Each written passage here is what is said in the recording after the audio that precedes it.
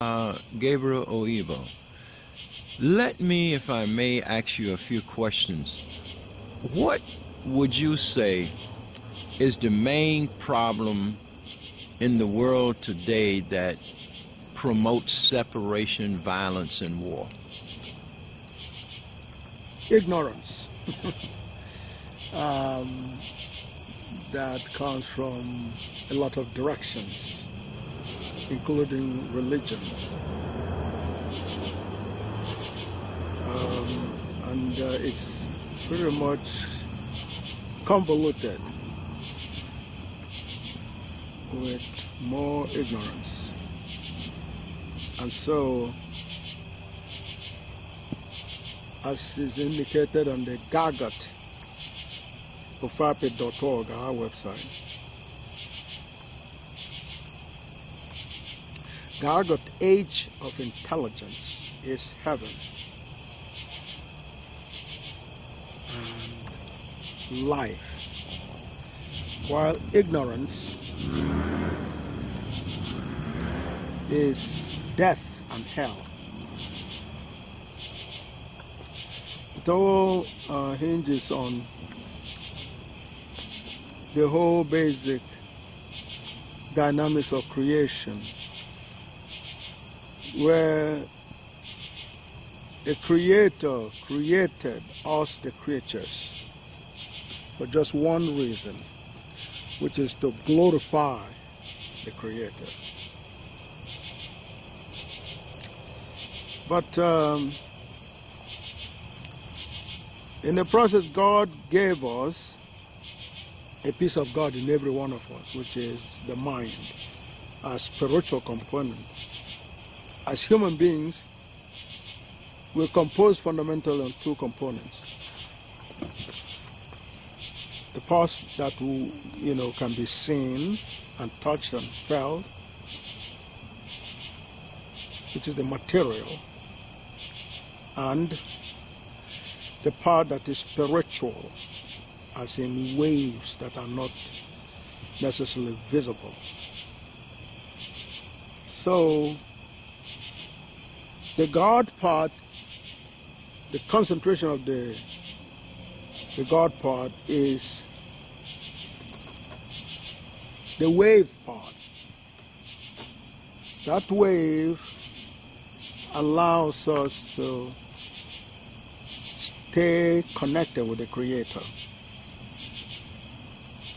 And in the process, by that connection, we're able to do things that our material body normally would not be expected to do, because we latch on to the ultimate power, the supreme power, the Almighty God, in our thinking. And of course, that's what really runs the body, or the material body, every aspect of it. Now, when you are connected with God and you are using that power, you glorify God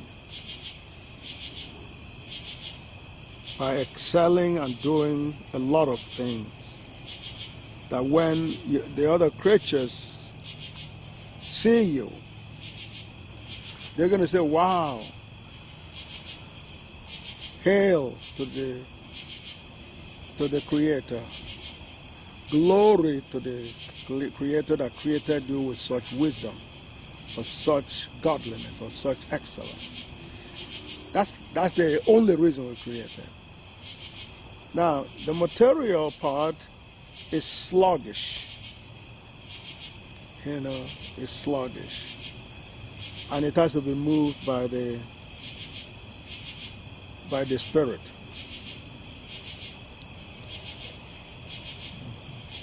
And the more powerful the Spirit, the easier it can actually move, the body, or the material part. So what happens is, when you not latch on properly to the Creator, your spiritual power is highly diminished, and you you will tend to be reflected by your material part, which is slow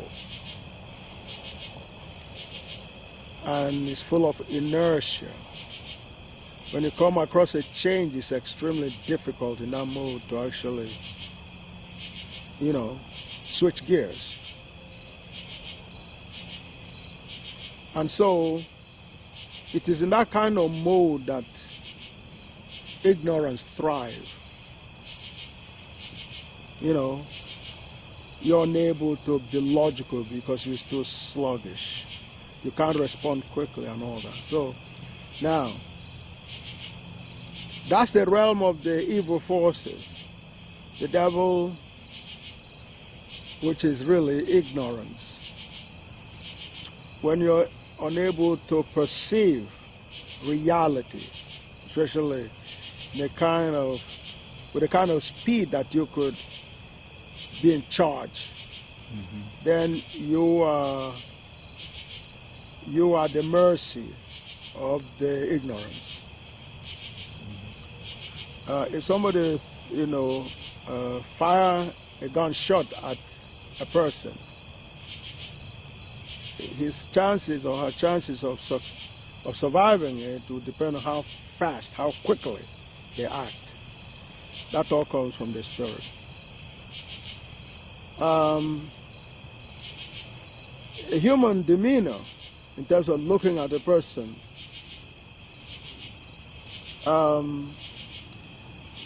and trying to understand what kind of person you have around you in that person, all again requires this mind, a spiritual connection with the Creator. For example, a very practical example is, with all our experience in the last 2,500 years, where our encounter with the non-blacks had indicated a very solid, with a lot of clarity, the character of these non-blacks. They wanted all the blessings God have given to us.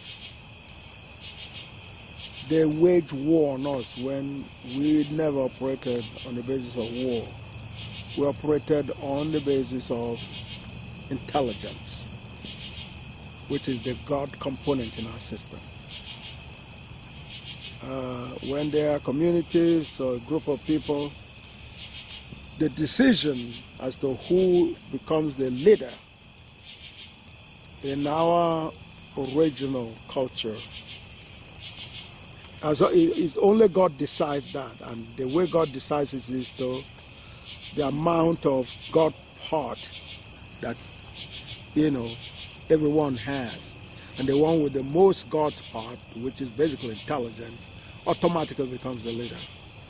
That's the African philosophy and demonstration of intelligence. But these other folks didn't operate on that basis. They talk about might is right, but when they talk about might is right, really, they're talking about a concept they call the survival of the fittest. And by fittest, they're really thinking of physical fittest, fittest. So, they just go after people with the blessings and try to take it by force on that basic principle.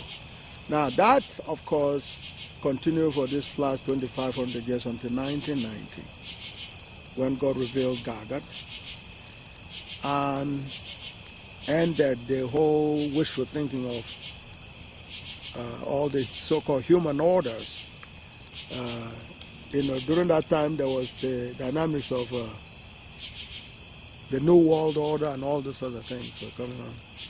But what our people had not learned in this horrible relationship with the non-blacks was the fact of their consistently being interested in destroying not only our own lives, but their own lives. As a matter of fact, back in their history, in the days of the Greece, where the Greece was fundamentally divided into two parts, the Hellenists, the Athenians, and the Spartans. The Athenians were supposed to be more civilized, and the Spartans were supposed to be warriors. And in their philosophy, rather than lose a war, they rather die. They rather die before winning a war. I mean, losing a war. And that is fundamentally the principle that is carried on by most of non-blacks today. And their whole idea about conquering becomes the name of the game. But Africans was the exact opposite. The one fundamental, and people always mistake stuff like, that particular situation as a weakness on the part of Africans. To the contrary, if Africa were to fight anyone, they don't have a chance. Nobody can challenge Africans. That has been fundamentally clarified thoroughly once and for all through GAGUT. So, because Africans never believed there was any power expressed in killing, they considered it dumb and stupid. Because they know God doesn't kill, contrary to what you may have read in the so-called holy books. That's a misinterpretation or an insult of God. God is a creative God, not a destructive God. Those two ideas are totally inconsistent. It's like saying a mother gives birth to a child in order to kill the child. There's no part of that makes any sense looking like that. And since God is more than a mother and a father, to say God kills, that's an expression of lack of nonsense. I mean, a lack of intelligence. That's not geometrical, that's not GAGUTical. So these are some of the misunderstandings that go into. On the one hand, you have a killer set, and on the other hand, you have the ones that are being killed. And somehow there is a dynamics that seems to say they all agree. The one that wants to kill, believe is a good thing to do, and the one that is going to be killed says, oh yeah, man, it's nice to die. That's the exact opposite of the God's intention. But everything is easy for God, but for God to take even 1/100000th of a second to create a human life, like I said before, ask a woman who goes through a 9-month pregnancy to give birth to a child, how she feels when she loses that child. Then you know that how God feels. God has a much bigger feeling for the creature in terms of the love than a woman or a father can, a mother or a father can have. But that's compounded, and people are encouraged to die. But what I'm trying to lead to is the whole idea of a misunderstanding on the part of the black people with regards to a lesson or some horrible lessons that we have learned over the 2,500 years in terms of the non-blacks being so ignorant of the realities of creation, the beauty of creation, the incredible love involved in creation. It doesn't take them any time at all to blow life away.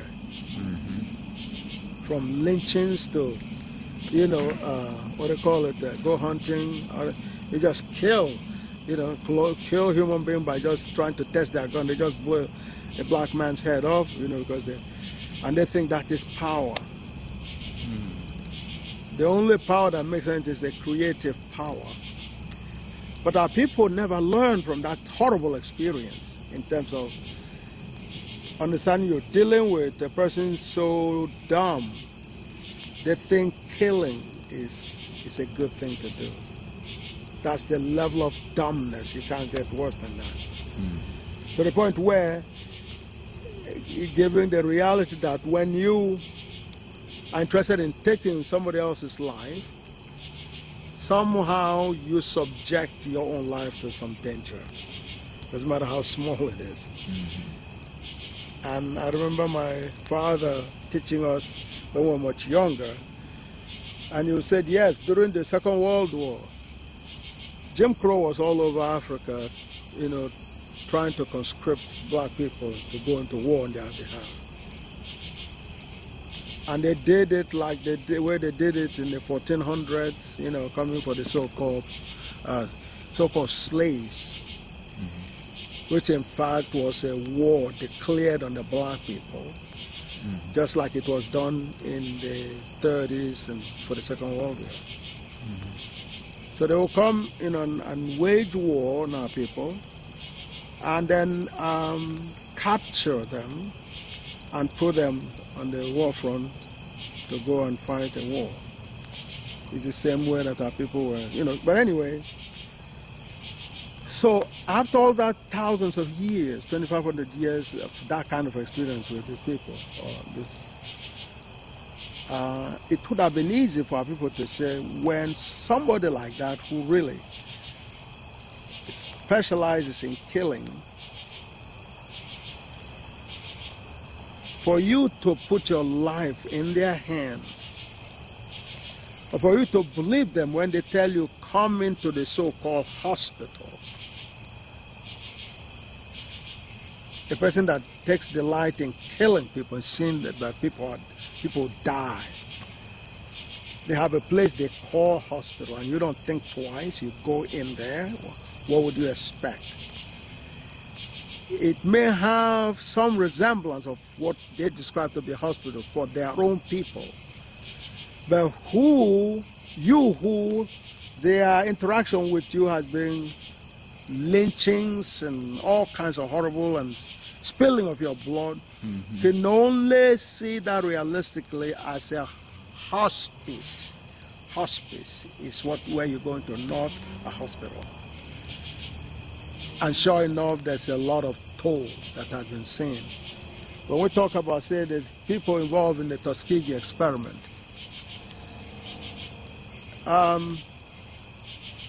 black men were taken in under the pretext of doctors practicing medicine.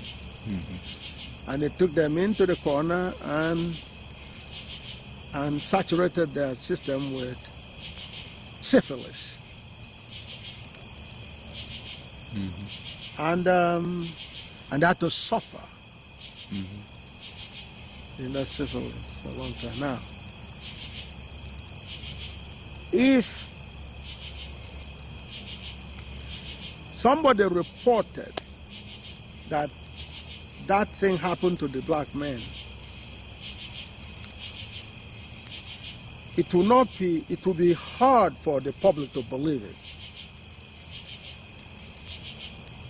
Somebody could say, those black men have been given syphilis, and he tried to explain it to the public. The question people are going to be asking is, how could any hospital do that to other human beings? And you've asked me similar questions. That's not possible. I don't believe it. That's a whole lot of assumptions. But when the hospital, the people that own the hospital that did that, came out and actually, reported and confessed it themselves, then it was a little more difficult for anyone to say they don't believe it anymore, because that was done, and they know that people cannot do anything. So now, if they can do that in the environment where they can actually get away with it, because if they did not report it, nobody would have known. And if somebody had come out, like GAGUT, when GAGUT decode things, and it tells you this is the reality, you'll be tempted to say, that sounds like it. That's not possible. You understand? Nobody gives somebody else syphilis. Syphilis is a very terrible thing. A hospital cannot be part of that process, which is the fundamental source of error. A huge, deadly mistake on the part of our people. So therefore, in reality, most of our heroes drop dead.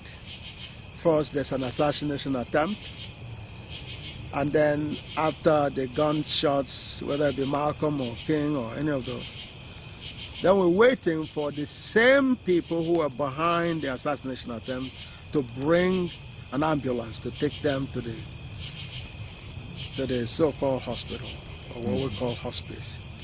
And somehow, the Jim Crow and the KKK that planned the shot in the first place, the attack in the first place, has another uniform now as a doctor.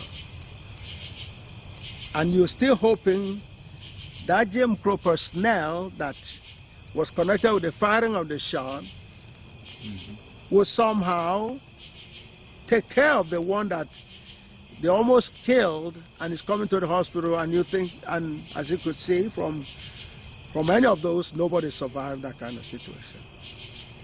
So that's part of, so again, it's about not knowing, otherwise called ignorance. And the medication, the exact opposite of that is GAGUT. GAGUT is the totality of knowledge. GAGUT is also the totality of intelligence, because intelligence is the act of understanding. Yes, go ahead. We were talking about the invasion of Africa by the Europeans. But Europeans would have you believe that Africans were part of their own enslavement and capture by one African state making war on another state and selling the victims to the Europeans. So the Europeans said that, no, we did not enslave you, you enslaved yourself. Well, how can you clarify so that people will understand that Africans were not as involved in these wars against one another and selling one another as Europeans would have you believe? The proof, first of all, okay, first you have to know that there's no truth that can hide from God. That's number one. But through the God order, which is God Almighty's Grand Unifiehed Theorem, no truth can hide from GAGUT. Because there's a GIJ for every reality, past, present, and future. And within that context, you can identify a lie or absence of the truth very easily. Very, very easy. I must have told you in the last week or so about one of the most dynamic proof of that. Because see, what you just said, is being pushed in the heads of the black people and everybody else.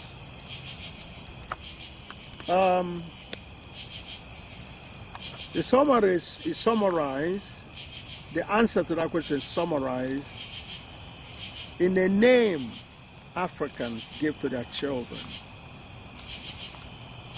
Like I said before, the Africans are far more advanced in terms of understanding because of their brain capacity of at least one and a half times more intelligent, according to the Yale piece. And infinitely more, according to the GAGUT, which is more realistic. The Igbo culture gives a child a name that answers that question, which is Nwakego, that is M-W-A.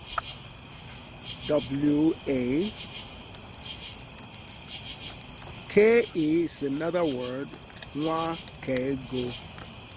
And then ego means money. That's EGO. Not it will call, you call in English you call it ego, but in Igbo it's called ego. Ego means money. And so what happens is, an African through the Igbo culture calls a child Nwakego, as in Nwa means child, Ke means more than, and then ego means money. Means a child is worth more than any amount of money. That's the answer to the question, did black people sell their children? The answer is capital no. The Nwakego clearly expresses how black people feel about children. And children is not just a child for one family, it's a child for the whole humanity. Because you're a child of the family, you're a child of the neighborhood, you're a child of the county, the child of the town, the child of the country, the town, the child of the world.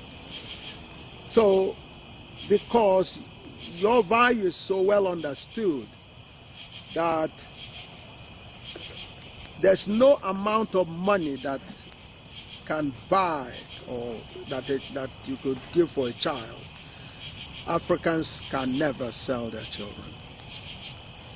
What happens in the process of a fraud, kind of like what I have been telling black people for the longest time, and one day after he got out of office as president of Ghana,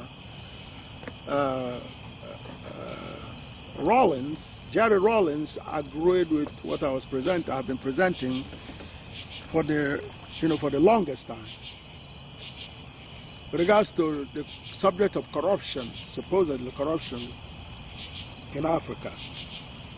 And they blame the black people and say, oh no, black people are bad guys, they're very corrupt, and they steal the money and everything else. What I told them is, number one, when you come into the so-called colonial Africa, the highest paid person in the government barely is paid enough to feed themselves, let alone their own families.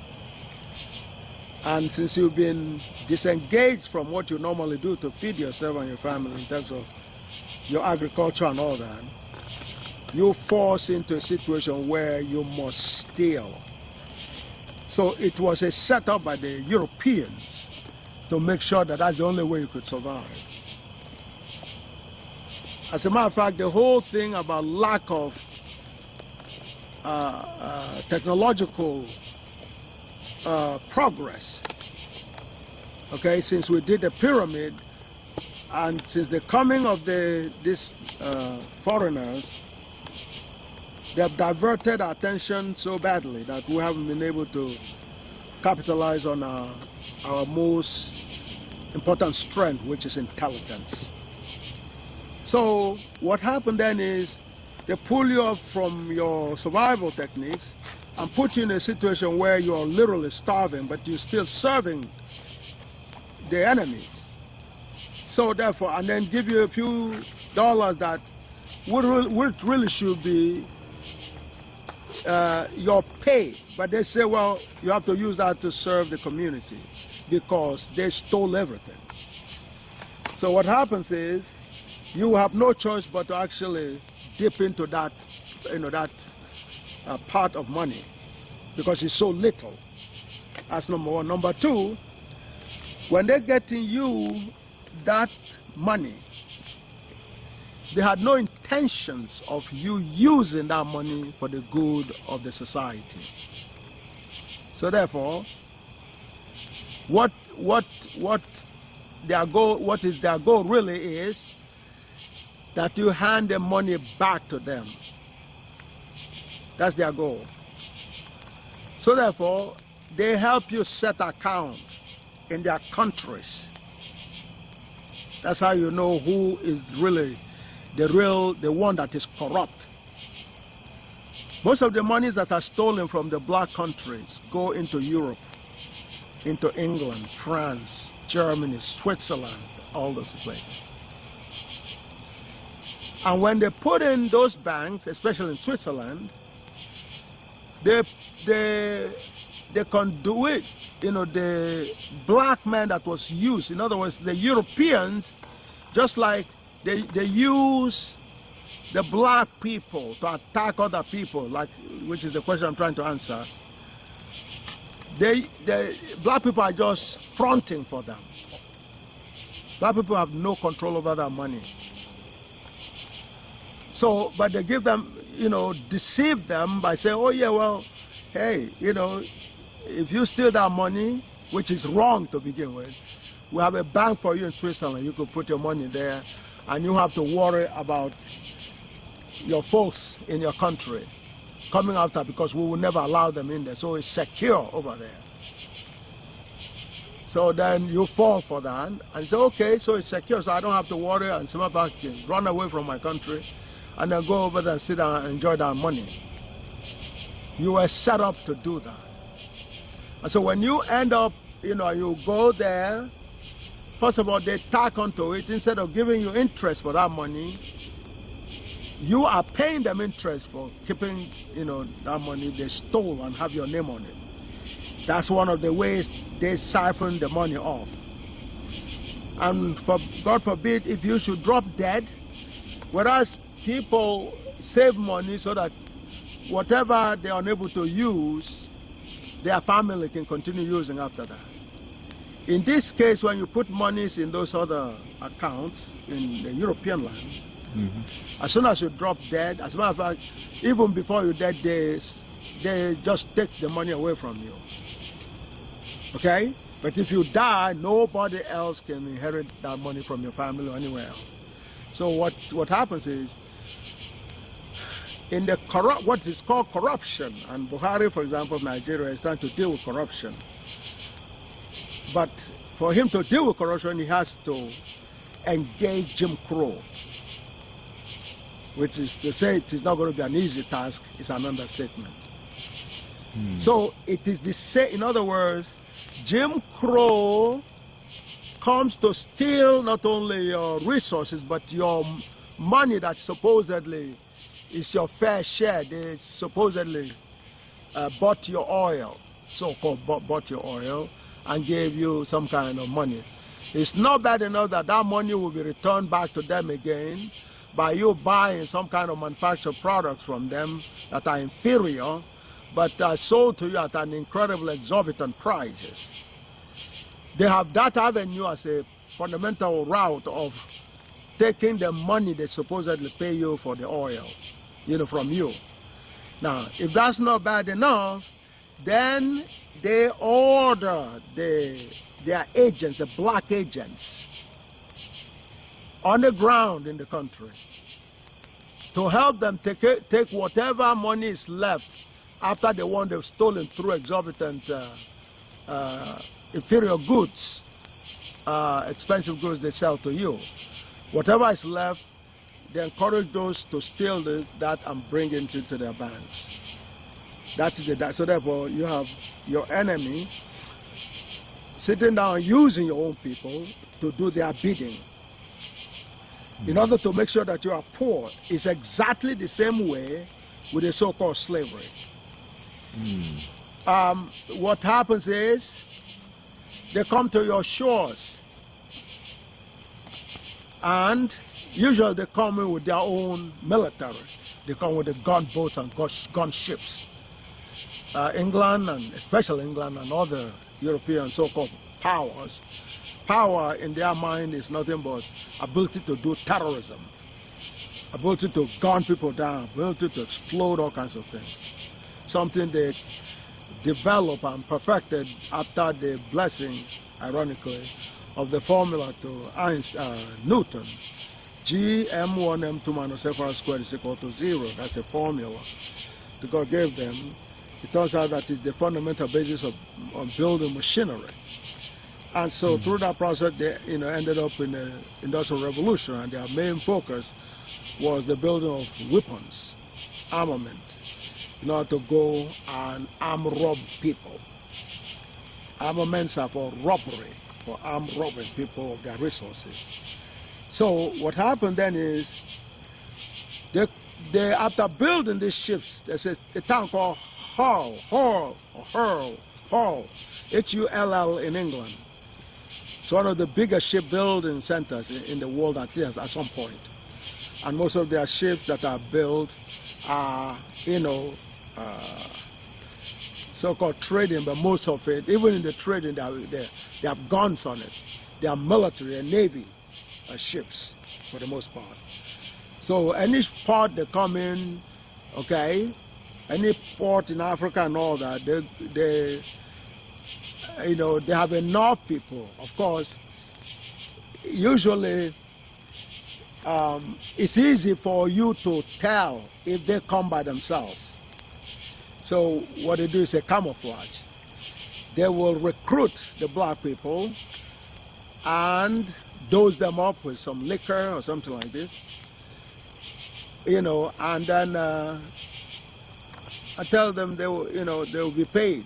They will hire them, okay, to join them in what is called expedition, or basically that's war against our people. So, and in many cases, they will send these black mercenaries.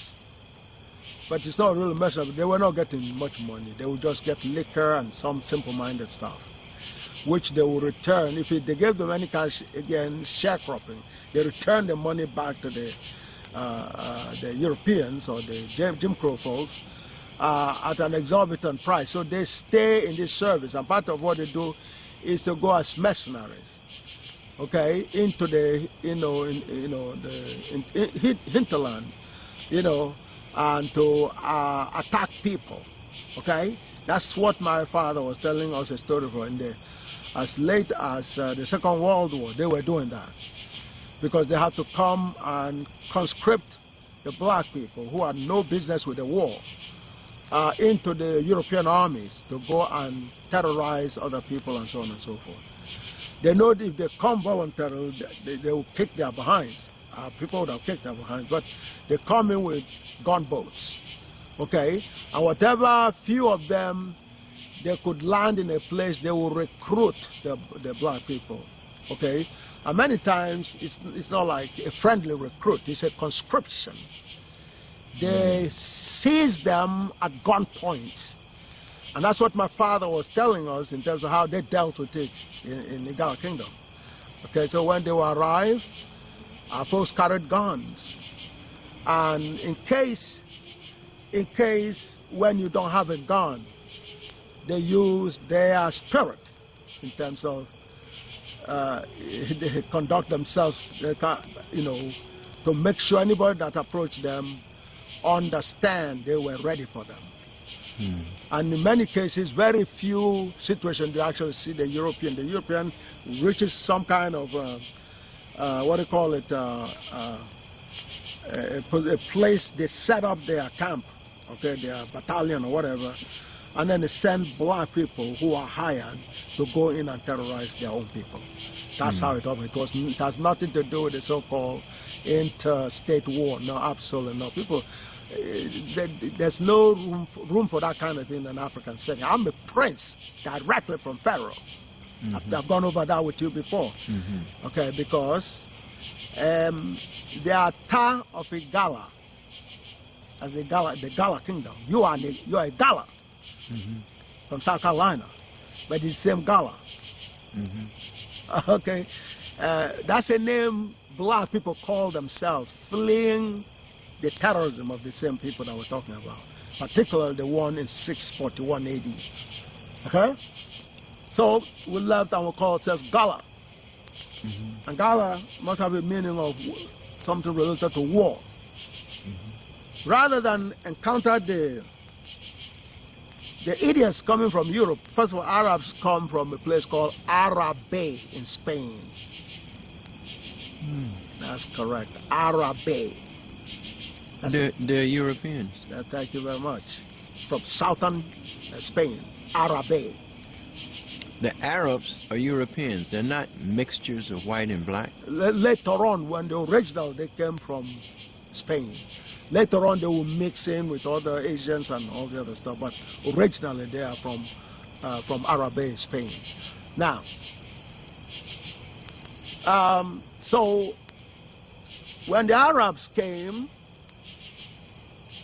with their terrorism and everything else, our people, rather than engage them and slaughter them, thought they were too dumb and they would not force us into the low level of trying to engage in killing. So they decided to move southward and westward and so on and eastward, every direction,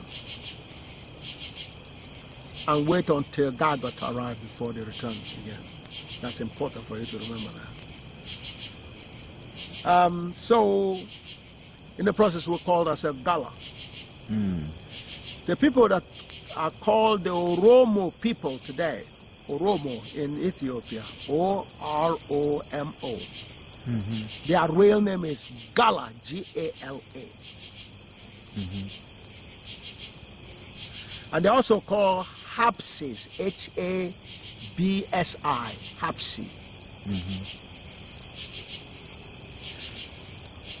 When they moved to India, they would still call themselves Hapsi over there.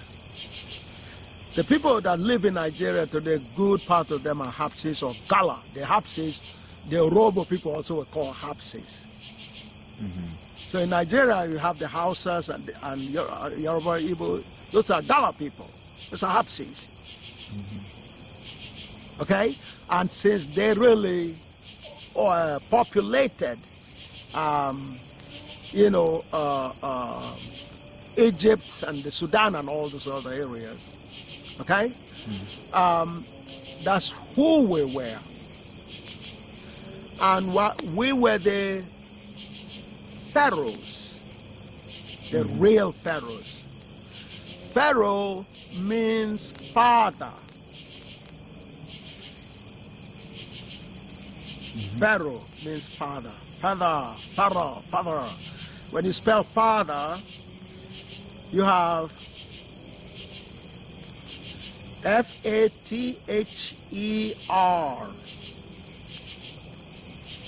Feather. So when you pronounce a feather, you could minimize the T and H, E, and the R could be emphasized. Feather. That's where the thing came from. The meaning is, however, father. It's also called, in the original African language, the letters F and P are interchangeable. That's what, and so in order to connect the P and F, they sometimes put, after the P, they put H in it. Pharaoh. So H, P-H begin to sound like an F. Okay? Now, you could take out the H part of it, and you call it Pharaoh. That's where Papa comes from. Papa.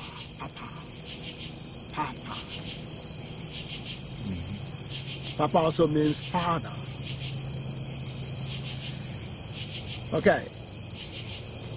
Papa is also Pata.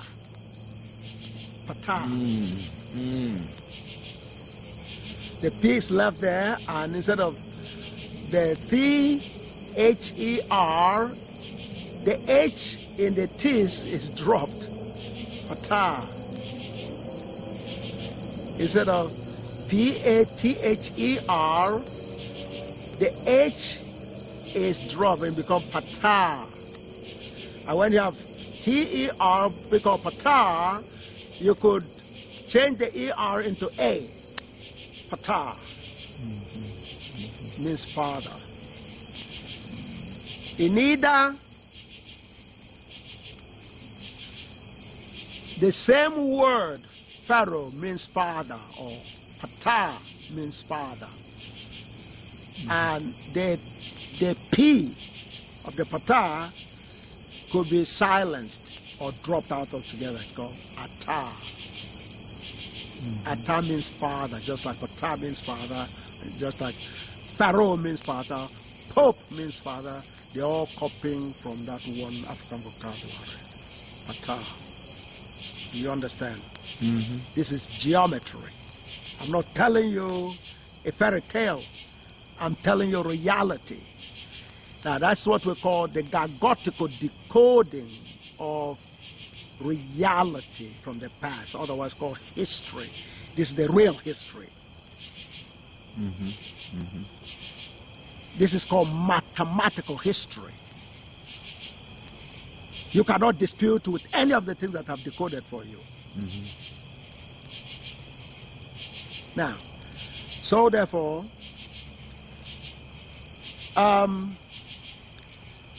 when we arrived in the Gala Kingdom, we were running from this terrorism up north in our original land, okay, the north of Africa. So when we settled there, we brought in, not everything, of course, we couldn't bring in the pyramid, okay? We left all those behind. But we brought in some of our cultures, like embalming. My great-grandparents were embalmed.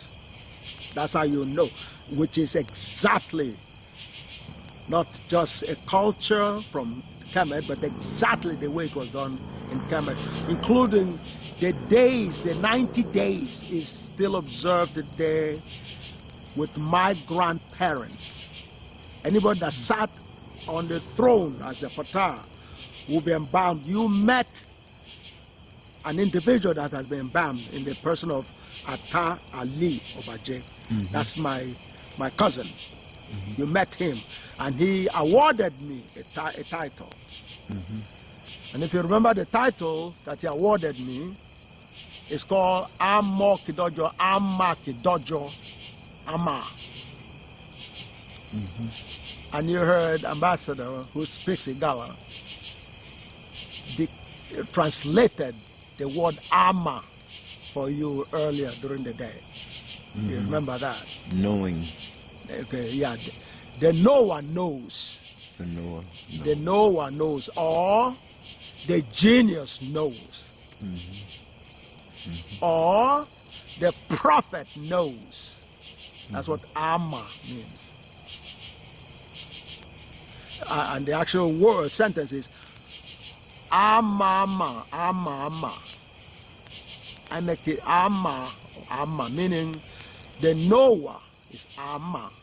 Then Ma means knows. So a genius knows. It's the same name. Now, so if you stand out with intelligence, in terms of being very intelligent, from the Pharaoh days to the present in either setting, you are giving a title, Amma.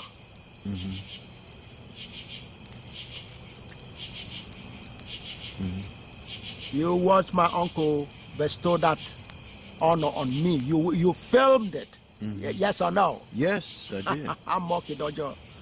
Now, Muhammad, the prophet, is bearing that name.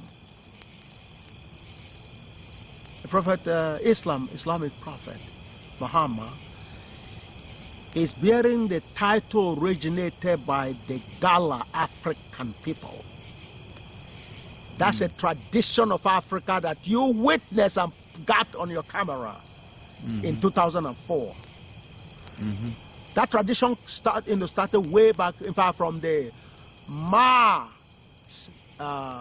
civilization, the civilization before the Kemet civilization, the black people civilization, the Ma, M-A-A civilization. Ma, in other words, intelligence and civilization are synonymous in African culture. Ma civilization then gave birth to Kemetic civilization and so on and so forth, and got planted in Ida. See, you didn't see a lot of monuments in Ida because we've only been there since 641, and And between the interruptions, we have not been able to build a lot of structures. But there are a lot of things that you weren't able to see. The royal burial ground is not what everybody, cameras don't even go there sometimes. Okay? Because of the experience from Egypt, where foreigners are not allowed in the royal burial grounds in either. Okay? It's called the holy place, or Jaina. Jaina. Okay? Now, that's where my one grandfather, great-grandfather that I know is all Gala. That's Gala. His name was Gala. He was embalmed. That's my direct bloodline, direct great-grandfather. Was embalmed. So was Akogu, so was Ayegba, so was, I mean, do you understand me? So I have personal direct relatives that were embalmed. Do you hear me? And they were embalmed exactly the same culture, and ways they were embalmed in Egypt. Those were the originators of the embalming science and embalming culture. The Galas are those originators. So, now therefore, when people come and now talk about religion, to get a sense of the origin of religion, you look at prophets, their messenger, their religious leader. On the Islam side, you hear a name, Muhammad. There is no black man who understand, black man, know thyself, that will not see that as being an expression of an African culture. Because that's an African language and culture. Muhammad, as in Amama. Muhammad. Amama or Amamo. That's why I got ambassador who was thousands of miles away. I put him on the phone with you today and asked him, what does Amama mean? What did he tell you? The Noah knows. Yes, that's what he The said. Noah is a genius. A genius is also a prophet. It's not very accurate description in that sense, because the real genius or the real prophet would be a genius. But that is if, before you could be considered a genius, your prophecies have to be proven to be totally correct. African doesn't take any chance. Unless that could be verified, they don't take you seriously. Today, anybody can wake up and say they're a prophet. Do you understand me? And it has been going on for the Africans. They don't play games like that. See, the truthfulness of your prediction, and it's not a guesswork. It gets convoluted when you begin talking about the guesswork, and then you begin to talk about faith. Okay? Now, in the way African did it is, Amama. Amma means a genius that God blessed with the understanding of reality beyond the norm. You have to understand reality beyond the norm. But reality is what is called in mathematics a theorem, a proven truth. You are a reality. What you're doing with your camera right now is trying to capture reality, my reality of my body, and my voice and everything. You're trying to capture reality. I'm a reality. Therefore, the knowledge of reality is what that is beyond the norm. is much higher than the norm. The understanding that not everybody can have, that only very few, and in many cases, you who are honored to be a genius have to have a lot more intelligence than most other people. Now, when you are like that, then you call a genius. Now, a prophet does the same thing, except they try to separate it from the reality, which is, well, God gave him a revelation, and they don't have to prove it.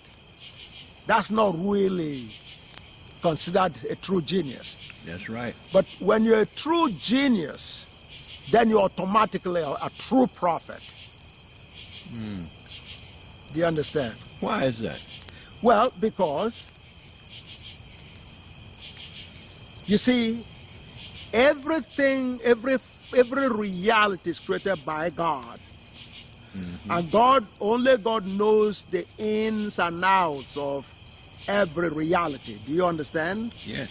So if you are able to decode a lot of realities, as the case of the geniuses, do you understand? Then God has given you permission to understand those realities. Do you understand? And for you to share with that realities with other people. Do you understand? So the process of understanding that realities and sharing it with other people is delivering the God message or the God order. Do you understand? Yeah. So therefore, you'll be a prophet and a messenger. Do you understand? Now, but in the rigorous mathematical ways or the scientific ways, the proof is what certifies that you are a genius. The proof of your claim that you understand beyond the norm, more than a lot of other people. You have to prove that. In the other sections, you don't have to prove it. You just have to look nice and say a very nice thing, and you're eloquent. And people say, yeah, he sounds like he's telling the truth. Therefore, I believe him. Do you understand me? And because usually they use it in some kind of sense where people don't have to, verify it anyway. And they talk about faith and all the other stuff. So anyway, but if you have a real true prophet, that means he's a genius, a prophet that gets revelation, because every knowledge is a revelation from God. Only God can give you the ability to understand any reality. So therefore, if God, and the only way you know God has revealed that thing to you is if it is true. If it is not true, if it's not proven, you can't associate it with God. That would be a disrespect of God. It must be true. You can't say maybe you'll check it in the next world. That's not it. So it is this kind of dynamics where anybody can pop up and say, gee, I'm a prophet. People pick up the name, they're a prophet. That's like saying they are geniuses. You understand me? Yeah. That's what is the major problem today. People pick up things and then advertise. I mean, it's something as simple as so-called resume. Resume, for the most part, is a fraud. Nobody writes, very few, if anybody, writes the truth, the whole truth in their resume. They only put in the part that looks good. And fill it up with a lot of things that are not real. So, on that basis, they could get hired anywhere. You could get a person hired to be a medical doctor that hardly knows anything about anatomy. Yeah, he could write a resume. Could he have a paper? I mean, what do you call it? A mail order certificate. Say, yeah, man, recruit them to go into the hospital and kill people. That's how the black people have come to accept what in reality is a hospice. Right. As hospitals. And that's why we're dying like birds. So in terms of trying to answer your questions. Yeah, you were talking about religion, and we talked about mama. Yes. But please finish explaining how all of these religions are the more or less the reason for the conflict, but yet when you look at them, they have a common source, right, or origin. Right. Well, the whole thing is everybody likes to be a prophet. Everybody likes to be a genius. Like I said before, that's why resumes are used, and everybody go by that. The better your resume, the better chance, and so on and so forth. So it becomes one of fraud, really.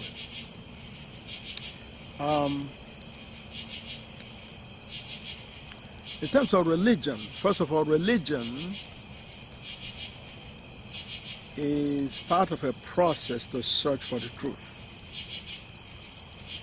As human beings, as God's creatures, we come into this world as babies, and we begin a learning process, the struggle to understand the realities around you,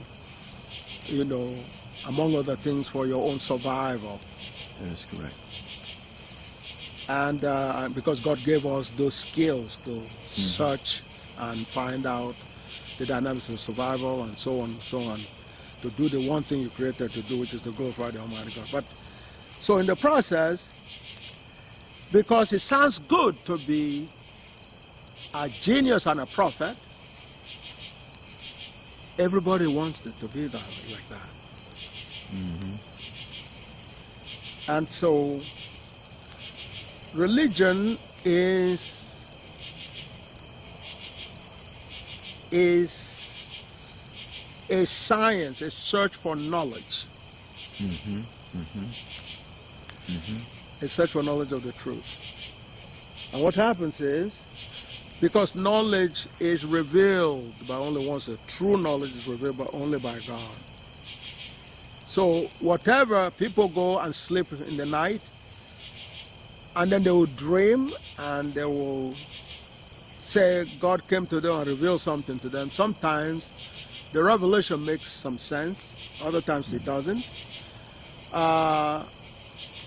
And many times people actually lie about it.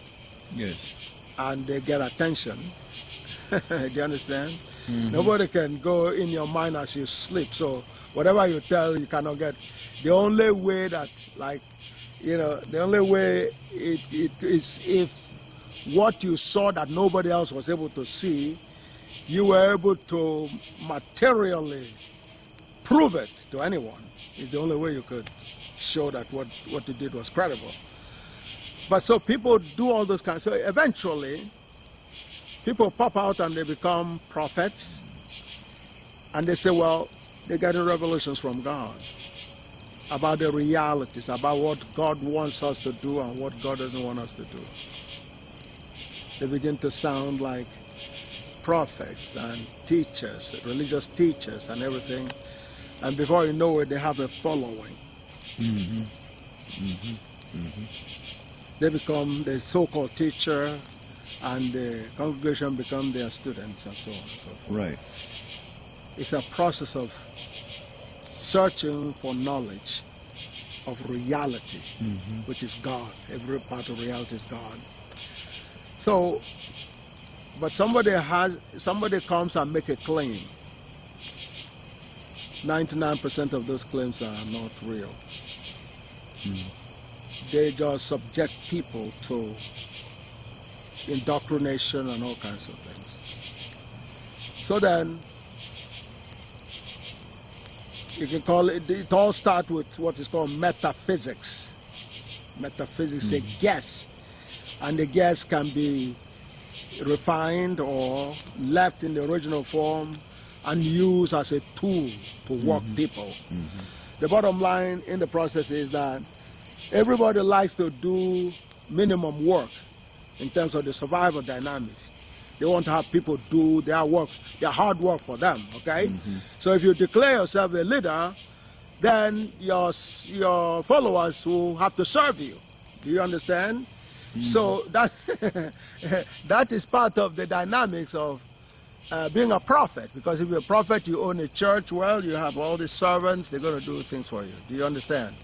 Now, there are people who step that up and go into what is called the traditional science, okay? And the science is based on guesswork, just like religion is based on guesswork. They're all guesswork, okay? Some aspect of the guess can be refined, and they do think, but their thinking, there's nothing that guarantees that the thinking of a so-called prophet is more extraordinary than any other person per se. You know, usually it is a self-design that really puts them, and before you know it, they begin to get attention of you know, the masses and so on, and they can follow it. That's how religion begins. So what happens is, in the African experience, that dynamics was more rigorous and more realistic. What do you mean more realistic? Yes, more rigorous. When Papa Akhenaten came around, you know, because you come in, like I said, you look to your right, look to the left, look backwards, look up and down, and you say, wow, it's all this empty space. Then you see the sun, then you see other things, and you say, well, through all that observation, you're beginning to analyze, you begin to observe, you begin to reach some conclusions. You begin to see periods. You begin to see night and day. Do you understand me? You begin to see any number of things that you could begin to use and see the repetition of it and so on, and begin to predict yourself. Say, okay, it took 24 hours before, you know, this particular phase of the sun and so on. So you watch the next day, you can predict when again you're going to see the sun. Do you understand me? Right. So you begin to accumulate that kind of knowledge, okay? Now, there are some aspects that are not so practical, that goes beyond the regular day-to-day observation and so on and so forth. And based on what you just saw, you could delve into that dynamics as well. So again, eventually, mythologies and all these kind of things come up. Do you understand me? And they're put together, and like I said, some of them are called metaphysics, and then you have astrology, because astrology is a big part of that process, because you know, the stars have their own dynamics, again, something we observe and all that. So people can look within those periods of the sun, you know, being seen and unseen and so on and so forth, and not only determine what's happening directly with those stars, but other things that happen that coincide with the movement of the stars. Do you understand? Right. Okay. And eventually, those connectivities are kind of, you know, brought nicely together, and people just make predictions on all kinds of things with that process. But in the case of the Africans, when Akhenaten came and looked around,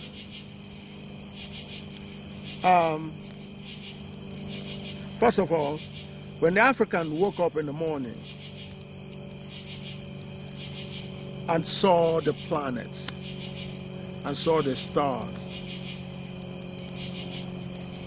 and, you know, by looking into the skies, and you see the sun hanging out, you know, over there without any visible means of support.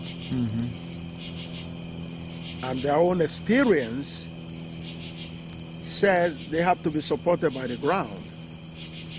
So how is it the sun is over there, doesn't have any apparent ground, and yet they're hanging out over there? So they came up with the concept that since we require support in order to stay stable, if the sun is staying stable, it must have some kind of support. Right.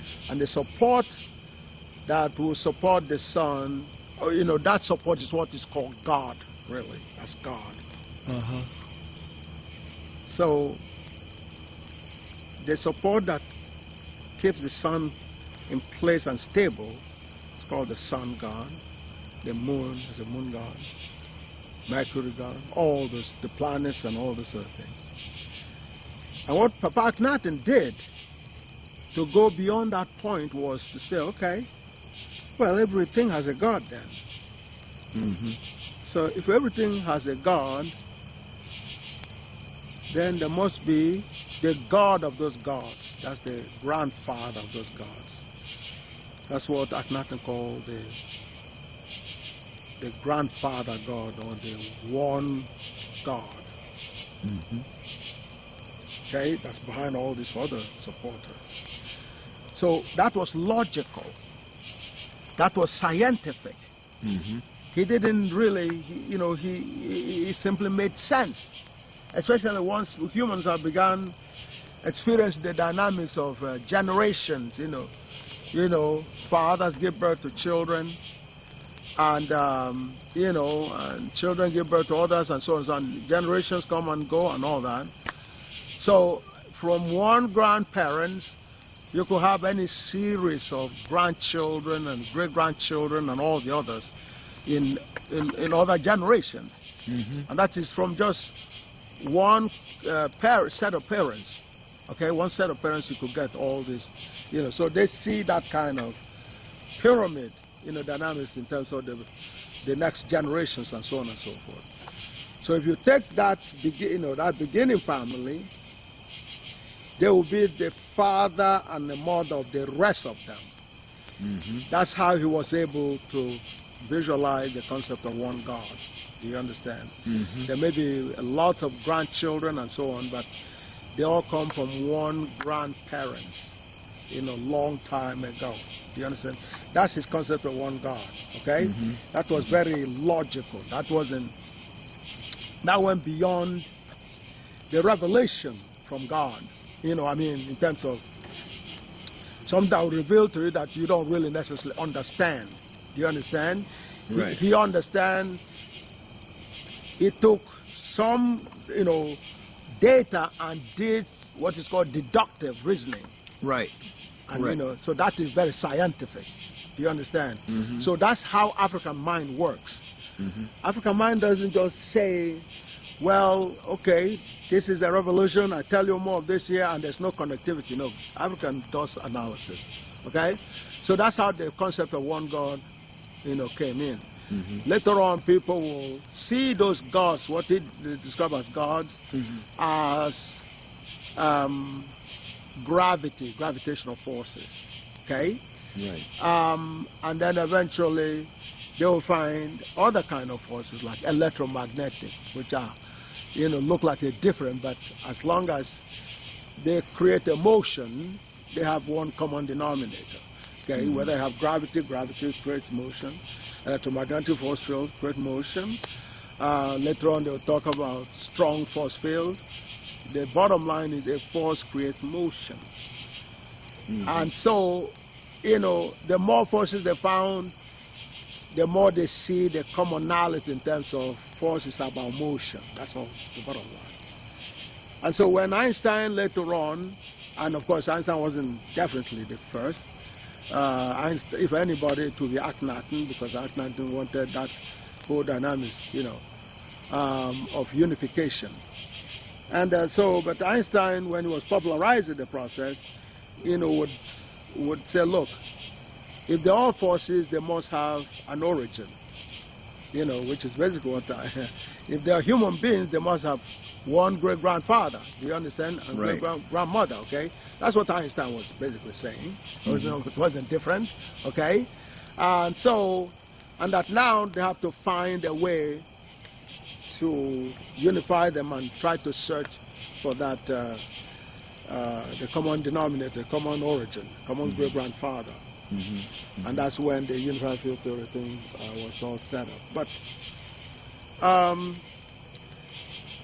the dynamics of religion is what I told you. So religion is like any other aspect of searching for the truth. Right. Except there are not really any stringent guidelines, to go about that search. Do you understand? Mm-hmm. If you come up and your own story about your connecting with the Creator looks more brilliant or more interesting or more eloquent than others, mm-hmm. then your religion becomes more popular. So it is through that process, however, of that very, very flexible dynamics of anybody can get up and become a prophet and create their own religion. That eventually they begin to build up and say, well, our religion is better than others. God gave us more facts. Yes. God gave us more facts than others. So therefore, we must be more credible. We must be loved more by God than the others. And so, before you know it, people began to talk about being the chosen race and connecting that with religion. And so, when the Africans began religion, it was not really called religion. It was called more or less like a search for reality, a search for the truth, mm-hmm. a search for God.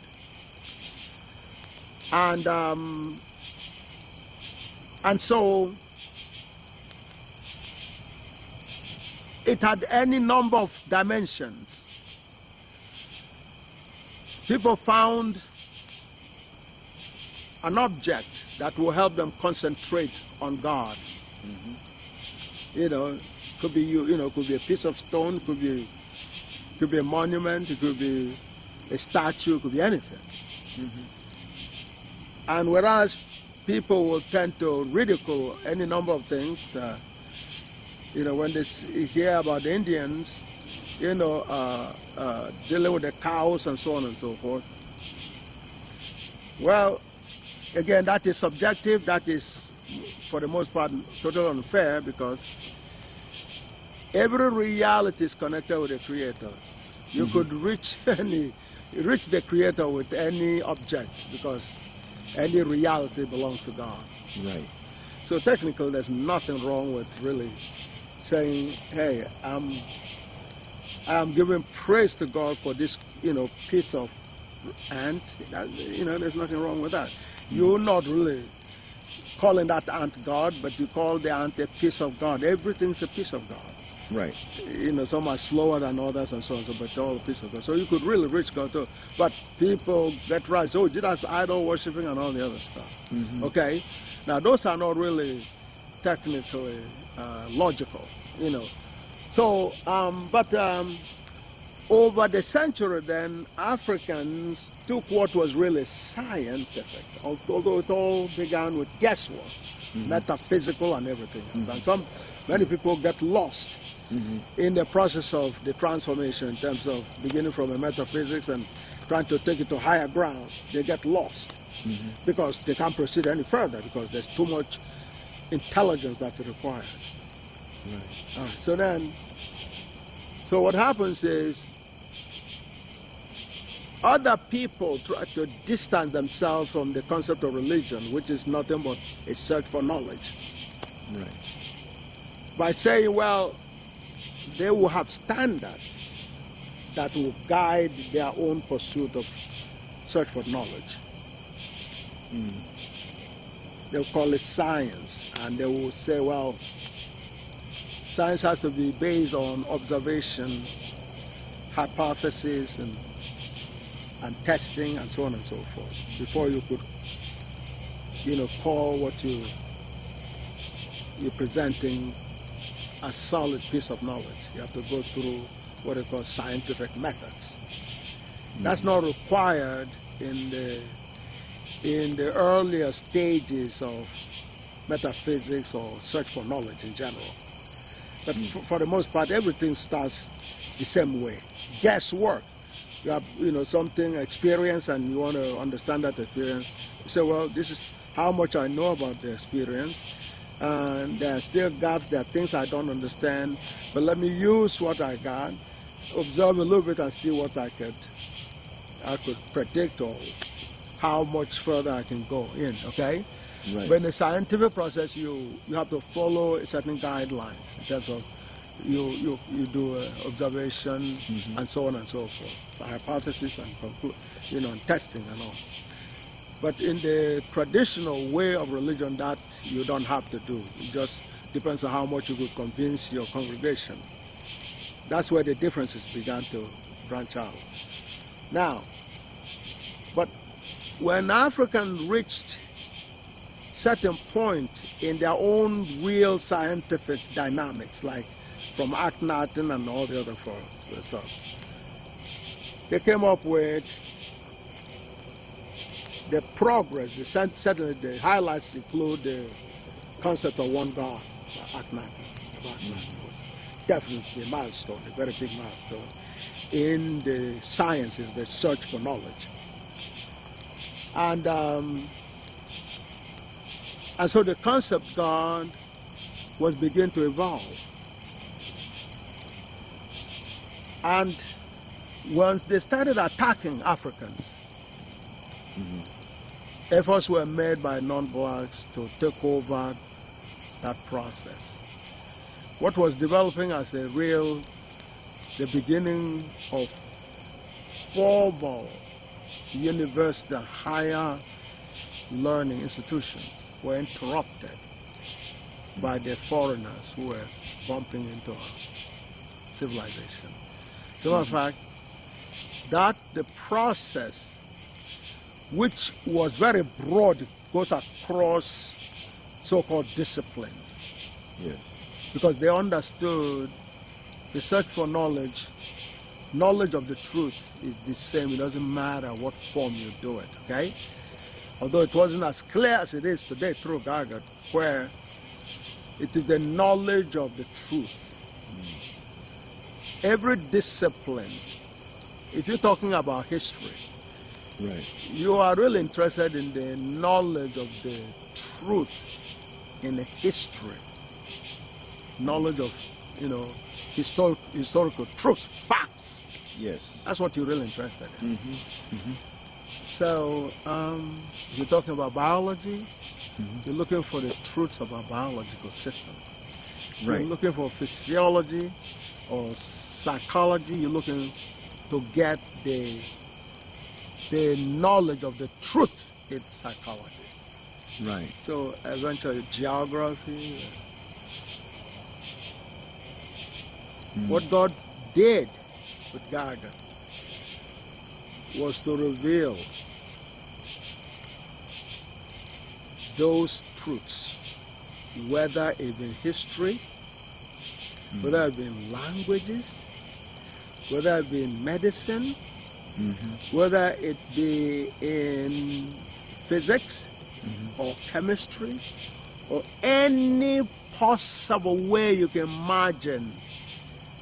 There is a need to get the knowledge of the truth. God represents, because all that is about realities. What you're searching to know is the realities of those dimensions of knowledge. Knowledge of the truth. So therefore God decoded all that and put it all into mathematics. Yeah. Because mathematics is the most ideal knowledge of the truth you can ever get. 2 plus 1 minus 3 is equal to 0. It's mathematics. But it can represent any dimension of the truth. 2 chickens plus 1 chicken minus 3 chickens is also 0. Right. So it's not just 2 pennies from 1 penny plus 1 penny minus 3 pennies is equal to 0. Chickens can obey that. the same dynamics goes into history. That's why I was decoding for you much earlier what I was telling you. Right. Right. I was interested in how these names, how these different religions come about, and how they have an African. They're all pulled out of an African origin. Mm-hmm. You know, we were talking about Muhammad as a prophet. We talked about Christianity and so forth. So I would like for you to go over those again. Right. Right. Well,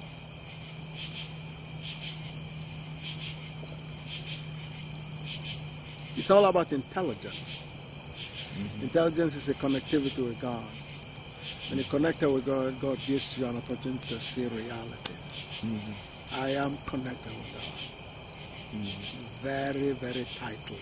More than any other human being. More than any other creature. Mm-hmm.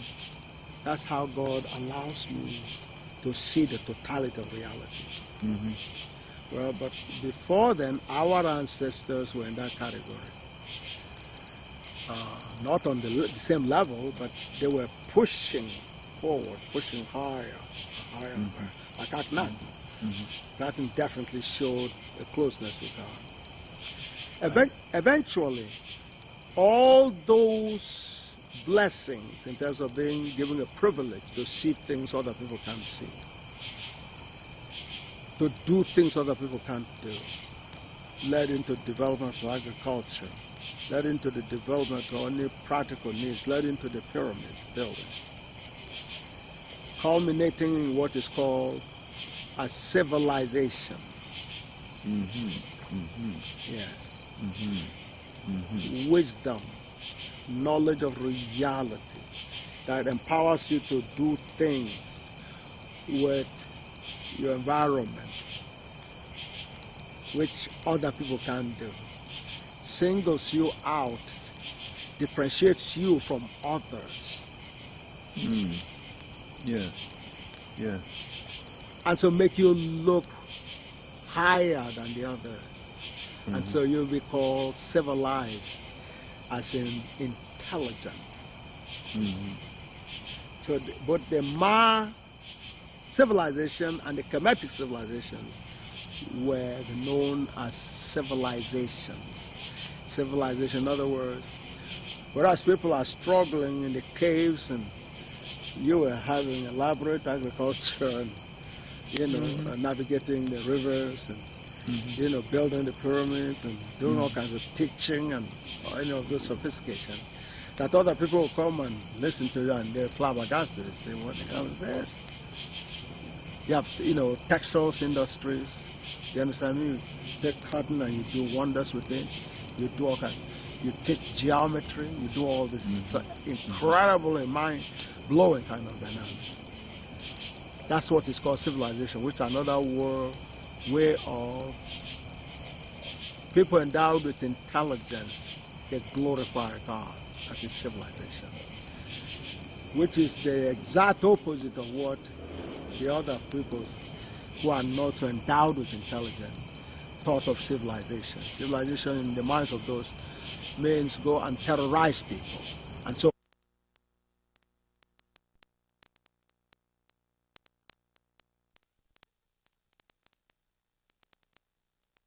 or conquer. No, in the African philosophy, the conquering is done by your mind. Your brains is how you conquer people. It does not require any physical manipulations. Within the present-day Gaga kingdom, for example, there are other kingdoms surrounding Gaga kingdom. Some of them eventually got into see what you saw of Gaga kingdom. That's a lot of, how do you say it, a lot of, it's a terminology they use, Jim Crow uses after wars. After I've gone through a lot of, terroristic wars from enemies, okay, and they ransack, your land has been overrun and all the other stuff, and things are stolen, and all the other stuff, So, you understand? Wreckage is what you really see after you. You understand? But in our glorious days, you know, it just happens that the pyramid was way too powerful for these enemies. Otherwise, they would have bombed it down. You understand me? To erase your legacy, you know. But what was happening was that leadership was, you know, when around 641, when the pharaohs, and I hope I've given you enough proof, what you have as the outer royalty is actually the transplanting, the carry over from the outer Pharaoh in Egypt down to Eden. I think you've got enough evidence for that. Right. Yes. All right. Now, therefore, so we're clear. So therefore, we all come direct. Do you understand? Mm-hmm. All I need is to trace my lineage to the Pharaoh, and you are covered automatically because you're a Gala. The next stage of the journey that you came in an earlier ship over here, I only came here on a later ship. Do you understand? So, but it's the same journey. Do you understand? Oh, yes. So first, you know, from the North Africa to, you know, to the present day that you talk about Ghana. Ghana is Gala because N and L are interchangeable in the original African language. When you say Ghana, it could be Gala. Okay? And F and P are also interchangeable, as I explained earlier. Okay? Okay? Mm-hmm. So Papa, you know, I suppose father. Mm-hmm. Okay, you know, so they're the same word. So, now, so therefore, the civilization, once we got attacked by the enemies, mm-hmm. we scattered all over the place. Mm-hmm. We scattered all over the place. But we continue to do many of the things that we were doing before. Mm-hmm. Although when you're running in a war situation, it's extremely hard to rebuild again. And many times, the amount of time, because we spent a lot of time in the Kemetic era, okay, you know, doing all those monuments and, you know, sphinxes and all the other stuff. It took a lot of peace of mind. Now, and as I was saying, in terms of the way unifications are done, or amalgamations, or people bond together, mm-hmm. in terms of forming an empire, mm-hmm. there is no room for guns, there's no room for terrorism of any kind, there's no room for any of those violence. There were two kingdoms, or a few kingdoms around the Gala kingdom at one point. There was the Idoma kingdom. They're smaller in size. They watched the progress in the Gala kingdom. Mm-hmm. And one day, their king, their Ptah, had a talk with his subjects and said, listen, you see what's going on in the Gala kingdom? That's far advanced, more advanced than what we have here. So it is wise for us to join their empire. If nothing else, for a temporary period where we learn before, if we prefer, we could disengage again. Otherwise, we'll bind together and build bigger. Mm-hmm. Mm-hmm. Mm-hmm. So their king led a delegation to the palace in Eden and said, well, that's our proposal, that's our intention. We'd like to join the kingdom and become a bigger empire. They, you know, they annexed them. That's how it was done. Mm. It was a wish of the other party, which is another way, do you understand me? Mm-hmm. They saw the progress in Igala, and you better believe that they would have never thought they were coming to beg to be enslaved. They were coming to learn. Yes. They were coming in as a student. Right. To learn the secrets of what it is the Gala kingdom was doing that is giving them so much progress. They want to come into the situation and learn and acquire the learning, which is how our people were saying the Greeks when they were coming in. But the Greeks were nasty. Do you understand? They expected the Greeks to come in and learn, and they were ready to give them free knowledge, and if they want to stay on, stay on. Otherwise, they want to go back to their caves, we'll give them some knowledge to go and, you know, continue surviving over there. But of course, they didn't go around. The Edomites, however, when they came, they stayed.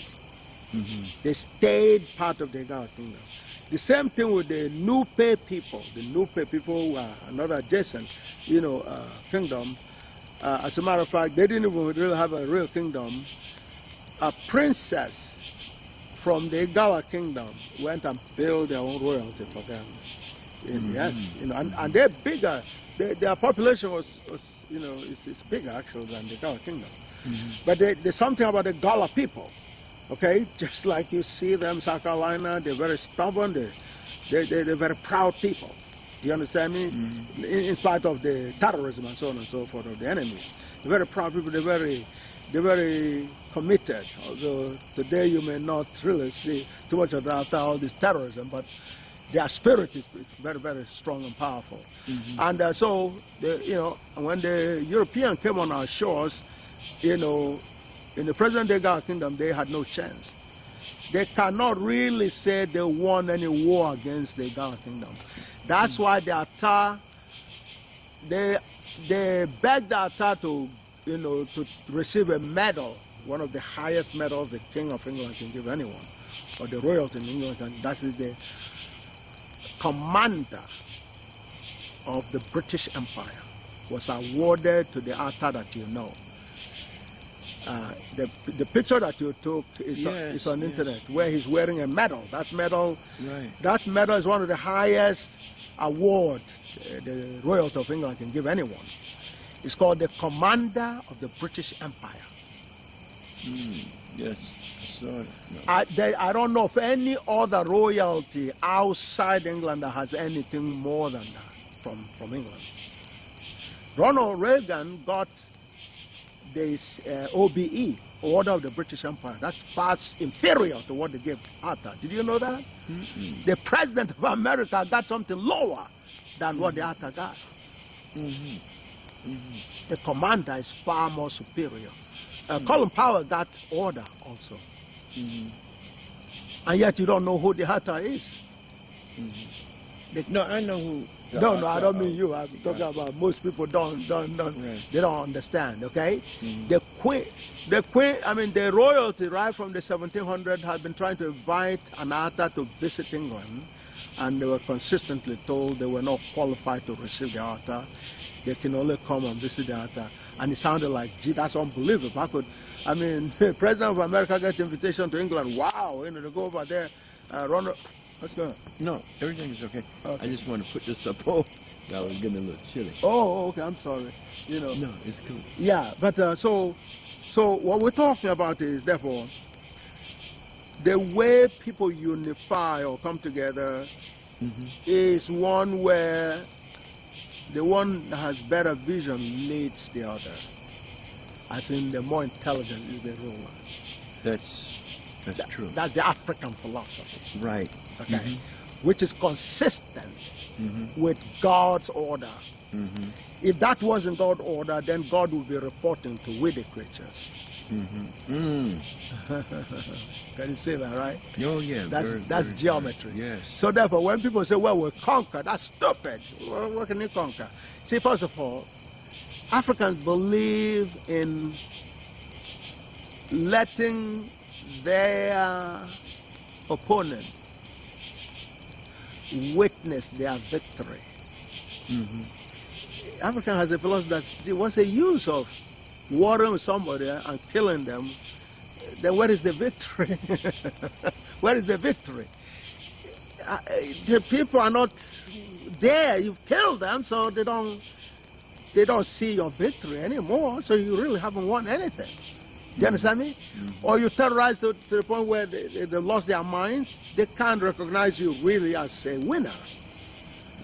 Africans, on the other hand, like to see their opponents be alive and well to watch them being the victors or the winners.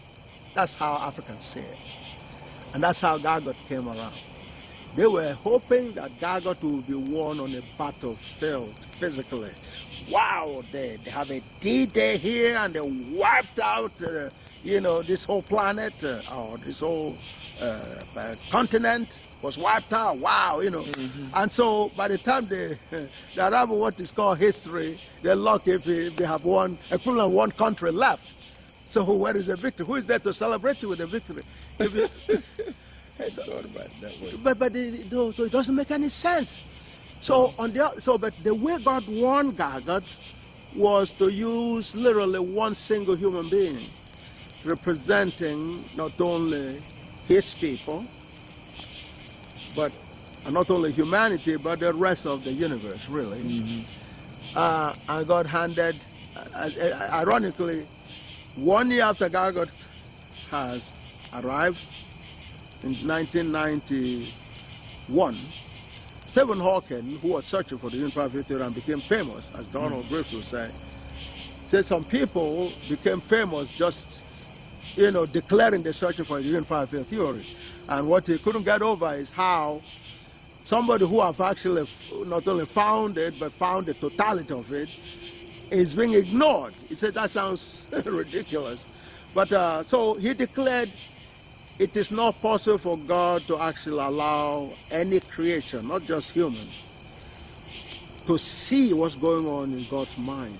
That's the conclusion he came to. Yes, Stephen Hawking came to that conclusion. Oh yeah, because he says it's impossible for God to allow an ordinary mortal creature to go into God's mind. So the person can see what was going on in God's mind while God was creating the universe. He said that's impossible. So he said he was, giving up the search. And but 1 year earlier, the search was already finished, and he wasn't aware of it. And then, but the intelligence, the real core, knew what had happened, and eventually, Clinton gave money to Yale, and asked Yale to find out what's the status of things for the rest of the world, since the totality of the revelation has been given to one human being. And unbelievably, to be a black man.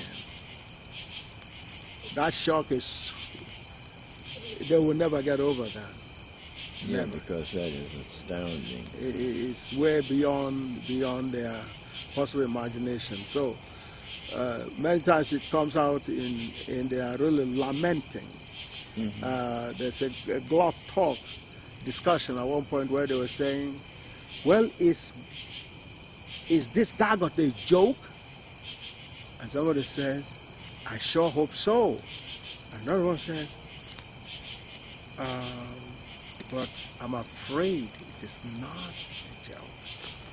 And then another person, well, if it's not a joke, then what Jefferson said, what do we do with what Jefferson said in terms of if God were a just God, then all the horrors will push on black people. The just God is going to retaliate someday. And they realize they've done so much that even a little piece of that retaliation could wipe all of them out. You understand? And so they began to really get worried. And they're still extremely worried up till now, because what's in my hands is so huge. It's not hard. It's not, I don't know how many people are going to understand in any given century in terms of what's in my hand. Everything's in my hand. So therefore, with that I can see history. I can see errors. I can see fraud.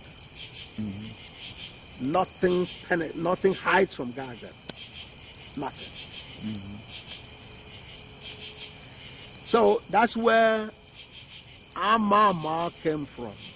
Amama. A couple of years ago, you had no idea where that is. Amama. Yes, Amama. The knowledge within. Yeah. One who knows. The genius. Amama. Yes. And no Arab can even translate it better than that, because that's not the original. That's our original language. See, Arabic? Well, Arabs. When you ask them what's the meaning of Muhammad, they said something about the glorious one or something like that. It's very vague, not as geometrical like I do it. That's what I was asking Ambassador. Today, today was a great day in terms of the encounter with the Ambassador. That's the next generation. He's a powerful brother, but and when he turned around and he said, I apologize, we got him. You understand me? But you saw the struggle. But go over that. What turned him around? How did you explain that turned him around? Yeah, what turned him around? Because he was so against using, bringing up religion, because he said religion is what separates the people of Nigeria. Now, he is right in that. Religion does separate them. Yeah, but what did you explain to him that got him to see that you can't leave religion out? That's right. Well, just like what happened in ABU. See, the suffering is because the enemy is preventing me from exchanging the spirituality with you. Passing what God has given to me on the behalf of all God's creatures, but especially black people, to share it with you. That's what is in between you and God. Let's explain that again. That's what. No, in other words, that's what's blocking you from God, the blessing of God, the Jim Crow, in effect. Okay? Jim Crow sets you up so that nothing comes from another black person supposed to be considered, anything useful. Because now, what he was expressing, like I say again, nobody thought I could, what happened in ABU on the video could happen during that particular period of time. My sister was almost killed during the, in other words, there was a religious war before we arrived in Nigeria. Religious war was going on there. Okay, Ochala Chimugu's wife and my sister were friends. And they were going on evangelization, and they encountered the Muslims, and my sister and her were almost killed just before I arrived in Nigeria. So the religious war was raging very heavily. And that's why when the Hausa professor, when I asked him a question, what does the word Ubangiji mean, he picked it up. However, when I asked him the real reason, and you saw what happened. The same thing happened to Ambassador But today. go over that so that people can... Okay. I'm going to pull it from the original tape. Yes, I can go it over again. Yeah. Africans were created by God to be the chosen people, as in the most beloved, as the bottom line. The most endowed with intelligence, with melanin and everything else, and the constitution of blackness and all that. That kind of really resemblance of God, to whatever extent. So that intelligence that God bless us with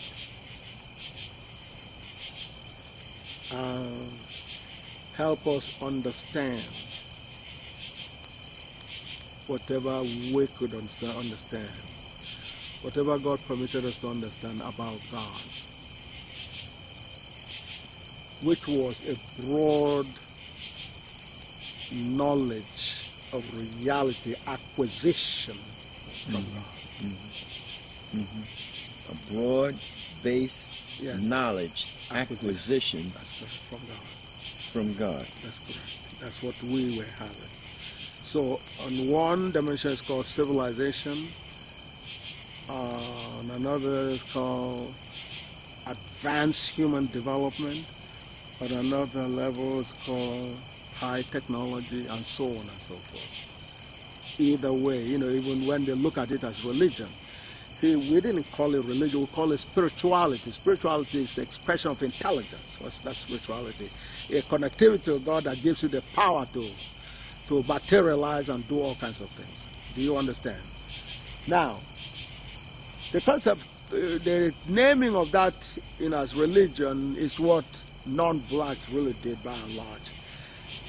Because they were so limited in terms of what they could conceptualize and realize, in contrast with our situation. That beyond certain limits, they call it magic, as in it can't be real. Do you understand? Magical, meaning it's an illusion, it's not real. Do you understand? Right. So when they call our science black magic, they were totally confused, because on the one hand it's too magical to be believed, and yet they were seeing gold come out of it. You take a piece and then you boom, and then it's gold. So that was intelligence. That's what GAGUT decoded in terms of how our people were doing it. You understand? Okay. Now, so part of the dynamics they couldn't understand and fit, where they could just combine whatever rudimentary forms they have of their own, like, mythologies, and in other words, myths. The people believe in myths and, illusions and magic and all the other stuff. They begin to build that up and carve out a little bit. For us, it's a broad-based, like I said, acquisition of knowledge from God. And but it was knowledge, things that are knowledge of the proven truth. Pyramid is was the epitome of that process. Okay, you can conceptualize and materialize such an incredibly sophisticated structure in terms of precise structure. Okay, and so when they dismantled Timbuktu, and before that the papyri were all stolen and so on and so forth, they couldn't really do much with those. Okay, and eventually, when they dismantled Timbuktu and called it any number of names, from Torino in Italy, some in France, and Oxbridge in England, and all that, do you understand? They couldn't understand any significant level of our sciences and mathematics. So people like Newton became an alchemist. But an alchemy was viewed as a magical thing. It wasn't, because they could not understand it to believe it was real. Do you understand? So they could only visualize it as a magic or some illusion, whereas it was real. Up until today, they have no idea about how we built the pyramid. But the building of the pyramid is in GAGUT. So it is through that process that this idea of religion came on. And their level of understanding of mythology and connecting with God, because everything, people will say, well, that is God, go and sleep, and they come, well, God saw, came in a dream to talk to them, they begin to talk about angels and all this other stuff.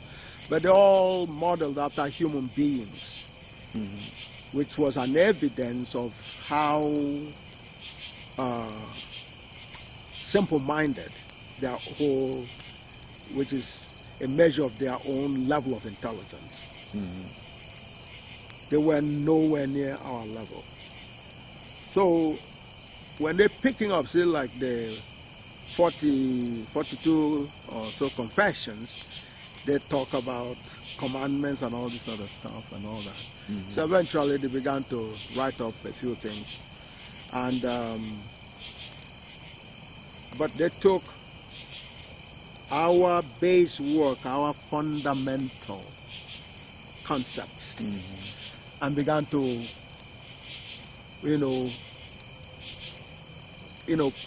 putting something together, which eventually they began to call religion. They take our knowledge base, what we really saw as science, even though we didn't know everything perfectly, but we knew quite a bit. We knew what we're doing was more like geometry, reality, but which they couldn't understand. But that lack of understanding left them with the dynamics of faith. Faith became the basis. And if you want to hold off a little bit second.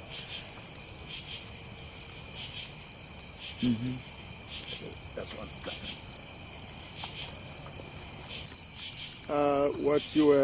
What we were talking about was how to deal with people who have difficulty understanding facts and theorems. The young man we were talking to was,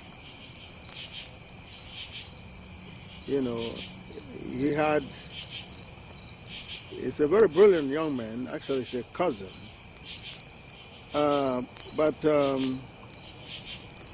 he lacks the experience, that's one, because of his age, and does not have enough logic. He certainly has not digested much of GAGUT. Plus, not being a mathematician, kind of all come together and kind of made it difficult for him to see things that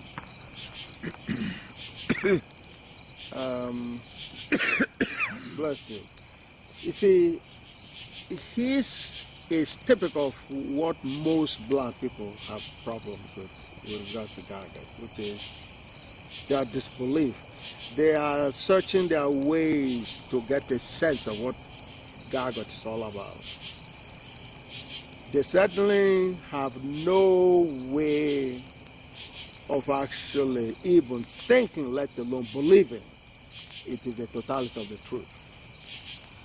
That's why he was talking about segregating GAGUT.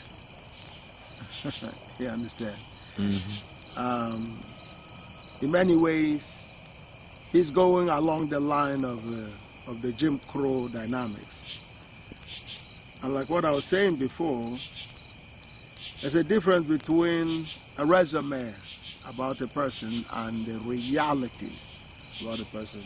Most of the times, the resume does not, deal with any significant reality of the individual.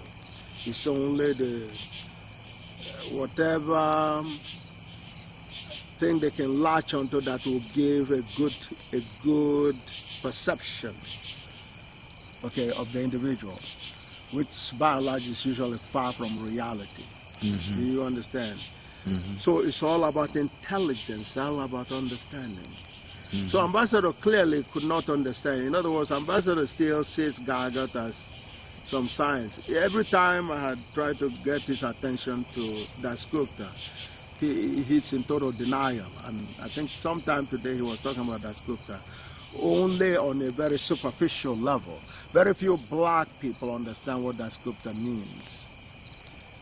So, and if they're not mathematicians, then the problem gets bigger. What Dasgupta stated is a theorem. When he says, Oyibo, you are more close to God than any of us. That's a theorem. That's an infallible proven statement. That's why he was talking about segregating GAGUT. You understand? In many ways, he's going along the line of the Jim Crow dynamics. And like what I was saying before, there's a difference between a resume about a person and the realities about a person, most of the times the resume does not, deal with any significant reality of the individual. It's only the whatever thing they can latch onto that will give a good perception, okay, of the individual, which by and large is usually far from reality.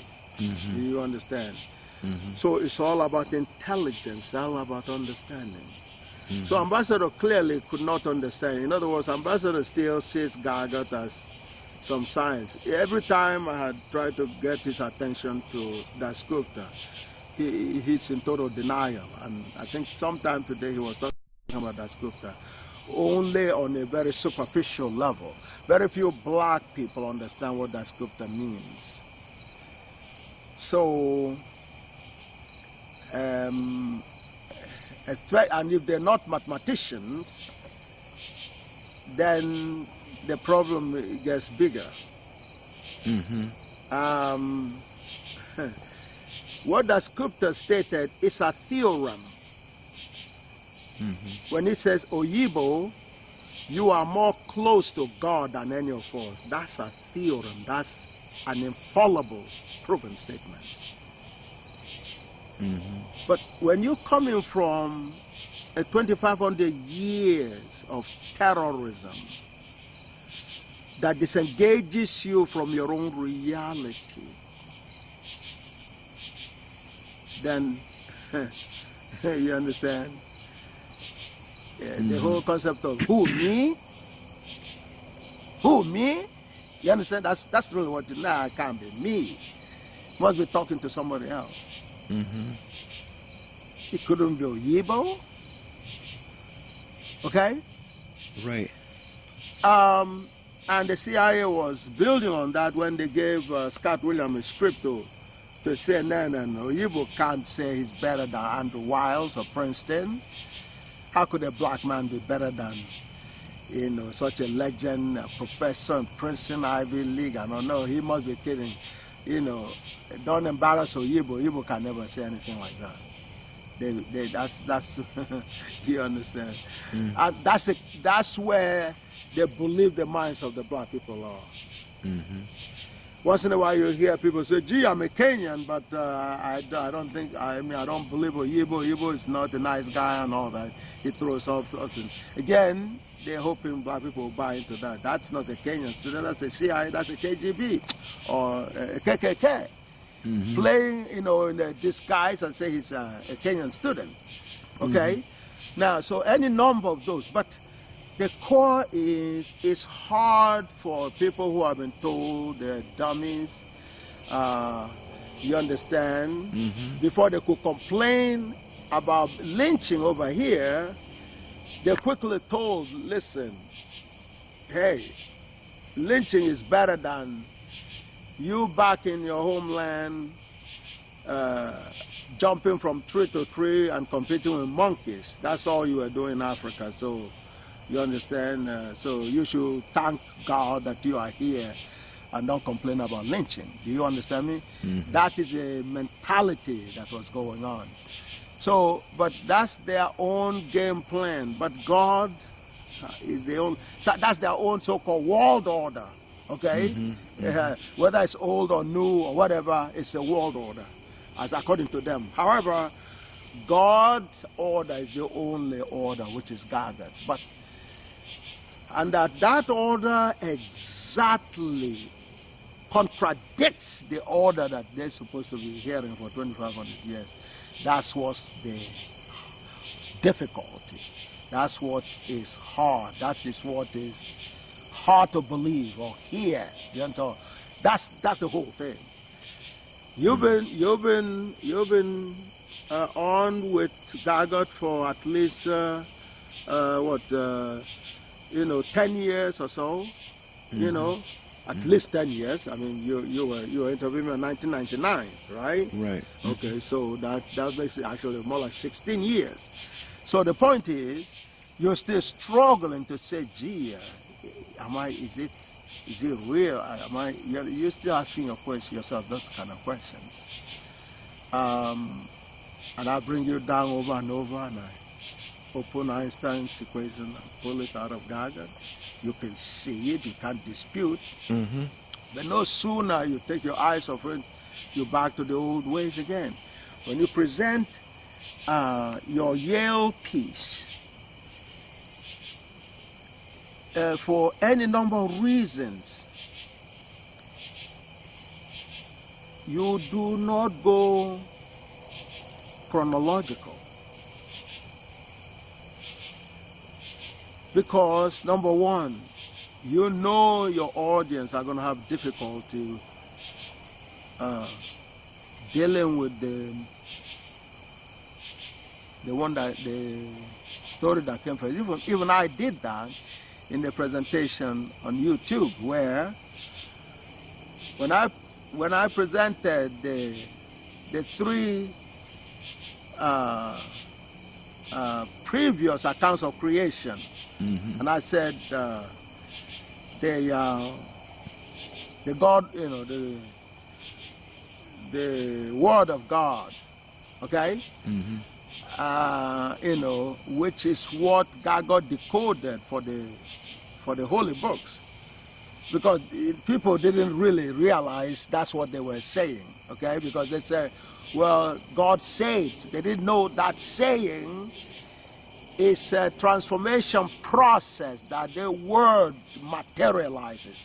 They didn't see it like that. They just said God said, as if God is sitting on a stool somewhere and said, and somehow, we were doing magic and things were happening like that. No, but it's geometrically a transformation. Do you understand? Mm-hmm. A transformation of a materialization of a wave into a material, reality. And the first one, God said, let there be light. Well, the sound turned into the light waves. Do you understand? So the point is, so even I had to go with the Word of God first, and then go to the Big Bang second, and bring the one that was supposed to be first,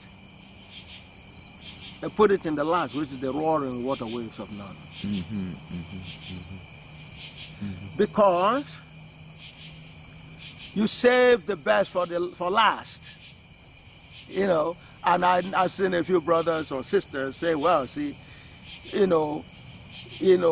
understands what's going on, that he had to put the very first one in the last position. Mm-hmm. You understand? Mm-hmm. Many times we force into that kind of dynamics because of the environment, because of the audience, because of our own dynamics. Do you understand? Mm-hmm. One of the things in terms of, if you come up with something that you're not really very solid about first, you can be stuck there. So on another level, it's safer to go along with something that you can sell. Right. That's what I mean, first, before you build on it, okay? And even though the one you're building on is not only older or came first, but is the ultimate. You still want to warm people up. That could be part of a strategy, and that could be. But sometimes it could do damage to the other part, because then when you mix the chronology, it takes away from people's abilities to actually see a story very clearly. So anyway, so what was going on with Ambassador was one of, whereas the religion, and like I told you, what is called religion is something coined out by other people for us who were doing science. Do you understand? Right. Uncovering the truth, and knowing more about reality. Right. People like Imhotep, of course, was multidimensional in that respect, in the sciences and so on and so forth. But when other people come, because of their inability to understand the sophistication and advanced stage of our own science, they began to treat those that don't understand, in in a different manner, in an unusual manner, in terms of, for example, they either abandon them or call them all kinds of names like pseudoscience or myth or magic, or any number of ways they characterize it, you know, and so on. So that's how religion came up. In other words, taking our science, especially the parts they don't understand, and kind of term it religion, in which case faith becomes a substitute for a rigorous proof, okay? You believe on the basis of faith, and that's why you see them very, very superficial. They dress, you know, lavishly and, you know, nicely shaved and everything else. They look credible and all that, but it's all superficial. When it comes down to, you know, it's as superficial as their resume. Okay? You know, a big, very big part of our history was a black janitor in Johns Hopkins University that conducted a heart surgery, okay, without any training, without any university training in medicine. Okay? And the surgeon, supposedly one that has a Harvard or Johns Hopkins degree in medicine, could not carry out such an operation. For us, a janitor, being in a janitor position, is superior in terms of your knowledge and intelligence to a person with a Harvard degree in medicine. That's what the brother showed. So, which is again of saying that people who are average among our people, average intelligence, are geniuses when compared to the other people. Right. You know, so that is the blessing. So an attempt was made to cover those up through not only taking our religion, but what they did with our religion is, after terrorizing us, they maneuvered those religions. First of all, they divided it into two. They have a version that was practiced by the Southern Europeans, beginning with the people from Arabic called Arabs. And then, you know, once they got into the shores of Africa, they united, they unified, you know, all right to Asia, and build up what they call the Arab states and so on and so forth. So that's a segment, that's the one that is called Islam. And those ones began penetrating into the continent before the Northern European version, which is Christianity. And even though it started from Africa, but once they took it over, they Europeanized it, meaning they dumbed it down. It was dumbed down. And it became a mixed bag. And God, who was the center, God is always the center in the African setting. That's why they had the original vocabulary for God, Jah. Because everything is God. Because every reality is God. Do you understand? It's a piece of God. So they were serious in what they were pursuing.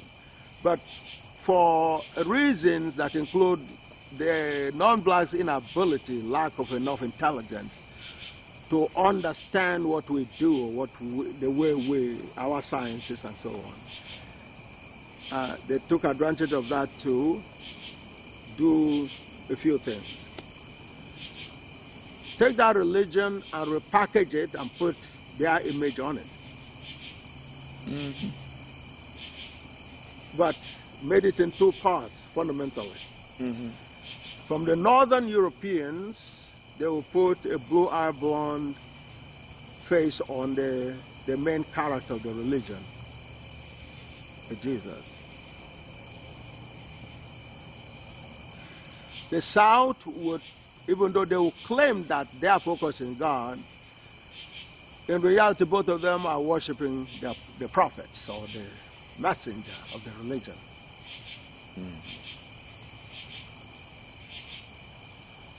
That explains why, or that explains why there are differences between the, apparent differences between the two religions.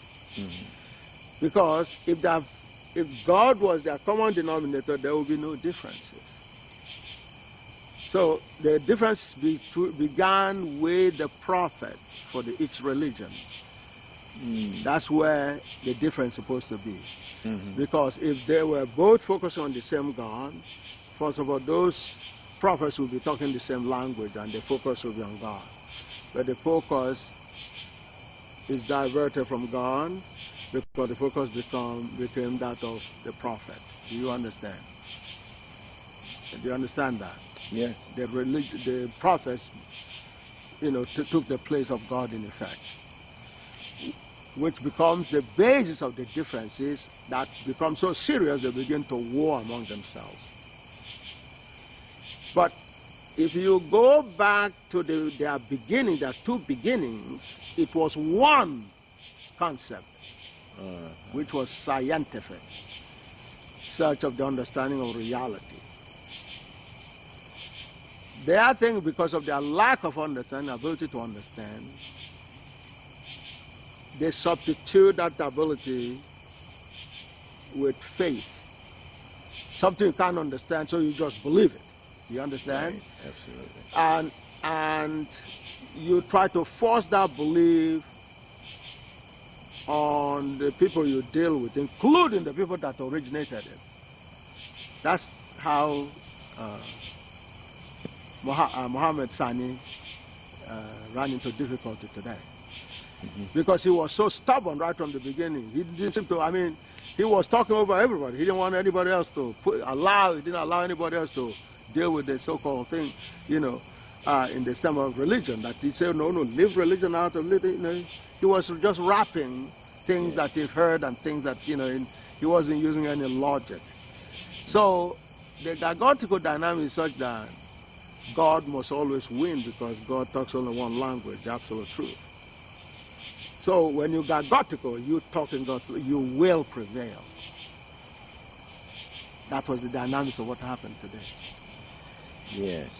But you talked about Joshua, and I really want you to talk about the Islam and Christianity, and then I'll let you go get some sleep. You look sleepy.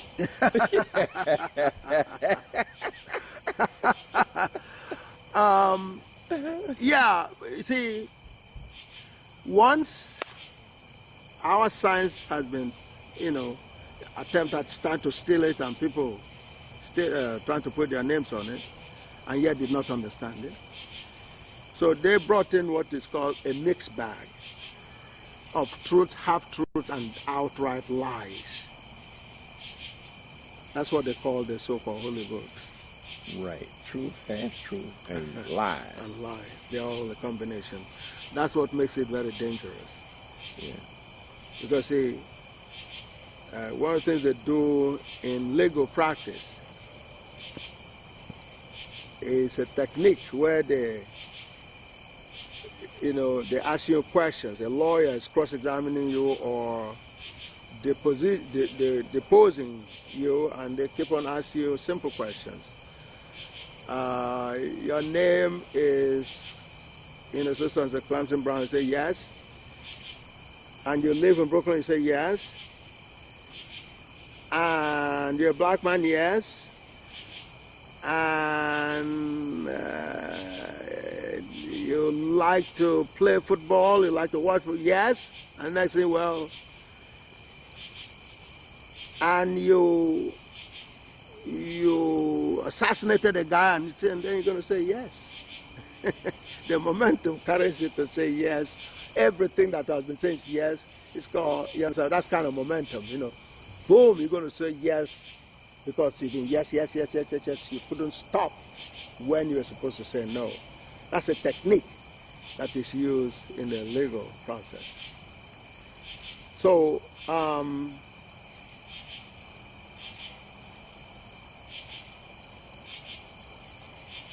once our science was taken and labeled religion, and they say, well, it comes from God.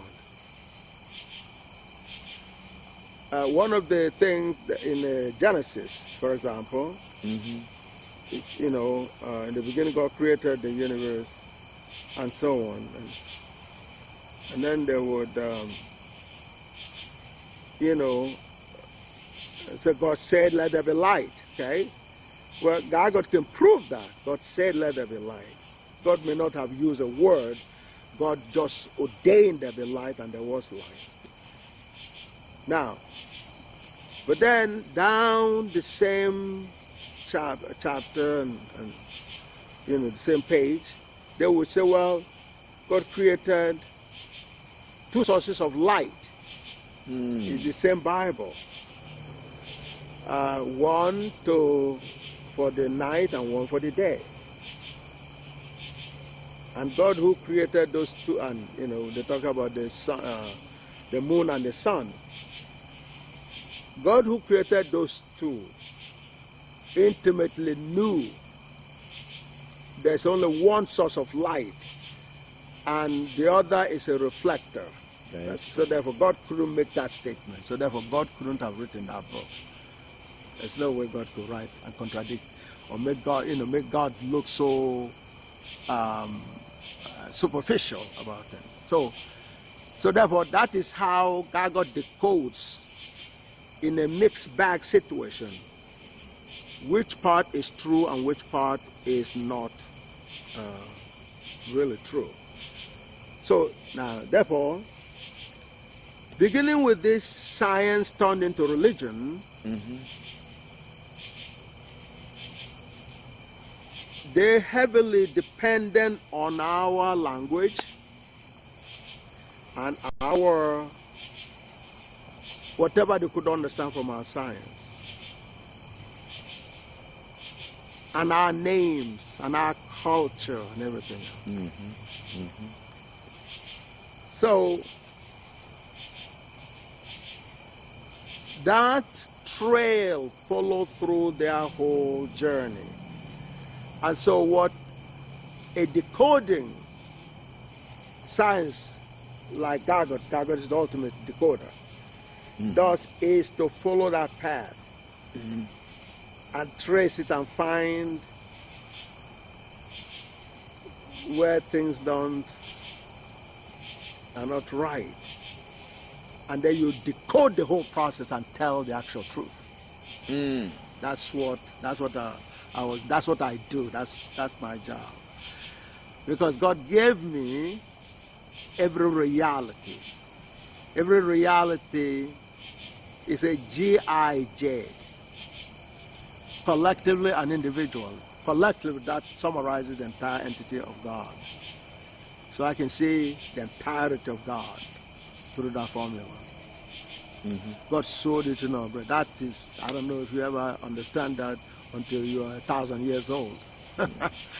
Because it doesn't sound believable, and yet I can talk forever, literally, even though I'm kind of getting tired and all that. But the point is, so in following that path, you look at the two principal names in the two religions, Islam and Christianity. If you begin with Christianity, the principal name in Christianity is Jesus, which is a mispronunciation of the original word and name, Joshua.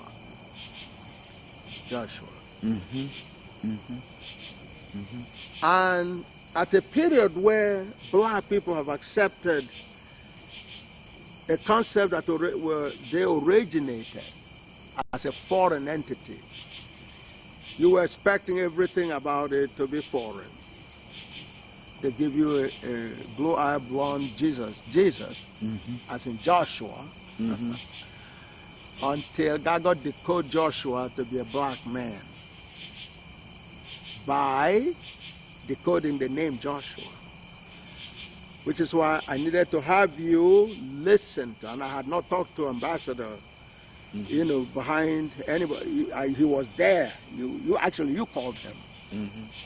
So, and as I told you before we started, we're going to ask Ambassador the question so you can listen. Ambassador, the reason his is important is while you are relearning the Igala version on the continent and the location, Ambassador was born an Igala.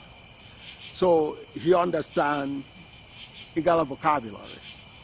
So without going to the Bible and making any references, I asked him, what does the word Joshua mean? I put a question to him. Or Joshua. Have you ever heard that word? I say, yeah, that's an Igala word that says God does it for us. God is our Savior. That's what it means. That's the exact translation from Igala. Joshua means Joshua. There's no Igala, anybody that speaks Igala that cannot translate that to be God does it for us.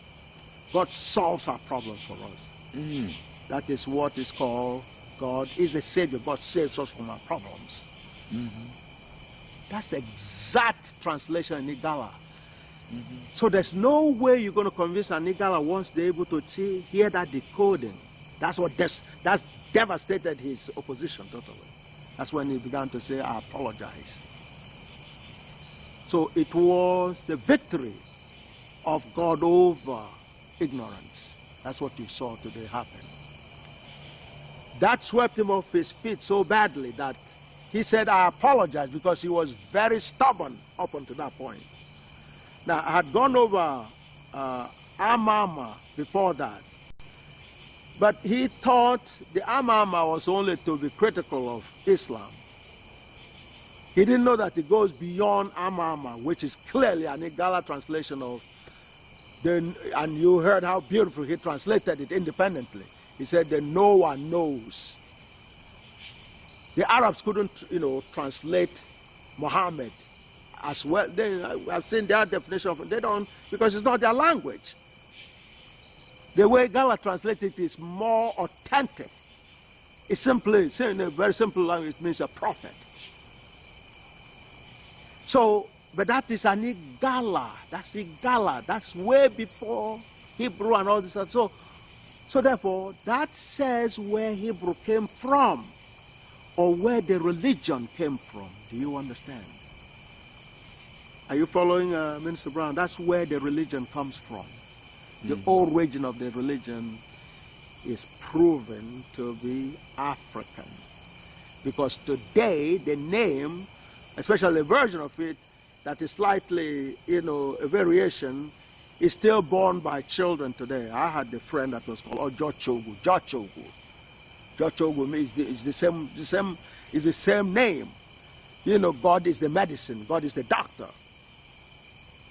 Ojochua, God is the one that does it for us, that solves our problems. And that's what is considered to be the translation in the Bible. So therefore, since that is our word independently, and it still is today, and combined with the fact that we were here before everybody else, therefore they are telling our story with their own distortions put into it. So that's how Amama or Maman or Muhammad, otherwise called Muhammad, is an Igala name, Igala culture, in terms of bestowing on a person, just like you watch me being bestowed by the same title. When we say the thing that was happening during Muhammad's time and the Kemet, the time of Kemet and so on and so forth, is still being practiced in the Igala kingdom today. You witnessed 2004 where they did what was done to Muhammad to me with the same title. Amo Kidojo, that's Amama Kidojo. Kidojo simply means within. So that was what happened. So when Ambassador was able to see that geometry, his objection and all the other stuff, that's why he said, I apologize, which is what I mean by the power of God through the truth. And if you're able to hang in there and let God penetrate your mind and soak you with that power, then you're unstoppable. But it was important for you to witness from the beginning of things to where God took it, with the Ambassador. And that's what is the God order. You saw God order play out.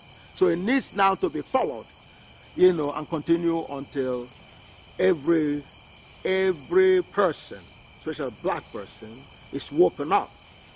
And what he did with Ambassador can be done with every black person. That's basically what we did today and what God ordered for us to do today, and begin reaching out to every one of our race, every member of our race, and the rest of the world. The rest of the world is very seriously waiting for us to make some very serious progress. So that's a summary of what actually occurred today and what needs to move forward. Are you there with me? I am. We're almost through. We're getting there. Joshua was a very important piece, because when you consider Joshua being an African identity, and the meaning of Joshua in Igala language, which meant yes, Joshua, Jah is God, Che means do, Wa means for us. Mm-hmm. So God is our soul. God is our savior. That's basically what it means. That's his quote. What is quoted in the Bible, and yet the black people, the Gala people, are reading it and not seeing themselves in the Bible. Right. But of course, part of the reason they don't see themselves is because it's distorted. Mm-hmm. So the truth is hidden within that distortion, however, which on the one hand, it makes it extremely dangerous in terms of with that one truth, there's a lot of fraud surrounding it that, it's like eating wholesome food with a poison in it. Do you understand me? Mm-hmm. So that's basically what it is. But it means God solves our problem for us, or God is our savior. God saves us from problems, which is God the savior. God saves. That's what it means. Which is what is quoted in the Holy Books as the meaning of Joshua. But the Europeans then take and colonize it by putting their image, an image where there never was an image. Absolutely. And then they distort it by giving it back in their own culture through their culture, which is to distort and put their image on it. That's right. And so you don't see its Africanness. Yes, that's right. Same thing with Muhammad. Yes.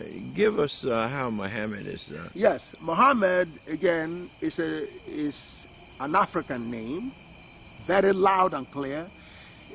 Most this is just like mathematics. Mathematics is another. In fact, the word Amokidojo is actually Amama is really what mathematics is. Okay, although in the mathematics they put ma'at instead of calling it ma, they add the t at the end of it. Okay, but the key word is ma. Which is knowledge of the proven truth. Ma'at ma'atikos. So the same way is Amama, the one that has the knowledge of proven truth, okay? Amama, meaning you are a mathematician or you are intelligent or you're a genius, okay? Now, if you're a genius, genius means you actually have a knowledge of reality, you know proven truth, okay? Then you are a true prophet because God is the only author of the truth, because that's God's language. So if you could speak God's language, then you are a prophet. In other words, the so-called scientific world don't want to associate with the prophet in the religious kind of dynamics, because the religious dynamics, they don't have to prove anything they profess. Okay? In the scientific, and math is the ultimate science, what happens is people demand that you prove your prophecy, or your, or professor is supposed to be a prophet. Do you understand? Professor. Okay. But you have to prove your profession, or what you're professing. Okay. It has to be proven. In the religious level, you're not required to do that.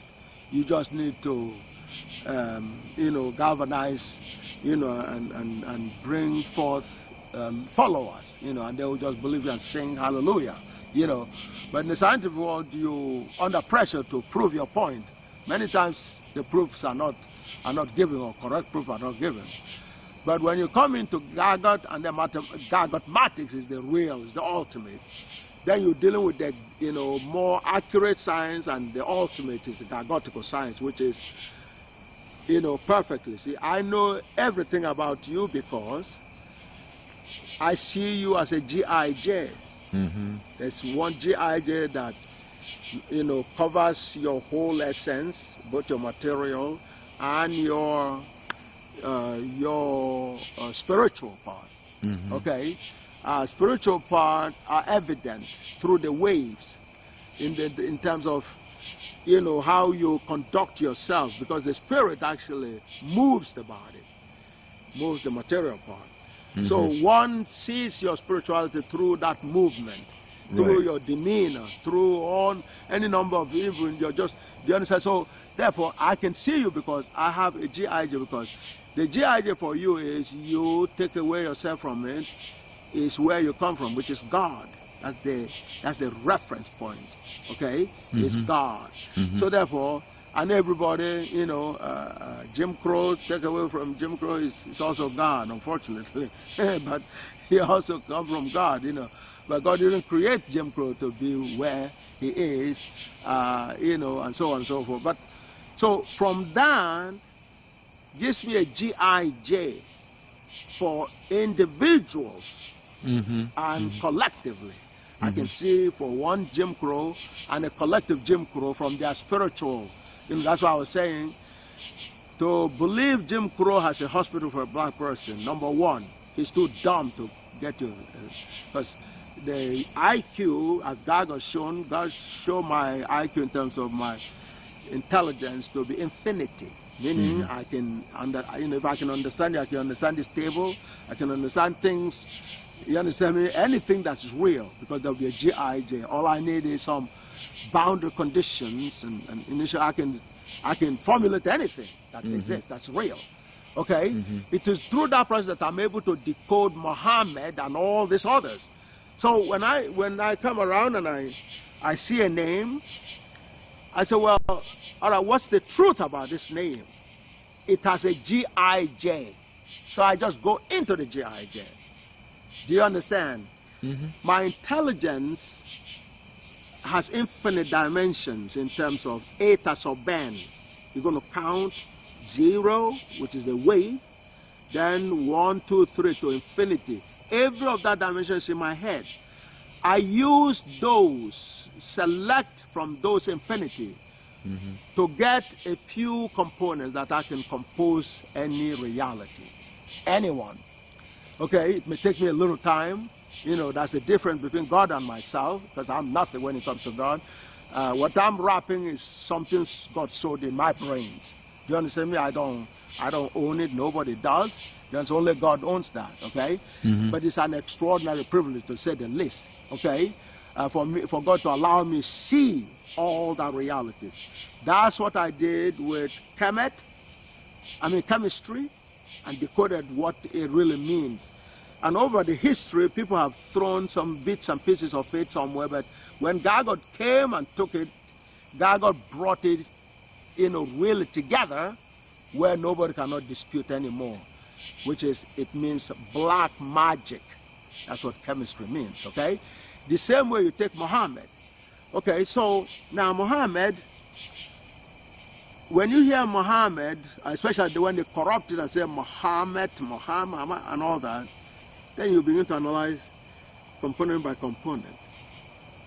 On the one hand, you see Ma, and we know we have the original version, or the one version of it in Igala. It's called Momo. I have a cousin that bear the name Momo. Now, Momo, usually when a name is given, it's usually a full sentence summarized into a compact form, okay? So when they say Momo, they mean amo, meaning the one that no one knows, like Ambassador did very brilliantly, you know. The no one knows. Amo means the knower, the genius. They will know. That will be a name that they will give a chance. Sure enough, like I said, a lot of people bear Momo. And in, you know, where from President Buhari's area, there was a famous journalist there called Mammon. That's the same name. So African have versions of Mammon, but the Arab, they're fond of putting the word H in certain places. Maham. That is their own twist to it, but it doesn't make any difference to the real word, you know. Mahamma, okay, Mama, okay. So just like they put alchemy, okay, you know, alchemy, you know, is chemistry, or you know, chem, but they put alchem by way of chemistry. So the Arab component is the al part, okay, but chemistry, chemet is land of the black people, or the black people. So therefore you look at it and you see there are two words, ama, or there's really one word repeated twice, okay? So the first one will be the noun, which is ama, the one that knows. The second one will be the verb, which is also, you know, knows verb. That's an emphasis. The knower knows. The knower is a noun, and knows is a verb. Do you understand? Okay, so now, so therefore, one can see that very clearly. It jumps to geometrical, but that is gagutical decoding and gagutical decoding of history. Right. With it, the entire history of the world can be decoded precisely in a matter, because what I just showed you is mathematics, that is geometry. Do you understand? You know, because Amma, how did I know that? It's geometrical. Okay, it's geometrical, because Amma means the knower, or the genius. So the genius knows. That's a typical name they will give anybody. Okay, you know, but the meaning is so therefore, but it also means a prophet. So when it's associated with religion, the genius, or the one that knows, the knower, becomes the one that gets revelation to pass on to people. Do you understand? It doesn't automatically say the message actually comes from God. It is believed the message comes from God. Nevertheless, they still can call the person a genius or a prophet, okay, that knows. So it's the same name. That's original. Now, like I said, I've checked the definition, how the Arabic interpret Muhammad. They said the glorious one or something like that, which is not quite the same. What I presented is more geometrical. Do you understand? The knower knows. That's automatically say, look, for anybody to know anything, God has to permit that. Okay, so therefore, your expression of knowledge is actually expression of a message from God. Knowledge is God. Knowledge of God, peace of God, is getting authorization from God to relay reality to another person. That's how you express knowledge to other people.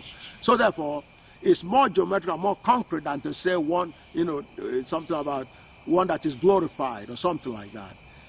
Glorified might show privilege, but it's not specific enough. Do you understand me? You know, like I presented to you, because I was awarded the same title that Muhammad was awarded before yourself and your camera in 2004. They call me Amma, okay, which is the knower or the genius and the true prophet. That says, by attack crowning me like our ancestors did in Egypt or in the Middle East, where they crowned the people that set the pace for people to crown Muhammad with the same title. That culture from Egypt was still operating in either or amongst black people, which is what you witnessed. It is traditional that when you see somebody that stands out in terms of a revelation and intelligence expression, you will give them a title called Amma, meaning a genius or a prophet. Do you understand? So that is a black culture that was borrowed by the people that call themselves Arab. And the name is our name, the culture is our culture. Now, what the author also did then is to crown me as a prophet. Do you understand? That's important, Minister Brown. Need attention because this part is one of the most critical parts of your interview. Okay, and would you also segue into Boko Quran? Yes, but before I do that, I have to say this something that there are verses in the Quran that says Muhammad was the last prophet. Yes. Well, but in 2004, another prophet was anointed, and you filmed that. So what do you what do you say?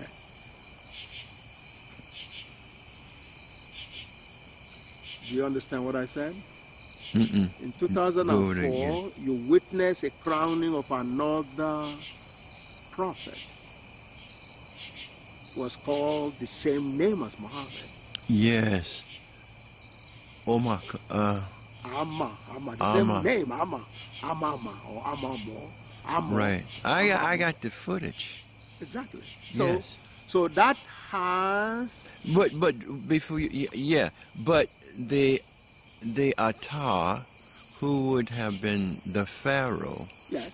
Who recognized the genius within you. Yes. And who crown you. Yes. Does that make you a pharaoh? Of course. Okay. Do you understand? Ata is the pharaoh. Because pharaoh means Ata or father. Do you understand? So now, the word pharaoh was not the original word. The word is more like a pata. And if you take the P from pata, you get Ata. Do you understand? So the Ata is the version, but it all means the same thing. Both pharaoh and Ata means father. Do you understand? Yeah. No, so it is during those time and a little extension and around that area that Muhammad was crowned the Amor. Both Muhammad and I were crowned by Amor, and the traditional person that does that is the king or the Pata. Do you understand? Or the, one of the high-ranking people in the society will crown the person or will declare the person a prophet. Do you understand? And the prophet, Amor means a prophet. So he was called Amor, and I'm called Amor, except his Amor is based on faith. That's a very big difference. His is based on faith. Mine is based on the infallible word of God, which is the absolute truth. Therefore, there has never been any prophet that has reached the level that God has brought me to, ever. Therefore, God ordained me the only real total prophet, the last prophet, the real last prophet, the first and the last prophet in reality, in terms of the totality of it. That's the implication, which is why clearly GAGUT is very, very explosive. People like Muhammad will not be able to deal with that kind of thing because that's totally against the preaching they get, which causes trouble. So therefore, now, what happens then is, because this religion which is taking reality they could not understand and shape it in a form where they could use in tranquilizing people and indoctrinating people to do their bidding. Once they are in that mode, they want to continue operating on people with this religion. When you're operating on people with the religion, you make them forget they have a mind. They become more or less like a robot. And when they are robots, you could use them to be slaves. They do dirty things for you in the name of Allah and in the name of Jesus and so on and so forth. They go on a plantation and work and do all this in the name of God and all the other stuff. Some of them are told, some of our people are told they were created to serve the Europeans and so on and so forth. All that came through this kind of dynamics of religion and indoctrination process. So what God has done now is to say all those claiming to be prophets have very little that qualify them to be prophets. So the real prophet will now be given, will be ordained and brought out. And people are going to recognize such a prophet by the deeds, by the results. It won't be by propaganda or any faith anymore. It will be through a proven reality. And that is, what you see happening.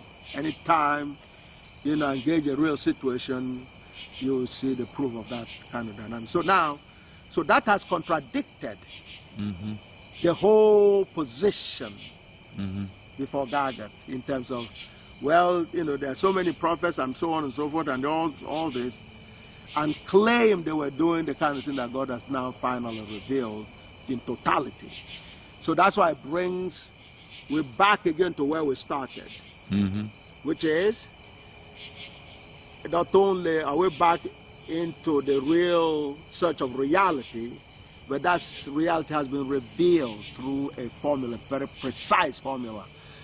This takes the precision in the pyramid to the ultimate level, because the pyramid itself and its precision is buried in it as a band, in GAGUT. I'm sorry, Mr. I think he's ready. I think you also joined me in terms of it's tired. This is right on the ear. So, but we gotta do yeah. We gotta do Boko Haram. Boko Haram. All right. Okay. Yeah. Okay. So the Boko Haram. Well, the issue with Boko Haram, first of all, Boko Haram says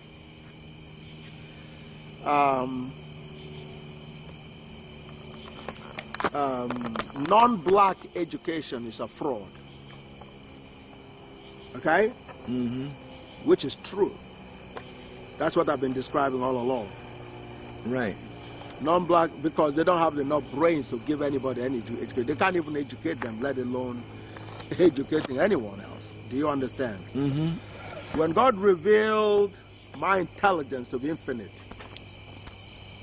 and like I said, I think if I keep on repeating this enough times, you'll be more inclined to begin to study GAGUT and begin to see what it is I'm talking about.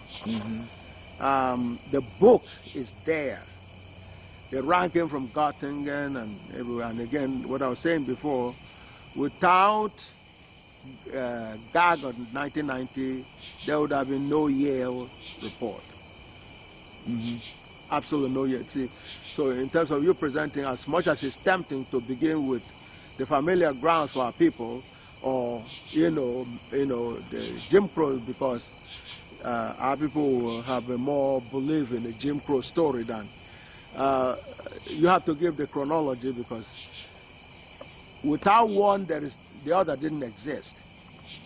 The proof is, for 2,500 years, there was not a single time Jim Crow ever classified black people as being intelligent. Even when they do incredible things, they will have a way of ignoring it or do something. But after 1990, the whole thing changed. Well, why did that bring about a change? Yeah. That Go ahead.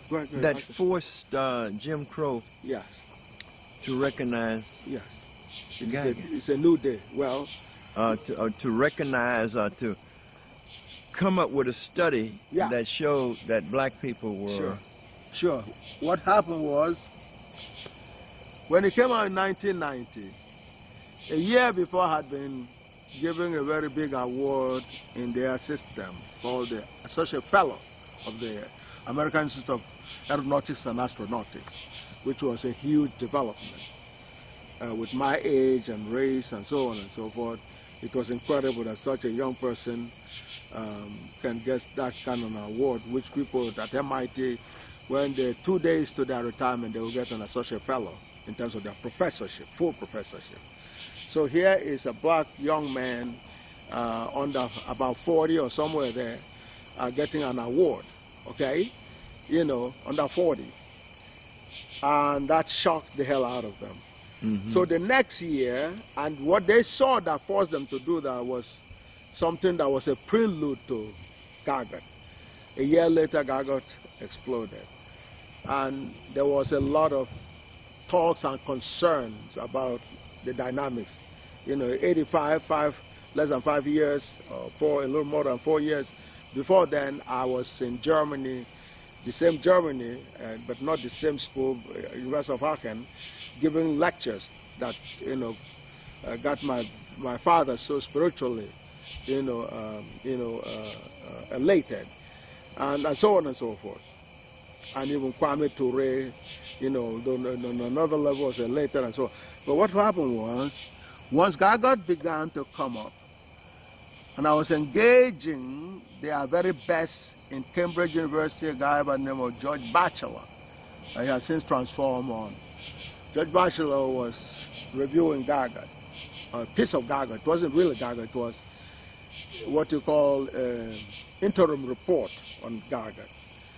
That's Cambridge, that's a colleague of Stephen Hawking. They're in the same department, the Department of Applied Mathematics and Theoretical Physics in Cambridge University, a guy called Professor George Batchelor. Mm-hmm. And we were having very explosive, how do you say it, communication. Yeah, exchange, okay, extremely explosive.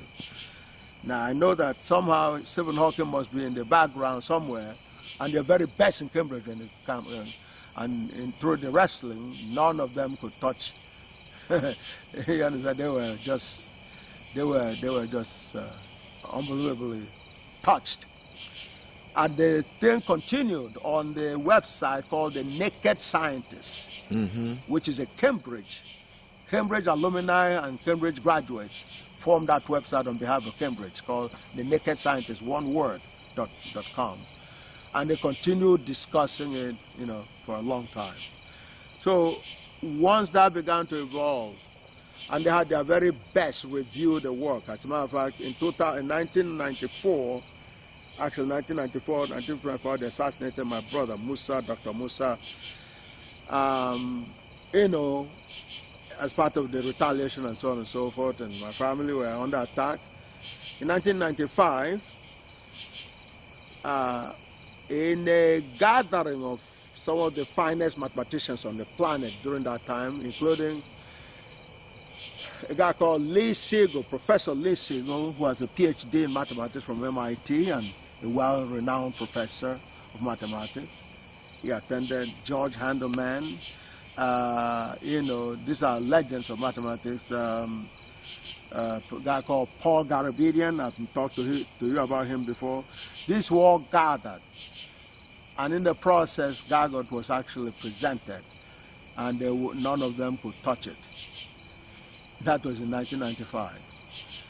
As that was happening, and Jim Crow was trying everything they can to derail GAGUT, and they couldn't do it. They saw the eta sub n, which is not only the fundamental geometry in terms of expression, the representation of everything, of all intelligence, because it had a parameter which is actually an intelligence quotient or level of intelligence, which is the n, eta sub n, where n can go from minus infinity to plus infinity. The important is to go 0 to infinity. Now, that is a fundamental building block for building any reality, well, that you can decode any reality, otherwise called intelligence. And the n is the level of intelligence, which for me is infinity. That's why I can talk so much. That's why I can talk. So anyway, once they saw that, there was nothing else they could do. So they said, well, we can't touch Oyibo. Oyibo is out of sight. We can't touch it because the expression is there. And only a fool can even try to hold back a little bit. That's why I caution anybody, including yourself, because if you don't want to embarrass yourself, ask questions. It's better. And to say, well, I don't know. Well, if you don't know, it means you're so out of it that there's an expression. Eta sub n defines intelligence exactly, which nobody knew before GAGUT. So when Yale was ordered by Clinton to go into the labs, they were being guided by this eta sub n, because in effect what they measured is equivalent with the n of the eta sub n. So what is called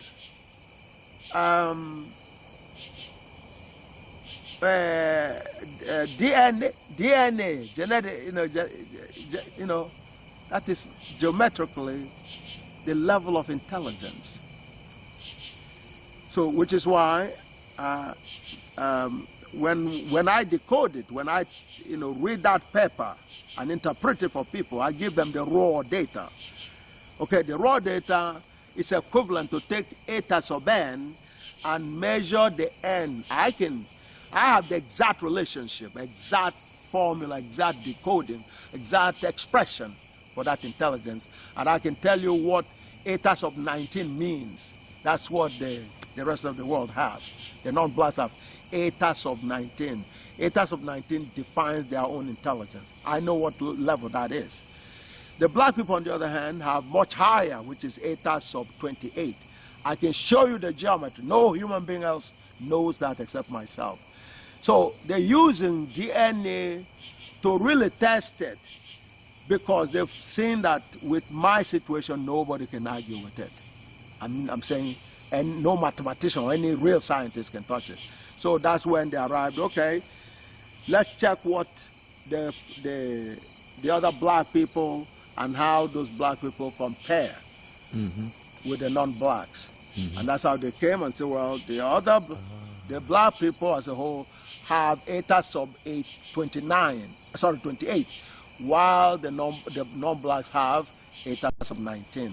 And forever changed the whole perception of black people as being less intelligent. We're the most intelligent people, which the God order that could only have been ushered in by God, this case through GAGUT, through revealing the totality of intelligence into the brains of one black person on behalf of not only the black people, but the entire human race and every other creature. Okay? So once God has done that, they had no choice, because, they give their best to fight. But once the fight is over and they've seen the defeat, what usually is done by Jim Crow is to actually gather the pieces and try to move on from there. That's basically what was being done. So, and then while they were doing that, it was gaining grounds. And eventually, Göttingen will pick it up, and instead of celebrating Einstein in 2005, they celebrated Gauss. But in celebrating Gauss, they actually celebrated the reign of Gauss and the return of the baton back to the black race through GAGUT. So that was a huge. So now, where did Boko Haram come in? Boko Haram comes in the sense that what was taken from us and distorted, but still has our legacies written in on those things in terms of our names.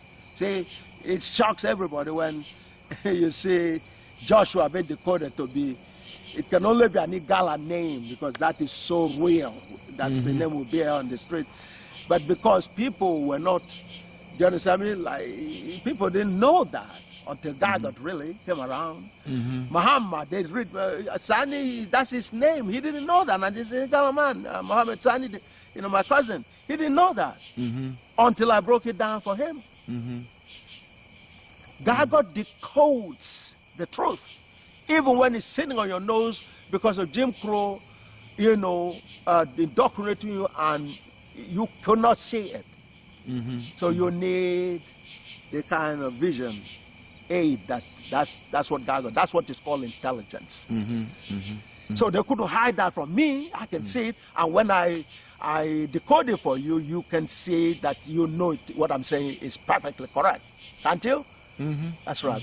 But because you didn't have the kind of command of the Igala, you know, where that was originally written, I took you on to ambassador, and right in front of you, I questioned ambassador to translate the word for you. And you heard with your own ears what he was saying. Now you're going to call Jacob independently. I'm going to do the same thing with him, and you're going to listen also. Do you understand? So in this way, when you go to meet the diasporan brothers and sisters, you are that much empowered to deliver the story to them so they could become free. Do you understand? So now you've been taken back to where things were before the enemy took over, you know, our science, which they called it religion because of their own lack of understanding of it. Do you understand? For us, it's a knowledge that we are acquiring, okay, about reality, but which they turned into a myth and a belief and all the other stuff. In the process, confused, you know, took their own lack of understanding to confuse our people and got us into trouble.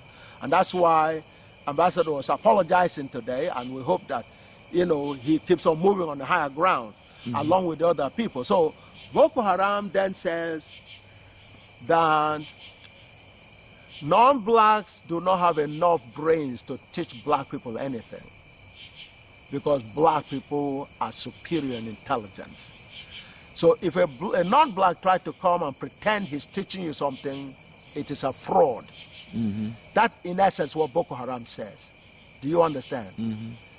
That is the truth. However, what comes out of that is a contradiction. But it's used as a tool to brew trouble. It's like a person that says, I'm a Kenyan student, and then is attacking every issue that is black or is supposed to help Kenya. Do you understand? That is not all the time. That's how you know it is the source of it. Do you understand? So they know that people who have some level of consciousness would go along with that saying, but it's very superficial. The real goal is destructive. Do you understand?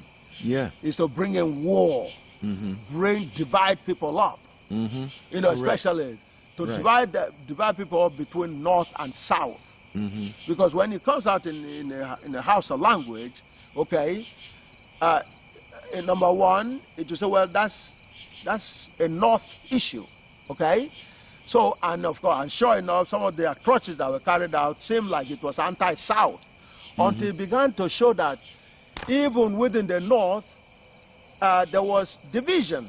Because, for example, you know, they tried to say, well, it's North versus South, which I know I was saying it's a religious war. Do you understand? So, except, you understand, even though the Muslims are attacking Christians, they're also attacking other Muslims. That is where you begin to see inconsistencies. If this is supposed to be a Muslim issue, why is a Muslim killing other Muslims? Most of the casualties are Muslims. In Maiduguri area, they are mostly almost all Muslims. And that's where most of the casualties were coming from. Do you understand? That's how you begin to decode what it is that is going on.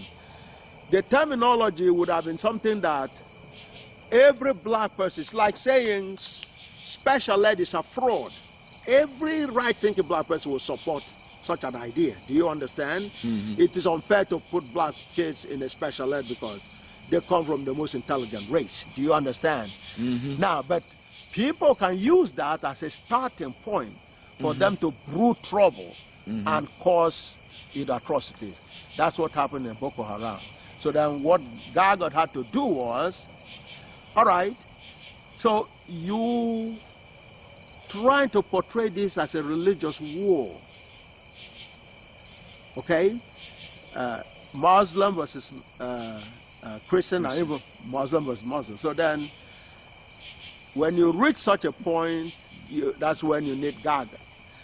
GAGUT will then analyze what it is that is the basis of differences. Because if everything is GAGUTical, there will be no differences and there will be no war. Do you understand? Mm-hmm. So then you ask a simple question. Say, okay, first of all, the religion that you've not acquired are foreign religion now because they've been taken over and distorted, which is why there's a difference. When you had it, there was one religion, there was one God. Jah was all you had.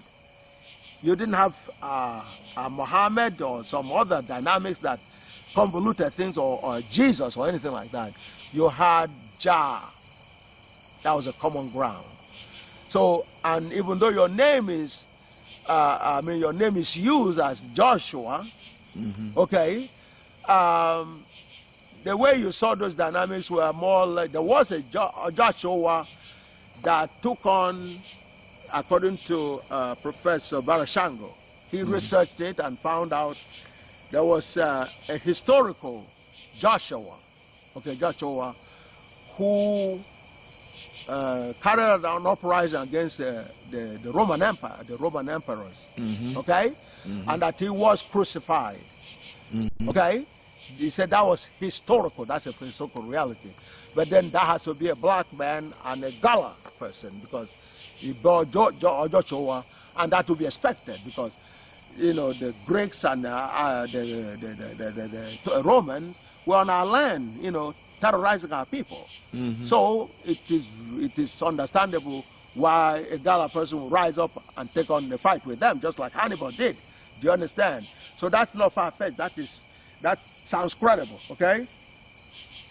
But making Joshua to all of a sudden become God and all the other stuff, that is the distortion, okay? That's not what we... So when you bring them back, so then that's a piece of history.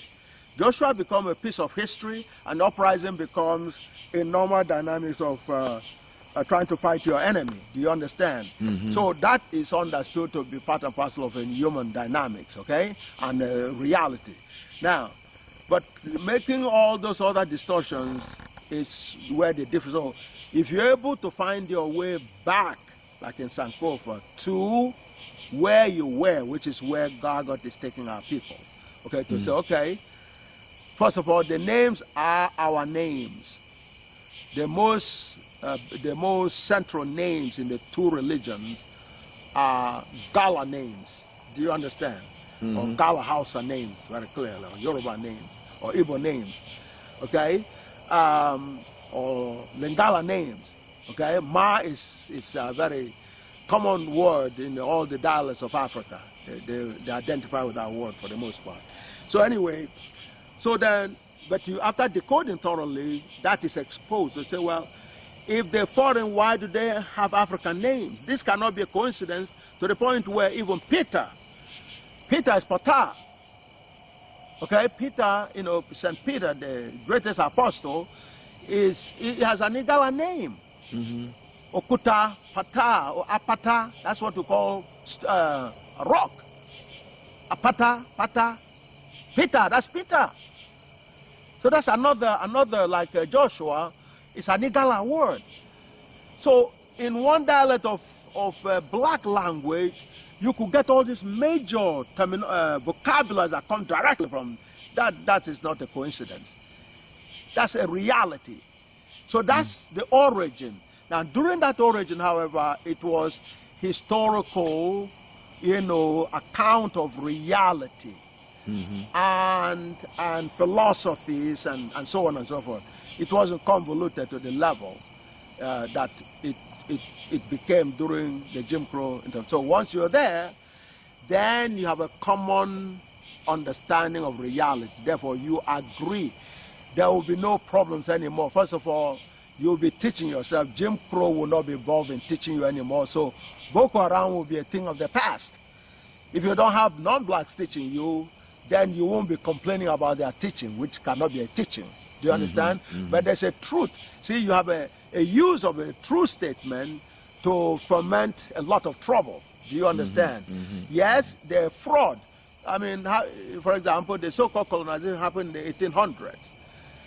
And supposedly they've been educating Africa, both over here and over on the other side of Atlantic.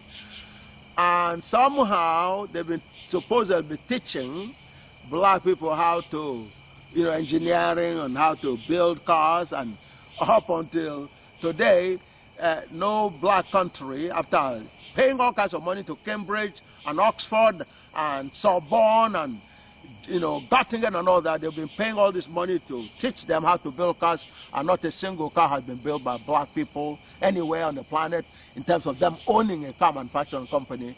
That is what Boko Haram is also saying. That's a fraudulent education. That's a no education at all. Otherwise, what do you have to show for the education that you paid so much money for? Right. That's so that is a logical, consistent in terms of a good aspect of Boko Haram. But what it's used for is destructive, so it negates that particular dynamic. Either way, GAGUT solves the problem both ways. You go to the origin of things, and then you see the commonality. You understand? Just like if you go to God, you have unity. Okay? You have a family reunion. When you go to the first Brown and your wife's family, they are the same generation as you. Do you understand me? Then you have gotten into a lot of common grounds, because those grandparents, okay, are the origin of the large number of grandchildren and great-grandchildren. Do you understand me? A large crowd have a common base then that, great-great-great-great-grandparents. Do you understand me? And you have a common ground there, because then you can all call that grandmother your grandmother, your great-great-grandmother, for all of you. Do you understand? Even though you look like you're many and you're different, that's what God has done through GAGUT. God took our understanding all the way to the origin. That's why if you subtract yourself from yourself, you get a sense of that origin. The same way Lady Brown subtracts from Lady Brown. Lady Brown also comes from God. Same thing comes everybody. Everything comes from God. That is the common denominator. So therefore, and when you reach that point, you solve a lot of problems and a lot of misunderstanding. You see your oneness, your connectivity. Do you understand? That long time ago, great-grandfather is what connects all of you. And God connects all of us, both living and non-living things are connected by God. And the fundamental level, that God connected us is through waves, which is spirituality. So you could celebrate that kind of connectivity through spirituality, through communicating with people, through having a good time, having all the godly times with people, and sharing godliness with people. So therefore, going to the African origin of religion unifies the religion, just like going to, right? If you're having difficulty in your generation, go back, within a larger family, go back a few generations, and you have one common ground that unifies you. That's what, but that to tell you a lot of stories in front of us, okay, you're not very different. You're the same people. Okay, you come from the same great-grandparents, just like all black people come from, and all humanity now understand they come through the black people and, from the same creator. Do you understand me? So when you go that far, then you really understand a lot more about what you have in common, about why differences, are necessary. Through that journey, you are able to learn about how to get rid of differences. That's and that's how Boko Haram was solved, because the people were on the edge of exploding. Okay, when we came to Zaria, although Zaria was not as how do you say it, as dangerous as Owerri and Ibadan, there was the religious dynamics over there. And so, and especially when unsuspecting, and to their shock, I brought in the very thing that everybody was afraid was going to cause trouble. Do you understand? They thought I was going to shy away from it. They didn't know I was sent by God to end the problem. Okay? So I said, wow. All right, we're all silent, and I alluded to it a few parts of my presentation, and then eventually I honed in on it, and I said, well, you all think the religions are foreign to you. I mean, first, there's a distortion that is foreign, all right, but you don't know, you don't believe you have anything to do with that religion. Let me explain things. Let me ask you a few questions, and then I asked them, what does the word Ubangiji mean? So even to get a person to respond took quite a bit of time for anybody to get courage to volunteer to actually define it, because they're afraid, that could lead to an explosion of bombs. So nobody, you understand, nobody was prepared to even answer the first part of it. Slowly somebody lifted their hands. Okay, I'm going to try, as long as I just answer the question. So I said, well, there are two meanings. One is, it's a creator. That's the real meaning of it. So I said, fine. Or the Ubangiji, or, Father of Hope. Okay? So I said, very good. And then when I turned around, I said, well, which one did we know first in Africa that is taking him back to the origin? Okay? And then he said, then all of a sudden he couldn't answer it. That was a giveaway. Everybody was so scared as we were gathering to listen to GAGUT. GAGUT was, that was the biggest symbolism of the solution to Boko Haram. Because then when I answered that, everybody knows the answer. And they all knew they were, how can I say, acting. They were following a script from Jim Crow by claiming it's Allah. The European taught them Allah and taught them about God. Do you understand me? That was what I had to bust. God ordered me to bust it. And so when I said, okay, what's the real answer? He couldn't answer. Because he had to take a fifth, because if either way he answered, he's going to have problems. If he answered it correctly, he was afraid there was going to be a bomb explosion. If he answered incorrectly, then he would look stupid. Everybody knew the answer. It had to be Ubangiji first. Therefore, like I told the ambassador, and he concurred, what is it that a foreigner taught you about God? There's nobody, no black person that can actually point at any one thing that somebody else taught them about God. To the contrary, you taught the world, taught everybody in the world about God. And that's why God gave it in such a very precise. If you think about the pyramid of being precise, GAGUT is the ultimate precision. You can't go, the pyramid precision comes out of GAGUT. Do you understand? And some of that I've given in some of the lectures already that you have recorded.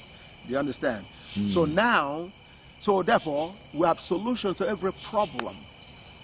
Solutions to religion, solution to, and there are a few things that I cannot even announce, because announcing some of those things will turn the world is upside down already. But there are some announcements that I can't get into because it will, it can cause some. if you think about earthquake, this one can cause more than the worst earthquake you can get in terms of the confusion that could come into the world. But anyway, but there's a lot people need to learn and turn around and so on and so forth. So This one needs to go into the minds of our people. This needs to go up on the radio, on the television, and then also part of the decoding of what's going on right now, which is what GAGUT and GAGUT is also that everybody pretends that they're concerned about the killing of the black youth and the black people in general, lynchings and so on and so forth. And yet, the people who claim they are concerned are the biggest facilitators of the crime. Okay? In terms of, for example, if CNN was presenting GAGUT, it would have been more difficult for Trayvon Martin to be slaughtered or Sandra Bland to be slaughtered, because the image will have, or Michael Brown to be slaughtered, because the image they will have of those people will be a more realistic image. The image they will have of all these young people, black people, will be different from looking at them as criminals and all the other stuff, because they will see them in light of GAGUT. And on the same token, black people need to wear the GAGUT shirt so as to take, to dismantle. If you don't wear the GAGUT shirt or a concrete African attire, unless your mind or your demeanor speaks for you, then otherwise you'll be wearing a uniform, or a dumb person uniform. But when you wear GAGUT, then they know that you are enlightened about who you are. And so those are the dynamics. For self-protection and preservation of one's life, if nothing else, that becomes a very critical thing for us to do. But we need this word to actually resonate with people's minds and spirituality ASAP. All right? Professor, I want to thank you. And this is the first of many. I think you should talk to our people all over the world every day. Thank you. You're welcome. Welcome.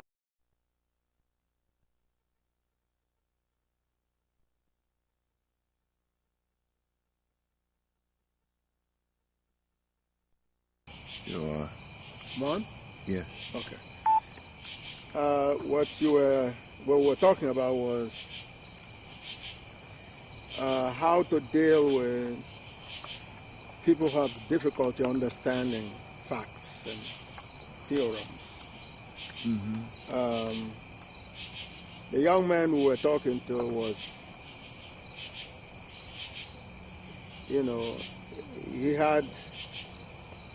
he's a very brilliant young man. Actually, it's a cousin. But he lacks the experience, that's one, because of his age, and does not have enough logic. He certainly has not digested much of GAGUT. Plus, not being a mathematician kind of all come together and kind of made it difficult for him to see things that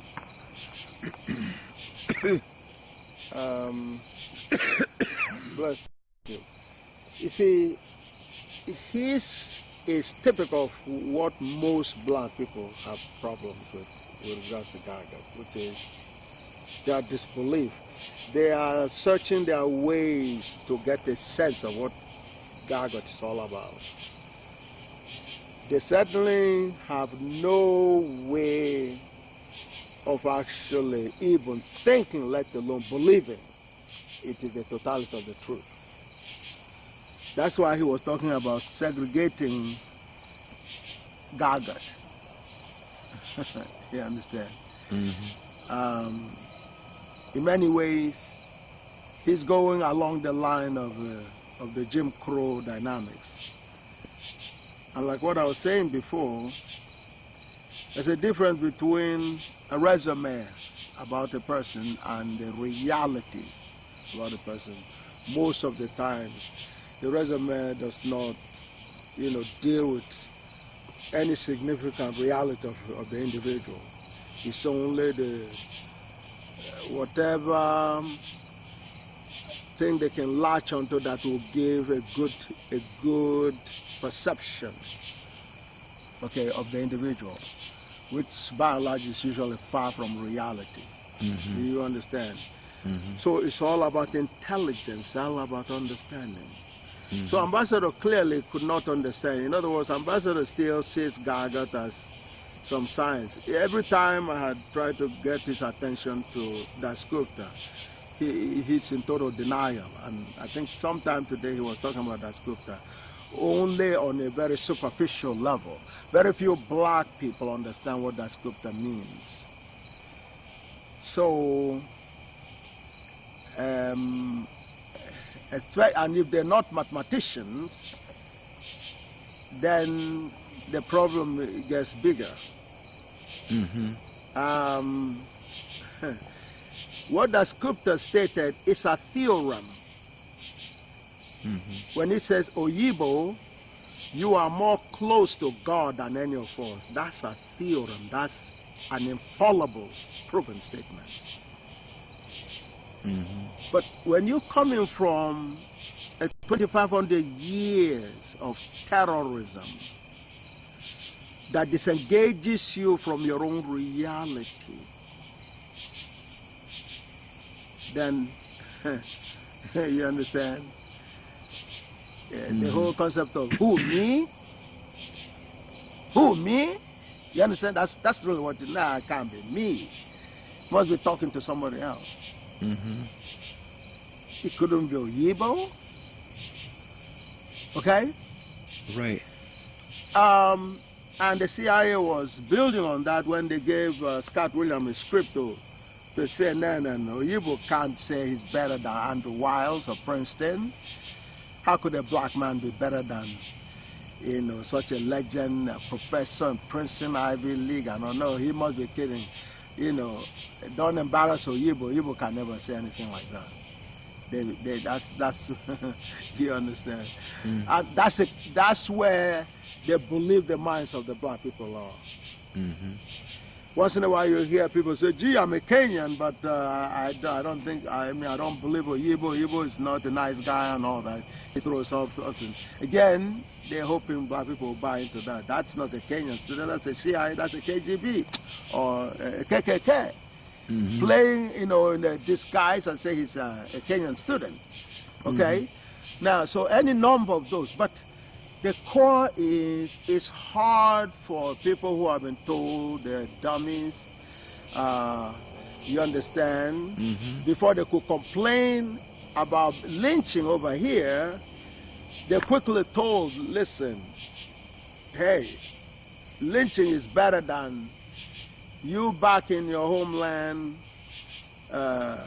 jumping from tree to tree and competing with monkeys. That's all you are doing in Africa. So you understand? So you should thank God that you are here and don't complain about lynching. Do you understand me? That is the mentality that was going on. So, but that's their own game plan. But God is the own, so that's their own so-called world order. Okay? Whether it's old or new or whatever, it's a world order, as according to them. However, God's order is the only order, which is GAGUT. But, and that order exactly contradicts the order that they're supposed to be hearing for 2,500 years. That's what's the difficulty. That's what is hard. That is what is hard to believe or hear. You understand? That's the whole thing. You've been on with GAGUT for at least 10 years or so. At least 10 years. I mean, you were interviewing in 1999, right? Right. Okay, so that makes it actually more like 16 years. So the point is, you're still struggling to say, gee, is it real? You're still asking yourself those kind of questions. And I bring you down over and over, and open Einstein's equation and pull it out of GAGUT. You can see it, you can't dispute. But no sooner you take your eyes off it, you're back to the old ways again. When you present your Yale piece, for any number of reasons, you do not go chronological. Because, number one, you know your audience are going to have difficulty dealing with the story that came first. Even I did that in the presentation on YouTube, where when I presented the three previous accounts of creation, and I said the God, the Word of God, okay, which is what GAGUT decoded for the holy books, because people didn't really realize that's what they were saying, okay, because they said, well, God said. They didn't know that saying is a transformation process that the word materializes. They didn't see it like that. They just said God said, as if God is sitting on a stool somewhere and said, and somehow, we were doing magic and things were happening like that. No, but it's geometrically a transformation. Do you understand? A transformation of a materialization of a wave into a material, reality. And the first one, God said, let there be light. Well, the sound turned into the light waves. Do you understand? So the point is, so even I had to go with the Word of God first, and then go to the Big Bang second, and bring the one that was supposed to be first, and put it in the last, which is the roaring water waves of none. Because you save the best for last, and I've seen a few brothers or sisters say, well, see, he understands what's going on, that he had to put the very first one in the last position. You understand? Many times we force into that kind of dynamics because of the environment, because of the audience, because of our own dynamics. Do you understand? One of the things in terms of, if you come up with something that you're not really very solid about first, you can be stuck there. So on another level, it's safer to go along with something that you can sell. Right. That's what I mean. First, before you build on it, okay? And even though the one you're building on is not only older or came first, but is the ultimate. You still want to warm people up. That could be part of a strategy. And that could be, but sometimes it could do damage to the other part, because then when you mix the chronology, it takes away from people's abilities to actually see a story very clearly. So anyway, so what was going on with Ambassador was one of, whereas the religion, and like I told you, what is called religion is something coined out by other people for us who were doing science. Do you understand? Right. Uncovering the truth, and knowing more about reality. Right. People like Imhotep, of course, was multidimensional in that respect, in the sciences and so on and so forth. But when other people come, because of their inability to understand the sophistication and advanced stage of our own science, they began to treat those they don't understand, in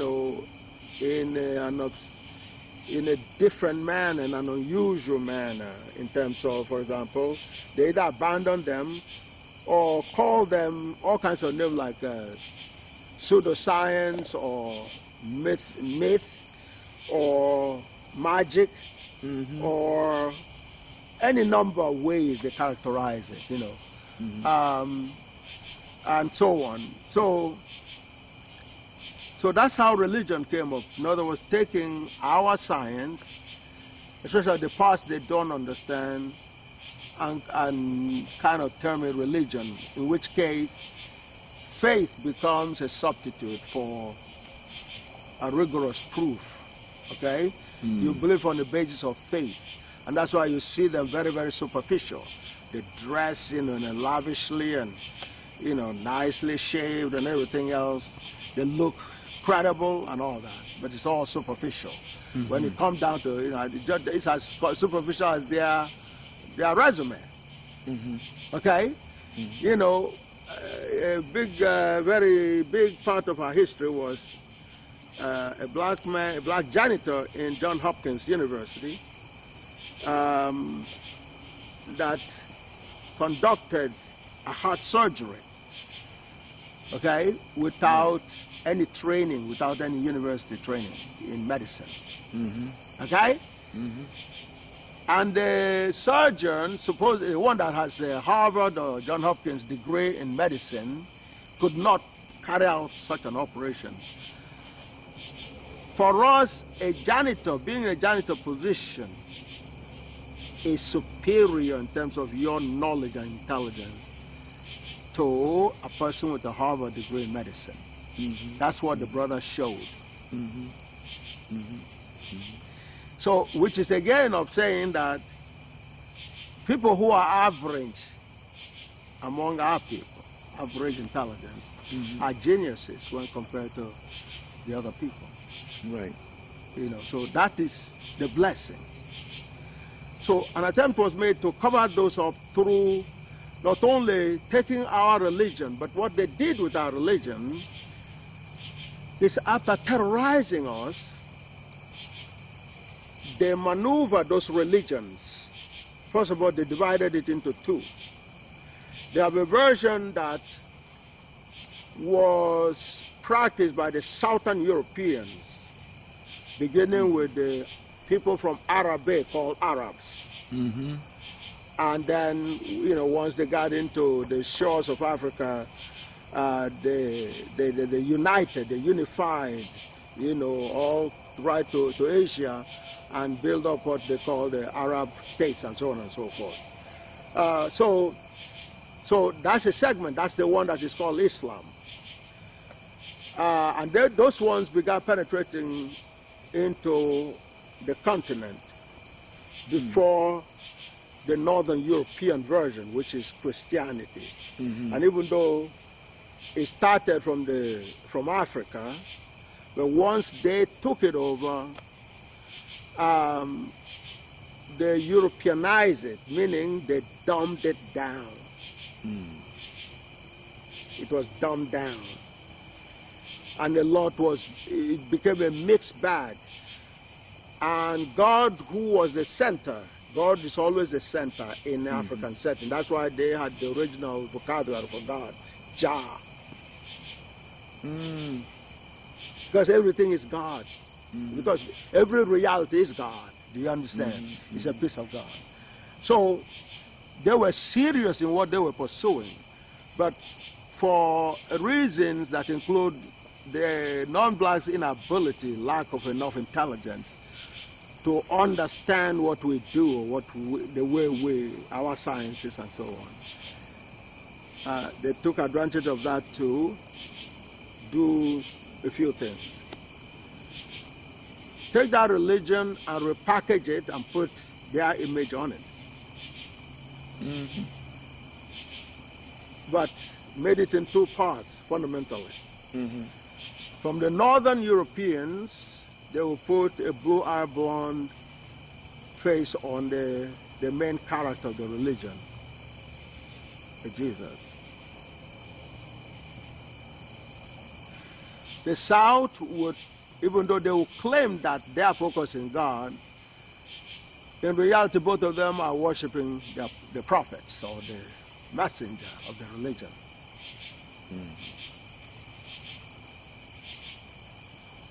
That explains why, or that explains why there are differences between the, apparent differences between the two religions. Because if God was their common denominator, there would be no differences. So the difference began with the prophet for each religion. That's where the difference is supposed to be. Because if they were both focusing on the same God, first of all, those prophets will be talking the same language and the focus will be on God. But the focus is diverted from God because the focus became that of the prophet. Do you understand? Do you understand that? Yeah. The prophets, took the place of God in effect, which becomes the basis of the differences that become so serious they begin to war among themselves. But if you go back to their beginning, their two beginnings, it was one concept, which was scientific, search of the understanding of reality. Their thing, because of their lack of understanding, ability to understand, they substitute that ability with faith. Something you can't understand, so you just believe it. You understand? Right. Absolutely. And you try to force that belief on the people you deal with, including the people that originated it. That's how Muhammad Sani ran into difficulty today. Because he was so stubborn right from the beginning. He didn't seem to, he was talking over everybody. He didn't want anybody else to he didn't allow anybody else to deal with the so-called thing, in the stem of religion. That he said, no, leave religion out of living. He was just wrapping things that he heard and things that, he wasn't using any logic. So the GAGUTical dynamic is such that God must always win because God talks only one language, the absolute truth. So when you GAGUTical, you talk in God's, you will prevail. That was the dynamics of what happened today. Yes. But you talked about Joshua, and I really want you to talk about the Islam and Christianity, and then I'll let you go get some sleep. You look sleepy.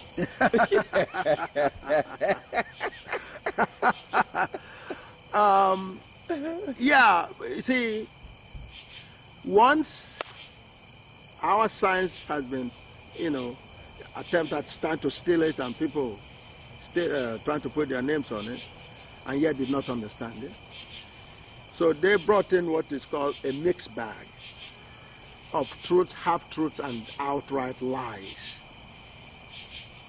That's what they call the so-called holy books. Right. Truth, half-truth, and lies. And lies. They're all a combination. That's what makes it very dangerous. Yeah. Because, see, one of the things they do in legal practice is a technique where they ask you questions. A lawyer is cross-examining you or deposing you, and they keep on asking you simple questions.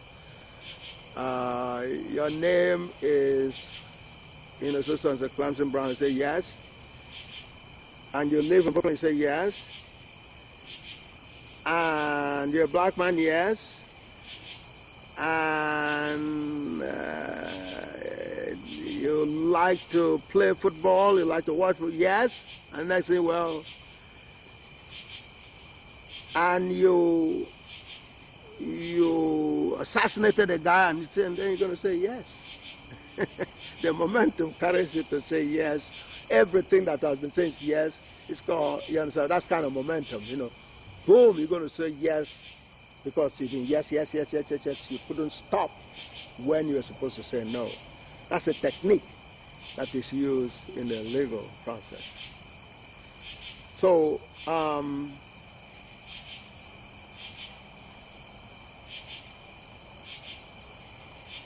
once our science was taken and labeled religion, and they say, well, it comes from God. One of the things in Genesis, for example, is, in the beginning God created the universe and so on. And then they would, so God said, let there be light, okay? Well, GAGUT can prove that. God said, let there be light. God may not have used a word. God just ordained there be light, and there was light. Now, but then down the same chapter and the same page, they would say, well, God created two sources of light. It's the same Bible. One for the night and one for the day. And God who created those two, and they talk about the sun, the moon and the sun.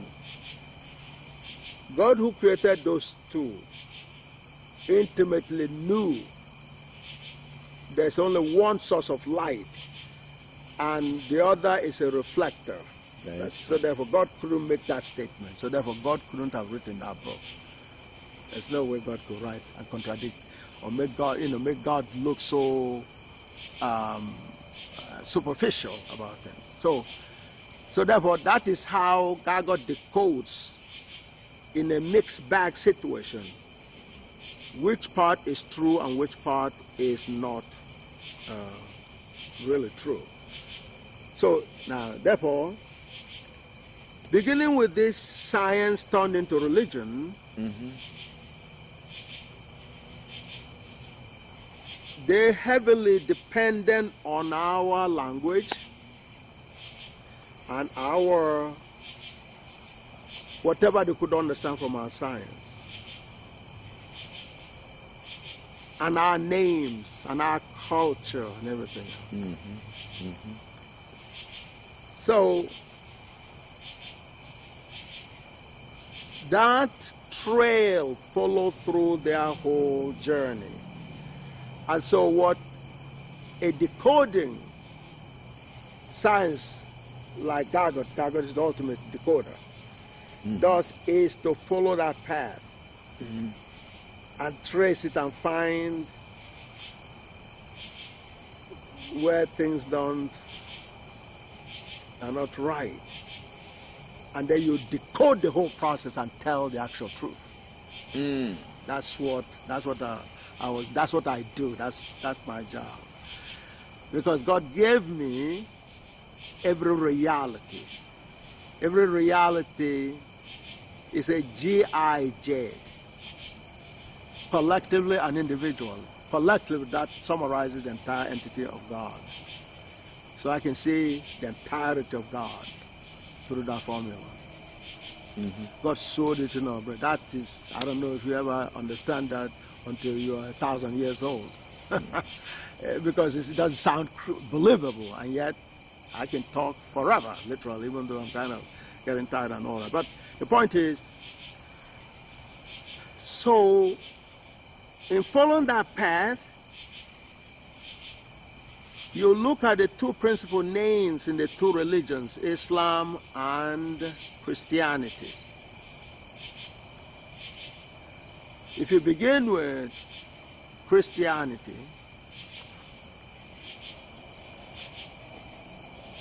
the principal name in Christianity is Jesus, which is a mispronunciation of the original word and name, Joshua.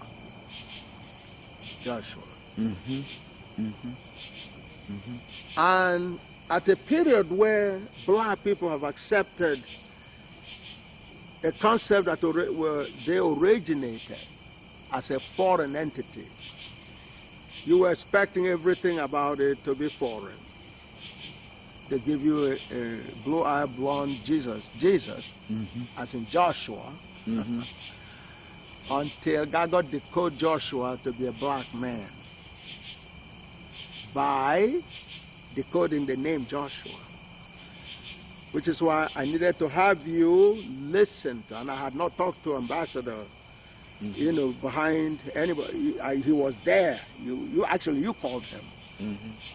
So, and as I told you before we started, we're going to ask Ambassador the question so you can listen. Ambassador, the reason it's important is while you are relearning the Gala version on the continent and the location, Ambassador was born an Igala. So he understands Igala vocabulary. So without going to the Bible and making any references, I asked him, what does the word Joshua mean? I put a question to him. Or Joshua. Have you ever heard that word? I say, yeah, that's an Igala word that says God does it for us. God is our Savior. That's what it means. That's the exact translation from Igala. Joshua means Joshua. There's no Igala, anybody that's spoken Igala that cannot translate that to be God does it for us. God solves our problem for us. That is what is called God is the Savior. God saves us from our problems. That's the exact translation in Igala.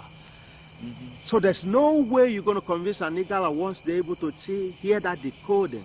That's devastated his opposition totally. That's when he began to say, I apologize. So it was the victory of God over ignorance. That's what you saw today happen. That swept him off his feet so badly that he said, I apologize, because he was very stubborn up until that point.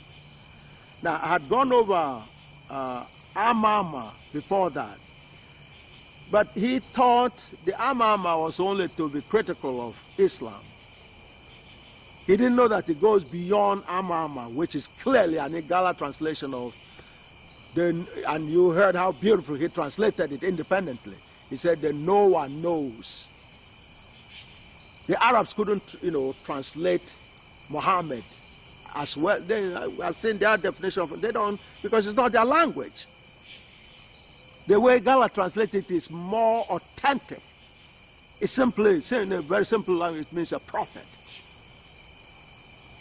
So, but that is an Igala. That's Igala. That's way before Hebrew and all this. So therefore, that says where Hebrew came from, or where the religion came from. Do you understand?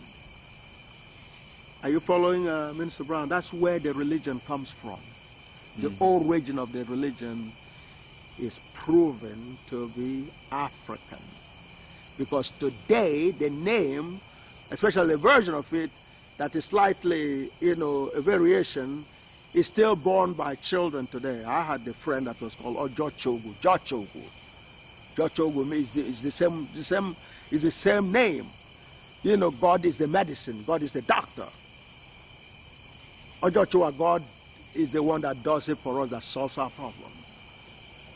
And that's what is considered to be the translation in the Bible. So therefore, since that is our word independently, and it still is today, and combined with the fact that we were here before everybody else, therefore they are telling our story with their own distortions put into it. So that's how Amama or Maman or Muhammad, otherwise called Muhammad, is an Igala name, Igala culture, in terms of bestowing on a person, just like you watch me being bestowed by the same title. When we say the thing that was happening during Muhammad's time and the Kemet, the time of Kemet and so on and so forth, is still being practiced in the Igala kingdom today. You witnessed 2004 where they did what was done to Muhammad to me with the same title. Amo Kidojo, as Amama Kidojo. Kidojo simply means to within. So that was what happened. So when Ambassador was able to see that geometry, his objection and all the other stuff. That's why he said, I apologize, which is what I mean by the power of God through the truth. And if you're able to hang in there and let God penetrate your mind and soak you with that power, then you're unstoppable. But it was important for you to witness from the beginning of things to where God took it, with the ambassador. And that's what is the God order. You saw God order play out. So it needs now to be followed, and continue until every person, especially a black person, is woken up. And what he did with ambassador can be done with every black person. That's basically what we did today and what God ordered for us to do today, and beginning reaching out to every one of our race, every member of our race, and the rest of the world. The rest of the world is very seriously waiting for us to make some very serious progress. So that's a summary of what actually occurred today and what needs to move forward. Are you there with me? I am. We're almost through. We're getting there. Yeah, Joshua was a very important piece, because when you consider Joshua being an African identity, and the meaning of Joshua in Igala language, which meant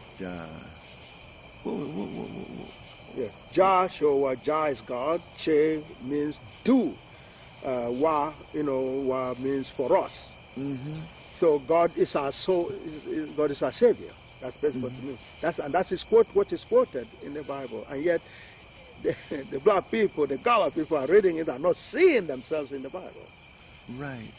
But of course, part of the reason they don't see themselves is because it's distorted. Mm-hmm. So the truth is hidden within that distortion, however, which on the one hand, it makes it extremely dangerous in terms of with that one truth, there's a lot of fraud surrounding it that, it's like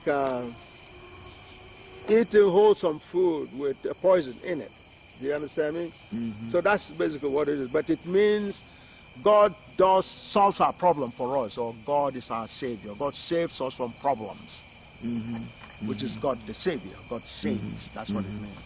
Which is what is quoted in the holy books as the meaning of Joshua.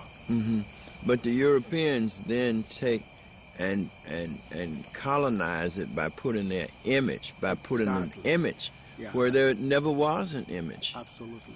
And then they distort it by giving it back in their own culture through their culture, which is to distort and put their image on it. That's right. And so you don't see its Africanness. Yes, that's right. Same thing with Muhammad. Yes. Give us how Muhammad is. Yes, Muhammad again is an African name, very loud and clear. This is just like mathematics. Mathematics is another. In fact, the word Amokidojo is actually Amama is really what mathematics is. Okay, although in the mathematics they put ma'at instead of calling it ma, they add the t at the end of it. Okay, but the key word is ma. Which is knowledge of the proven truth. Ma'at ma'atikos. So the same way is Amama, the one that has the knowledge of proven truth, okay? Amama, meaning you are a mathematician or you are intelligent or you're a genius, okay? Now, if you're a genius, genius means you actually have a knowledge of reality, you know proven truth, okay? Then you are a true prophet because God is the only author of the truth, because that's God's language. So if you could speak God's language, then you are a prophet. In other words, the so-called scientific world don't want to associate with the prophet in the religious kind of dynamics because The religious dynamics, they don't have to prove anything they profess. Okay? In the scientific, and math is the ultimate science, what happens is people demand that you prove your prophecy or your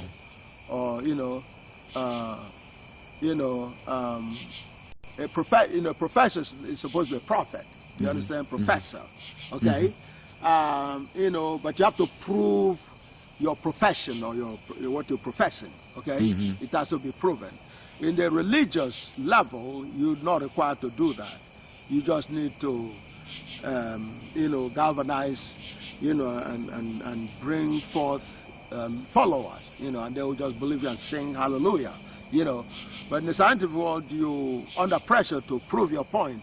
Many times the proofs are not given, or correct proofs are not given. But when you come into GAGUT, and the GAGUTmatics is the real, is the ultimate, then you're dealing with the more accurate science, and the ultimate is the GAGUTical science, which is perfectly. See, I know everything about you because I see you as a GIJ. There's one GIJ that covers your whole essence, both your material and your spiritual part. Okay, spiritual part are evident through the waves in terms of how you conduct yourself, because the spirit actually moves the body, moves the material part. So one sees your spirituality through that movement, through your demeanor, through any number of even do you understand? So therefore I can see you because I have a GIJ, because the GIJ for you is you take away yourself from it, is where you come from, which is God. That's the reference point. Okay? It's God. So therefore, and everybody, Jim Crow, take away from Jim Crow is also God, unfortunately. But he also comes from God, But God didn't create Jim Crow to be where he is, and so on and so forth. But so from that, gives me a GIJ for individuals and collectively. I can see for one Jim Crow and a collective Jim Crow from their spiritual. That's why I was saying, to believe Jim Crow has a hospital for a black person, number one, he's too dumb to get to, because the IQ, as God has shown, God showed my IQ in terms of my intelligence to be infinity. Meaning I can, if I can understand it, I can understand this table, I can understand things, you understand me? Anything that's real, because there'll be a GIJ. All I need is some boundary conditions, and initially I can formulate anything that exists, that's real. Okay? It is through that process that I'm able to decode Muhammad and all these others. So when I come around and I see a name, I say, well, all right, what's the truth about this name? It has a GIJ. So I just go into the GIJ. Do you understand? My intelligence has infinite dimensions in terms of eta sub n. You're going to count 0, which is the wave, then 1, 2, 3 to infinity. Every of that dimension is in my head. I use those, select from those infinity to get a few components that I can compose any reality, anyone. Okay, it may take me a little time. That's the difference between God and myself, because I'm nothing when it comes to God. What I'm rapping is something God sowed in my brains. Do you understand me? I don't own it. Nobody does. There's only God owns that. Okay, but it's an extraordinary privilege, to say the least. Okay, for God to allow me see all that reality. That's what I did with chemistry, and decoded what it really means. And over the history, people have thrown some bits and pieces of it somewhere, but when GAGUT came and took it, GAGUT brought it, really together, where nobody cannot dispute anymore, which is, it means black magic. That's what chemistry means, okay? The same way you take Muhammad.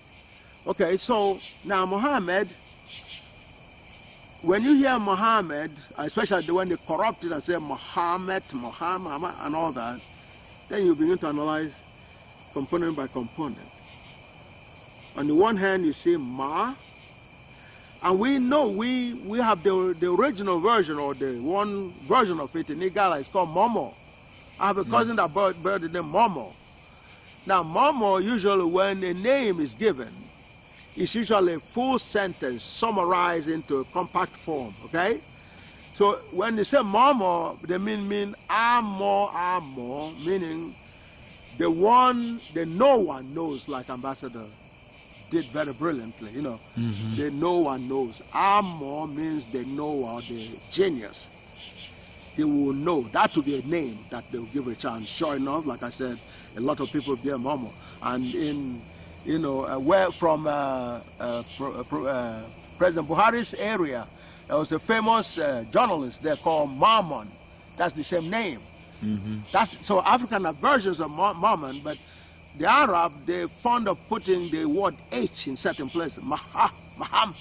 That is their own twist to it, but it doesn't make any difference to the real word, you know. Mahamma, okay, Mama, okay. So just like they put alchemy, okay, you know, alchemy, you know, is chemistry, or you know, chem, but they put alchem by way of chemistry. So the Arab component is the al part, okay, but chemistry, Kemet is land of the black people, or the black people. So therefore you look at it and you see there are two words, ama, or there's really one word repeated twice, okay. So the first one will be the noun, which is ama, the one that knows. The second one will be the verb, which is also, you know, knows verb. That's an emphasis.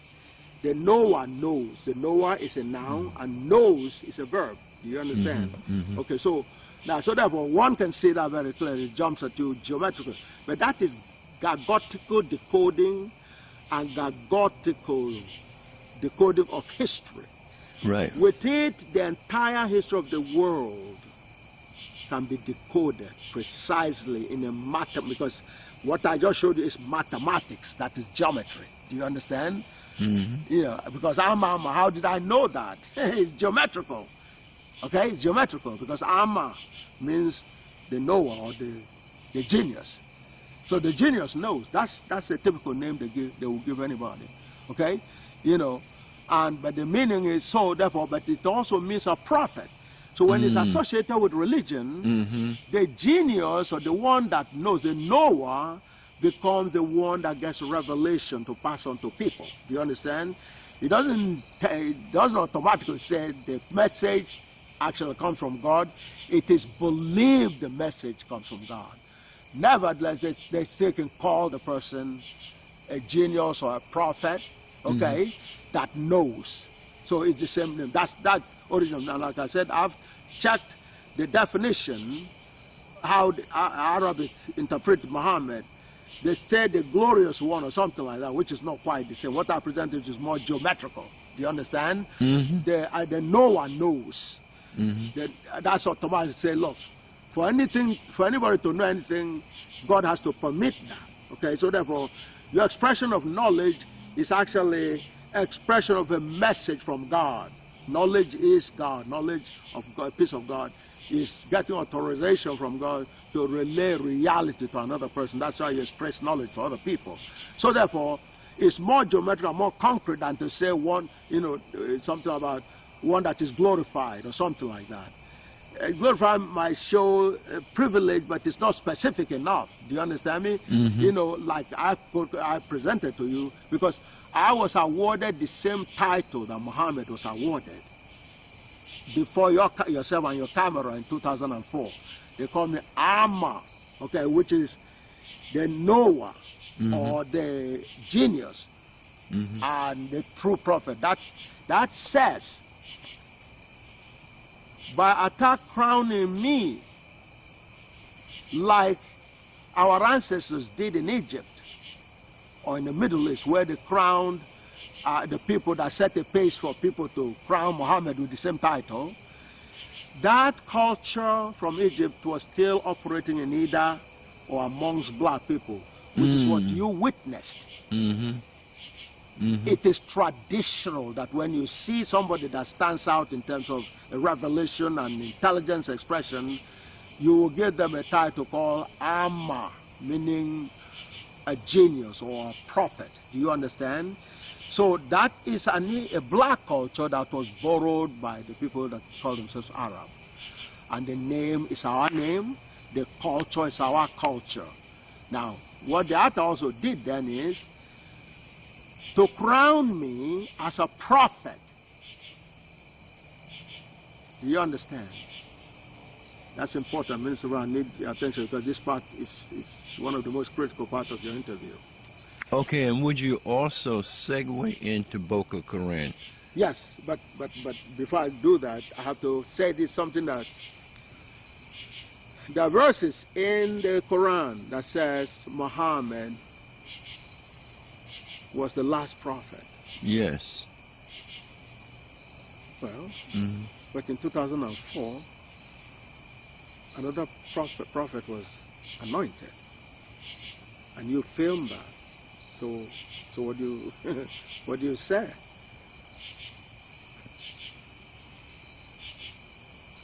Do you understand what I said?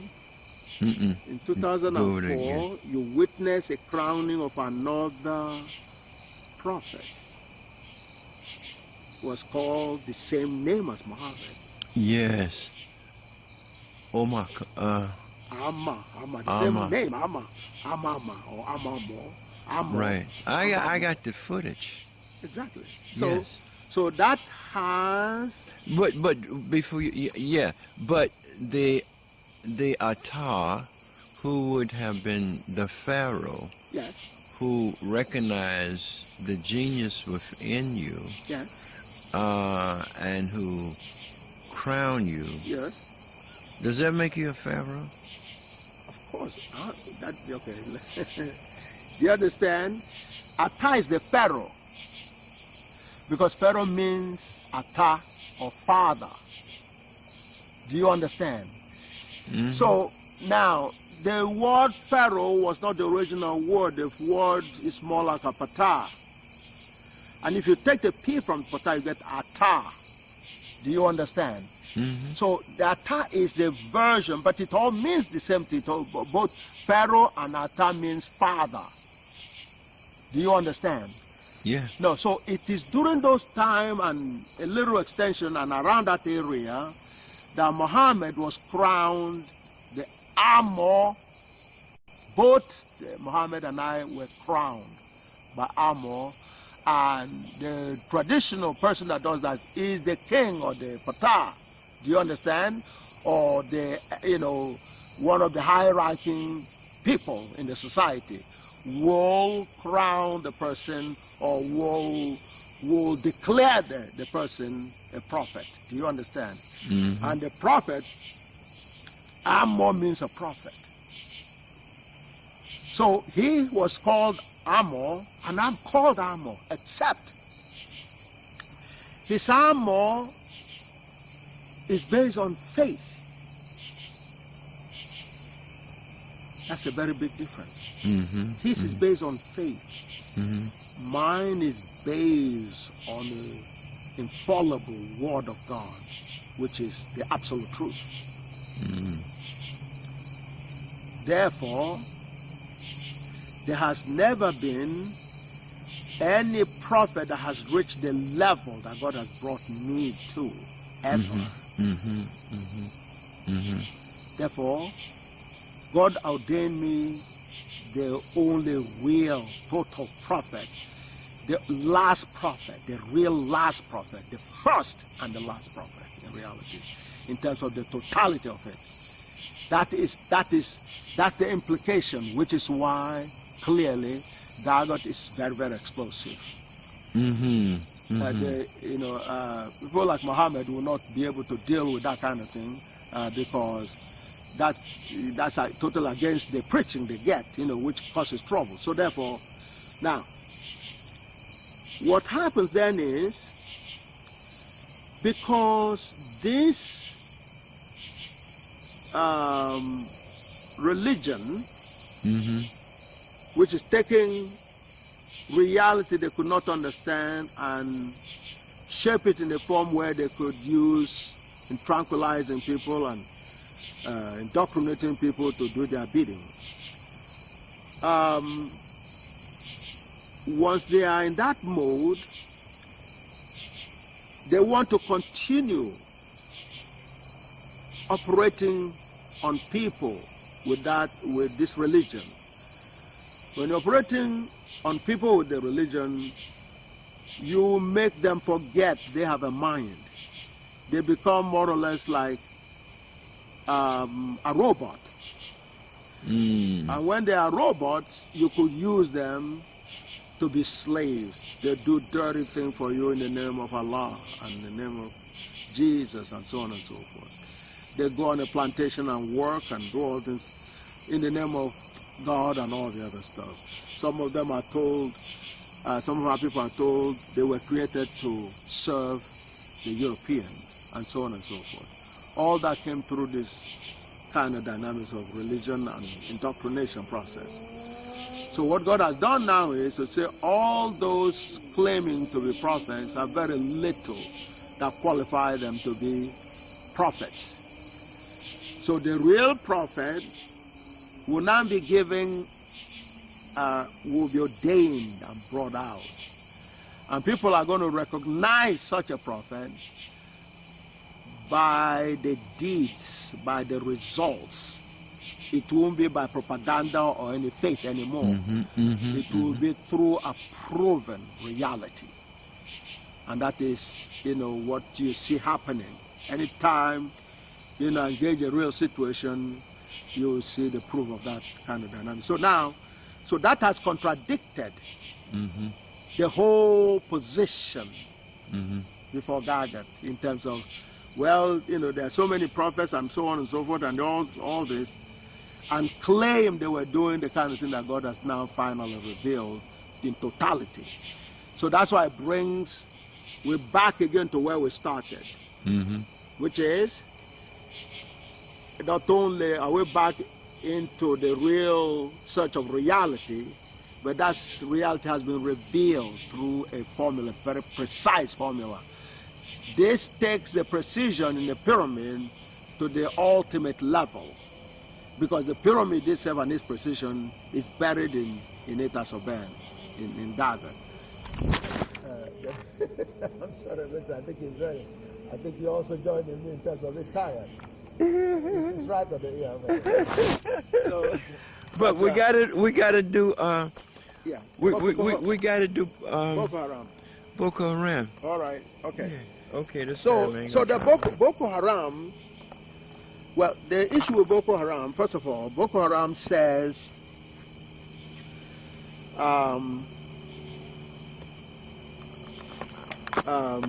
non-black education is a fraud.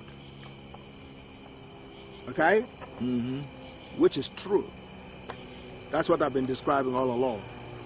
Right. Non-black, because they don't have enough brains to give anybody any education. They can't even educate them, let alone educating anyone else. Do you understand? When God revealed my intelligence to be infinite, and like I said, I think if I keep on repeating this enough times, you'll be more inclined to begin to study GAGUT and begin to see what it is I'm talking about. The book is there. The ranking from Göttingen and everywhere. And again, what I was saying before, without GAGUT in 1990, there would have been no Yale report. Absolutely no Yale. See, so in terms of you presenting, as much as it's tempting to begin with the familiar grounds for our people, or the Jim Crow, because our people will have a more belief in the Jim Crow story than you have to give the chronology, because without one, the other didn't exist. The proof is, for 2,500 years, there was not a single time Jim Crow ever classified black people as being intelligent. Even when they do incredible things, they will have a way of ignoring it or do something. But after 1990, the whole thing changed. Well, why did that bring about a change? Yeah. That Yeah. Go ahead. that forced Jim Crow Yes. to recognize Yes.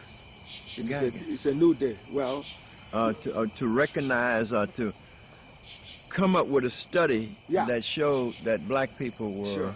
Sure.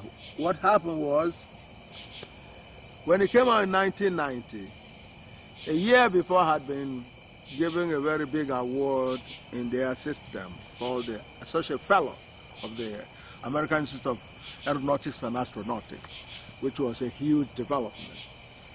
With my age and race and so on and so forth, it was incredible that such a young person can get that kind of award, which people at MIT, when they're 2 days to their retirement, they will get an associate fellow in terms of their professorship, full professorship. So here is a black young man under about 40 or somewhere there, getting an award, okay? You know, under 40. And that shocked the hell out of them. Mm-hmm. So the next year, and what they saw that forced them to do that was something that was a prelude to GAGUT. A year later, GAGUT exploded. And there was a lot of thoughts and concerns about the dynamics. You know, 85, less than 5 years, or a little more than 4 years. Before then, I was in Germany, the same Germany, but not the same school, University of Aachen, giving lectures that, you know, got my father so spiritually, elated, and so on and so forth. And even Kwame Ture, you know, on another level was elated and so on. But what happened was, once GAGUT began to come up, and I was engaging their very best in Cambridge University, a guy by the name of George Batchelor, that he has since transformed on. George Batchelor was reviewing GAGUT, a piece of GAGUT. It wasn't really GAGUT, it was what you call interim report on GAGUT.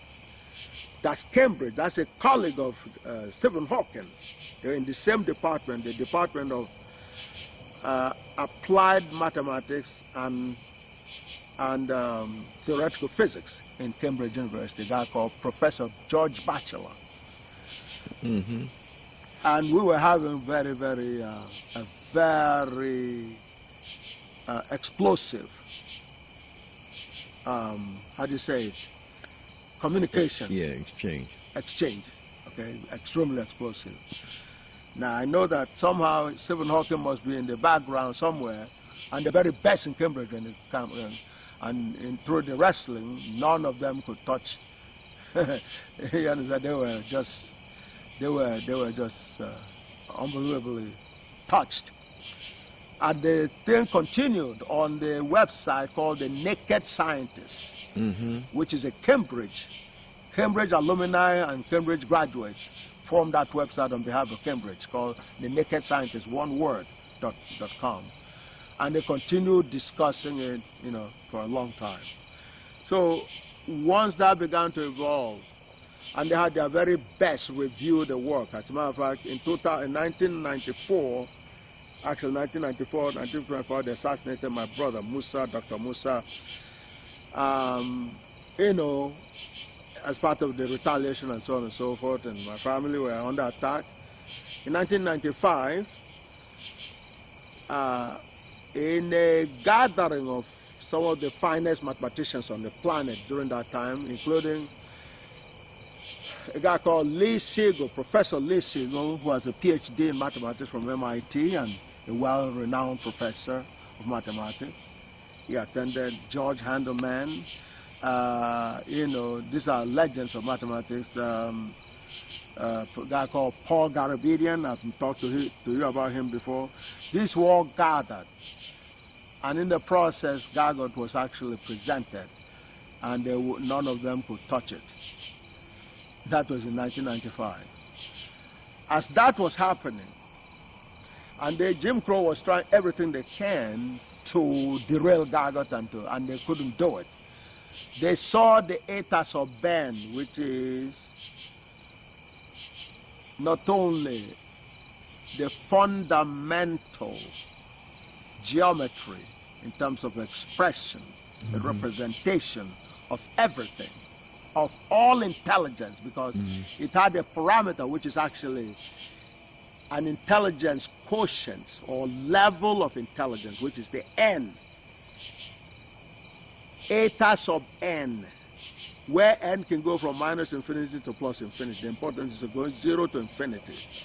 Now, that is a fundamental building block for building any reality, well, that you can decode any reality. Otherwise called intelligence. And the n is the level of intelligence, which for me is infinity. That's why I can talk so much. That's why I can talk. So anyway, once they saw that, there was nothing else they could do. So they said, well, we can't touch Oyibo. Oyibo's out of sight. We can't touch it because the expression is there. And only a fool can even try to hold back a little bit. That's why I caution anybody, even including yourself, because if you don't want to embarrass yourself, ask questions. It's better. And to say, well, I don't know. Well, if you don't know, it means you're so out of it that there's an expression. Eta sub n defines intelligence exactly, which nobody knew before GAGUT. So when Yale was ordered by Clinton to go into the labs, they were being guided by this eta sub n, because in effect what they measured is equivalent with the n of the eta sub n. So what is called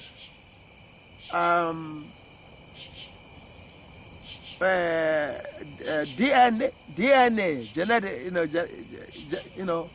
that is geometrically the level of intelligence. So, which is why when I decode it, when I read that paper and interpret it for people, I give them the raw data. Okay, the raw data is equivalent to take eta sub n and measure the n. I have the exact relationship, exact formula, exact decoding, exact expression for that intelligence, and I can tell you what eta sub 19 means. That's what the rest of the world have. The non-blacks have eta sub 19. Eta sub 19 defines their own intelligence. I know what level that is. The black people, on the other hand, have much higher, which is eta sub 28. I can show you the geometry. No human being else knows that except myself. So they're using DNA to really test it, because they've seen that with my situation, nobody can argue with it.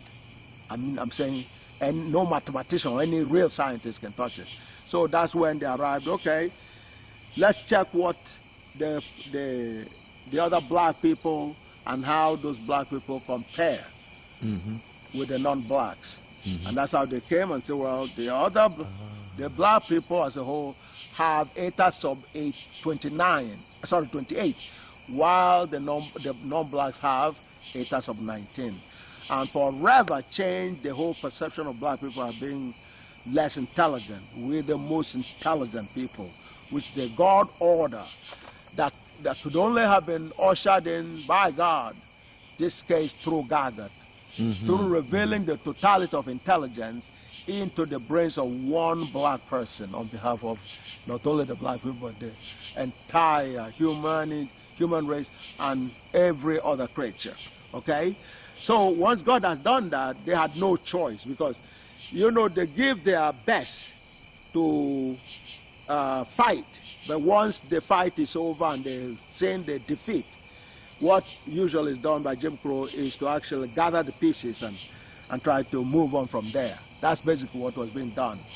So, and then while they were doing that, it was gaining grounds.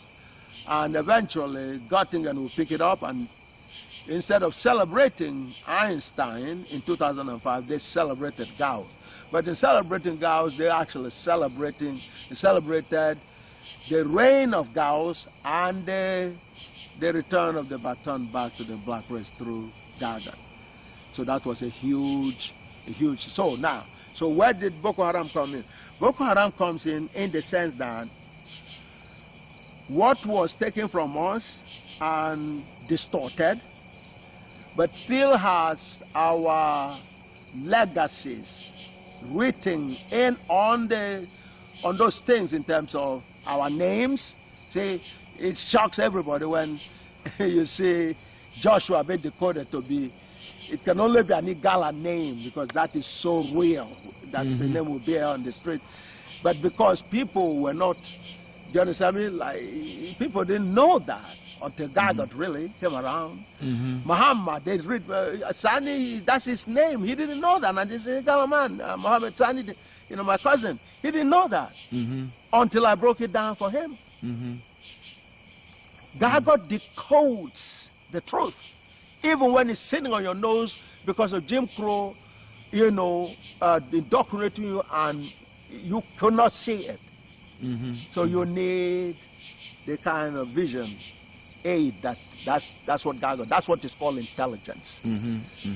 So they couldn't hide that from me. I can see it, and when I decode it for you, you can see that you know it, what I'm saying is perfectly correct, can't you? That's right. But because you didn't have the kind of command of the Igala, you know, where that was originally written, I took you on to Ambassador, and right in front of you, I questioned Ambassador to translate the word for you. And you heard with your own ears what he was saying. Now you're going to call Jacob independently, and we're going to do the same thing with him, and you're going to listen also. Do you understand? So in this way, when you go to meet the diasporan brothers and sisters, you are that much empowered to deliver the story to them so they could become free. Do you understand? So now you've been taken back to where things were before the enemy took over, you know, our science, which they called it religion because of their own lack of understanding of it. Do you understand? For us, it's a knowledge that we are acquiring, okay, about reality, but which they turned into a myth and a belief and all the other stuff.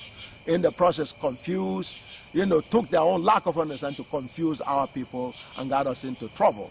And that's why Ambassador was apologizing today, and we hope that, you know, he keeps on moving on the higher ground along with the other people. So Boko Haram then says that non-blacks do not have enough brains to teach black people anything because black people are superior in intelligence. So if a non-black tries to come and pretend he's teaching you something, it is a fraud. That, in essence, what Boko Haram says. Do you understand? That is the truth. However, what comes out of that is a contradiction. But it's used as a tool to brew trouble. It's like a person that says, I'm a Kenyan student, and then is attacking every issue that is black or is supposed to help Kenya. Do you understand? That is not all the time. That's how you know it is the source of it. Do you understand? So they know that people who have some level of consciousness would go along with that saying, but it's very superficial. The real goal is destructive. Do you understand? Yeah. Is to bring in war, divide people up. You know, especially to divide people up between north and south. Because when it comes out in a house of language, okay, number one, it will say, well, that's a north issue, okay? So, and of course, and sure enough, some of the atrocities that were carried out seemed like it was anti-South, until it began to show that even within the North, there was division. Because, for example, you know, they tried to say, well, it's North versus South, which I know I was saying it's a religious war. Do you understand? So, except, you understand, even though the Muslims are attacking Christians, they're also attacking other Muslims. That is where you begin to see inconsistencies. It is supposed to be a Muslim issue. Why is a Muslim killing other Muslims? Most of the casualties are Muslims. In Maiduguri area, they are mostly almost all Muslims. And that's where most of the casualties were coming from. Do you understand? That's how you begin to decode what it is that is going on. the terminology would have been something that every black person, it's like saying special ed is a fraud. Every right-thinking black person will support such an idea. Do you understand? Mm-hmm. It is unfair to put black kids in a special ed because they come from the most intelligent race. Do you understand? Mm-hmm. Now, but people can use that as a starting point for them to brew trouble and cause atrocities. That's what happened in Boko Haram.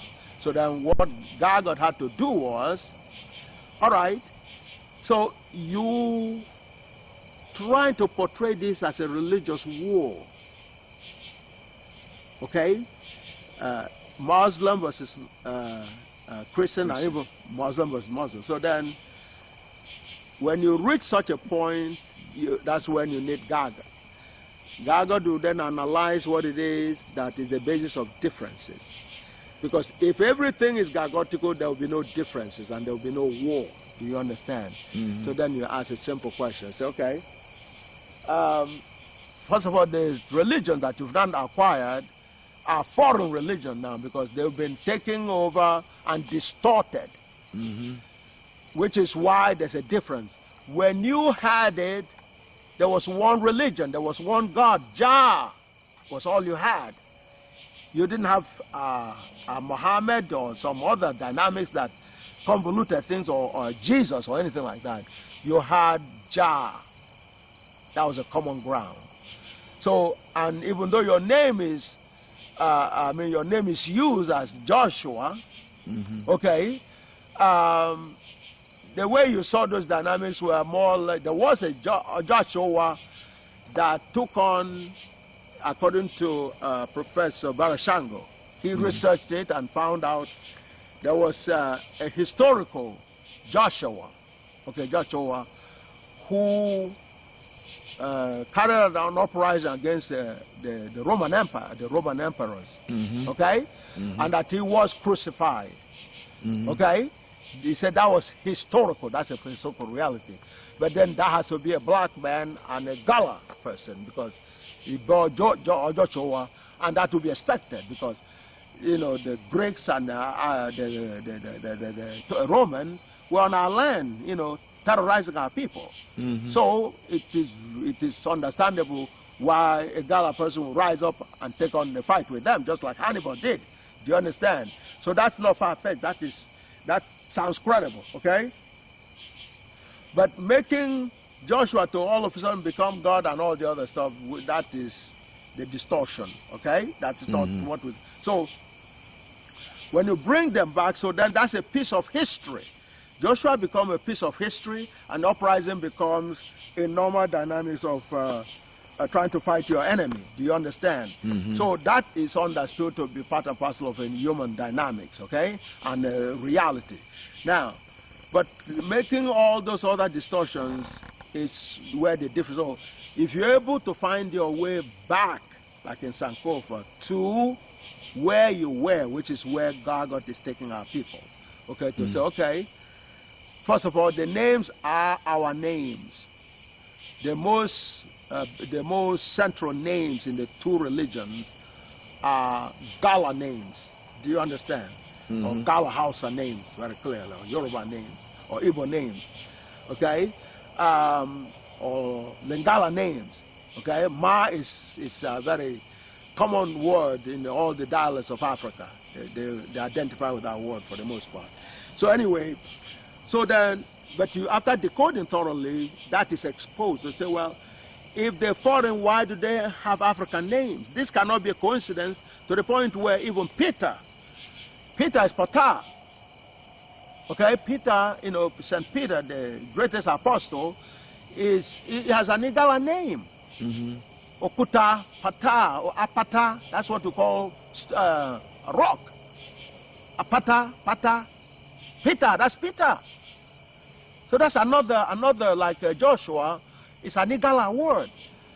So in one dialect of black language, you could get all these major vocabularies that come directly from that. That is not a coincidence. That's a reality.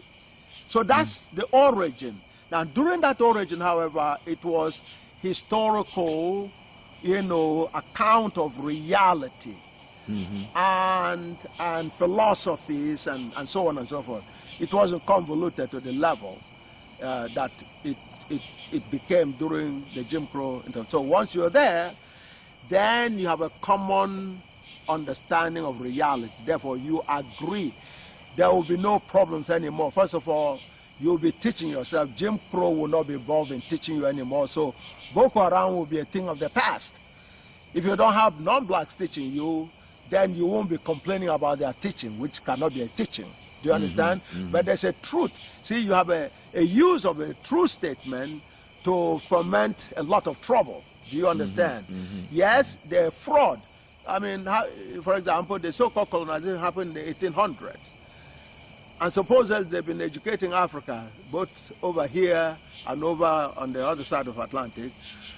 And somehow they've been supposedly teaching black people how to, engineering and how to build cars. And up until today, no black country, after paying all kinds of money to Cambridge and Oxford and Sorbonne and Göttingen and all that, they've been paying all this money to teach them how to build cars, and not a single car has been built by black people anywhere on the planet in terms of them owning a car manufacturing company.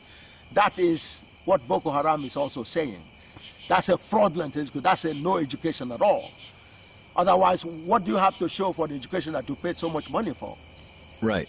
That's so that is a logical, consistent in terms of a good aspect of Boko Haram. But what is used for is destructive, so it negates that particular dynamic.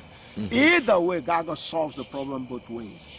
You go to the origin of things, and then you see the commonality. You understand? Just like if you go to God, you have unity. Okay? You have a family reunion. When you go to the first Brown and your wife's family, they are the same generation as you. Do you understand me? Then you have gotten into a lot of common grounds, because those grandparents, okay, are the origin of the large number of grandchildren, great-grandchildren. Do you understand me? A large crowd have the common base then that, great-great-great-great-grandparents. Do you understand me? And you have a common ground there, because then you can all call that grandmother your grandmother, your great-great-grandmother, for all of you. Do you understand? Even though you look like you're many and you're different, that's what God has done through GAGUT. God took our understanding all the way to the origin. That's why if you subtract yourself from yourself, you get a sense of that origin. The same way Lady Brown subtracts from Lady Brown. Lady Brown also comes from God. Same thing comes from everybody. So everything comes from God. That is a common denominator. So therefore, and when you reach that point, you solve a lot of problems and a lot of misunderstanding. You see your oneness, your connectivity. Do you understand? That long time ago, great-grandfather is what connects all of you. And God connects all of us, both living and non-living things are connected by God. And the fundamental level, that God connected us is through waves, which is spirituality. So you could celebrate that kind of connectivity through spirituality, through communicating with people, through having a good time, having all the godly times with people, and sharing godliness with people. So therefore, going to the African origin of religion unifies the religion, just like going to, right? If you're having difficulty in your generation, go back, within a larger family, go back a few generations, and you have one common ground that unifies you. That's what, but that to tell you a lot of stories in front of us. Okay, you're not very different. You're the same people. Okay, you come from the same great-grandparents, just like all black people come from, and all humanity now understand they come through the black people and, from the same creator. Do you understand me? So when you go that far, then you really understand a lot more about what you have in common, about why differences, are necessary. Through that journey, you are able to learn about how to get rid of differences. That's and that's how Boko Haram was solved, because the people were on the edge of exploding.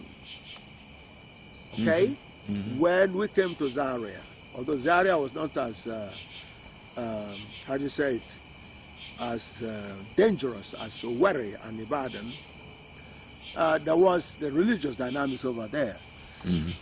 And so, and especially when unsuspecting, and to their shock, I brought in the very thing that everybody was afraid was going to cause trouble. Do you understand? They thought I was going to shy away from it. They didn't know I was sent by God to end the problem. Okay? So I said, wow. All right, we're all silent, and I alluded to it a few parts of my presentation, and then eventually I honed in on it, and I said, well, you all think the religions are foreign to you. I mean, but there's a distortion that is foreign, all right. But you don't know, you don't believe you have anything to do with that religion. Let me explain things. Let me ask you a few questions, and then I asked them, what does the word Ubangiji mean? So, even to get a person to respond took quite a bit of time for anybody to get courage to volunteer to actually define it, because they're afraid, that could lead to an explosion of bombs. So nobody, you understand, nobody was prepared to even answer the first part of it. Slowly somebody lifted their hands. Okay, I'm going to try, as long as I just answer the question. So I said, well, there are two meanings. One is, it's a creator. That's the real meaning of it. So I said, fine. Or the Ubangiji, or, Father of Hope. Okay? So I said, very good. And then when I turned around and said, well, which one did we know first in Africa that is taking him back to the origin? Okay? And then he said, then all of a sudden he couldn't answer it. That was a giveaway. Everybody was so scared as we were gathering to listen to GAGUT. GAGUT was, that was the biggest symbolism of the solution to Boko Haram. Because then when I answered that, everybody knows the answer. And they all knew they were, how can I say, acting. They were following a script from Jim Crow by claiming it's Allah. The European taught them Allah and taught them about God. Do you understand me? That was what I had to bust. What I mean to bust it. And so when I said, okay, what's the real answer? He couldn't answer. Because he had to take a fifth, because if either way he answered, he's going to have problems. If he answered it correctly, he was afraid there was going to be a bomb explosion. If he answered incorrectly, then he would look stupid.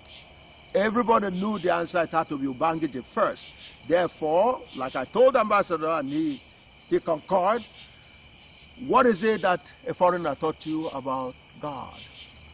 There's nobody, no black person that can actually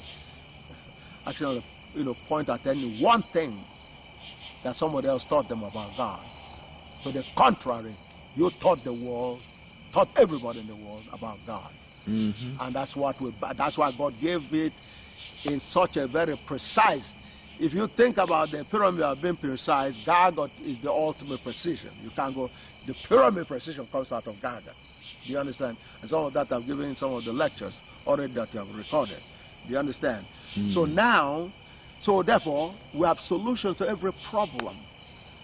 Solutions to religion, solution to, and there are a few things that I cannot even announce, because announcing some of those things will turn the world is upside down already.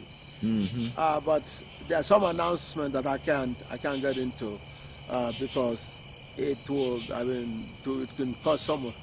if you think about earthquake, this one could cause more than the worst earthquake you can get in terms of the confusion that could come into the world. But anyway, but there's a lot people need to learn and turn around and so on and so forth. So this one needs to go into the minds of our people.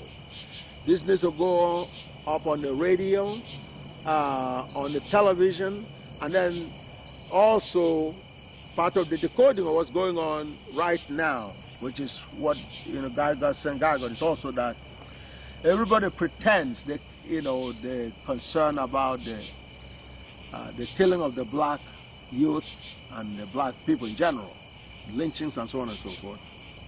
And yet, the people who claim they are concerned are the biggest facilitators of the crime. Okay? In terms of, for example, if CNN was presenting GAGUT,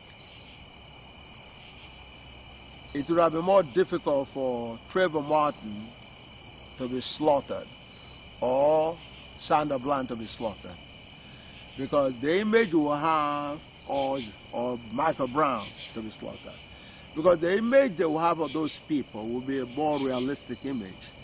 The image they will have of all these young people, black people, will be different from looking at them as criminals and all the other stuff, because they will see them in light of GAGUT. And on the same token, black people need to wear the GAGUT shirt so as to take, to dismantle. If you don't wear the GAGUT shirt or a concrete African attire, unless your mind or your demeanor speaks for you, then otherwise you'll be wearing a uniform, or a dumb person uniform. But when you wear GAGUT, then they know that you are enlightened about who you are. And so those are the dynamics. For self-protection and preservation of one's life, if nothing else, that becomes a very critical thing for us to do. But we need this word to actually resonate with people's minds and spirituality ASAP. All right? Professor, I want to thank you. And this is the first of many. I think you should talk to our people all over the world every day. Thank you. You're welcome.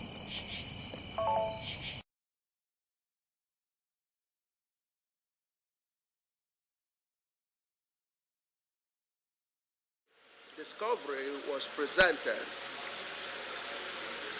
to the entire university systems in Nigeria.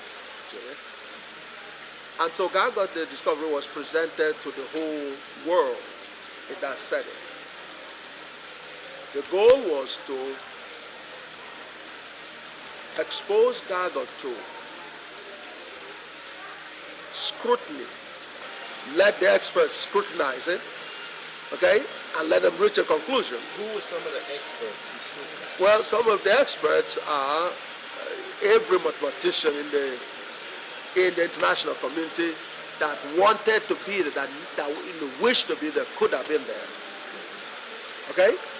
Professors from Cambridge, from Harvard, from MIT, from Tokyo, from Japan, from Germany, Göttingen, from Moscow State, all of those were supposed to be there. I mean, were invited to be there. And so these people then were to say their piece in terms of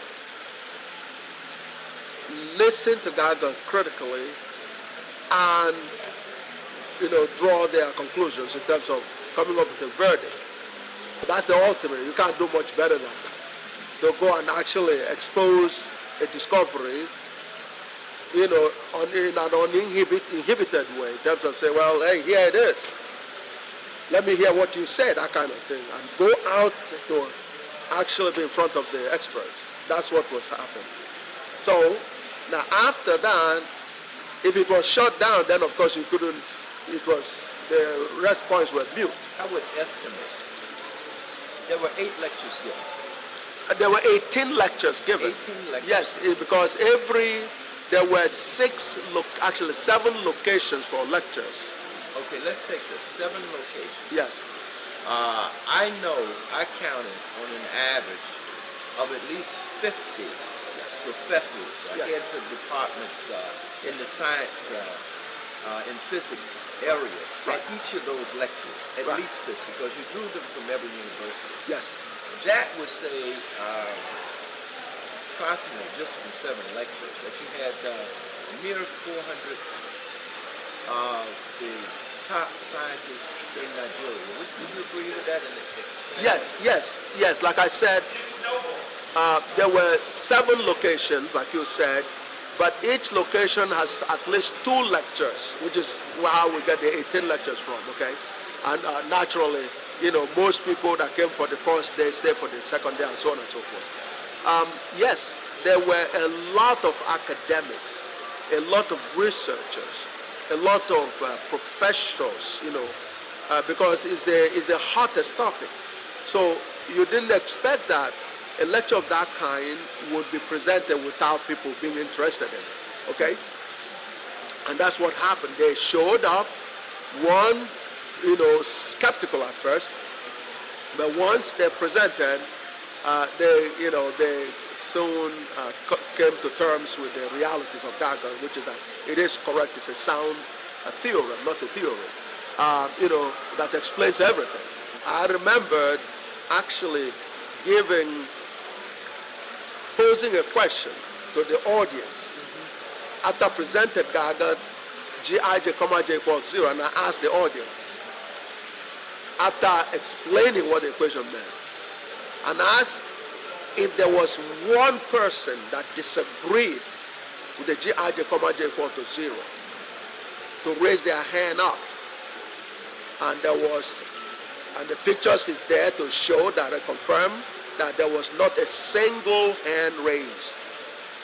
Shortly thereafter, another meeting was convened to actually deliberate on, on GAGUT in terms of, so now that nobody can argue with GAGUT, at least within that audience, the first lecture was attended by almost all the university presidents in Nigeria.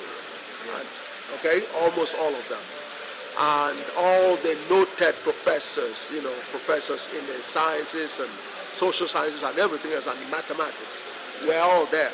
For example, there was a former Minister of Education, Professor Gabriel Audu was there, even though he's not a mathematician, he's a professor of medicine, and has been instrumental, while as a university president himself in Nigeria, had awarded a degree, an honorary degree, to a Nobel laureate in physics called Professor Chandrasekhar. Was awarded. He was president of the university that awarded that degree to Professor Chandrasekhar. So he was there in the audience. In fact, a presentation that was done at his committee, because he's now a senator, is the chair of the Senate Committee, the Nigerian Senate Committee on Foreign Affairs. When we gave him a presentation, he was so thrilled by the presentation that he ordered for 11 sets of GAGUT books, which is like 22 books altogether.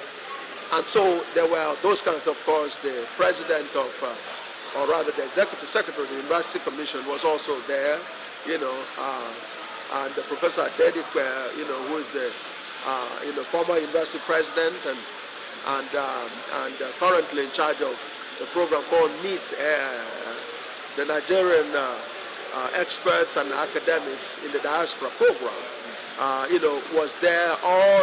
Professor Osuji, a distinguished scientist himself and current Minister of Education, was there in the audience, and had some great things to say about GAGUT previously. So it was anybody that was anybody, especially within Nigeria and the immediate countries, within Africa, were there. So they were invited. And members of the international community were there. There were international community members, that were there in the audience, okay?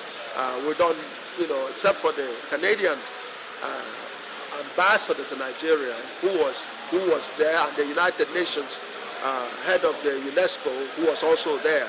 I mean, so it was very international in that respect. Another person that was present is, Alex Animalu, okay, who again has a background, was trained in Cambridge University.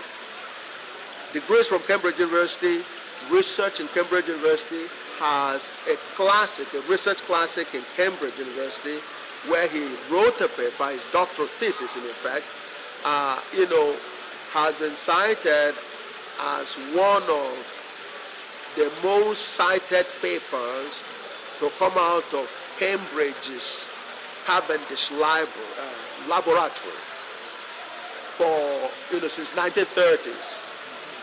His paper has been cited, from what we hear, 729 times, which makes his paper a classic from Cambridge, a citation classic.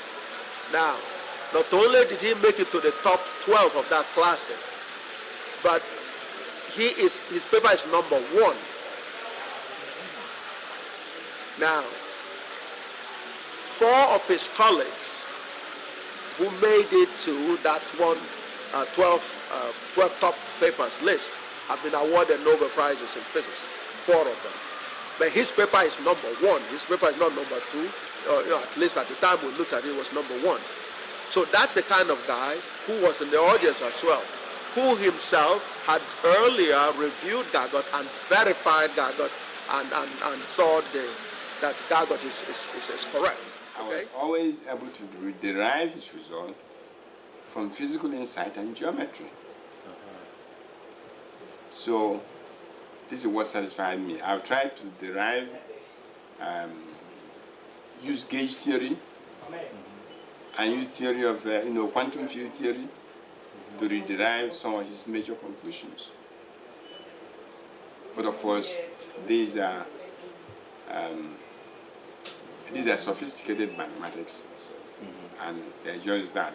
If you look at the review that I've written, which I've given me a copy, then you'll be able to see what I'm talking about. I also know about this demonstration, which I'm carrying about all these years, of going. The important point was he has a methodology for going beyond Einstein. And that the methodology he used was not empty, in that he did actually find solutions of the field equation. I've shown that in my review. Yes. Are you saying that there is a unification? Of course. So some people need to hear it directly. You want me to say, I've said so, that there is a unification. So Abubakar, a person with an undergraduate degrees in mathematics from Caltech, California Institute of Technology, recognized as top 5 universities in the world. And then also the same person, Professor Abubakar, also has a PhD from Cambridge University in England. Again, another top 3 university school in mathematics. And he himself has actually done some very fine work on wave theory, the mathematics of wave theory, while in Cambridge, and has published some seminal papers on the topic. And so he was in the audience. Now, it takes a lot of guts to take a new discovery before such people. And after listening to that presentation, he was interviewed by the news media, particularly the National Television Authority in Nigeria. And when he came out and he was interviewed, the first question is, well, what do you think of this discovery specifically? What do you think of the Gij, J equals 0? And he went on and he says that the equation is perfectly correct. That's almost, if I remember that exactly, almost exact words. It is equation, GAGUT equation Gij, J equals 0 is perfectly correct. And he also said that, yes, you could actually interpret it as a change in God is 0, as in God was the same yesterday, today, and forever, as is already known to believers. So he confirmed that as well. Then he went on further to say that the mere fact that a legendary, or some legendary mathematicians have reviewed it, like Gregory Sagas, who has been known to have made about 205 contributions, significant contributions in mathematics, topping the list of all mathematicians that I know. He says the mere fact that that guy reviewed GAGUT and had no problem with it automatically confirms what he has said, that GAGUT is perfectly correct, not approximately correct, but perfectly correct. Those are his words. And given that he holds the finest paper qualification in mathematics, the finest paper qualifications in mathematics, which is a degree, a PhD degree from Cambridge University, that summarizes, everything else. For you to go against that kind of conclusion, you have to have a lot of guts. Distinguished Senator, I know you to be a world authority in mathematics. Have you seen the publications, listened to the lecture? What is your view on it? How correct mathematically is it? And his assumptions and his the mathematical symbols he used and what they denote, and literally Gij, comma J, all that really come to zero. Yes. When you have something like Gij, comma J coming to zero, it means that it's constant. Because if you differentiate a constant, you get zero. So that's the basic of it. And that is why he's saying that it even describes God in a way, because God doesn't change. So the change in God is zero, so God doesn't change. So mathematically it's perfectly all right. And as I said earlier on, the mere fact that it has been reviewed by world-renowned mathematical physicists shows that mathematically it's correct. And so we can rely on it. Thank you, sir. Yeah, thank you.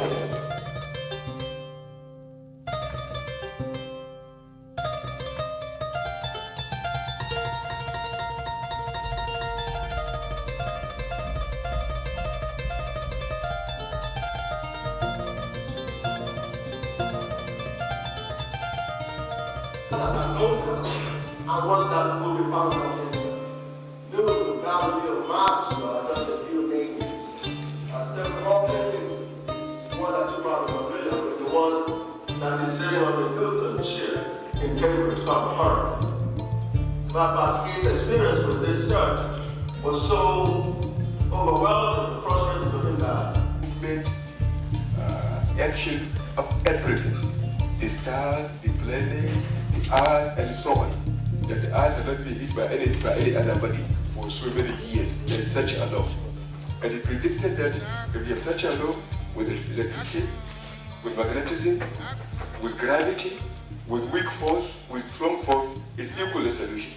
But Einstein was not able to put in a concrete mathematical formula whether I is equal to AB squared or something. Let's explain it.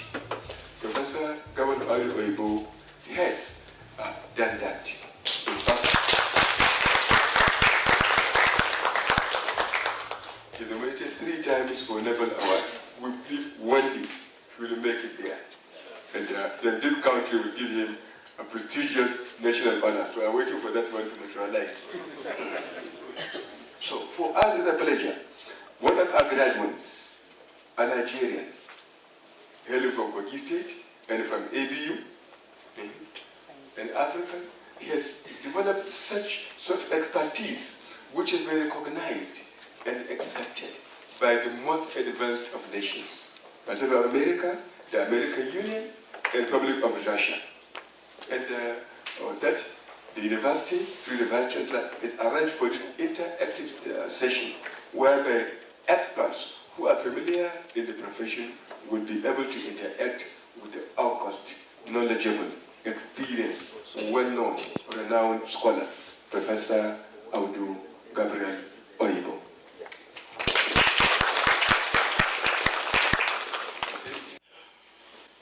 Well, praise God. The only force in the universe, which is what this whole thing is about. the whole thing is about the search for the Almighty God. See, what's interesting, which is what I want to get it out immediately, is that, see, the basic question is, what is God? And for those who don't believe in God, immediately, the question is, what is the universe? You can't, you have to be either in that group, And so, basic answers to that question over the existence of humanity can be characterized in three categories. The holy books, which is the Bible, Quran, Torah, said that the universe came out of the Word of God. As in God saying, let there be light, and the Word changing into light. And God saying, let there be stone, and the Word changing to stone. And God saying, let there be humans, the Word changing to humans. That's the position of the believers. Now, the non-believers or the scientists say, well, we don't believe in that God thing because we don't believe in God. But GAGUT will later on prove that they do believe in God. But they said the universe came out of a big explosion that they call the Big Bang. And yet there's a third one by the ancient Africans, which predates the two accounts that we gave by about 20,000 years.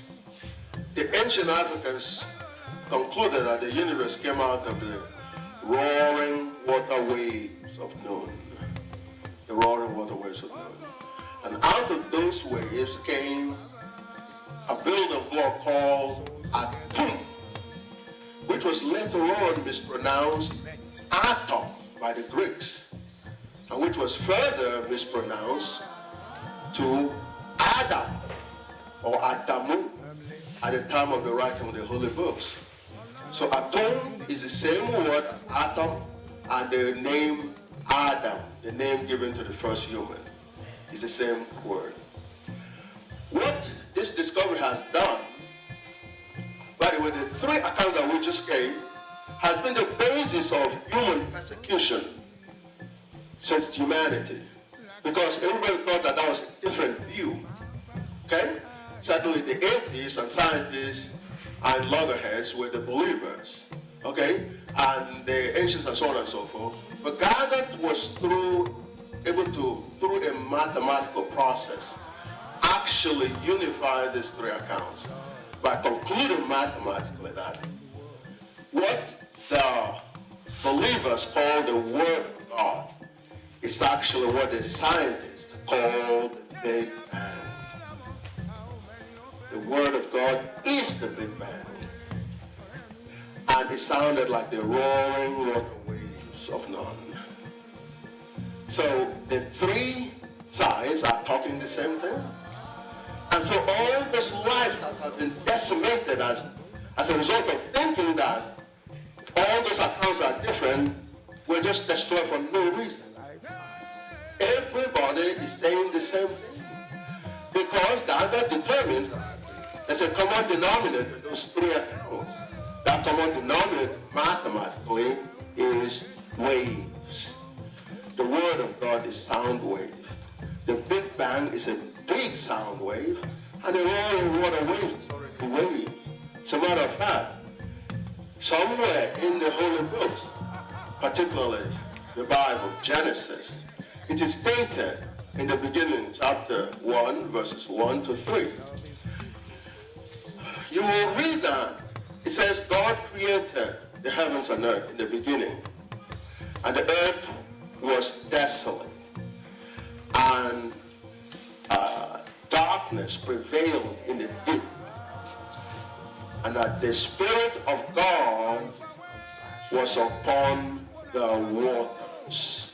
The Spirit of God was upon the waters.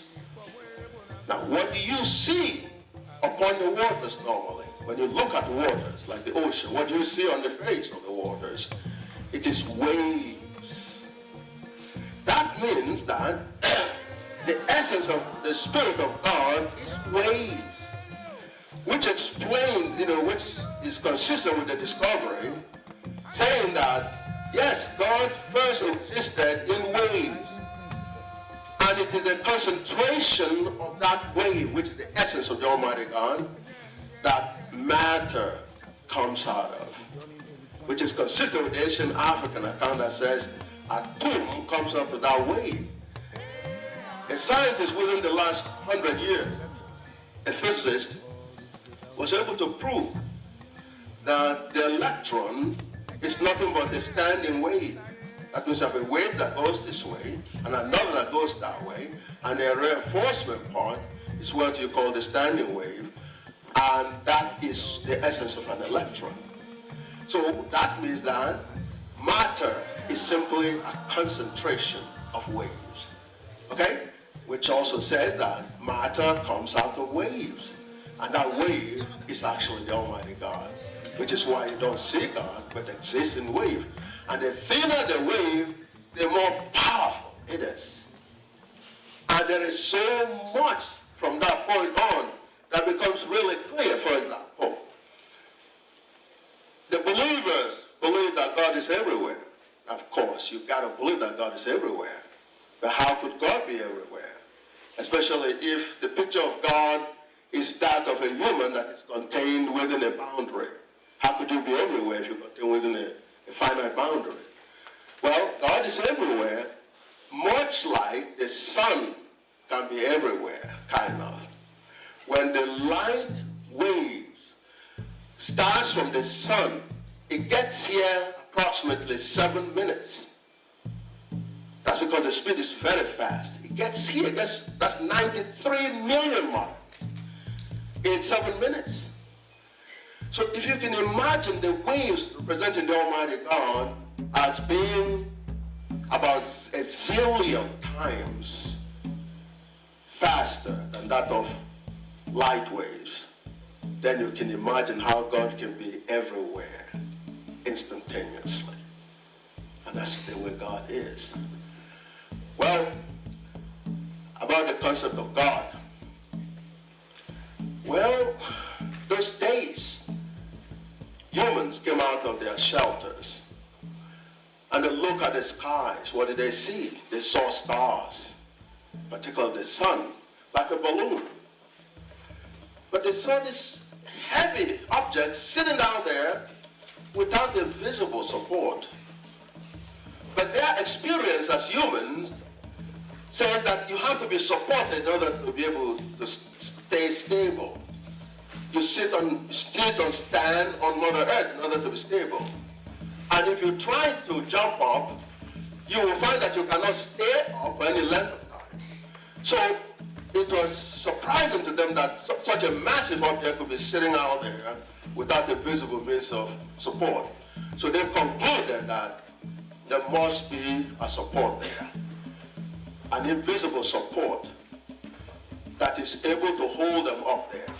That invisible support is what they define as God. So the support that is holding the sun is called the sun God. The one that holds the moon is called the moon God. The one that holds Mercury is called the Mercury God.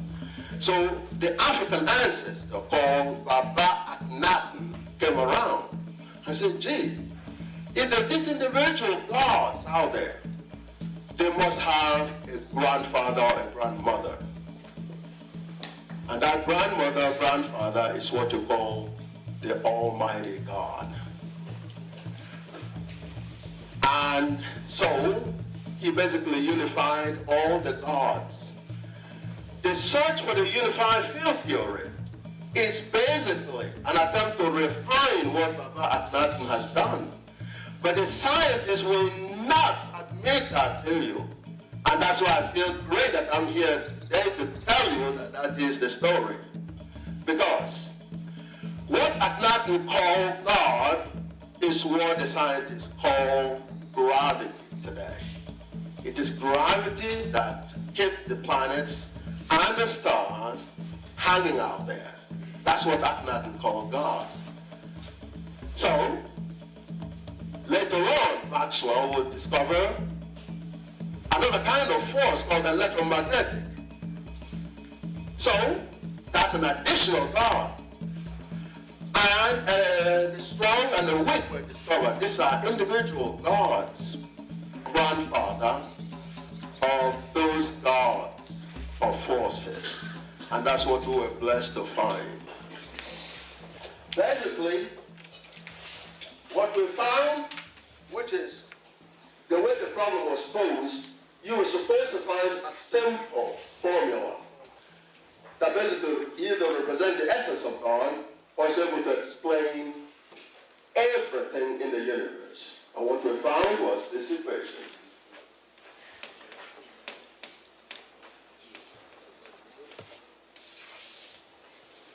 Otherwise called God Almighty's Grand Unified Theorem. GAGUT. Thank you. GAGUT. That's what we found. Gij, comma j equals 0. Most of you who are into mathematics realize that that's a tensor equation. But the essence of that is basically that the believers see this as God. If you like, G-O-D, the grandfather or grandmother of all the gods. The non-believers see this as the force, okay, that produces power that runs the universe. Okay, they see power in Gij. And so God looks at this and says, gee, the essence of God is power. That's why the word might is used to describe God. Almighty. If you take the word almighty away from God, God doesn't mean anything anymore. Therefore, it is clear then that this is saying. What does that say? The believers and non-believers believe in the same God. They just called it by different names. And this has been a basis of interhuman persecution since the beginning of time. The fact that the believers are angry at the non-believers that they don't believe in God, and therefore ungrateful for the entity that created them. And that the non-believers think the believers are dumb heads. You know, that they happen to believe in some cloning stuff. In reality, they all believe in the same God. That simply says that not only is it true that there are no atheists in a foxhole, but there's simply no atheists at all or anywhere. That is GAGUT. And what this means is, the equation, the comma in your tensor basically represents change, an indication of change. So, the equation can be read. The change in God is 0. Every believer knows that God was the same yesterday, today, and forever. No change in God. Therefore, this satisfies the believer's belief. But you know something? If there's a choice between faith and a theorem, the theorem is superior. Absolutely correct. The only reason we go with faith is because there's no theorem. If you have a theorem, that's far superior to faith. Faith is like, if you have a well-presented Harvard professor, mind you, Harvard is supposed to be the best university in the world currently by Financial Times of London. If you found a male professor from Harvard and it comes around, and you ask him 2 plus 1, and it says 5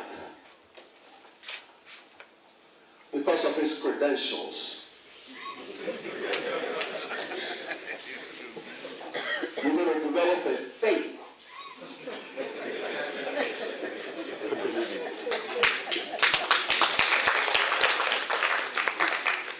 So that is faith.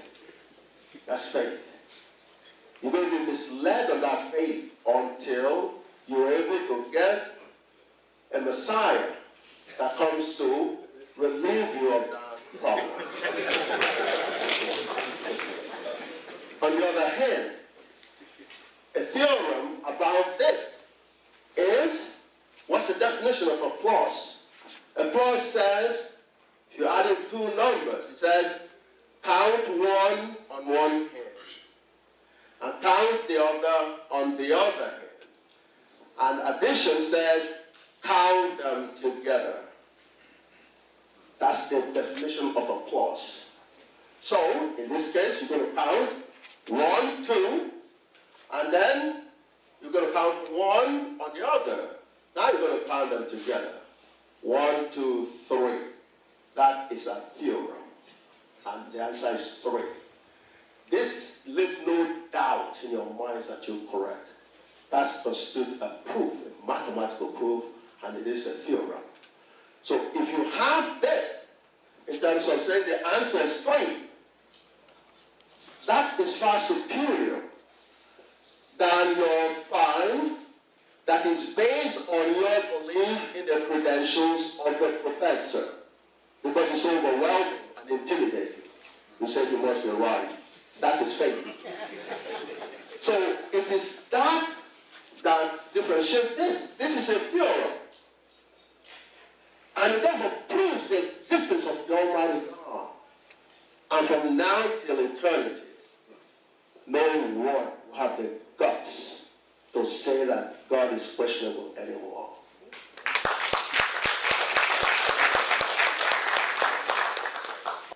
Albert Einstein was looking for this equation, this one, and what he got was E is equal to mc squared.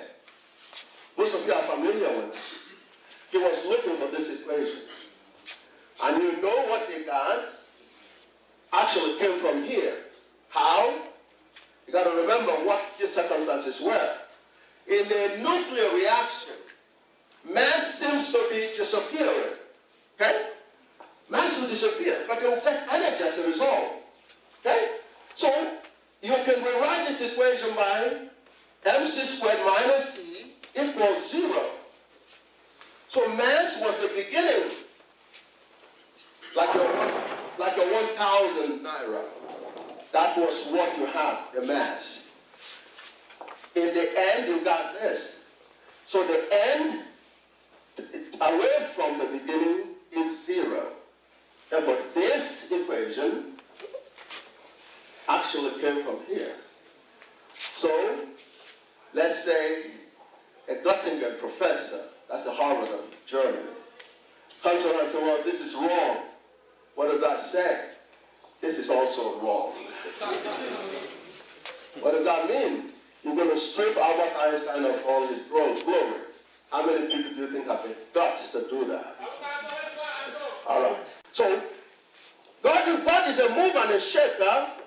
Okay? Now, would God play dice? The answer is no. And thanks to Professor the Dean, he has already helped me with that. But this is a big problem. Okay? God is a mover and a shaker. When he moves you, this is the path that you're going to be following.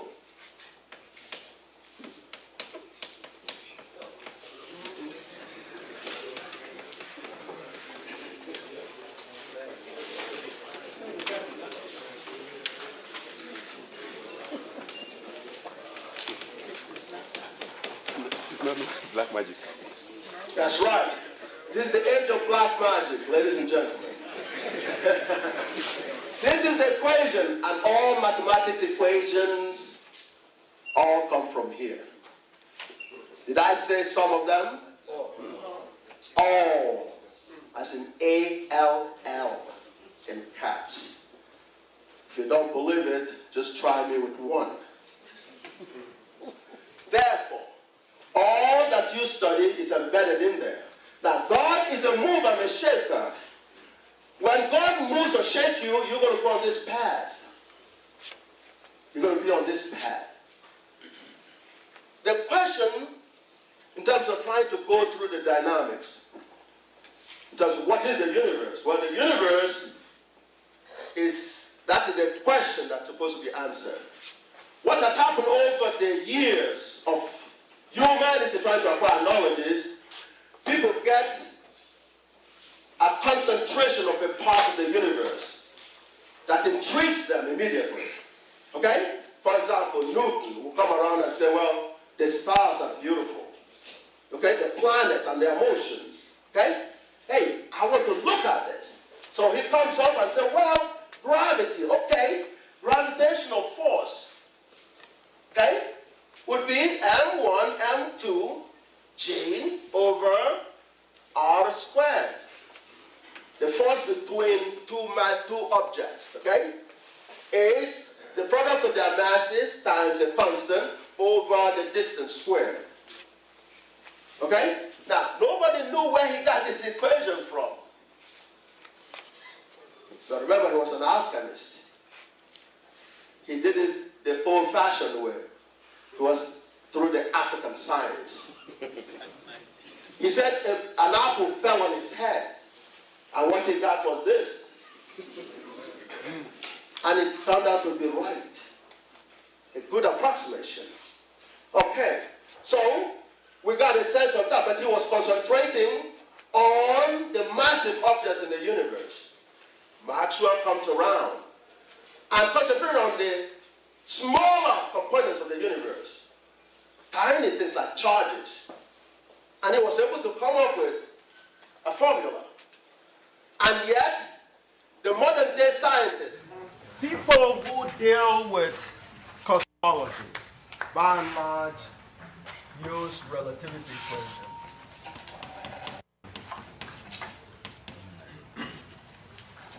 Relativity equation. In reality, relativity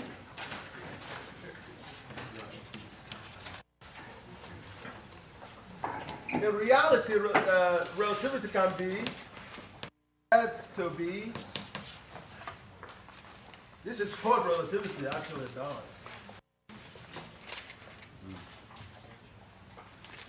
Which is a very special solution or set to this equation here. This is what relativity does. So therefore, it is limited, very, very limited. Now, they also went through Riemannian geometry, Riemann.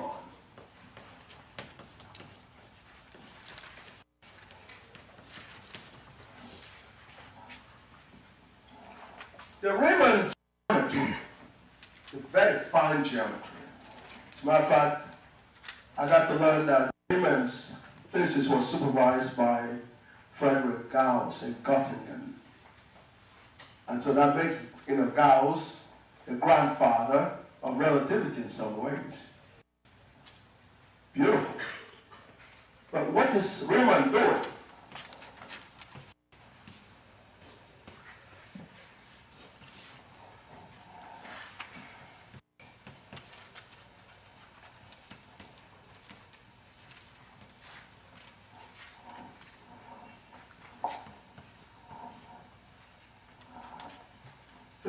Relate two coordinate systems, or more than one geometric systems, where they have a constraint in terms of going from one space to the other. And that constraint is the S squared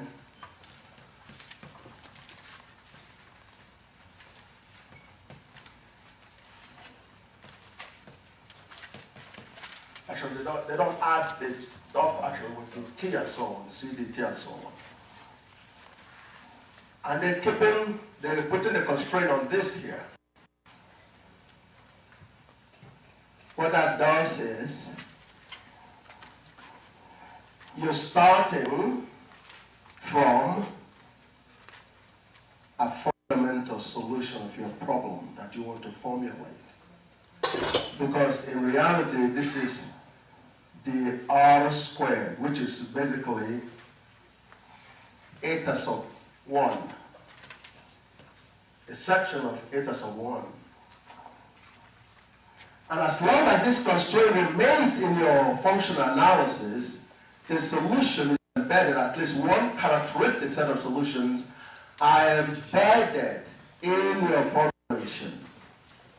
This is what most mathematicians and physicists don't pay attention to. They get caught up with the tensor analysis that they don't see the role of, this is where you get the metrics from, this thing here. This is what produces the metric tensors. But geometrically, that's in a local circle or sphere or whatever, okay, which is a characteristic solution to the problem. Because the motions on the gravity, the planets all go around this here. So it's almost like starting to formulate, and you embedded in your process the solution. The solution is hidden here.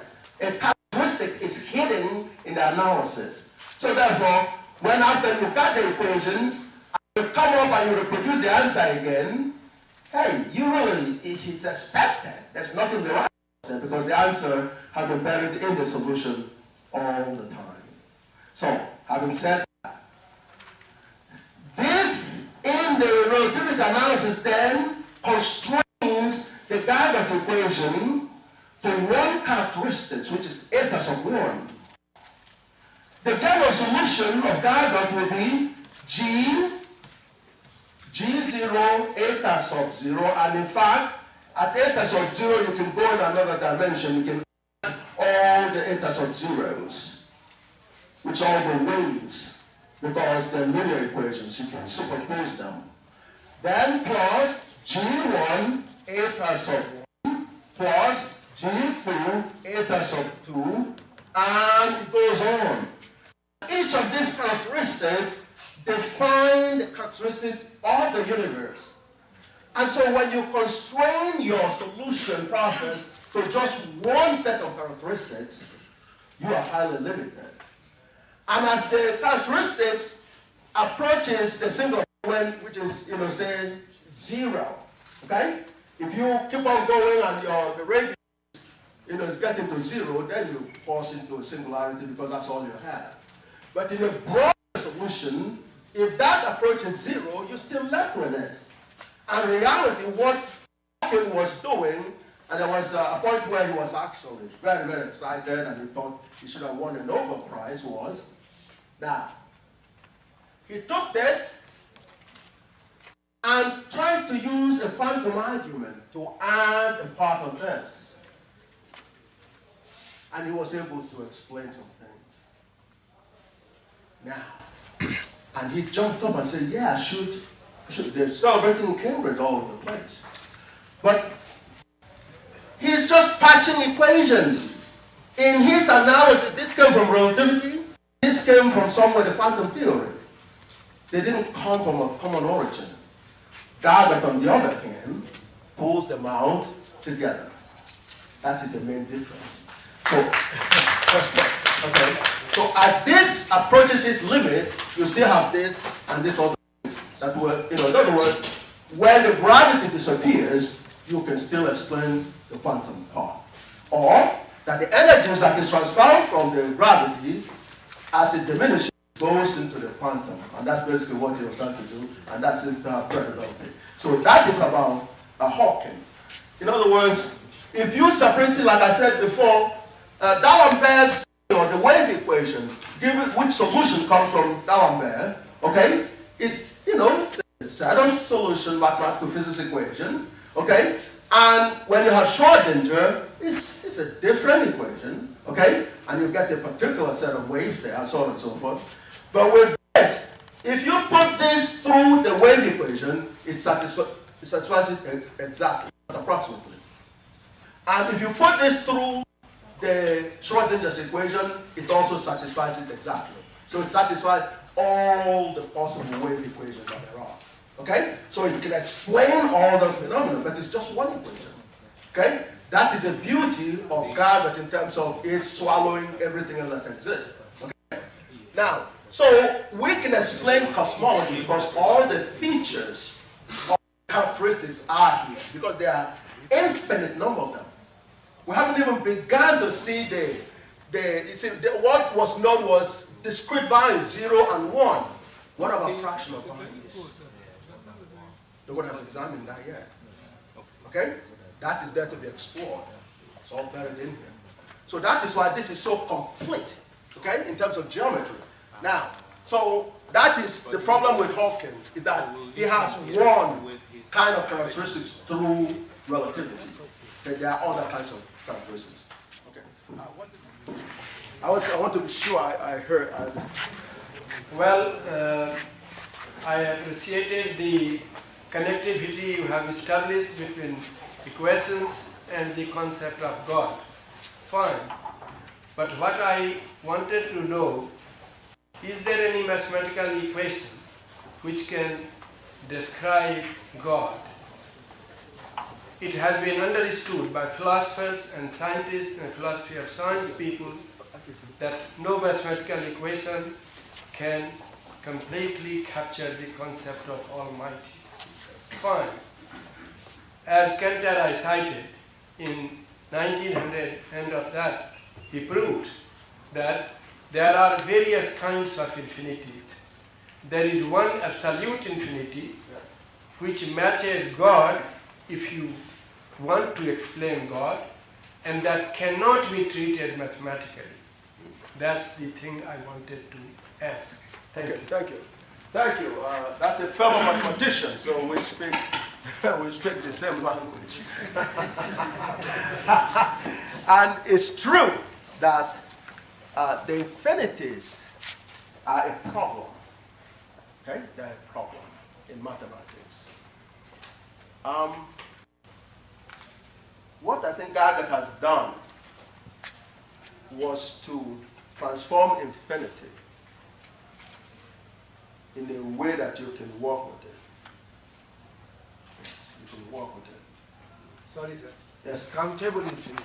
In that sense, countable infinity. Yes. That has been the base for all these equations. Yes. But Well, not the otherwise. yeah, well, see, in other words, okay, it all begins with the following statement. What is the universe? The universe is a large space. Large is relative. See, you know, there are all kinds of things that are coming as a result of that problem of infinity. Okay, for example, the whole concept of expanding universe. When I explain it to an average person sitting down here, they can see clearly that there's no such a thing as an expanding universe. Okay? So it's all ears. Let me tell you why. You said, and that is Newton, the big guys now. I mean, talking about Einstein, he died. Talking about, I mean, Caltech has been studying heavily, expanding it. You understand? All right. You want to talk about the expansion. First of all, you talk about the boundary. Okay? So let's say this is where your boundary is. And now you say that it is expanding.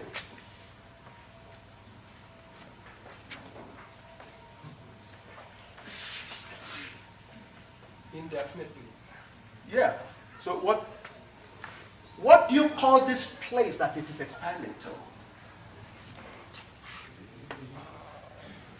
This is the steps which these equations deal with, that it will be countable infinity only. It goes to infinity, but the steps are countable. Countable means isomorphic to set of natural numbers. Right. Well, the bottom line, though, is you must have a definition for an instantaneous space that is left out here that this is expanding to. What would you call that? It's part of the universe. Absolutely. Therefore, there isn't such a thing as an expanding universe in reality. Now, I know.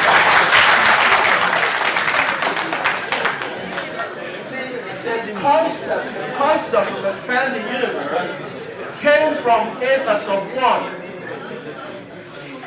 It came from eta sub 1, which has no regards for these other ones, okay?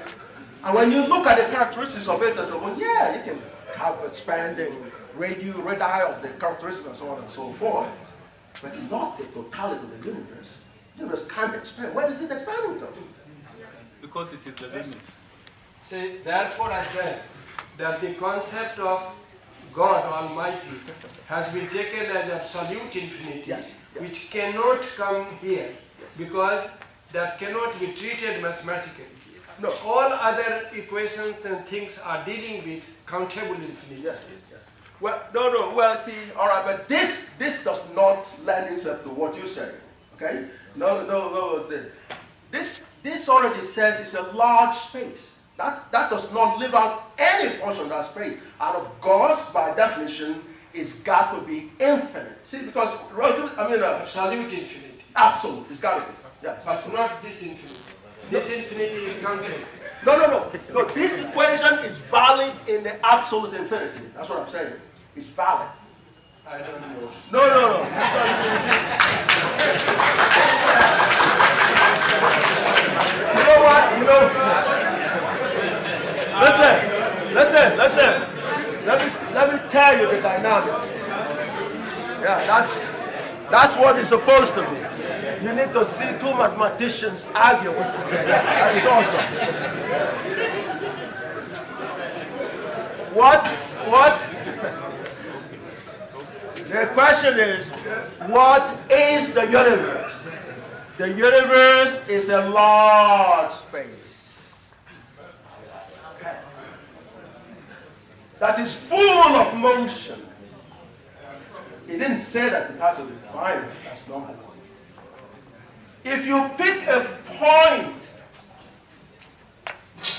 anywhere in that infinite space, absolute infinite space, you pick a point. It's an arbitrary point. It can be anywhere. It can be inside the electron. It can be inside the sun. It can be the furthest distance ever that you can possibly imagine. Any point, you will see the flow of the force field. A unit that is coming to that point, arbitrary point, some will move past it. Others will be absorbed. Others will be swirling around it. When you do the bookkeeping like the 1,000 naira, it will satisfy this equation. That's the point. And therefore, absolute infinity is covered thoroughly well. Because there's no restriction as to the location of that arbitrary point.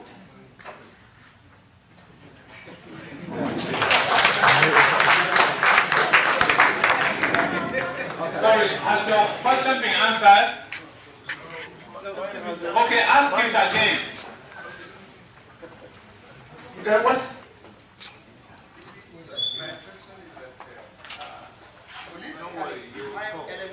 Yes. You see, holistically, What's the name you see, again? my name is Dr. A.S. Ahmed from Chemical Engineering Department. Okay. Yes. I want you to instantiate on the time element. Okay. Holistically, we agree God is ever same, not changing, everlasting. Yes. But the smaller components of the universe, for instance, we agree that the earth, the believers believe that the earth will one day be disturbed by the relative motion in our position. So please, can you explain how this GAGUT can be? Yes. Now you got to broaden your view. See, this is the absolute time in reality actually gives you a sense of the Almighty God. And that's basically what the believers deal with. But, you know, I want to caution us also to not become so scared, okay, about the hugeness of the Almighty God that you freeze. That doesn't do God any good. You want to get a sense as clear as possible of what the Almighty God is. You know that it's infinite, okay? In fact, when you talk about infinite, which is kind of similar to what he was talking about, I'm sorry. But you see, this is a reference point here, okay? You say 1, 2, and so on, down the number line, okay? Do you realize that between 0 and 1, that's, if you count the real numbers there, that's also infinite? Yeah. Okay? Larger infinite. Absolutely. So that is infinite, this is infinite, this is infinite. Number of points between 0, 1 is infinity 2. Absolutely, absolutely. So you can get that kind of thing. But when you reduce it to space, and now you're talking about an arbitrary space, you've covered everything. There's no space that's left out. Because you didn't say, oh yeah, it's got to be within the solar system. No, that is not stated. So there's no point that is left out. Okay? That's what makes it cover. Yes, sir. Yeah, Prof, just 1 minute. It's a big question. Space is, as mathematics does it, subject to certain axioms. Yeah. It is not conceiving everything. Yeah. It's impossible. No. What do you mean by axiom? Axioms are human constructs. Yes. It cannot be absolute. Therefore, after 2000 years, geometry has changed to Riemann. Euclid has gone in that sense, but Euclid remains as absolute geometry or real geometry, whatever it is. Okay, so what? Axioms change. Yeah, well, see, but the axioms are human stuff. Yes. Yes, okay, but what we're saying here is beyond the human stuff. You're picking up, yes, it's beyond, way beyond the human stuff, because you look, you know what the space is. This room is a space, it's a subset, okay? Now, you just imagine yourself, okay? You know where the sun is, for example. You know where the solar system center is located. You know the furthest galaxy. Try to imagine. Get your imagination right there and beyond. These are intuitions. Sorry. Yes. Mathematics is afterwards. Yeah. Okay? Yeah. So that is the point that we're talking about. Okay, let me deal with the personal verse. Now, Your name? Dr. Ahmed. Okay, now, this is also, see, this space here, mathematicians have no problem saying that this goes to infinity. Okay? They have no problem. All right.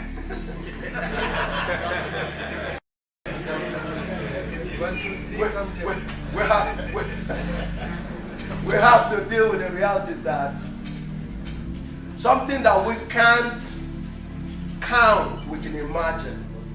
See, the human mind, in other words, Einstein was in error right away when he says the speed of light is the limit, because the speed at which the human mind processes things is much faster than the speed of light.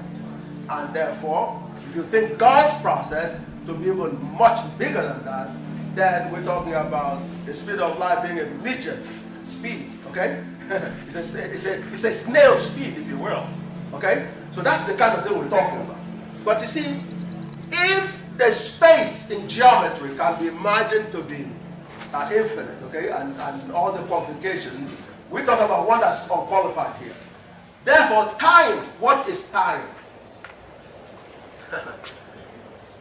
And that's one thing Stephen Hawking did, a short history of time.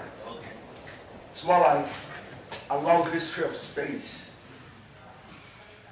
A long history of space. Time is space.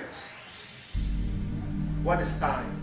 Time is a reference point in space. That's what time is. That's what time is. If you didn't have a reference point, you can't measure anything in reality. You can certainly not measure space. When you say Kaduna is 40 or something miles, you have a reference point. You have a reference point. Which is why Albert Einstein emphasized the concept of relativity. It's relative. See, when you draw this geometry, okay, this reference here, you pick up the zeros. It gives you a bearing for you to now look at what you're talking about. Time gives the essence of that. Time, in other words, but it's independent. It's an independent variable in that respect, okay? Because the reference point can be chosen arbitrarily, okay? You choose the reference point arbitrarily. You want to measure Kaduna from here, you say it here, okay? All right, once you fix that, you now can say Kaduna is so much mass. But there's zillions of points where you can make that measurement, you see?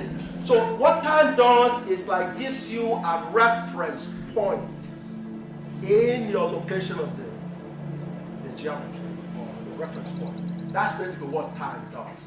You got to remember, our time, we said that whether it does this, okay? Which is where we get the night and day. You know, if only what we're saying was night or day, time will not have the kind of dramatic impact that it has on us. But what are we talking about? We're talking about this.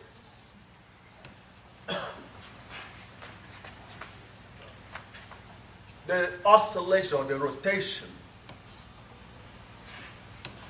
That's what we call time, is we divide this into components. We divide it into 24, and we call one of those an hour. It is this space that we divided.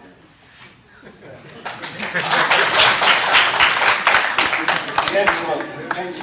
Please, somebody has the microphone. Yes. Go on, go on. It's me. Yes, sir. Please, let's get back to your equation there, the eta n. Eta sub n, the whole equation of the eta sub n. Not the whole of the life equation there. Maybe you have to clean all of those. Okay. The eta sub n, right? Is that the one? Yes. Okay.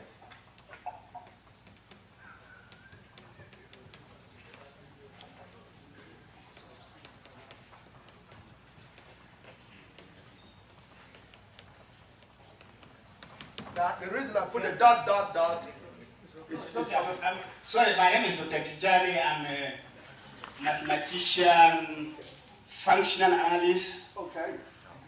quantum statistical mechanics, a follower of Hawkins, whom I met many times at Cambridge. Cambridge is my second home. Okay. Finished from Imperial College. Okay. Graduate of Imperial College, London. Okay. My question here is what is that n? What are the values of your n? What are the ranges of your n? That's the first question.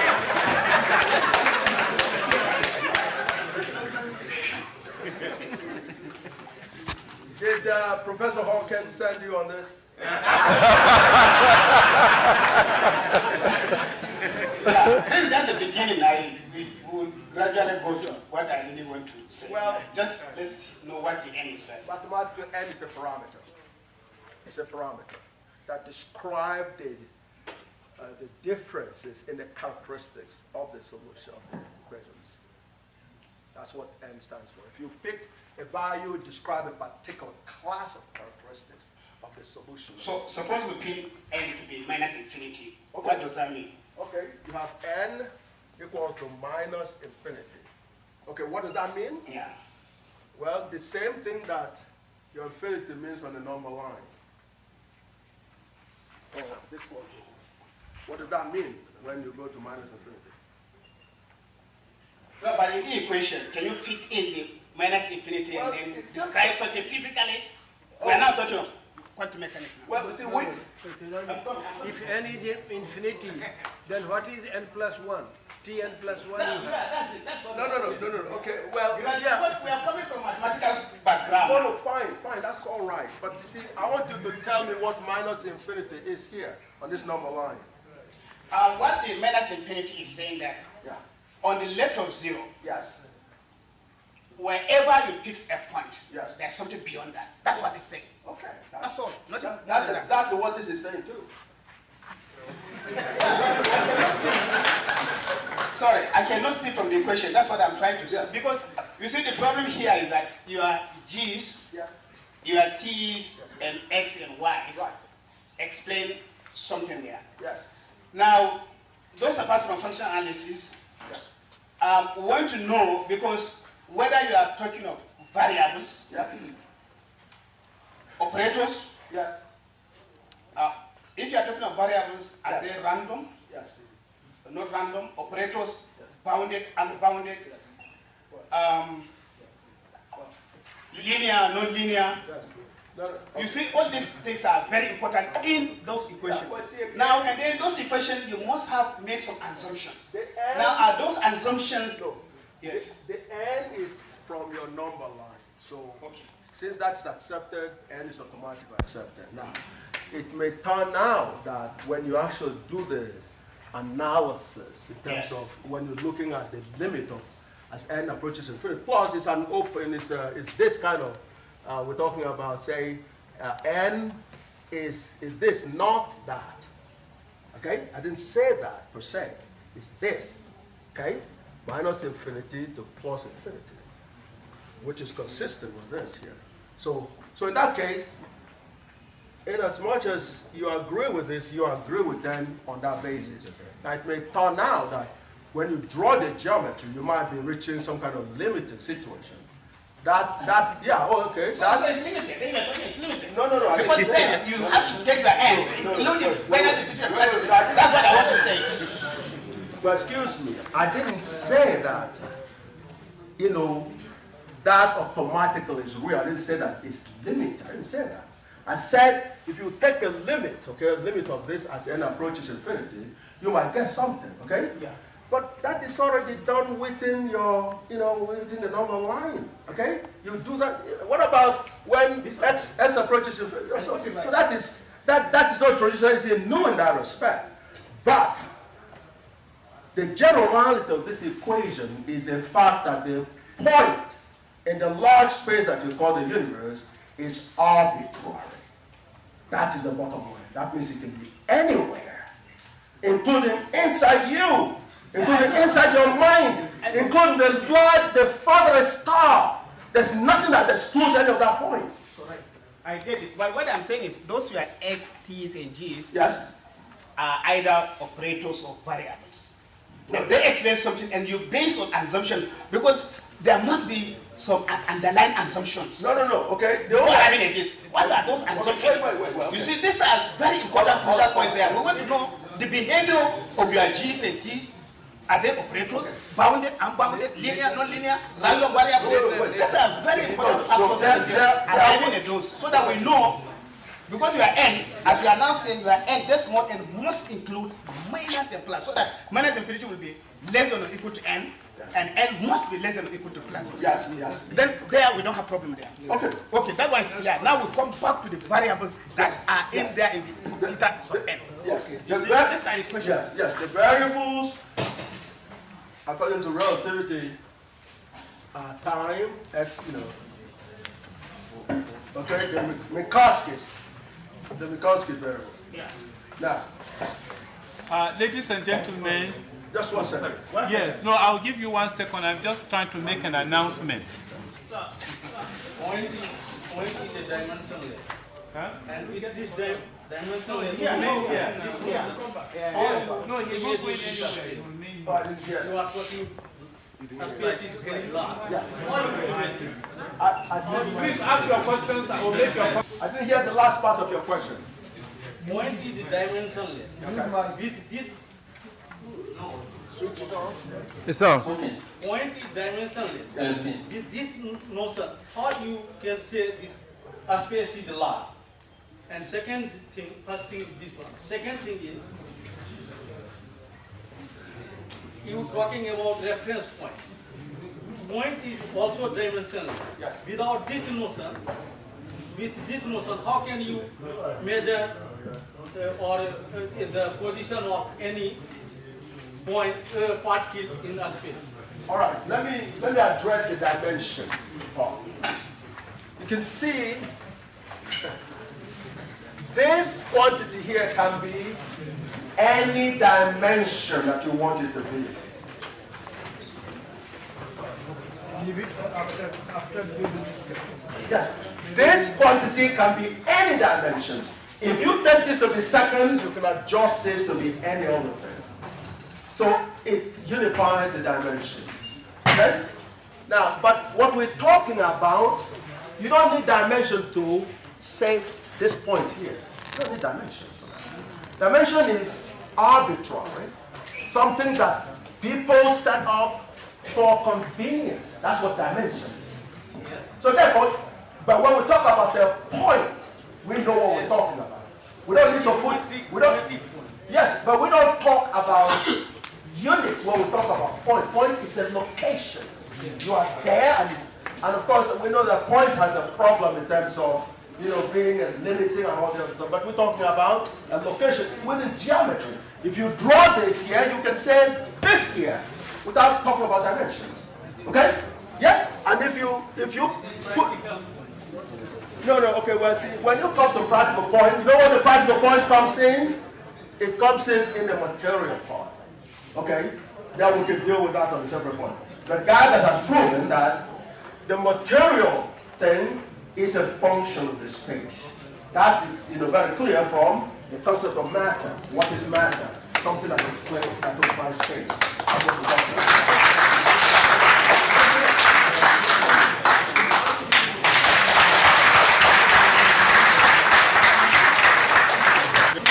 Ladies and gentlemen, this can take place. The professor will be available to continue to interact with you on these issues. He may not satisfy you, but at least have some interaction. So, Professor, we thank you very much for your time.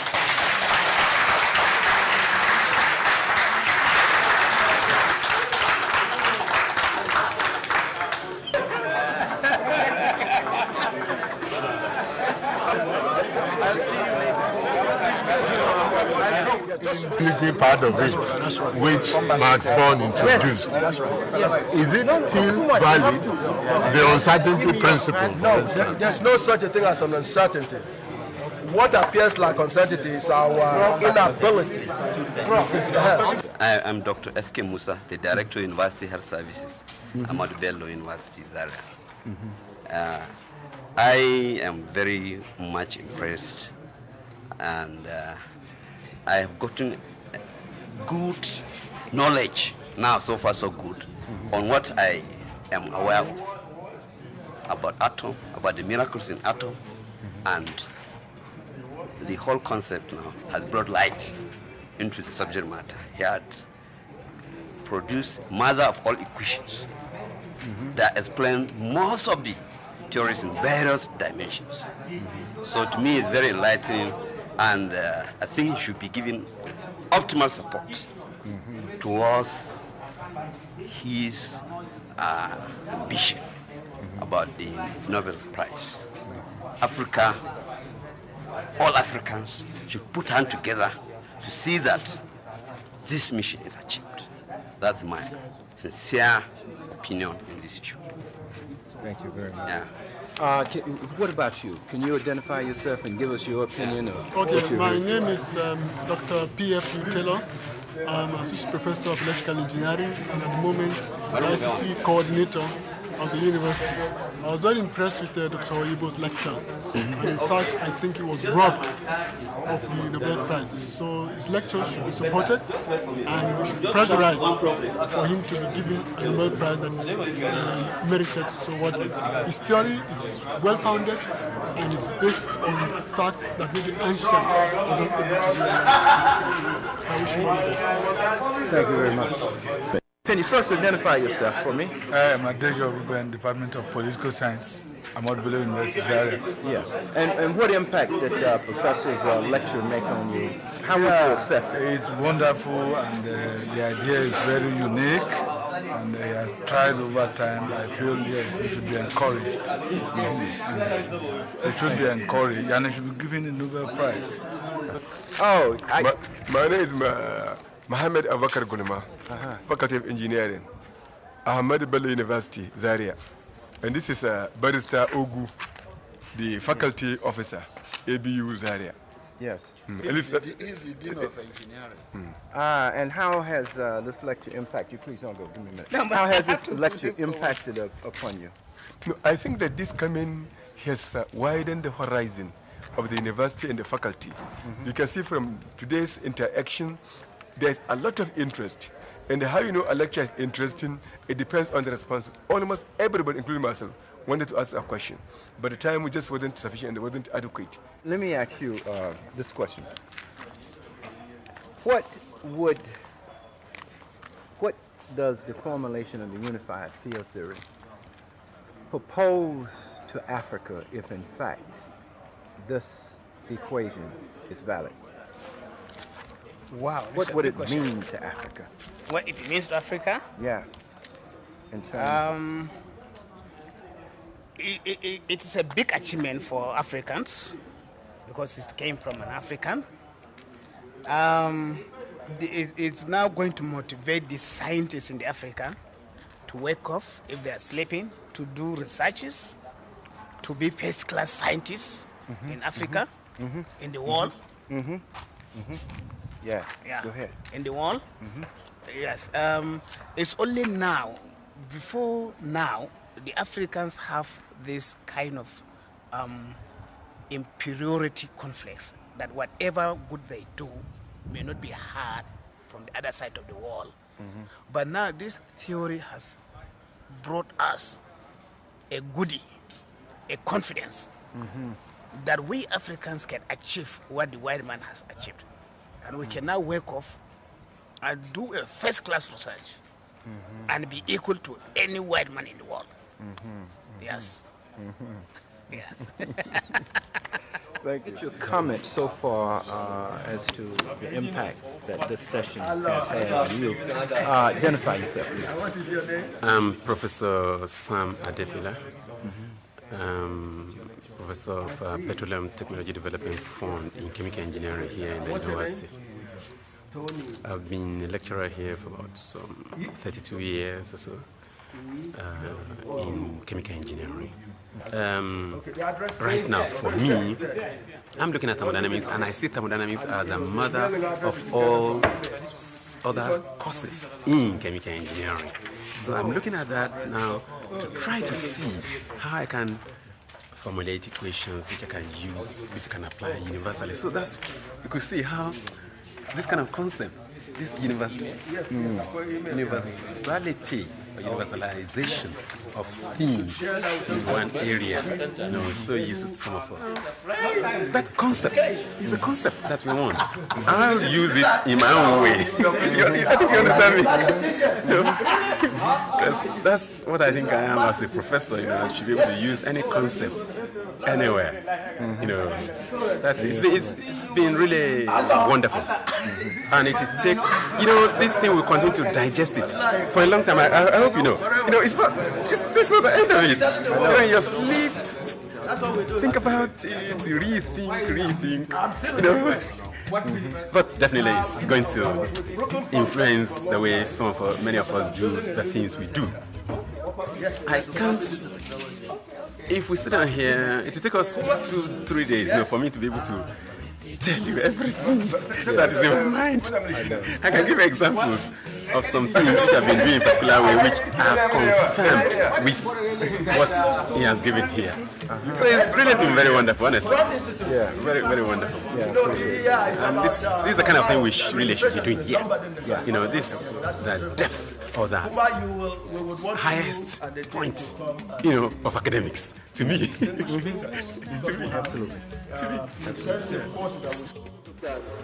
Impact from the younger generation point of view had to be from Kogi State University.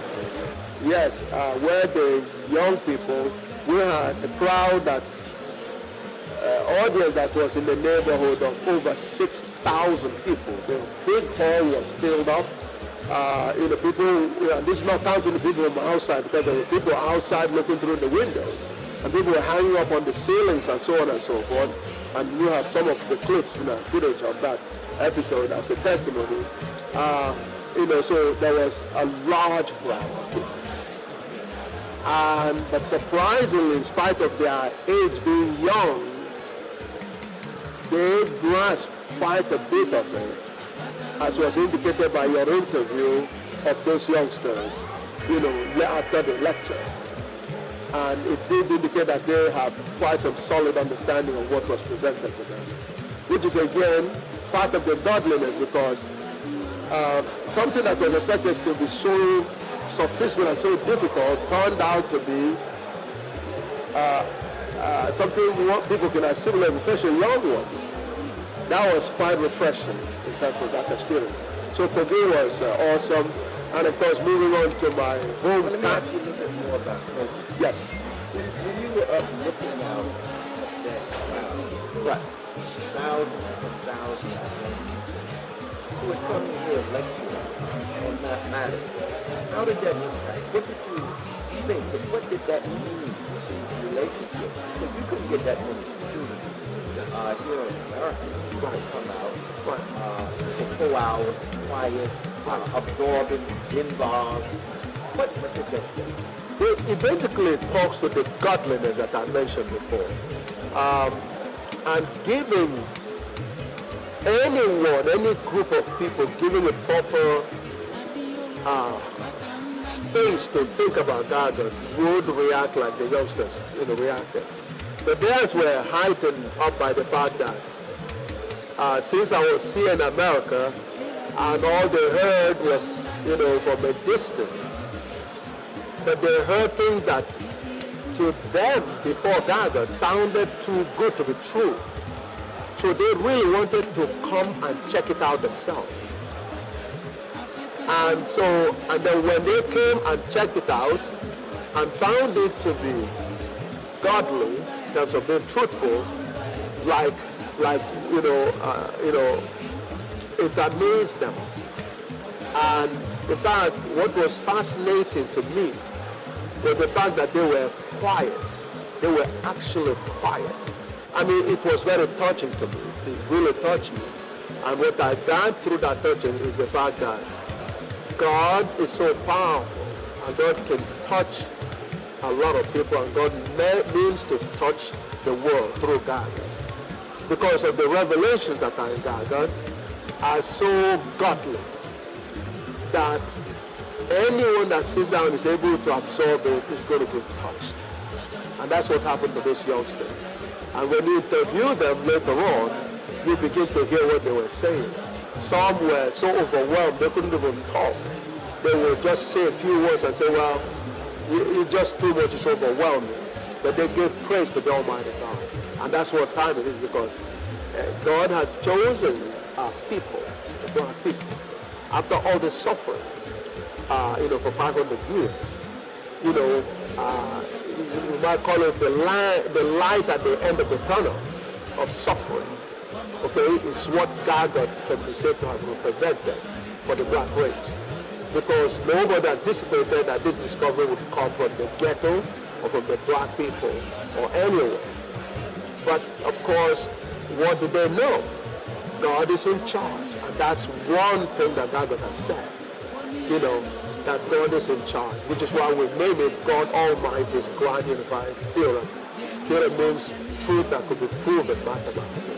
So that particular piece was demonstrated at that Kogi State University, where there was a large numbers, thousands of youngsters coming together, dropping everything else they were doing to be present and listen to what is supposed to be the most sophisticated mathematics research ever done. The most sophisticated research ever done, period. Where they were not expected to, as a result, understand. But by an act of God, they did pick up part of that. Enough to touch them, to become overwhelmed, some of them. Let me ask you, because I felt and saw in your trip that you came to announce to the black man, to the African world, that the black man was free. Can you elaborate on that? Yes. Well, it is actually more than freedom. It is what you call freedom, being free, because God needs you to do something, which is to lead the world. Liberation through leadership. Kemetic people, while we were called Kemetic people, we created a subject called chemistry. You never seen that subject written that way before. You always have C here. It's two words created by the Europeans. They coined this word up. Chem and mystery. Chem, dictionary definition of chem is black, as in black people. And of course, mystery is mystery. This was coined in Europe. The Arabs call it al-chem. Again, the key word is chem.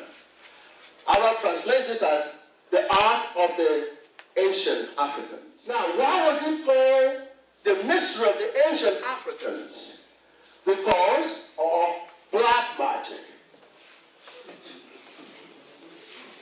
That's where you got the term black magic from. Okay? The most sophisticated magic is called black magic. Because if you give the ancient African a piece of scrap like this, they will turn it into gold. They would take a piece of thing from the floor, they change it into gold. And so the Arabs were fascinated. They took the story to Europe. And of course, the Europeans were flabbergasted. They want to know that science.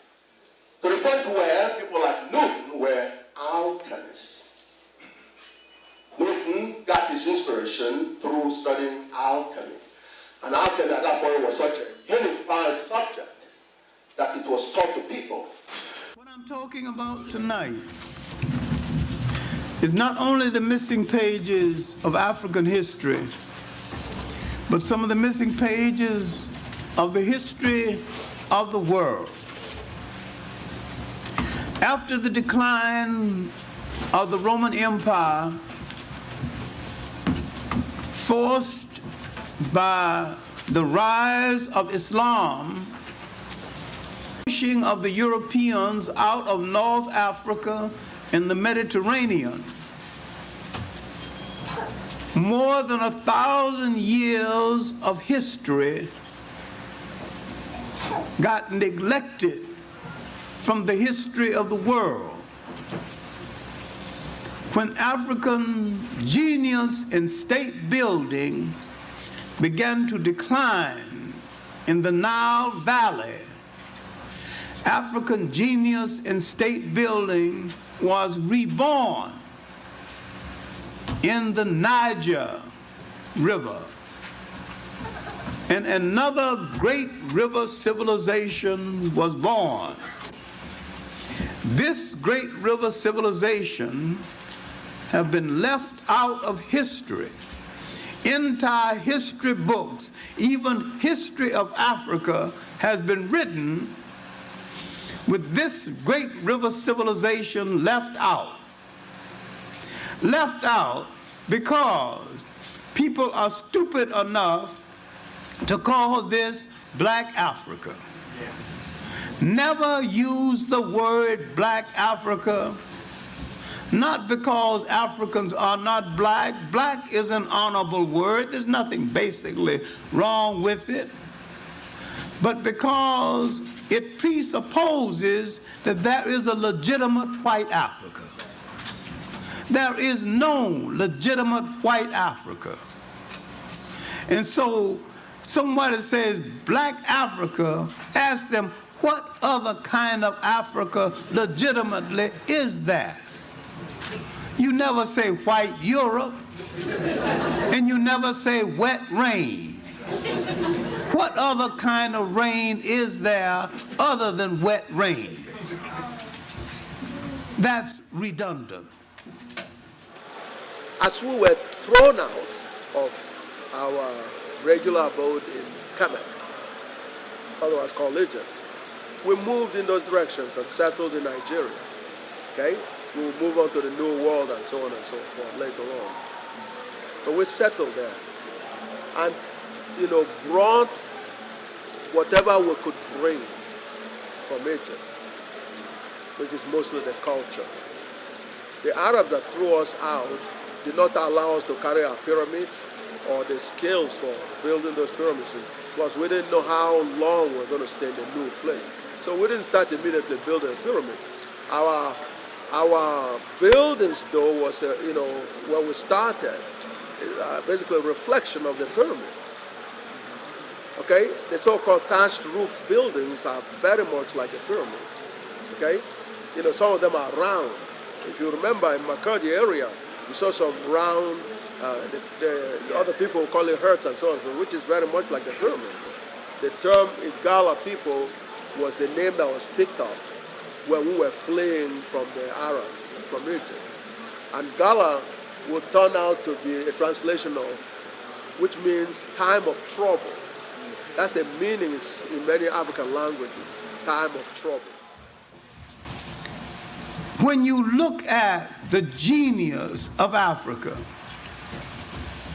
that genius, once it declines in one place, is reborn in another place.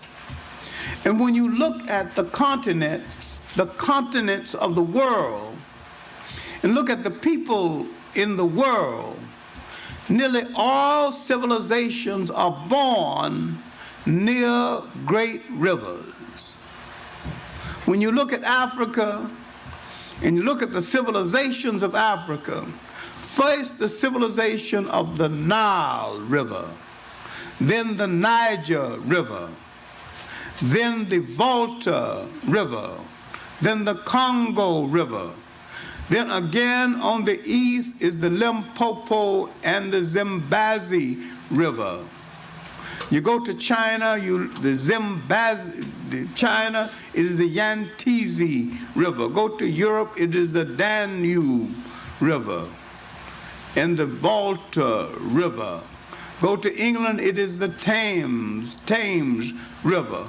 Every time you go to a continent and look at and look for the beginning of a civilization and the beginning of a great city and a commerce, you find the river and the city on the river. Now we are examining a great civilization in Africa that had its birth after Egypt. To some extent, it is as old as Egypt, but it came to the attention of the world after Egypt. And to some extent, it benefited from the aftermath of Egypt. This is Nile Valley civilization that had its birth and flourished after Egypt. It is also a civilization whose people benefited from a river civilization that flourished in the green Sahara before it became a desert.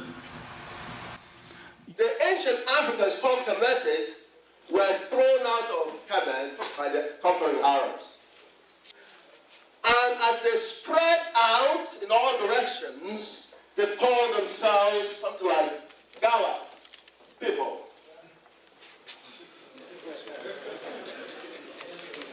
That's right, they call themselves Gala people.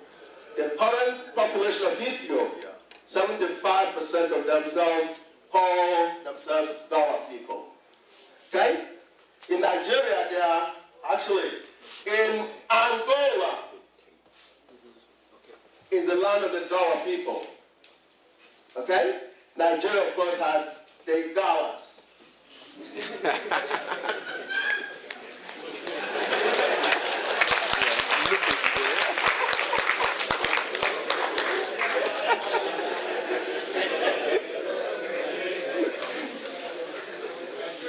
This is El, Gala.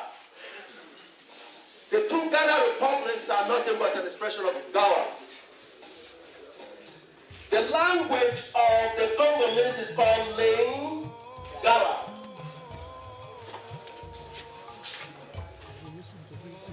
In Sierra Leone, the people who call themselves Gawas.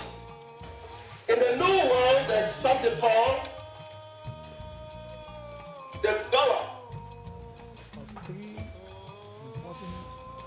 The Gawas and the Gitches, even in the New World, that's in America. This individual that is sitting in this way with a camera is a Gawa person from America. Not a white man. Now, the Jupans translate the word Gawa to be something like disagreement, something like that. Disagreement. That's what the Jupans translate the word. They have the vocabulary. Gawa, they have it in their vocabulary. And it's translated means disagreement, which was the disagreement you had with the Arabs in Kemet. That's where the word came from. Today, the African is re-embracing the religions that Africans created. Except now, the language is somewhat foreign, which causes a detachment from you and your creator. I'm going to challenge a person who can write Hausa and read Hausa with the term Ubangiji. I want somebody to translate the word Ubangiji for me. To my understanding, there are two translations of the word Ubangiji. In every Hausa and in everyday Hausa, Ubangiji is the creator. But Gigi, if you dissociate the word, Gigi is the home. Yes. And Uba is the father of the house. But in everyday usage, Ubangiji is the creator. Thank you very much. Thank you very much. That's what I wanted to know. Now, I have another question. How old do you think that word is relative to the word Allah in African setting? Which one was heard first in the African setting? Is it Ubangiji or Allah?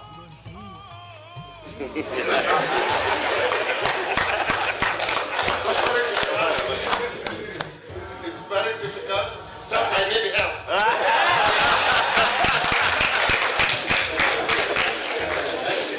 Now, is anyone that writes Yoruba here and can read Yoruba? I want you to translate for me the word Oloduma. It's a sentence. Olumare.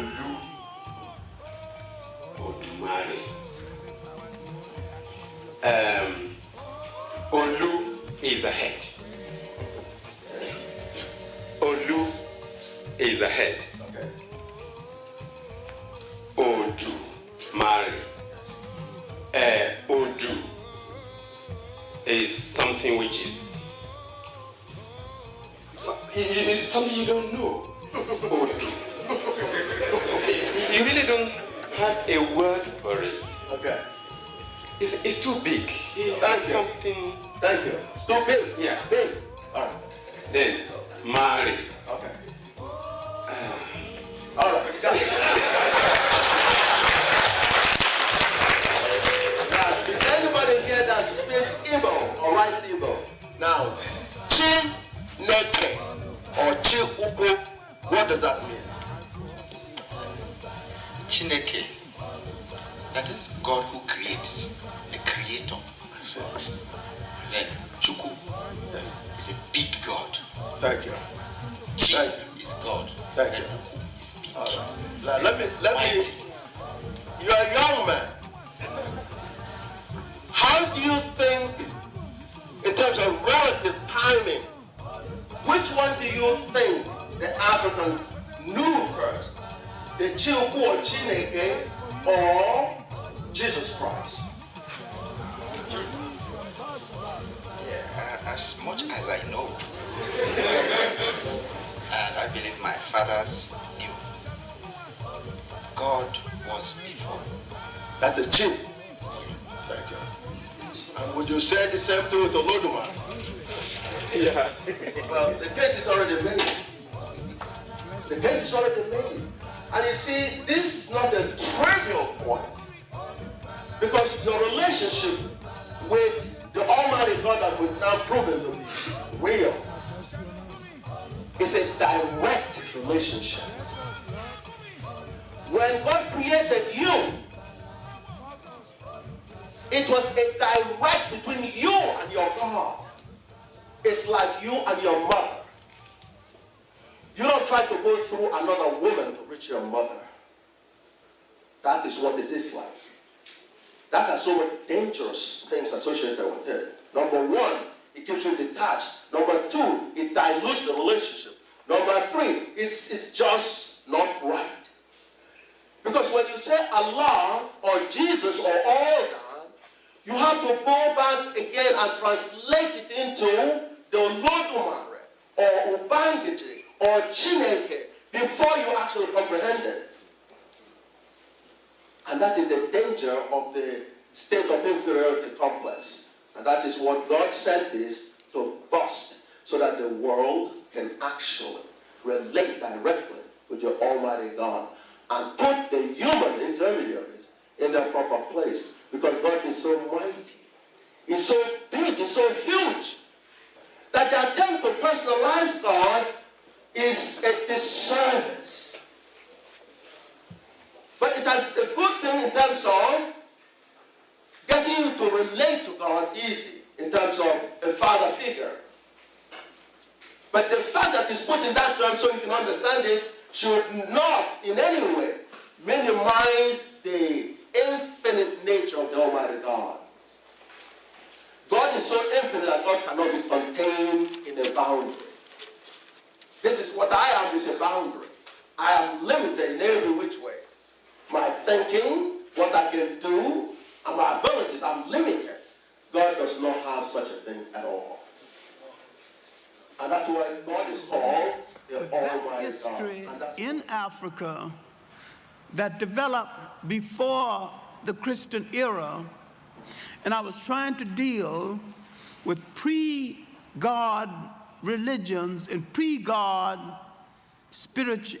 When I say pre-God religions, and I am not talking about an age of godlessness, and I'm not talking about an age of sinfulness and an age of degradation. This was one of the greatest ages of spirituality known in the history of the world. It was probably one of the highest moral ages known to man. And man did not use the word God at all. And I'm not talking about a godless age.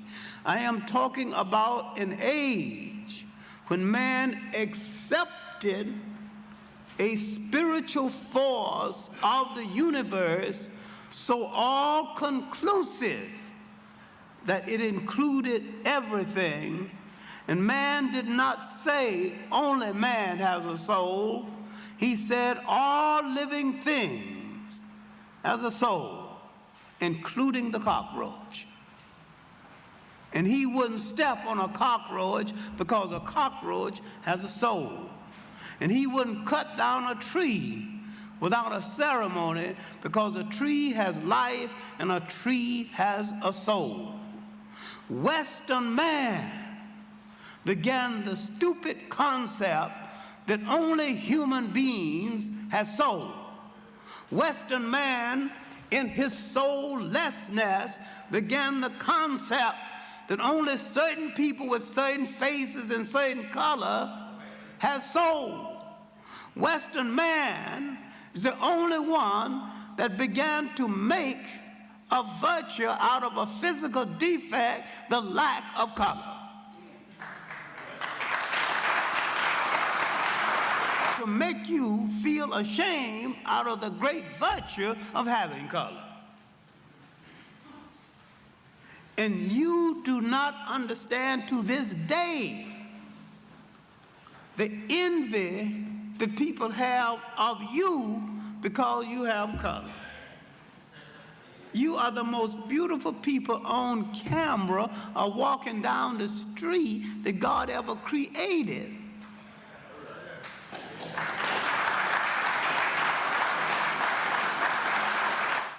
And this form of spirituality included everything, and included a law, the law of opposites, which to simplify it was the law of complementary, that you complemented everything, that if you had a female, you got to have a male or vice versa. And so you did not ever get into the stupidity of debating the equality of man and woman, because if you couldn't have one without the other. And so Africans never would debate the equality of a man and a woman, because it is almost asking whether your mother was your equal. And how would you debate anything as stupid as that? Because if it wasn't for your mother, you wouldn't be here. The way the society was run was done on such a high mental level that crime was not something that you expected. There's not a whole lot of it. There were not too many killings to warrant a jail. There were not too much stealing to warrant a jail, which is why we lost, one of the reasons why we lost that war 500 years ago. Because that's not our style of doing business. Everybody took pride in the talents that God gave them. They were able to sustain themselves, so they didn't need to steal from other people. See, that's why people came and envied our gold. This is what I keep repeating, that we have always been the world's richest people, rich in culture, rich in material, and rich in spirit. This is why we didn't build no great churches and cathedrals. We didn't have to build churches and cathedrals. All life was our cathedral. We celebrated everything, and we respected life so much, we didn't even step on a cockroach. All living things are part of the celebration of life. A tree was part of our holiness. So we created spirituality. And the spirituality began to challenge when other people came along and created religion and began to commercialize on it. And what we have to get back, and what has saved us as a people, is our spirituality. See, when people created religions, they put it in a container. And they put some restrictive rules around it, but we were obeying these rules all along. We never said, I'm my brother's keeper. We just kept him. We didn't say that, brother's died, I got to make sure that his wife is dead. We just did it. And it wasn't a Sunday go to meeting thing, it was an all-day thing.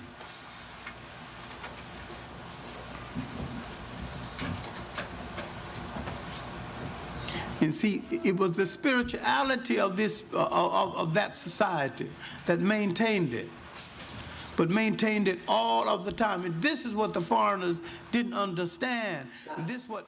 Not only is this a commonality for the believers and non-believers, certainly the Muslims and Christians, definitely believe in this God here. Together, it's the same God that they all believe in. If that is the case, then why are they slaughtering themselves? Can you find any logic behind that? Now, GAGUT has come to end all that bloodshed. That's why God sent GAGUT. Another person believes in God, you're supposed to love that person, irrespective of their little problems.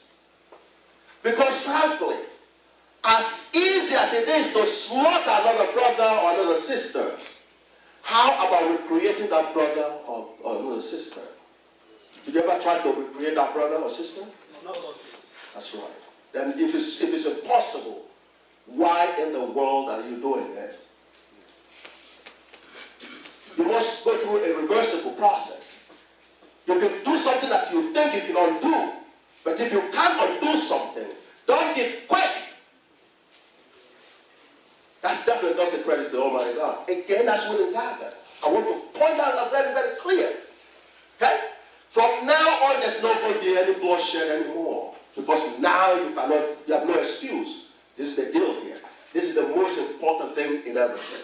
GAGUT would find out for you every truth. Everything that is true that is in the holy books is in here. God is the mover and the shaker.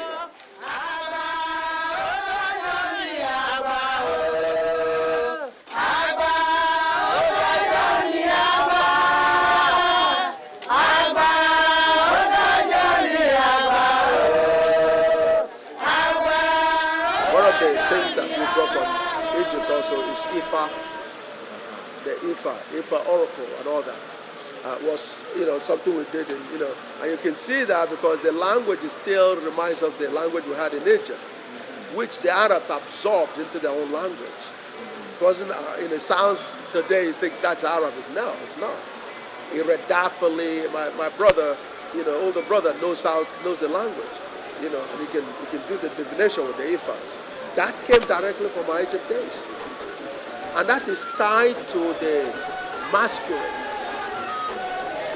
The masquerade, like it says, mask, you masking yourself. In that mode, you're supposed to be representing the spirit.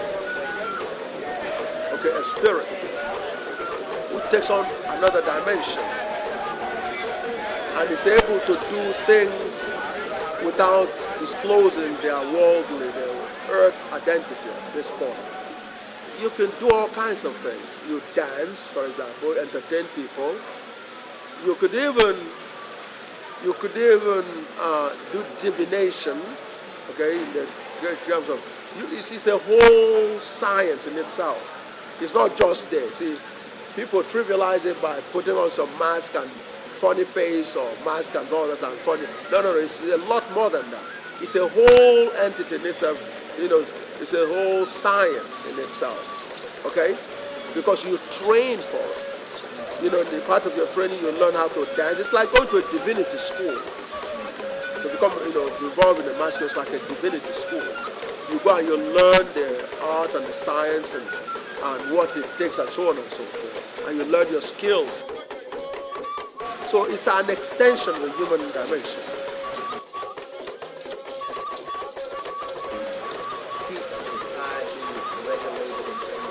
Yes, that's absolutely correct because, for example, like I said, it helped the maturity process, what they call rites of passage. You go through that. The masquerade usually is part of that process. Once they deem you qualified and you reach the age, what they will do is actually bring you into the masquerade situation and be shown, the process. Because you're not supposed to go out and reveal what you see.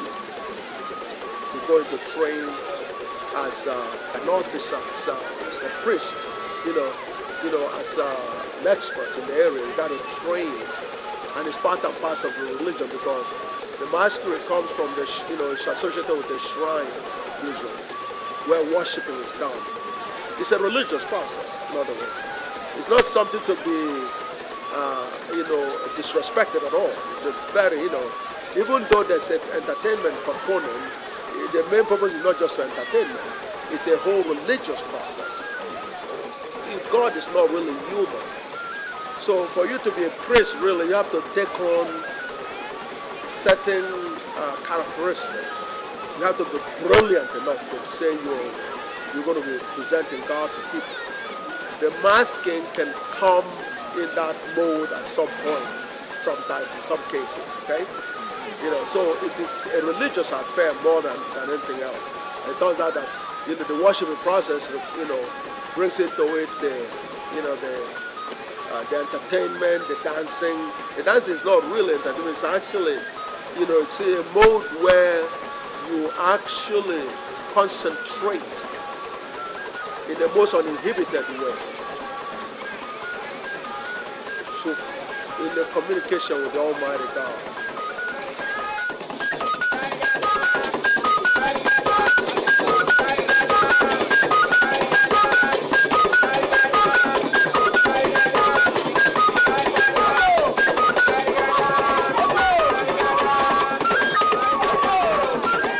Such a point, even during our captivity, we were not afraid of anybody, any other human.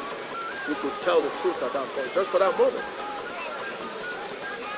And that is exhibited by the black folks over here. You see, that's the extension of the masquerade. They were not allowed to. Although, yeah, during the Mardi Gras and all that, there were a little bit of those that were played, okay? But it's a religious process. A very serious religious process. You take on that mode because you want to extend your dimension. So you can actually, do a lot of things that you're not expected to do in the current dimension that you are in. The palace, for example, has 9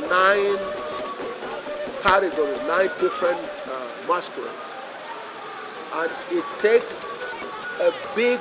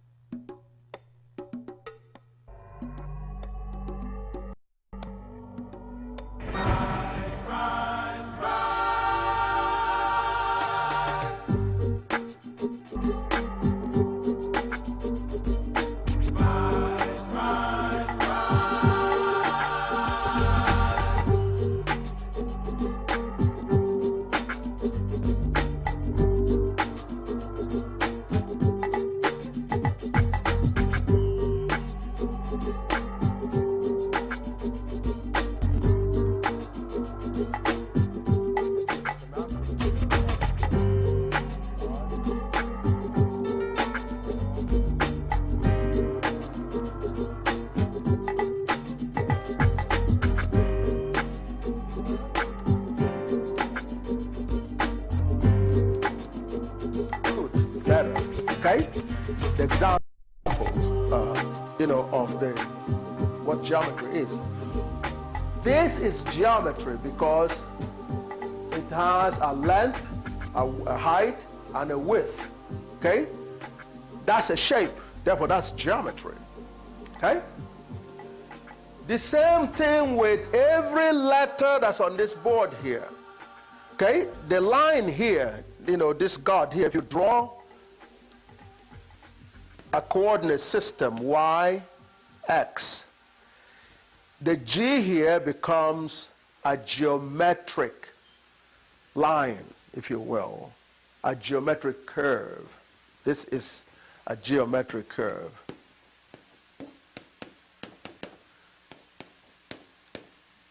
Okay? Or line. That's what G is. Just, so is every letter. So everything is geometry. Of course, GAGUT has been described by the European Mathematical Society as being a geometric dynamic, a geometro dynamic. dynamic study of or form of unified field theory.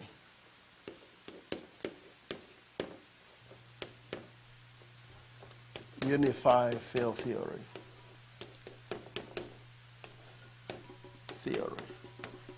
Except it's not a theory, it's a theorem, okay? But that's a classification by the European Mathematical Society that it's a geometrodynamic, meaning it is a geometry way to view the universe, which is kind of on the surface look like it's different from the kinetic way of viewing the universe or the quantum approach of dealing with the universe, okay? But there is a relationship, okay? There is a relationship. So, which, and as you can see, part of the relationship being demonstrated by GAGUT explaining the origin of this word, okay? Hold on. Okay, if it's possible, I'd like to.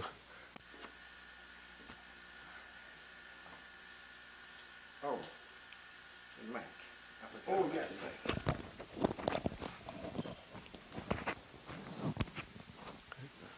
All right. Yes. Okay.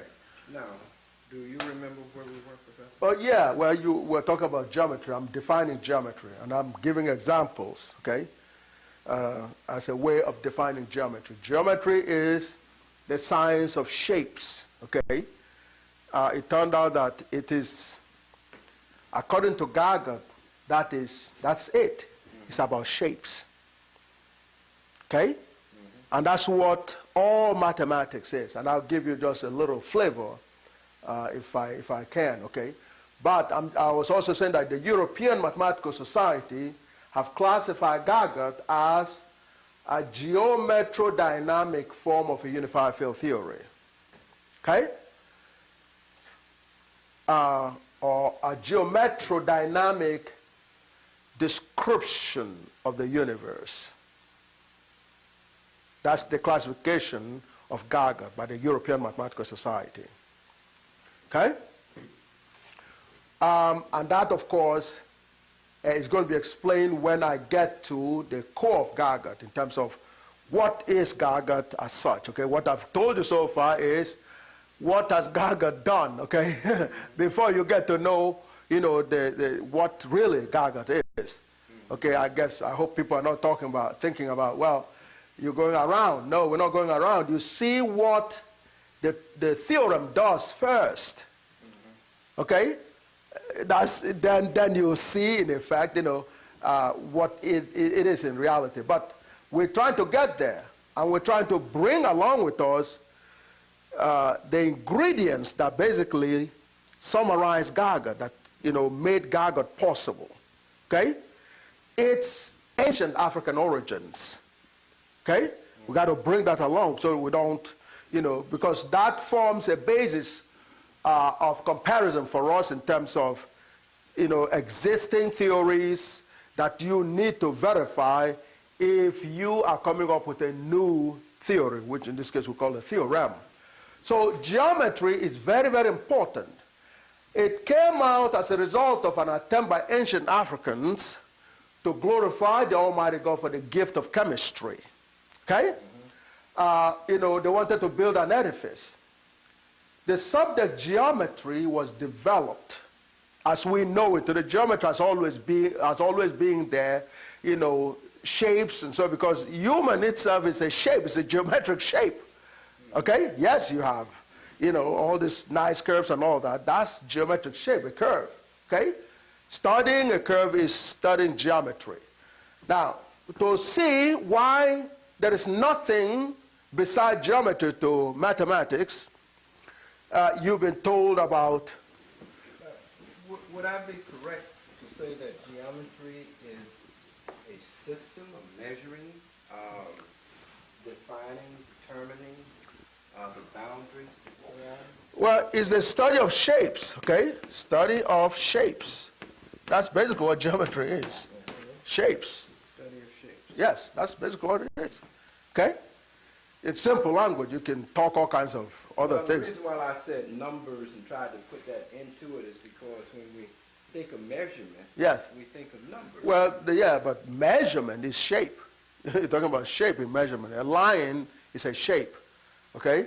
Yeah, you know, the reason you're making a measurement is because there's some kind of shape there. Right.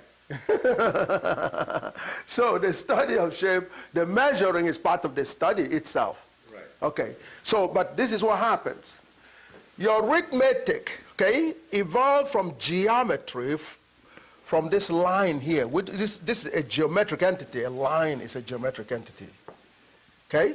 That's a shape. A line is a shape. Okay. Arithmetic came out of this. The entire arithmetic is on this line here. If you like, you can have a reference point you call 0. And the rest goes to 1. That's right. Infinity. And then if you go back this way, because if you have monies, you can owe money as well. So when you owe money, of course, you have a minus. Okay, it's a matter of convenience. Okay, right to minus infinity. Okay, this line summarizes the entire arithmetic. Arithmetic. Okay. But that's just linear counting. Oh no. Arithmetic. Arithmetic is numbers. That's all. That's all. You can put it into some kind of language to ask a question. Ultimately, you're going to get numbers. That's arithmetic. No matter what else are you going to do? You add two numbers, you subtract, right? What else are you going to do in arithmetic? You do accounting, the end figure is number. It's all on this line. This is arithmetic here, this line here. Okay? That's all. There's nothing else. Well, I was just trying to associate that with measuring. Oh, yeah, no. See, the measurement part of that is taking this line here and cutting this portion here and say, well, this represents 1 unit. That's measurement. That's your measurement. Okay? So you call this here, you drew this here, and you say, and it's arbitrary. You know, they use human foot to talk about foot, a foot, a measurement, an inch, some other characteristics. All those are arbitrary. There's nothing that was sent directly from God to be that and only that way. Okay? So, but technically you can cut this line into portions, all kinds of portions. Okay? They could represent real numbers, you know, integers, whole numbers, you know, rational numbers, and all kinds of numbers are represented there. Okay? All right. So therefore, so that's arithmetic. When you begin operating with arithmetic and you want to generalize results, okay, for example, 1 plus 2 is equal to 3. That's still on this line here. In other words, when you add two integers, okay, you get another integer. Okay? Right. So instead of saying 1 plus 2 is equal to 3, which is an integer, and then you say, okay, 4 plus 5 is also another integer called 9. Okay? All right? Okay? And, you know, instead of doing that, you put it in a symbolic form. A plus B is equal to C. Provided that A and B and C are integers, this sums up all similar operations that you're doing here. Yes, but you only have one line instead of a billion possible lines. This will be called algebra. This is algebra. When you do this, you represent numbers which is on this geometry line as symbols, generic symbols, okay? Then you're doing algebra. So algebra is nothing but arithmetic in symbol with symbols. That's what algebra is. So if arithmetic came from geometry, then algebra automatically came from geometry. So is there anything else?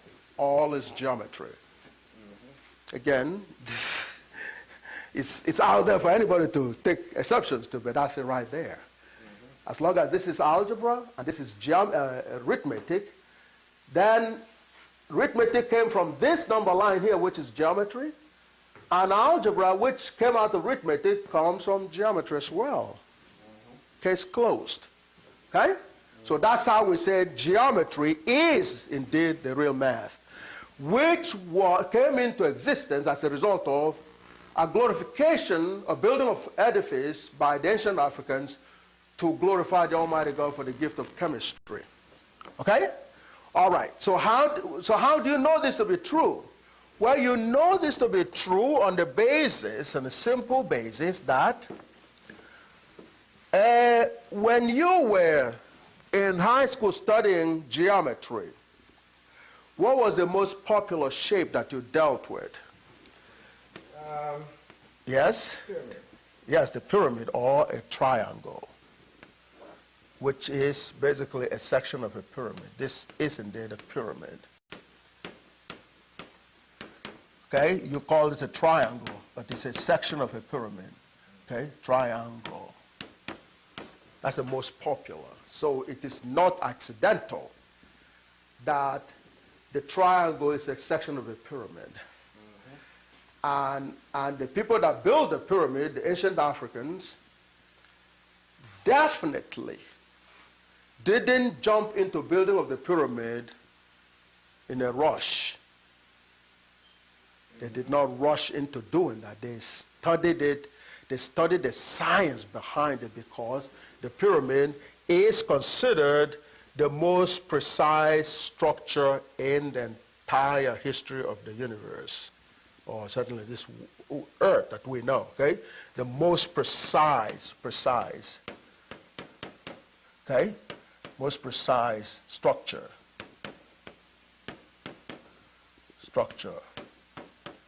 ever built, okay? Ever built, okay? And of course, you know, it's so precise and I mean, nothing in New York or any of the big cities can match the precision of pyramids. And one of such precision is, for example, having a line or a section of a pyramid that would be 90 degrees. How you could build stuff like that, that's a challenge. To put this wall up to be 90 degrees takes a challenge, okay? But with a geometry science fully developed, you can do that, because if you have this side, okay, you want this to be perpendicular, or 90 degrees, right? All right. And this is 20,000 years ago we're talking about. Okay. If you made this side 4, and that side 3 units, okay, and that side 5, this is exactly 90 degrees. And that's the kind of precision that you find in a pyramid. This will be 90 degrees. If this unit, this is 4, and this is 5, and this is 3, this will be 90 degrees. That's right. So you can see this is not approximation. You know, as long as you can have those units together, you will get a 90 degrees, you know, column. Okay? So, and this is typically the kind of precision that, you know, overwhelms anybody that cares to check the pyramid out that it meant. One of the guys that witnessed that and was touched by it was an English author called Graham Hancock. Hancock. Okay? It's an English author who went to examine the pyramid. And what he saw by way of precision was so overwhelming to him that he concluded that the pyramid couldn't possibly have been built by human beings. He believed that the pyramids were built by the gods. So the book that he wrote about that experience was called The Fingerprints of the Gods. Fingerprints of the Gods.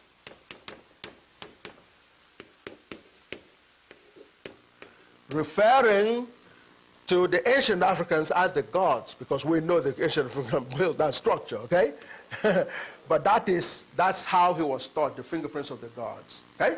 So that's the kind of precision that does not come out of some kind of a slapdash job, okay? It has something that has been studied and fully tested and so on. It's like building a rocket, okay? You build a rocket to go to the moon, you don't do that overnight. Rocketry, or what you call rocket science, was, you had to come before building the rocket. The same way that geometry came, as a result of building the pyramid. That's the situation. Okay? So again, so now we know that ancient Africans were used by God Almighty to develop these two subjects called chemistry and geometry. And of course, very quickly as they were being developed, people began to learn from them, okay? For example, Pythagoras was an Egyptian citizen. He was born in Egypt, okay?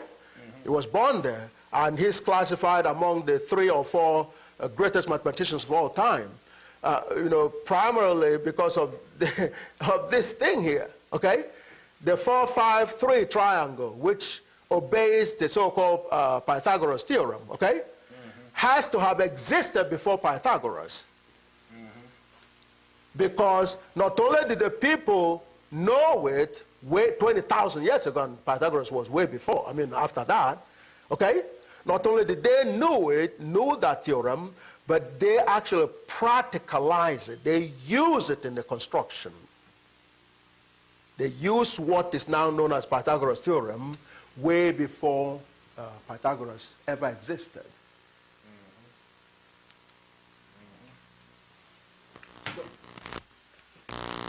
Don't let me... Certainly. Okay? Yes. All right. So therefore, so again, that's the science of geometry. All right. So now we move now to GAGUT. What is GAGUT? Okay? Well, God Almighty's grand unified theorem is GAGUT. Okay? Okay? Well, first of all, before we get to GAGUT,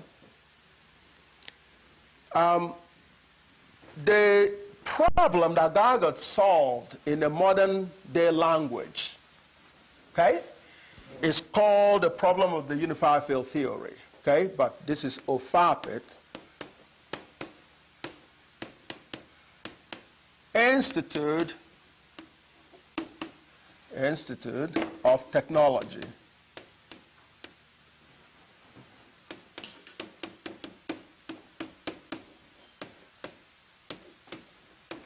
Okay?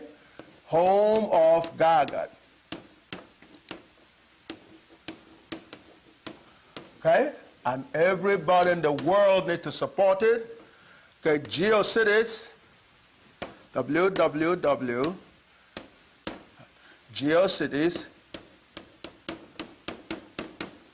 geocities.com, I/IGA LA1 as the number 1. Okay? All right? And of course, the telephone number is 631-242-3069. Okay? Now, visit the website and you can get more truth. Okay? Now, GAGUT solved the problem of the unified field theory. Solved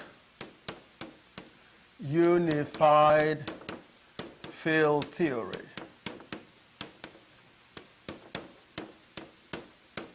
Okay? That's the modern definition of the origin of the universe. Okay? All right. So, if the problem is the origin of the finding out the origin of the universe and how to understand the universe, then what's the word field doing there?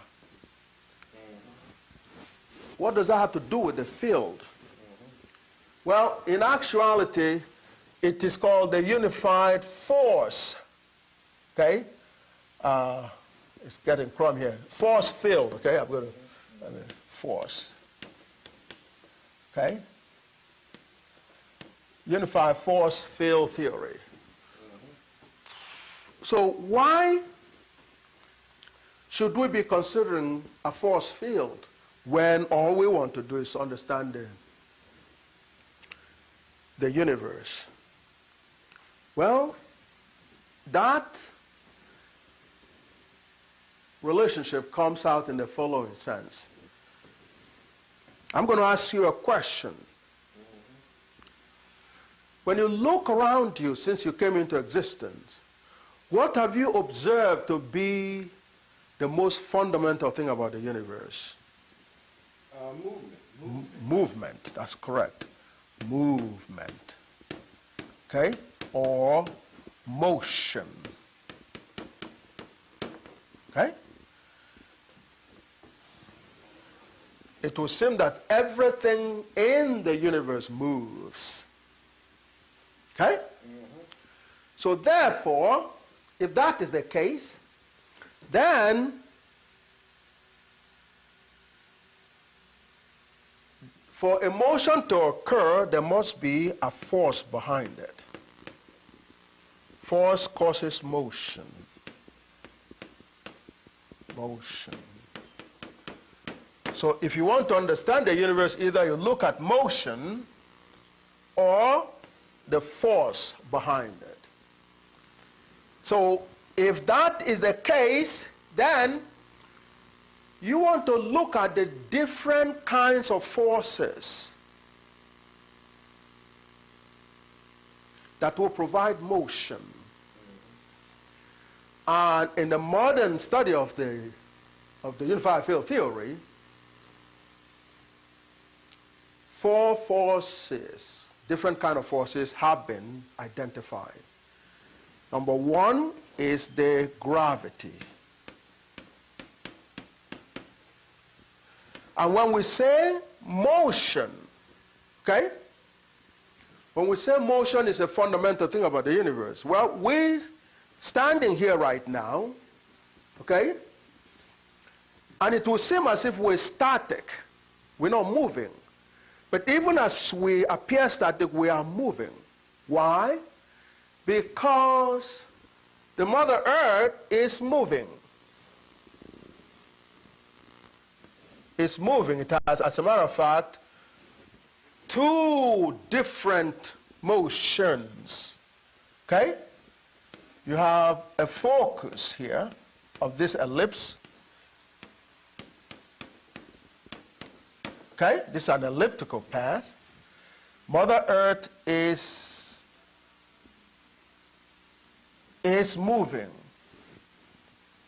along this. And then in addition, it is also rotating, okay, about its own axis. Okay, it's rotating like that, and so on. I want this to be clear. Okay, it's rotating about its axis. Okay, and then also moving around the sun. So that's 2 motion. In other words, here, Mother Earth is doing like this about its own axis, and we're all moving along with it. This is one reason why you need to pay attention to GAGUT, because you don't have a choice in that motion. Mother Earth is so much under bigger force influence that you can't stop that.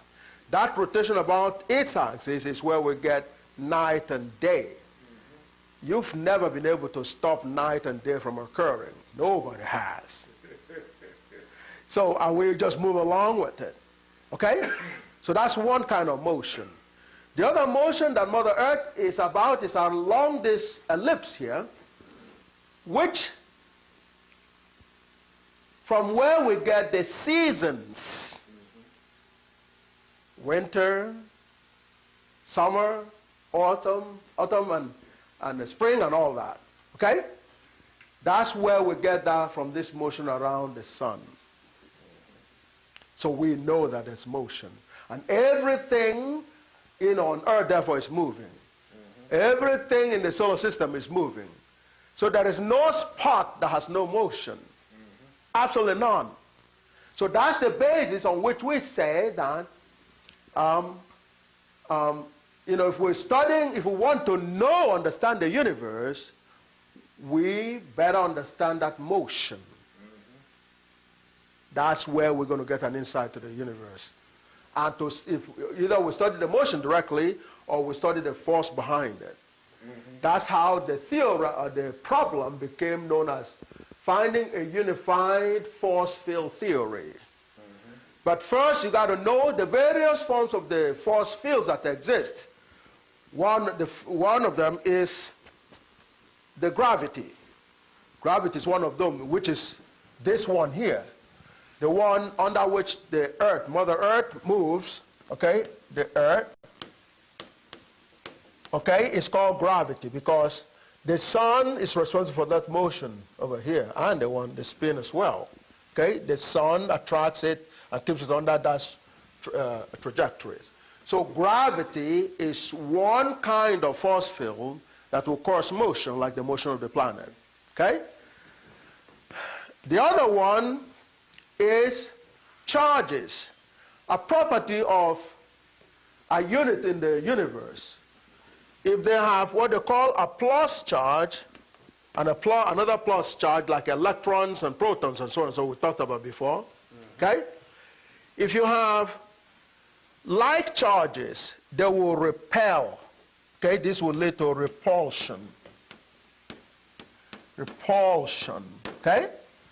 And repulsion may be just something to describe the activity, but repulsion is motion. In other words, they'll be moving in this direction and moving in that direction. That's what repulsion is, okay? If on the other hand there's a negative here, then there is an attraction, okay, between these two. Okay? Okay? They will tend to come together. Either way, these are motions. Okay? Attraction. Okay? Both of them are motion. And since we said that for a motion to occur, there has to be a force field, this kind of force field that comes from charges, okay, interaction between charges is called electromagnetic. Electromagnetic. Electromagnetic. So those magnets that we play with sometimes, yes, actually showing us. Oh yeah, that's motion. That's the actually. That's motion. Gravitational. That's exactly what you're talking about. Yes, that's a force field. Okay, gravity force field, okay, and electromagnetic force field, okay, okay, and then the other one is related to what they came out of the atom. Let's take the lithium atom.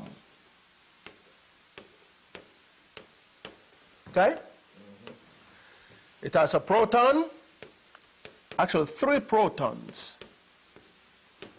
Okay? And a neutron and a neutron and a neutron. Okay? So of course we have that, and we have that, and we have that. Okay? Electron that are. Okay? Now, this is the core here. We said that like charges would repel. So how is it that we're able to have 3 protons very close, you know, together in the nucleus of the lithium atom? How is that? If like charges repel, then the nucleus of the lithium atom and the other elements outside hydrogen, helium and all that should be unstable, to say the least. Certainly should be completely unstable if this is the case, because this will be pushing this and this will be pushing that, and it should be exploding actually. But that's not what happened. It is stable. How come? That is possible because there's another kind of force field that glues them together, keeps them together, and that is called a strong force field. Strong force field. So a strong force field would cause motion, or in this case, prevent motion. That means it's stopping motion. In other words, it has to move in the opposite direction to keep them from moving in the position you expect them to move in the first place. The repulsion should be pushing this apart. So the strong force field is keeping them together. So it's moving them the opposite directions. So that's called the strong force field. Okay?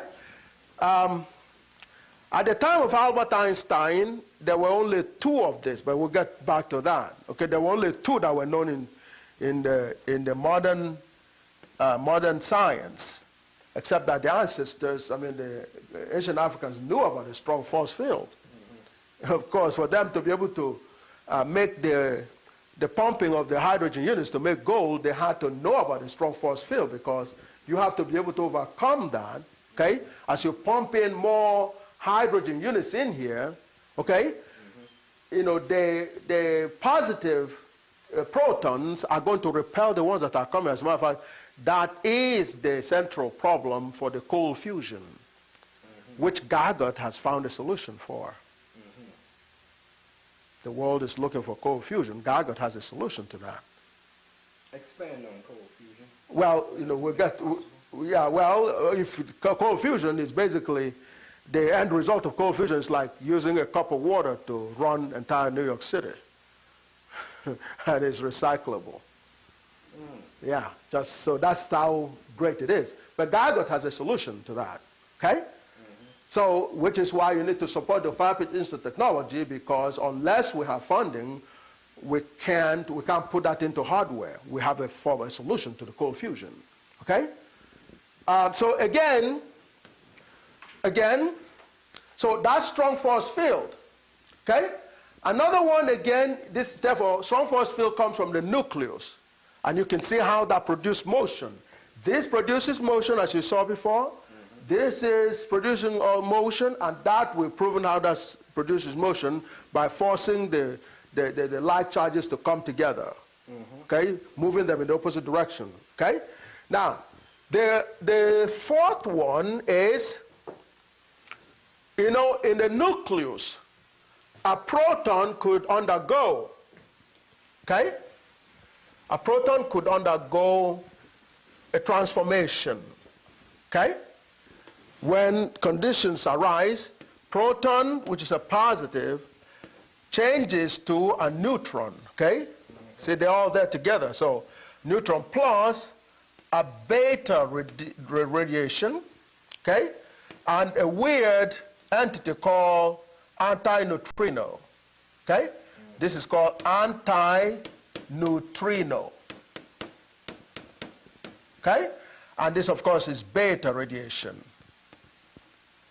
Beta radiation, okay? Beta radiation. Okay, and this here is called the antineutrino. Now what happens is, proton is known to have approximately the same mass as the neutron, okay? And a proton has the same charge in a positive charge, which is already balanced by the beta radiation. Beta has a positive charge. Electron that has a positive charge, that's what the beta is, okay? So the charges are balanced. You have a positive here and positive, they're balanced on the left-hand side. The mass from the left-hand side is also balanced by the mass on the left-hand side, you know, in terms of the neutron. Neutron balances the proton. So that leaves these two what they call massless, okay? Massless, but massless simply means very small masses, not totally zero. Zero means that it doesn't exist, okay? But it's massless in approximately, because in comparison with these others, it is practically zero, but it's not totally zero. It's very, very significant, okay? So what happens is then that for particularly, and of course, antineutrino has no charge because there's no charge on it. So here you have a unit that has zero charge and zero mass. Okay? So First of all, this combination is deadly. This is the basic origin of most of the cancers, where you have antineutrino and beta radiation. Okay? But what is more serious is the fact that antineutrino is not detectable by ordinary means, simply because it has no mass and no charge. So how are you going to know its presence? So that creates a problem. But the fact that it's elusive, the fact that in reality nothing stops it, because if you have no mass you can pass through anything. And if you have no charge, the charge cannot deter you either. So it does not experience any or much resistance wherever it goes. Or, put another way, if it experiences resistance, the resistance is very weak. It can only experience a weak interaction or weak opposition on its track. Lead will normally provide protection with some of the radiations like the kind that come out of the strong force field, okay? But lead cannot stop neutrino. Neutrino can pass through lead, okay? And because lead and other materials only give neutrino a weak resistance, this force field here, because that's motion, neutrino is moving as a result of this here, okay? So that motion it comes out of a force field called the weak force field. Weak force field. Simply because neutrino cannot be stopped, or you can only impede it in a weak manner. You can't really give it any strong opposition on this track, okay? So this therefore becomes the four force fields that are being studied in the modern day physics, if you will, okay? Now, but there's a common denominator as such, in the sense that all of them, produce what we said before, motion, okay? The end result of this gravity, electromagnetic, strong, and the weak force, is motion. So scientists thought that they all should have a common origin. And if we can find this common origin, it will give us an insight to the universe. So Albert Einstein spent his time, spent he was searching for what GAGUT solved, the solution to that problem, when he came out with E is equal to mc squared, which is something he's very well known for, okay? He wanted to unify gravity and electromagnetic force field on this base that they all produce motion, therefore they should have the same grandparents, okay? And so, but in the process, he was able to develop a very beautiful theory for gravity, as a force field, okay? And of course, Maxwell had already developed an electromagnetic theory that was quite beautiful. So he wanted to take what he developed for gravity and unify it with electromagnetic, so that he could say, okay, well, we have these two forces, and they come from the same origin, and from there go to understand the universe, okay? Well, of course, from 1921, or actually 1916, to 1955, when he passed on, he spent his time, looking for ways to unify these two forces with only a partial success. He didn't succeed in unifying them. So that left the problem, given his stature and so on and so forth, as a very popular, very important, very significant problem to tackle, because it is believed that if you're able to solve that, then you've done something that Albert Einstein was unable to do, okay? So that makes the problem very popular. So everybody jumped on the bandwagon trying to find it, okay? And what GAGUT has done, okay, in terms of being a unified force field theory, actually it's a theorem, because we proved it mathematically, but also in addition to explaining chemistry and its chemetic origins and so on and so forth, and the mystery itself that surrounds the name itself, GAGUT was able to unify all these four forces as well as other forces that have not been known yet. Because the reality is that Albert Einstein, even if he had unified the gravity and electromagnetic, with the coming or the knowledge of strong and the weak, his accomplishment would have still been incomplete, because people would have still been trying to find a way to unify strong and the weak along with those other three. So, but what GAGUT did was to unify all four plus others that have not been thought of yet. Now, how did GAGUT do that? Well, GAGUT examines, of course, it's a 35-year-old journey, okay, that took me from a city called Ida, that's Idaho without an O, okay, Ida, okay, in the Igala Kingdom of Nigeria, okay, a kingdom that originated from Kemet, okay, as a result of the invasion of Kemet by the Arabs in 641 AD. 641 AD, the Africans in Kemet left, okay, and they were driven out of Egypt, if you will, okay, and those that came to Nigeria settled in a place now called the Igala Kingdom, okay. So 641 AD was when Africans moved from Kemet to what is today called Nigeria, the center part of Nigeria, and established a kingdom called the Igala Kingdom. Okay? Now that's where I was born, in Ida, which is the headquarters of Ida, of the Igala Kingdom. And your ancestors told you that? Oh yeah, no, that's part of the education that you learn in terms of, well, how did you get here? Of course, Oxford University studies have indicated that the Gala people, okay, and there are Galas all over the world, by the way. 75% of Ethiopian population call themselves Gala people. Angola is the land of the Galas.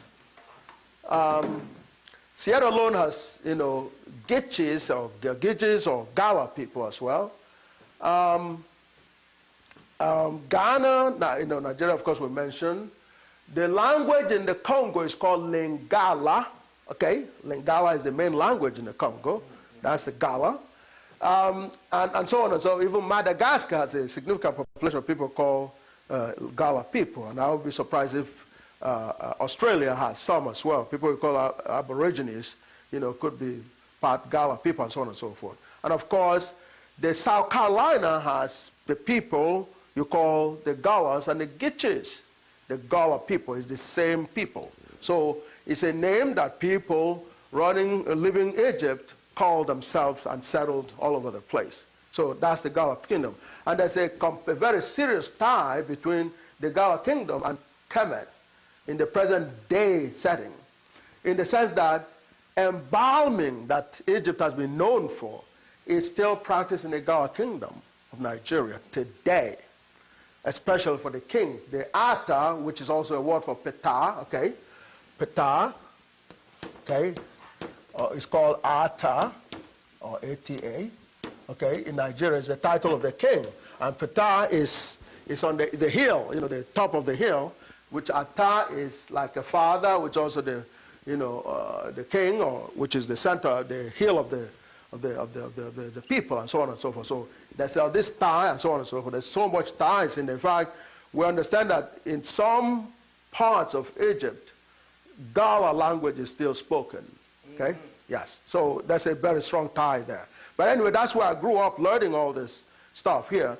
And of course, having known about the origin of chemistry, the mystery of the ancient Africans, as well as the fact that they developed, by the inspiration of the Almighty God, the subject called mathematics in a form called geometry, then I kind of sense that I have work to do. And as a result, when I would go to, I went to, after the education, what they will call informal education, where this was picked up, I would go to an elementary school called St. Boniface's, okay, in Ida, Boniface's, okay, elementary school, Ida, okay, and then from there went on to St. Augustine, okay, high school in a city called Kaba, okay, and while I was in St. Boniface's, there were some experiences that I don't know if I have time to, but I'll go quickly, in terms of math experiences, okay? In the class, or rather the school, St. Boniface's, the attendance was a big deal in terms of, getting a promotion. So in my 5th grade, it was a practice there where the best math students would be actually, brought together to add the attendance for each student to determine if they're promotable to the next class. So in this case, I think about 5 of us were selected. I happened to be one of the group. I remember a group. I was considered one of the best, okay, in math, okay. However, the teacher didn't really like me that much because I had some other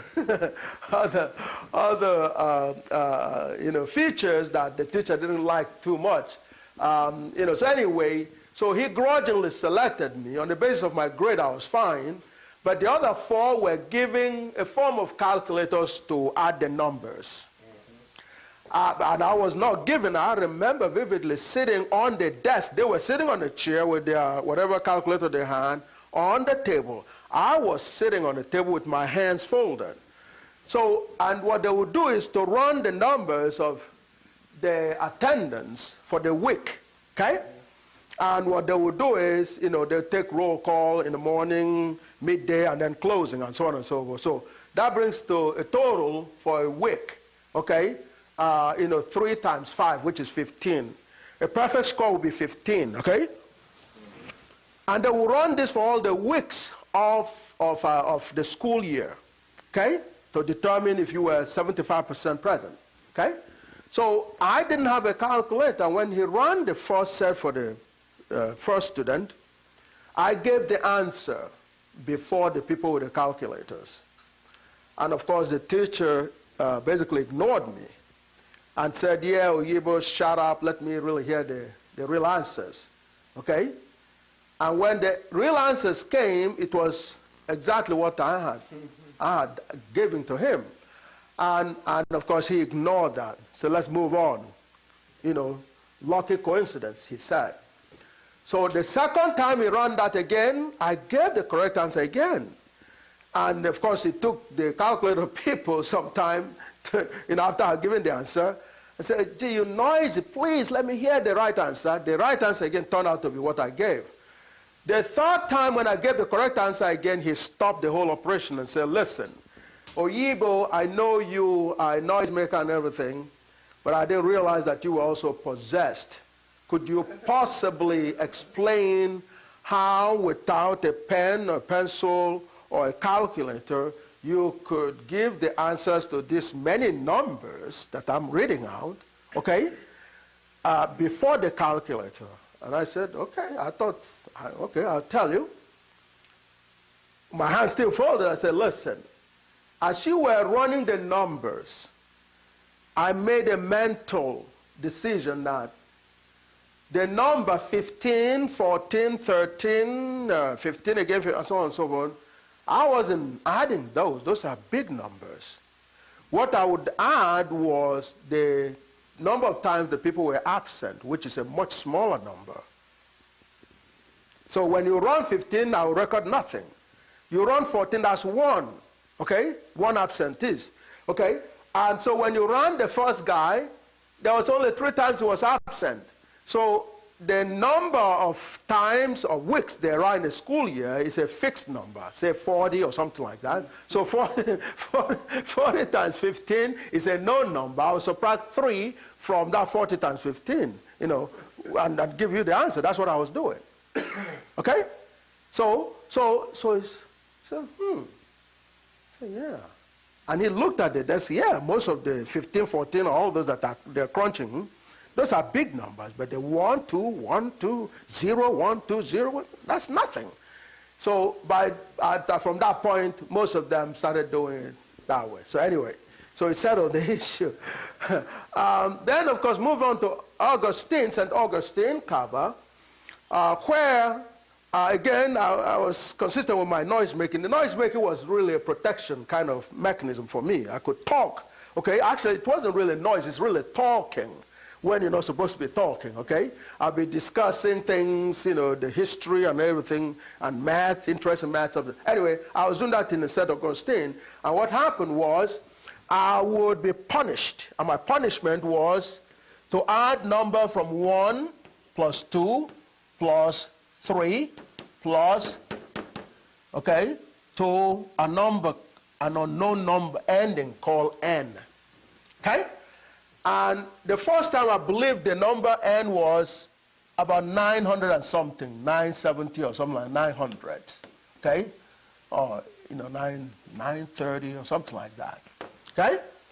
So you add in 1, and you have to do this without a calculator, okay? 900 and something. So I did that and I sweated, okay? The next week, this number rose to something like 3,000 something, okay? Oh boy, it was getting really unbearable, and somehow I couldn't really stop this noise, okay? So finally, the third time, it was in the 500s, okay? Okay?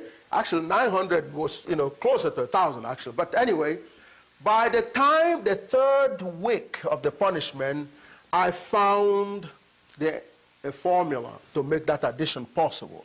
And if Sn, okay, was the sum to n, okay, I found that if I divide the last number by 2 and multiply it by n plus 1, I will get the answer exactly. Okay? Later on, I will see that as a geometry, as a matter of fact, a geometric kind of situation, because this is length times breadth, which is geometry, a rectangle. Okay? So anyway, so the teacher was shocked, because not only did I produce this formula and use it in solving the third punishment, but I could prove it mathematically. Yes, I proved it mathematically. Okay? And if you push me right now, you know, I'm going to have to scratch my head a little bit. I can give you the proof. But anyway, so I took the proof to him and I gave it. He said, well, he said, Oyibo, do you realize what you've done? And I said, well, I found a shortcut to your punishment. And of course, he cracked up and said, well, beyond that. And I said, no. He says, does the name Gauss mean anything to you? G-A-U-S-S. And I said, no. And he said, well, there are 3 most famous names in mathematics. Gauss, Euler, in modern times, that is. They will add Archimedes, you know, if you consider what they call antiquity, okay? But, and Newton, okay? The most famous mathematicians. And he told me that Gauss came into that fame by devising the same formula. And of course, I was excited, and of course, you know, and I asked him for a book on Gauss, you know, and I eventually found out that what he said was correct.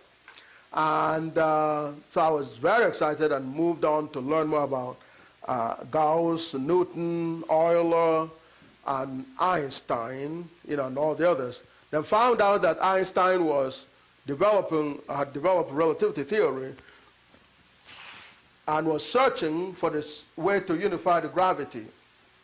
and electromagnetic force fields. So I took interest in that, of course, proceeded, and after 35 years, finally the solution evolved. Okay? I discovered in the process that relativity was an exercise in geometry. Of course, if it is math, it's got to be geometry. But I particularly noted that. And Albert Einstein indeed gave a hint. Okay, even though he didn't solve the problem, he gave a hint. And the hint, which was very helpful to me, was that, yes, even though he was unable to solve it, in his guts he believed that the unification will have to lie in geometry. So, in effect, it helped me narrow my focus. Okay, knowing, of course, that relativity was in an exercise in geometry. I studied that and all that, and what we call GAGUT today is as a result of a geometric search, you know, for the way to unify force fields. Okay? What GAGUT came up with is the God Almighty's grand unified truth or theorem. Says that the universe is a geometric space. Okay? GAGUT says universe is a geometric space. Geometric space. That is filled up with motions, as we just said before. Just picture a universe, a geometric space, whether it is limitless or unlimitless, that's immaterial. Just space. That is filled up with motion. It's all in continuous motion. That allows GAGUT to conclude that, therefore, because the universe, as we said before, is motion, it's also filled up with a force field. And that in this force field, therefore, matter or solids and things that you can touch and feel are simply concentrations of those force fields. Concentrations. Matter are concentrations. Concentration of field, of the force field. Okay? Mm-hmm. So what that says, in effect, is basically that it's total. Mm-hmm. The entire universe is motion, therefore it's just picture it as a force field. And that essence of God is that totality. That's what you call God. And so, by taking as part a space-time point in that geometry, the force that comes into that point and the part that is absorbed, either for creating these concentrations or whatever, and the part that goes out, there is a conservation, meaning that there may be transformation and so on and so forth, but it does not disappear. That's what conservation is, which is in another way of saying that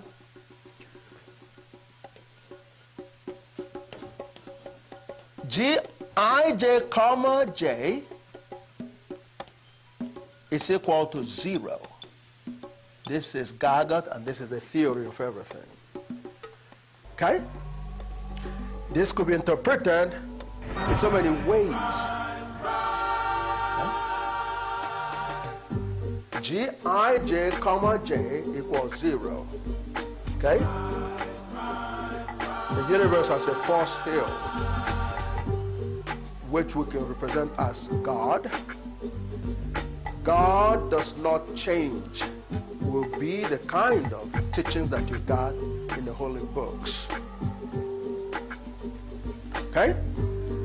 And if we follow that, you might call this a religious language, but again, the truth is the truth. Doesn't matter whether it's religion or math, okay?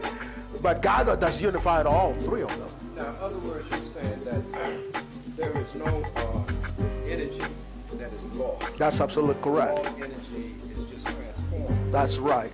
And GAGUT has come up with a formula Yes. that can model Yeah. transformation. That's basically this equation we models down in a geometric form, because the base of what I just told you is geometry, a geometric space.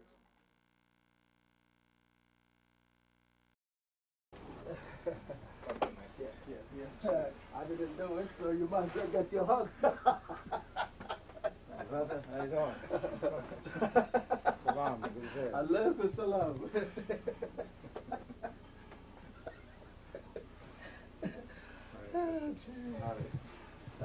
Okay. Boy. Yes. There's a professor, madam? Yeah, please. Yes, sir. Okay. Your patience, man. Oh, no problem. I apologize. There's a couple more of us that were scheduled to be here, but because I think we're starting a little late. Oh, call yeah. off on some other things. It's so. quite late. Yeah. For sure. It's quite late. All right. Yeah. Come on in. Yeah, oh, can you catch it? Okay. Look.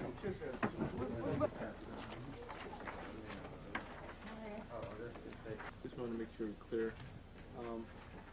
I'll just introduce myself. Okay. And then, okay. My name is Floyd Deschamps, and I work here in the Senate. I'm with the Subcommittee on Science, Technology, and Space, which is part of the Senate Committee on Commerce, Science, and Transportation. The committee is chaired by Senator McCain, and the ranking member is Senator Hollins from South Carolina. So that's who we are, and I don't know if you guys want to introduce yourselves. Yes. All right. Everyone here is from the Institute? That's basically it. The board members or workers in the institute and this kind of things. Yes. Okay. Yes. So can I? Right. Yeah. Okay. Go ahead. Well, it's a pleasure to be here. We came to give you a briefing on the new finding from the Faculties of Technology, the Grand Unified Field Theorem, which represents the unified field theory, or the theory of everything, as has been described. Basically, the background is, search for a unifying force has been on the minds of human beings since the creation. In other words, it's a search for Almighty God, basically, because that's the fundamental, the main force in the universe. From Egypt, the earlier civilizations to Newton, Galileo, Maxwell, and quite a few other people. And along the way, what happened was that people, hit various components of that unifying force. Okay. In the present day, the concept is four forces, which basically are gravity, electromagnetic force, and the strong and the weak forces. The first two you're quite familiar with, probably. Mm-hmm. The last two basically are, are relatively new in terms of their discovery. They are force fields that hold repelling particles together. Those are the weak forces. Okay, and the ones that hold the less strong repelling forces, are called the weak forces. Those are new kind of force fields that were discovered more recently. Okay. The whole idea, of course, progressed to Maxwell. Maxwell actually began what might be called the field theory today. Okay, Maxwell. He tried to use Newton's force laws, the so-called universal law of gravity, and the dynamics that follow it. And he had difficulties. Those couldn't apply to electromagnetic kind of field. So he had to go from scratch to develop what then became electrodynamics. Okay. In the process, he developed a field theory. The first form of field theory was developed by Maxwell, and it is about electromagnetic field. And he formulated the equations, and it had, components that, some resembled the ones that Newton did, some didn't. So that set up the whole, ball rolling in terms of the struggle to deal with the unified forces. The next thing was, of course, Lorentz and Einstein. They were very fascinated with what Maxwell did. And of course, mathematicians are always at the background doing some mathematics. One of the things that Lorentz is credited for is actually providing a geometric transformation that would pave the way for creating the relativity theory, the special relativity theory, E is equal to mc squared. What basically was arrived at is that physical laws can be written in any space. Okay? You could be on Mars, you could write an equation about physical laws. Okay. In other words, you could write physical laws in various coordinate systems, which can be evaluated to be equivalent. So the law of equivalence is very fundamental in relativity. Okay. That it doesn't matter where you are. You can write the equation for a natural event, a natural phenomenon, and it will be valid as anyone else who is elsewhere writing it. Okay. Okay, it wasn't obvious, especially if you consider the sun is part of the solar system rotating around another system. The Earth is rotating and so on and so forth. So if you're on Earth writing an equation, should it be, comparable to the person on the sun or another planet? And what they determined was that indeed coordinate systems are equivalent. Right. Okay. I guess the difference being whether or not there's a presence of gravity. That's absolutely correct. And that's basically the inertia, the inertial system. The inertial system has no acceleration. So it's actually an abstract concept. It doesn't really exist, okay, because there's gravity providing an acceleration, a constant acceleration. So the concept of zero acceleration is not real, except if you could find somewhere in the universe where the various gravitational attractions on a particular particle neutralizes one another, the zero gravity kind of situation. And those situations are not very, so that is the basis, so you have inertial systems and non-inertial systems. Einstein explored that to develop from the general special relativity to develop the general relativity, which became the formal formulation of the gravitational theory. So he has several accomplishments. E is equal to mc squared, which comes out of linear transformations. Okay, you look at the equivalent inertial systems. They're governed by linear transformations. Most notable, of course, are Galilean, and Galilean, of course, in Galilean transformation, time is invariant. Time does not change. That's the main difference between Galilean and Lorentz. Otherwise, they're all linear transformations. Okay. But, Lorentz, in order to deal with the relativity, had to, treat time like any other coordinate, okay? So they're basically equivalent. They're all linear transformations, Galilean and Lorentz. But Galilean does not deal with the variance or the time factor. So then Einstein and Lorentz came around, and they wanted to look at that. They wanted to be fair with all the coordinates, so to speak. In other words, x, y, z, and t. There's no reason why they shouldn't be treated the same way. So out of that comes the Lorentzian transformation, which is one of the biggest transformation concepts in physics, because, of course, he won a Nobel Prize, the second person to win a Nobel Prize. So that, explains special relativity and got Albert Einstein on his way, because when he saw the power of such a relatively simple linear transformations, he said to himself, if he could make it nonlinear, if there's a curvature, what would happen? Okay? And then, that got him going, and in the process, he saw that if it is inertial coordinate system, no acceleration. Okay? But if you superimpose gravity, then you have acceleration, in which case you have a non-inertial system. So, therefore, there's a relationship between non-inertial system and gravity. Okay. So non-inertial. That's right. Non-inertial coordinate systems and gravitation. That's really the major hint for him. And he pursued that to the level where he actually formulated the most comprehensive gravitational theory. So, so, in other words, general equivalence, like I said before, allows you to view features of physical phenomena in different equivalent spaces, okay?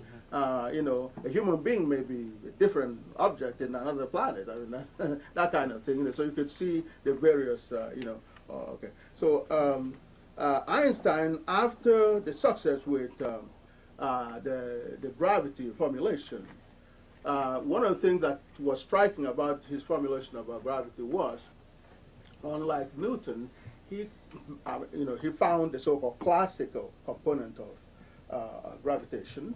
He also found a wave component. That gravitation has also a wave component, which is what actually convinced him that yes, it ought to be a field, because electromagnetic, field is wave. It's a lot of radiation and all that. So it is very clear that that's a wave kind of situation.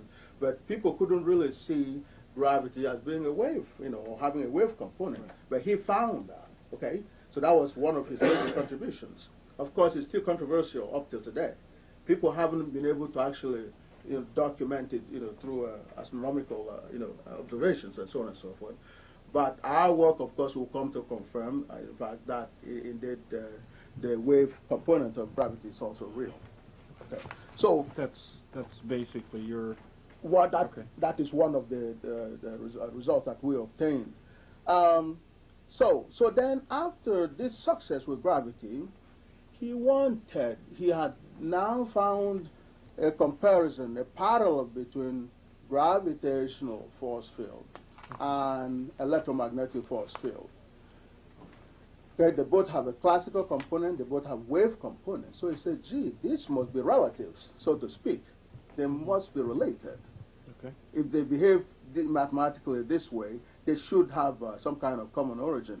Therefore, he wants to be able to find that origin where he could combine both of them and see how they would interact to effect an activity on a particle or a matter that is subjected to such a combined field. And that was what he kept on working on for the rest of his life, okay? So people picked up on that, Weil, Kaluza, Klein, and, a host of others began to search. He had difficulty. If I may digress, I could tell you why he had difficulties. Now, viewing a physical phenomena in different equivalent spaces, okay, it's beautiful. It's absolutely beautiful. However, there are some limitations or actual challenges that go along with it. What he did was what is called a general coordinate transformation. Okay? So that general coordinate transformation means that the equation of physics is now nonlinear as opposed to the linear form that it was in the physical space. Okay? So he can see gravity in this nonlinear field. However, it is nonlinear, and nonlinear equations have peculiar characteristic that you can't take two solutions and add them like you would do in linear case. Okay, 2 plus 2 is not equal 4 in a nonlinear area. So he couldn't do that. So therefore, he couldn't add the gravity to electromagnetic in the transformed plane. That was basically his problem. Okay. And so, and I will tell you how we got around that, eventually. So, and of course, people have been searching, all kinds of transformations. In other words, what you hear, when you hear about work on unified field theory, people are looking for geometry that will accommodate more than one field, okay? Gravity and, and the rest, okay, together, okay? From the human point of view, that calls from addition. And like I told you, the addition here is not possible in a nonlinear coordinate system. That's a fundamental problem. So what people do is try to be creative to do some other things that will get an equivalent system that can handle all of them. So, and that's, went to string theory and all the other stuff. So Stephen Hawking, has been doing a lot of things himself. And so where did we start? Well, our model is basically simple. We have a universe that basically is a force field. That is what we call the unified force field. Matter is represented by high intensity of this force field.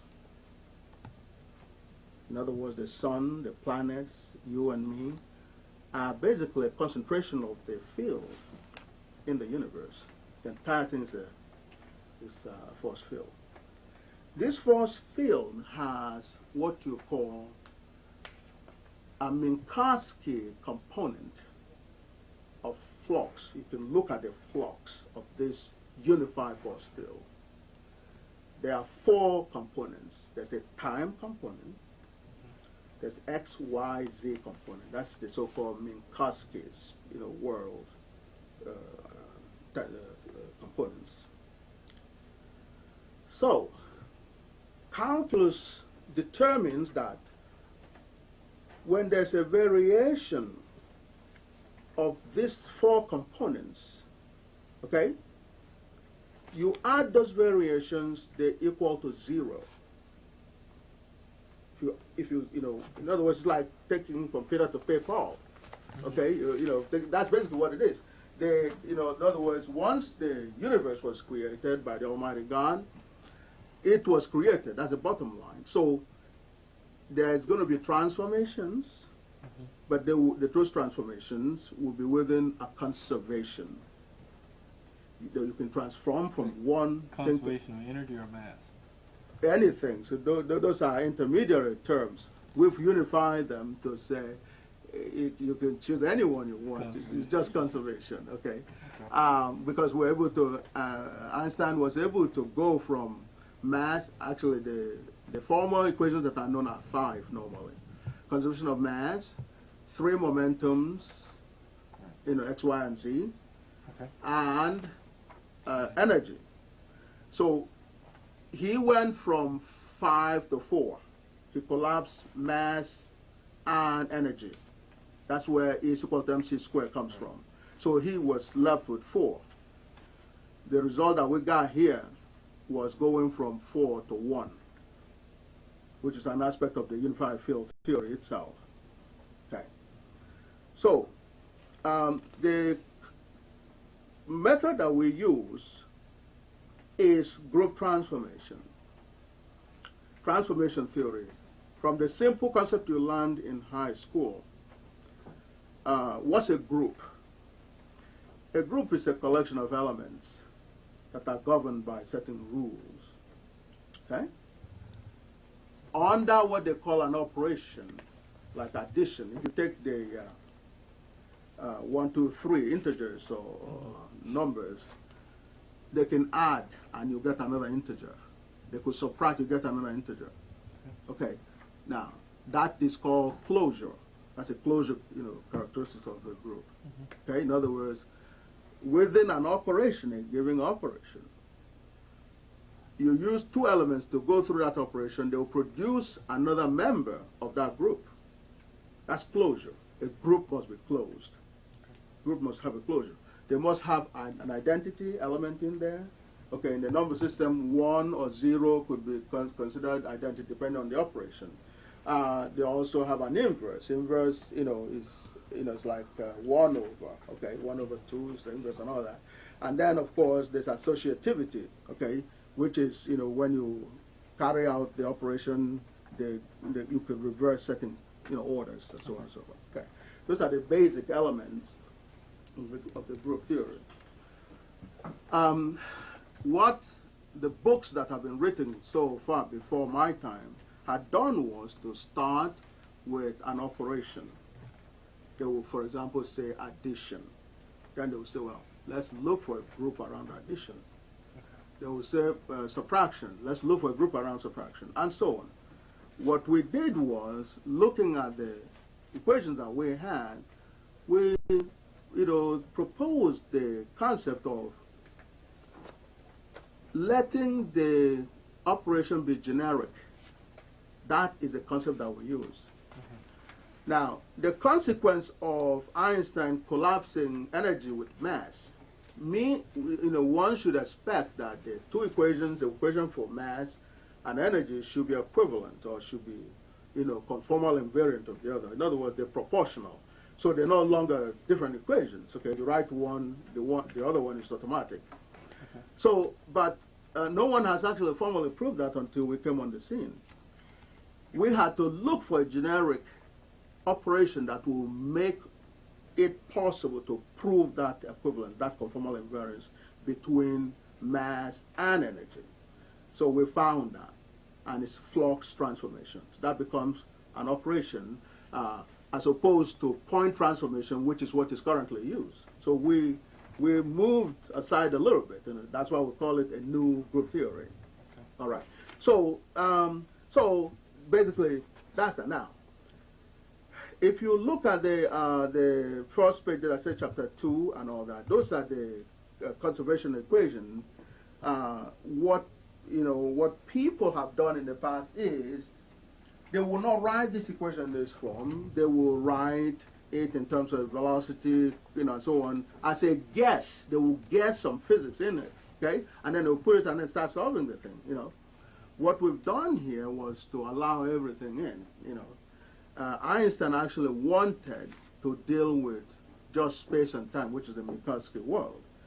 Everything else, like mass and all these other components, are secondary terms, okay? So that's basically what we did here. Because when you look at the equations, the generalized mass will go beyond the regular mass. They go to charges, electric charges, and so on and so forth. So that in effect, those equations there, the generalized mass, momentum, and energy, are as much as you can get by way of equations. You really cannot get anything more. If you put anything more, you're adding a redundant member, okay? And eventually you're going to, So, it's not to rush you through this, but I think... Yeah, okay, I'm going to go. Just to speed up a little bit. But, okay. I'm trying to understand what is the standard, or what's accepted today versus what it is that you said you've proven differently. Okay. The search, in other words, the search for unified field theory involves locating an equation that describes everything. Right. Okay, that's what we found, and that is equation. Okay. Yes, that's it there on 58. The place that says 58, again, that's there. Okay. All right. The general summary equation. Yes. That's a unified field equation. That's what we found. That's what everybody's been looking for. Okay? Now, we have G, J0, G, J1, G, J2, G, J3. J could be 0 for mass, the 1, 2, 3 for 3 momentums, and 4 for energy. Okay? But they are equivalent to one equation because we've proven that they're all equal to 1. So those are your 4 components there: time, x, y, z. That's right. That's right. Okay. All right. So that is the unified field equation. It is also a theory of everything, in the sense that that equation can reproduce every equation that is known in mathematics. It can reproduce every one that had ever been studied in mathematics from this equation 3.111. Okay, so all those equations can be derived from. That's right. Everything is embedded in there. And then what's also we found is that the solution is one thing to find an equation. If you cannot provide a scheme to solve it, you've only done 50% of the job. We were able to find out that eta sub n is the basic variable with which you can write down the solution of this unified field equation. Okay, eta sub n.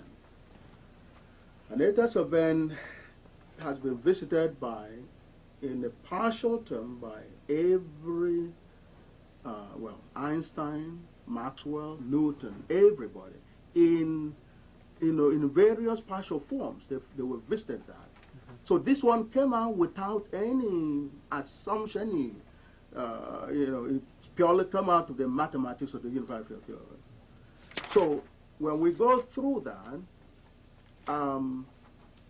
the solution to this equation, the unified field equation, is given by that equation of 318.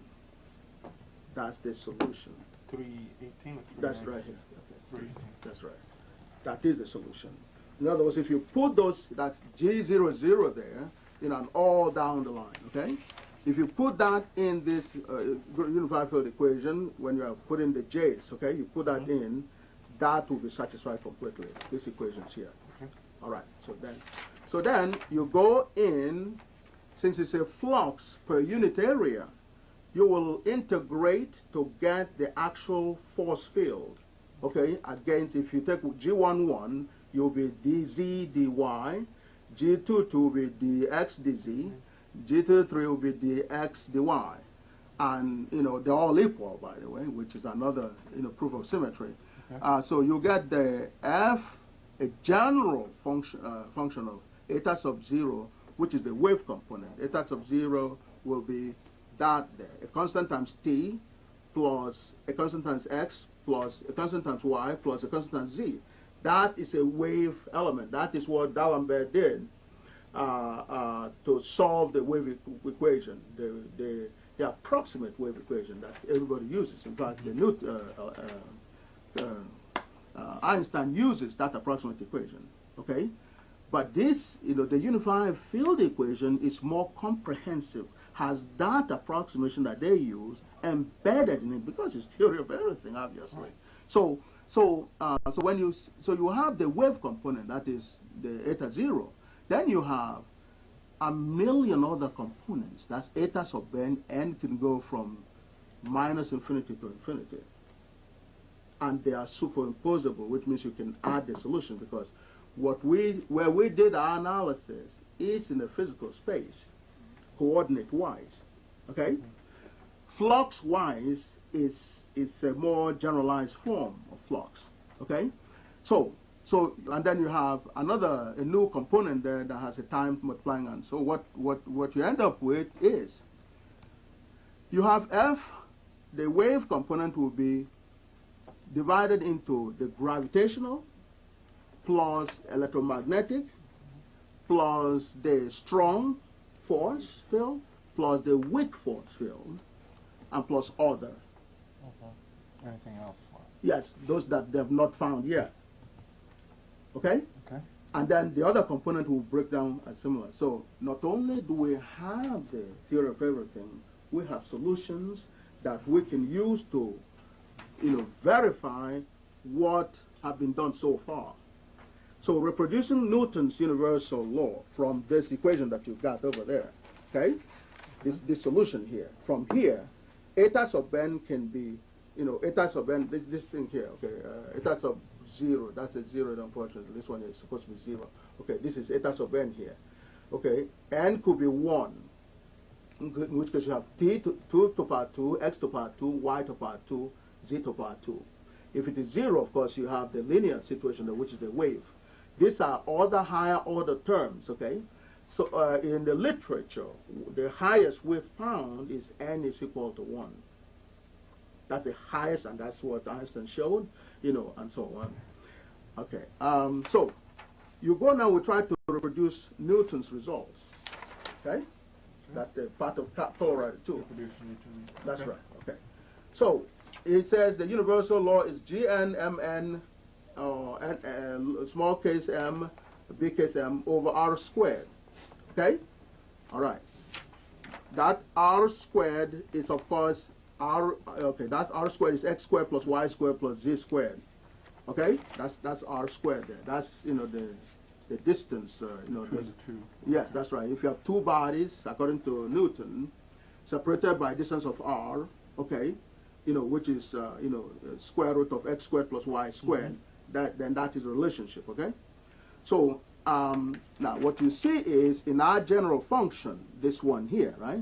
If you make if you make n 1, you have t squared. Of course, he didn't have t squared because it is the so-called action at a distance. So he didn't have the t component in his original analysis. Okay? He didn't have any equation to solve, so he didn't have that. He only had the space. There's no time component. Okay? So you go to x, it will be x squared. Okay? Because n is 1, it's x squared, y squared, z squared. If in addition you make the gn1, gn2, gn3 equal 1, then you reproduce the r squared. Okay. Right? G1. Yeah, g1, g2, gn1, gn2, gn3 is equal 1, and n is equal 1. So you have x squared, y squared, z squared. So his is reproduced.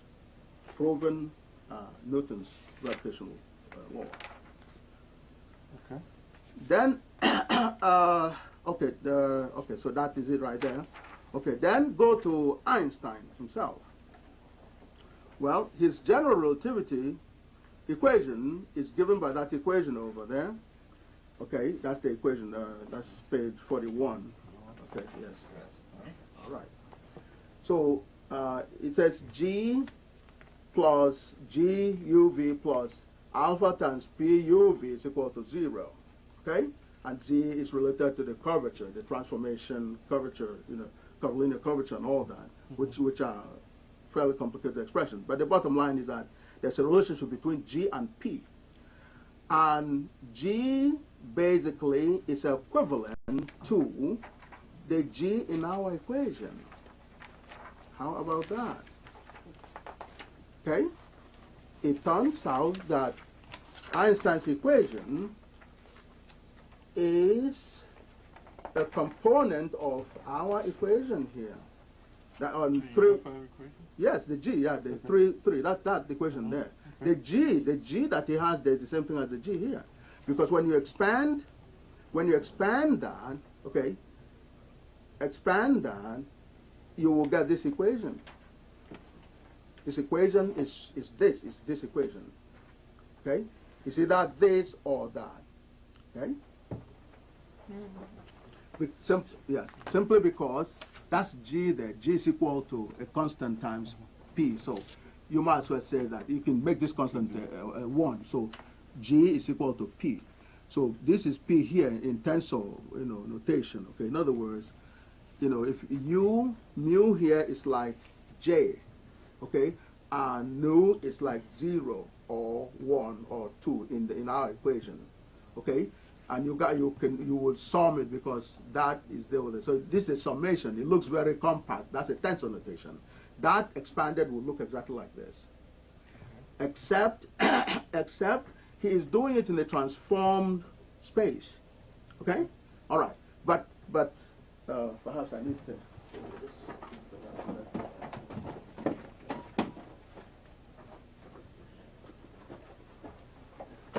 this is the graph, yes, for about Einstein, general relativity.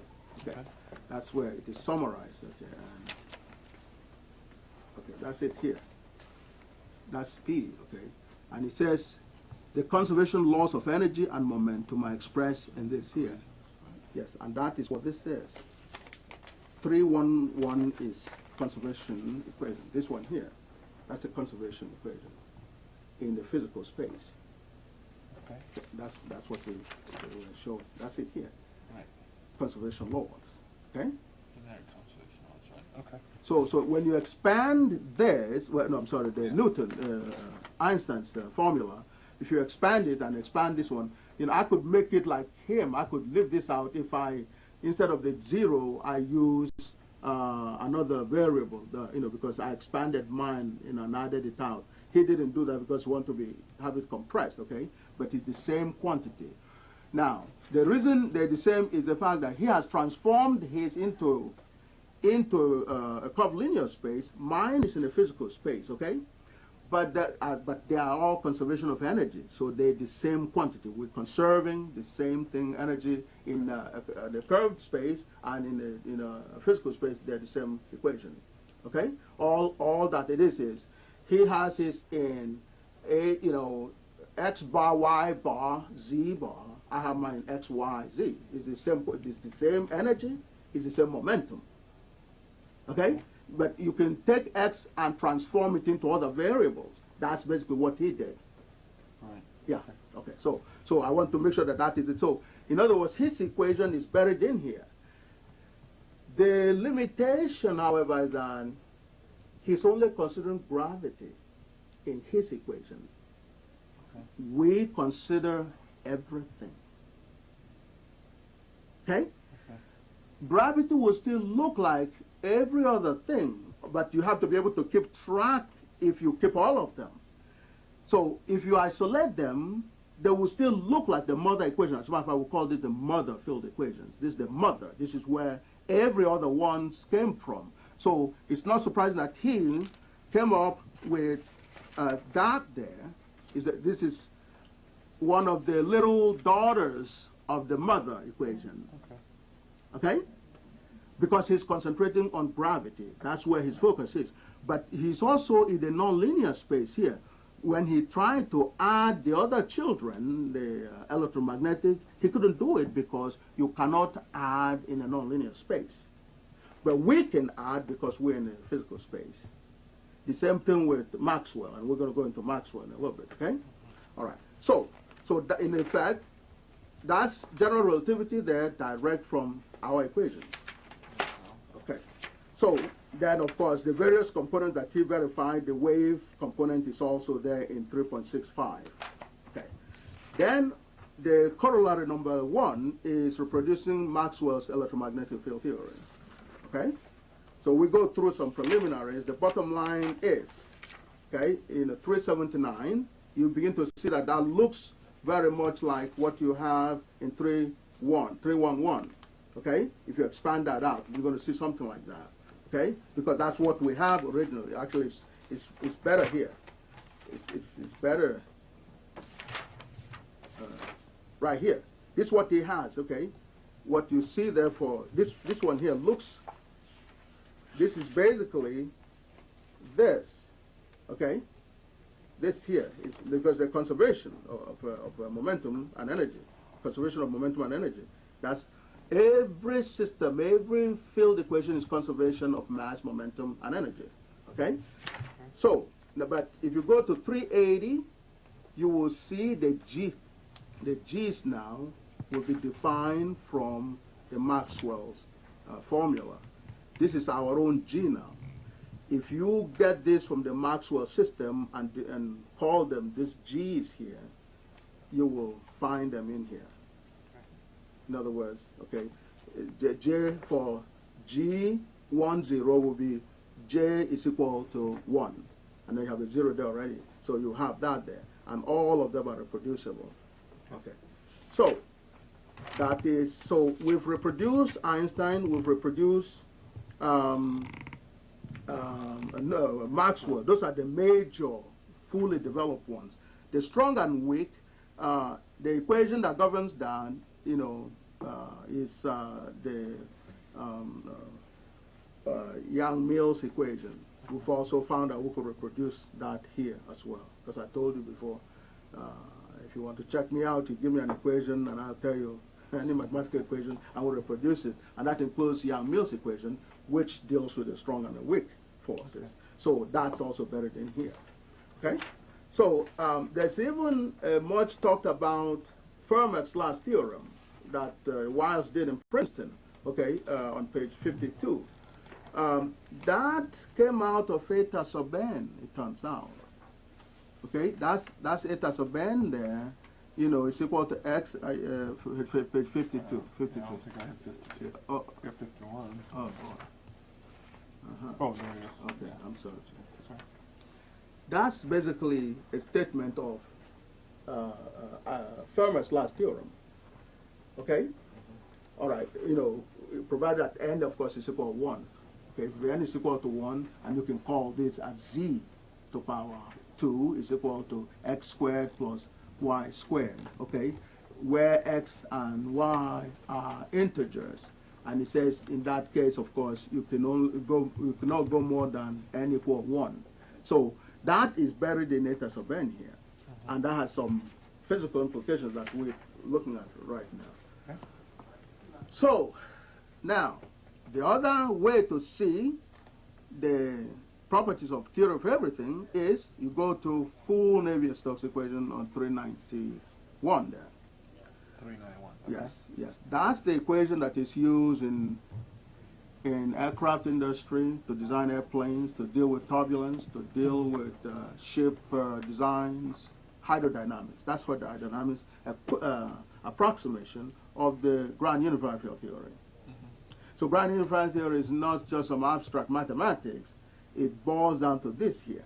And the solution that we showed you here, these solutions are applicable to this here. So you can say that if Boeing can work with us, we have the solution already to design the best possible aircraft that will deal with turbulence and deal with all manner of things because the equations are in the unified field theory. Okay, so that's the full study on Navier-Stokes equation. Then General Boltzmann's equation. This is where the fusion comes in. Okay, those are given by 392. Okay, because Boltzmann's equations or the fusion equations where you're looking for collisions between particles so that they could generate energy. Okay, you want enough species, especially cold fusion. You know, at room temperature, you want that to occur. With these broad solutions, you can fish for parameters that will, you know, look for that kind of combination of parameters that will make a cold fusion feasible. Unless it doesn't exist. If it exists, it should be able to, it's buried in here. Okay. All right. So then, of course, Reynolds' average Navier-Stokes equation, which is, again, approximation of the turbulence. Okay? And the turbulence has been handled, actually, these books are subjects of the turbulence and so on. Yeah, so that's, you know, I like to, you know, deal more with it, but that's the basic summaries. But, you know, the summary. Now, we have, yes, okay, that page there is put there just for your information. That's one of the guys, the leaders of the industry, aerospace industry, John Swihart, the retired senior vice president from Boeing. He wrote me a little note recently, and he's interested in looking in getting hold of this book. Okay, okay. He was the number 3 guy in Boeing before he retired, John Swihart. And Phil Condit is the current chairman of Boeing. Okay. All right. Have you gotten comments back from them? No, not Phil. No, but you know, John Swihart, of course, wants to join the team. Okay. Yeah, yeah. All right. We hope to get together with him, but we feel that you would, you know, could serve as a good catalyst, you know, in that process. Okay. That's basically our teaching staff at the institute. Okay. Next stage over there. Okay. We have basically in the process of trying to get a distant learning started so we could involve more faculty members and so on and so forth. Okay. Of course, that's my little background. space. Okay. Okay, and that's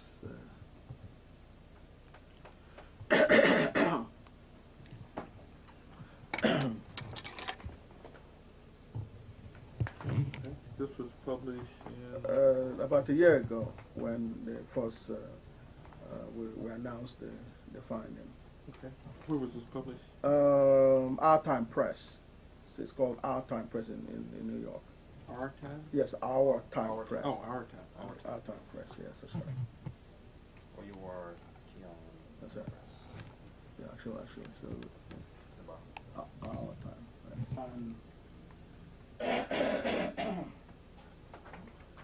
Okay, that's more. Okay, and that's the American Mathematical Review. You know, they reviewed about 90% of the work that I've showed you. Okay. All right, and all right. Okay, and so yeah, okay, that's more of the same.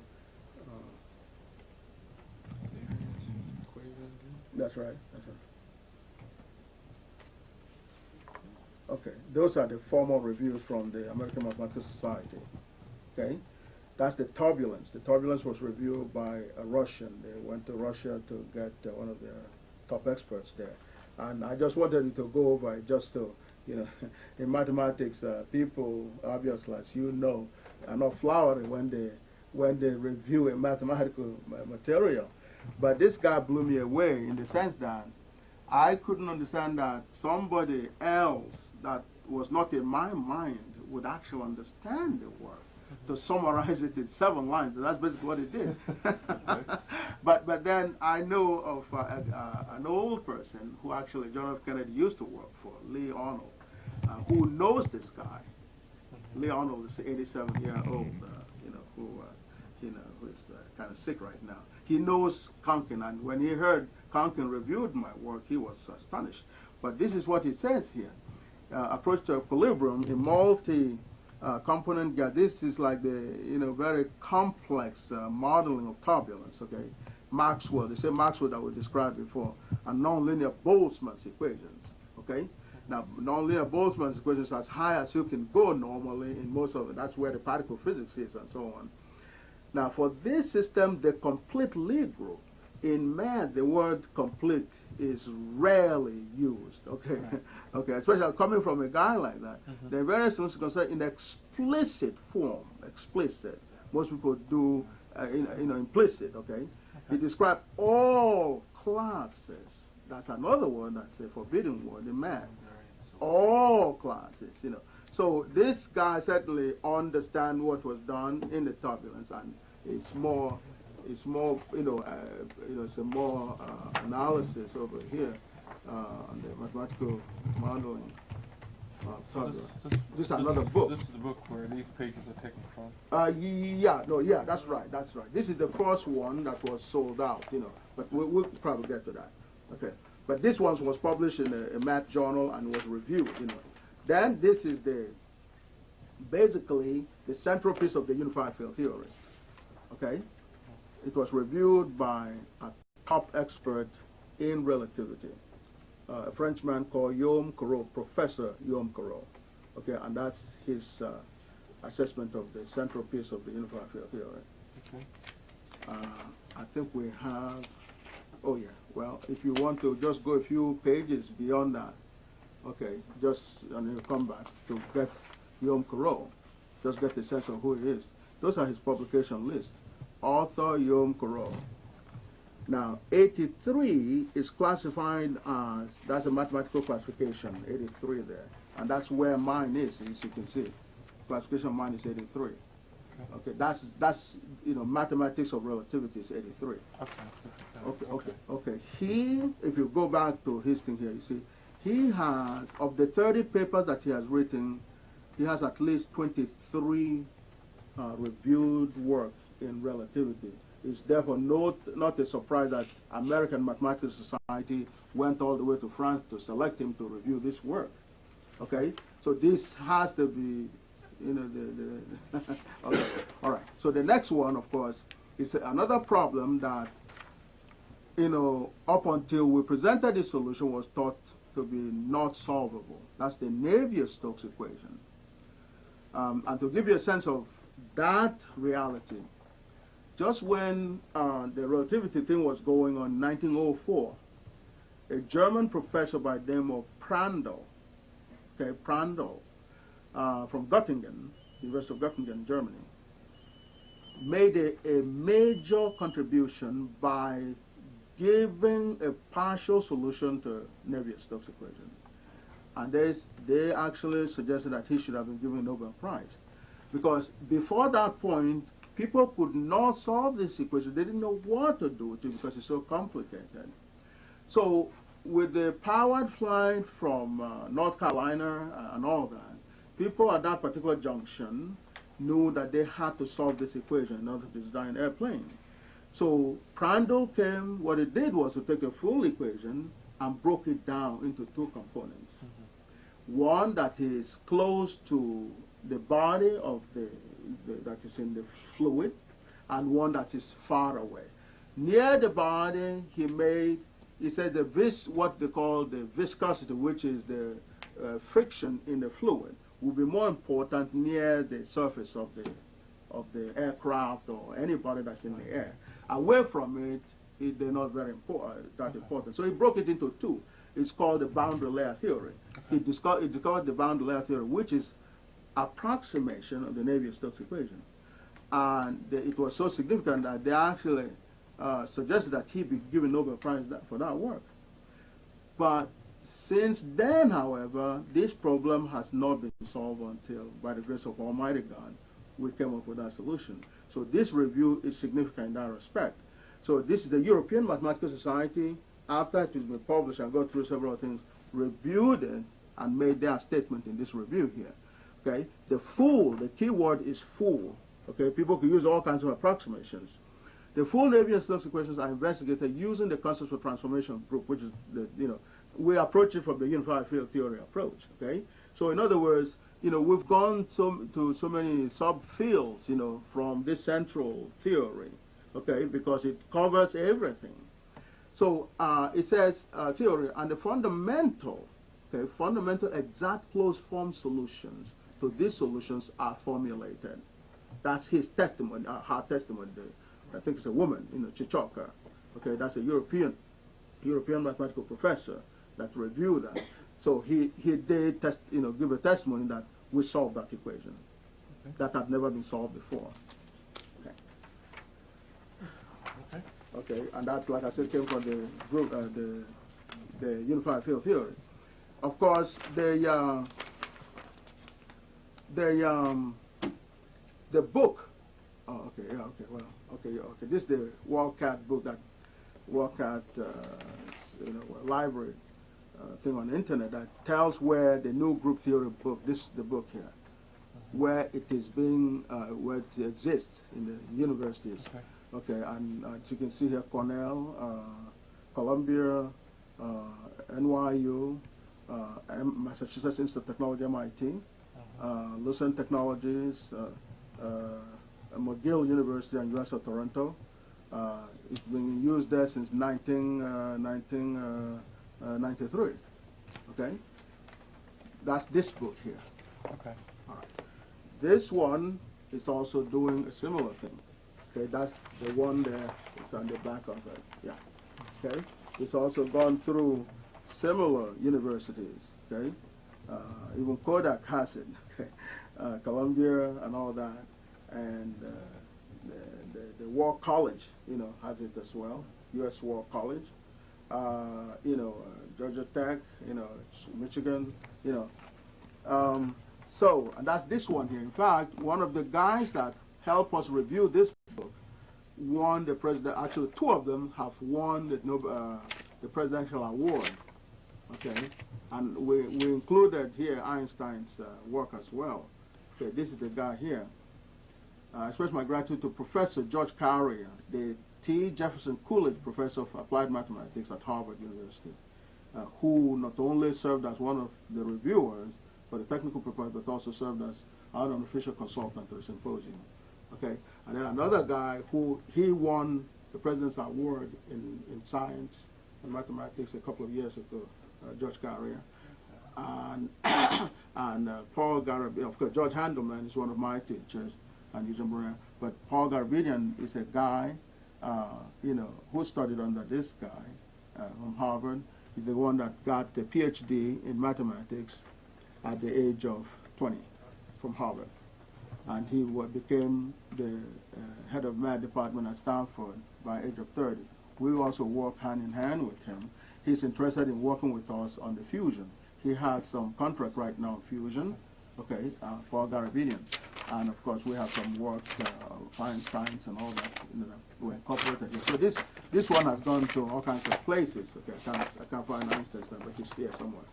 Okay, so that's that, and then this is the newest one, okay, which is where we give the details of the unified field theory. Okay. But let me say this: you see, there's a group of adults here. We're not children here. He represents to us what Einstein represents to the Jewish community.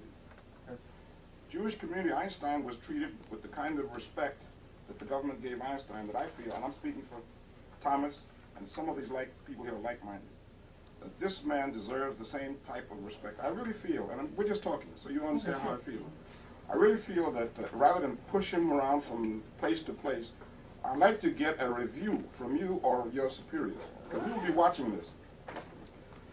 The same way that Einstein got to say to this man that either he has done what he said or he hasn't. Okay, that's number one.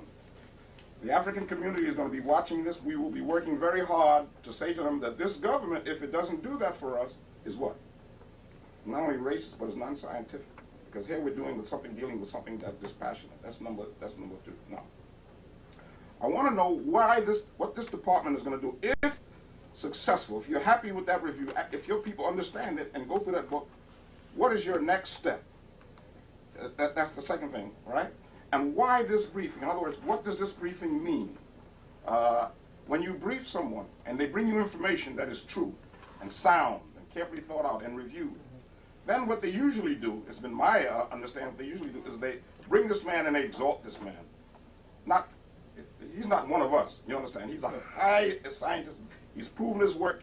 He's got his years in the government. Now, assuming this does not happen, right? Then of course, the thing is political here, and we have to deal with it like every other community has to deal with it politically. But as a brother, I'm saying to you, what this means more than all the science that you have here, it means to our children. Just like elders like me that's given all so that you could get it, as you know, we've said that many times. And one of the things we say is that we want you to come back, we don't want you to give back and take your place. There's a little difference, and that's scientific too. So what I'm saying is I'd appreciate it if you push this, and this develop means to our young people that they will never again be second to anybody in math and science. It's like Michael Jordan, they will do things that the world has never seen. But if we elders do not push this and accept it and push it around like any other scientist, or this is just something that he can shove from place to place, that will not happen. And then we have to do it on our own, which means we'll have to do it in any way we possibly can. We cannot let this just be shoved down or this scientist to be treated as second in command or what you call it. And I ask you to make that sacrifice because they wouldn't ask him to come here unless they wanted something from him. This is business. This is America. Sure. All right? Do I speak for anybody else here? Everybody. Yes. Everybody. Yes. So you have to stand up and say that, not that crazy man in the back. You have to stand up for him. And that's what we don't do. That's what let me say this in terms of a couple things you mentioned. In terms of, you said our review of it. In my staff, basically, I'm it.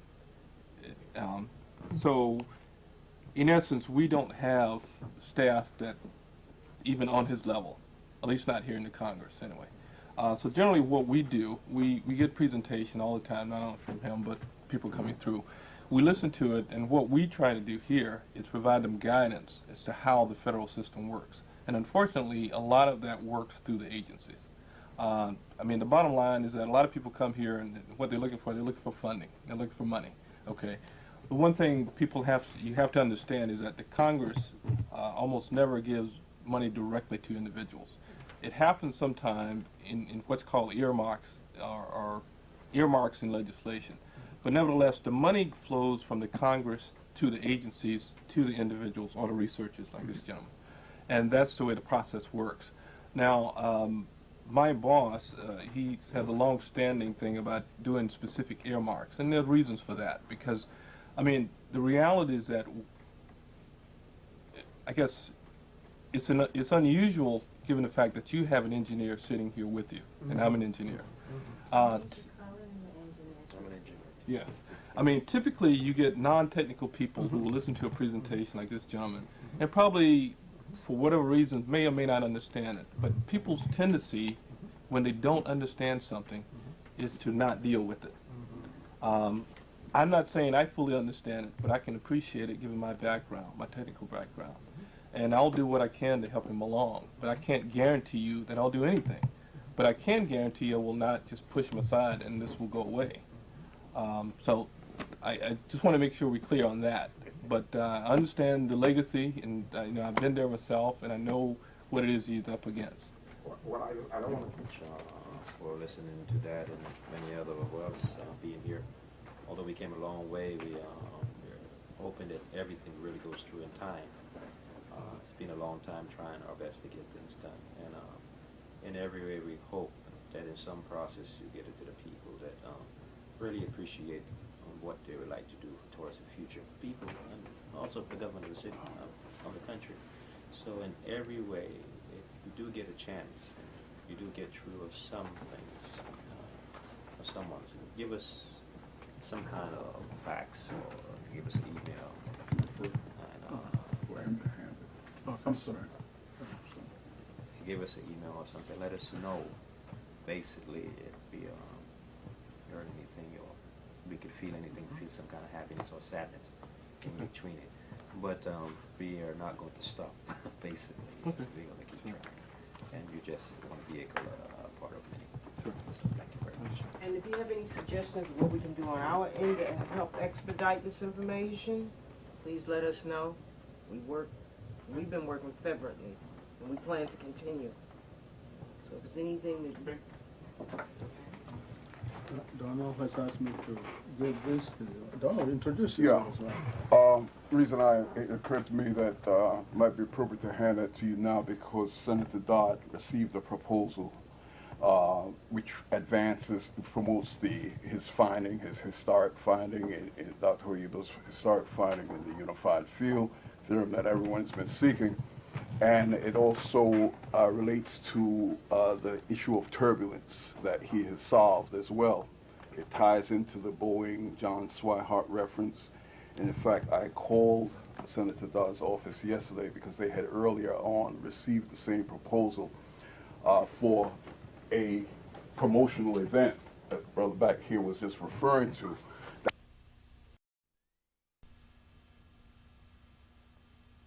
Listen, we're going to have to throw you in jail because we don't have a passport. We'll send you back. He looked the officer in the face and he said, Mr. Officer, when I was living here, you didn't give me a visa. How is it that you expect me to come back with a visa? And the big guy,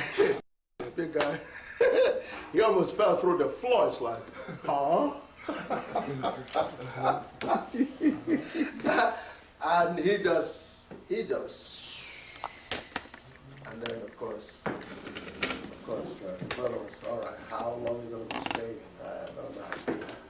This was, I think it was carried by some papers. It was a classic. I can't remember when that happened. So anyway, but that's something about citizenship and passport and all the other stuff. What it boils down to in this system is not just saying I'm an American. America, you got to know what America is. America is a marriage between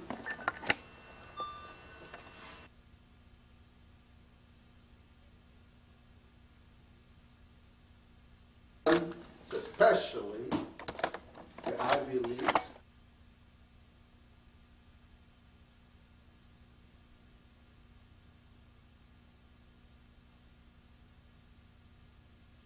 But would you begin from the top as to what the education system is? Yes, well, the America as a country, okay, is a marriage, okay? between the universities, which includes all the educational systems, because you got to go from the lowest level to get to the university. On the one hand, okay, that means we're talking specifically, particularly about the Ivy Leagues, your Harvards, your Cornell, and your Princetons, and on the West Coast, you don't call them Ivy League, but the Caltechs and Stanfords and Berkeleys. Okay, and in the Midwest, you have the Purdue's and the University of Michigan, on the one hand. And then, the Fortune 500 on the other side. That two systems come together and they marry. That's what you have. What's called America. And within that marriage, there are children that are brought up. Children could be human, there could be other things as well, but particularly human. So this product of that marriage are meant to inherit the goodies that is produced from this marriage. Okay, the goodies. Okay? There cannot be a Boeing without an MIT. See, Boeing does not exist without MIT. Okay? So, and then a job that is created in Boeing or GM or General Electric and so on, okay, has a corresponding qualification that's coming out of MIT that's going to take up that job. Okay? Now,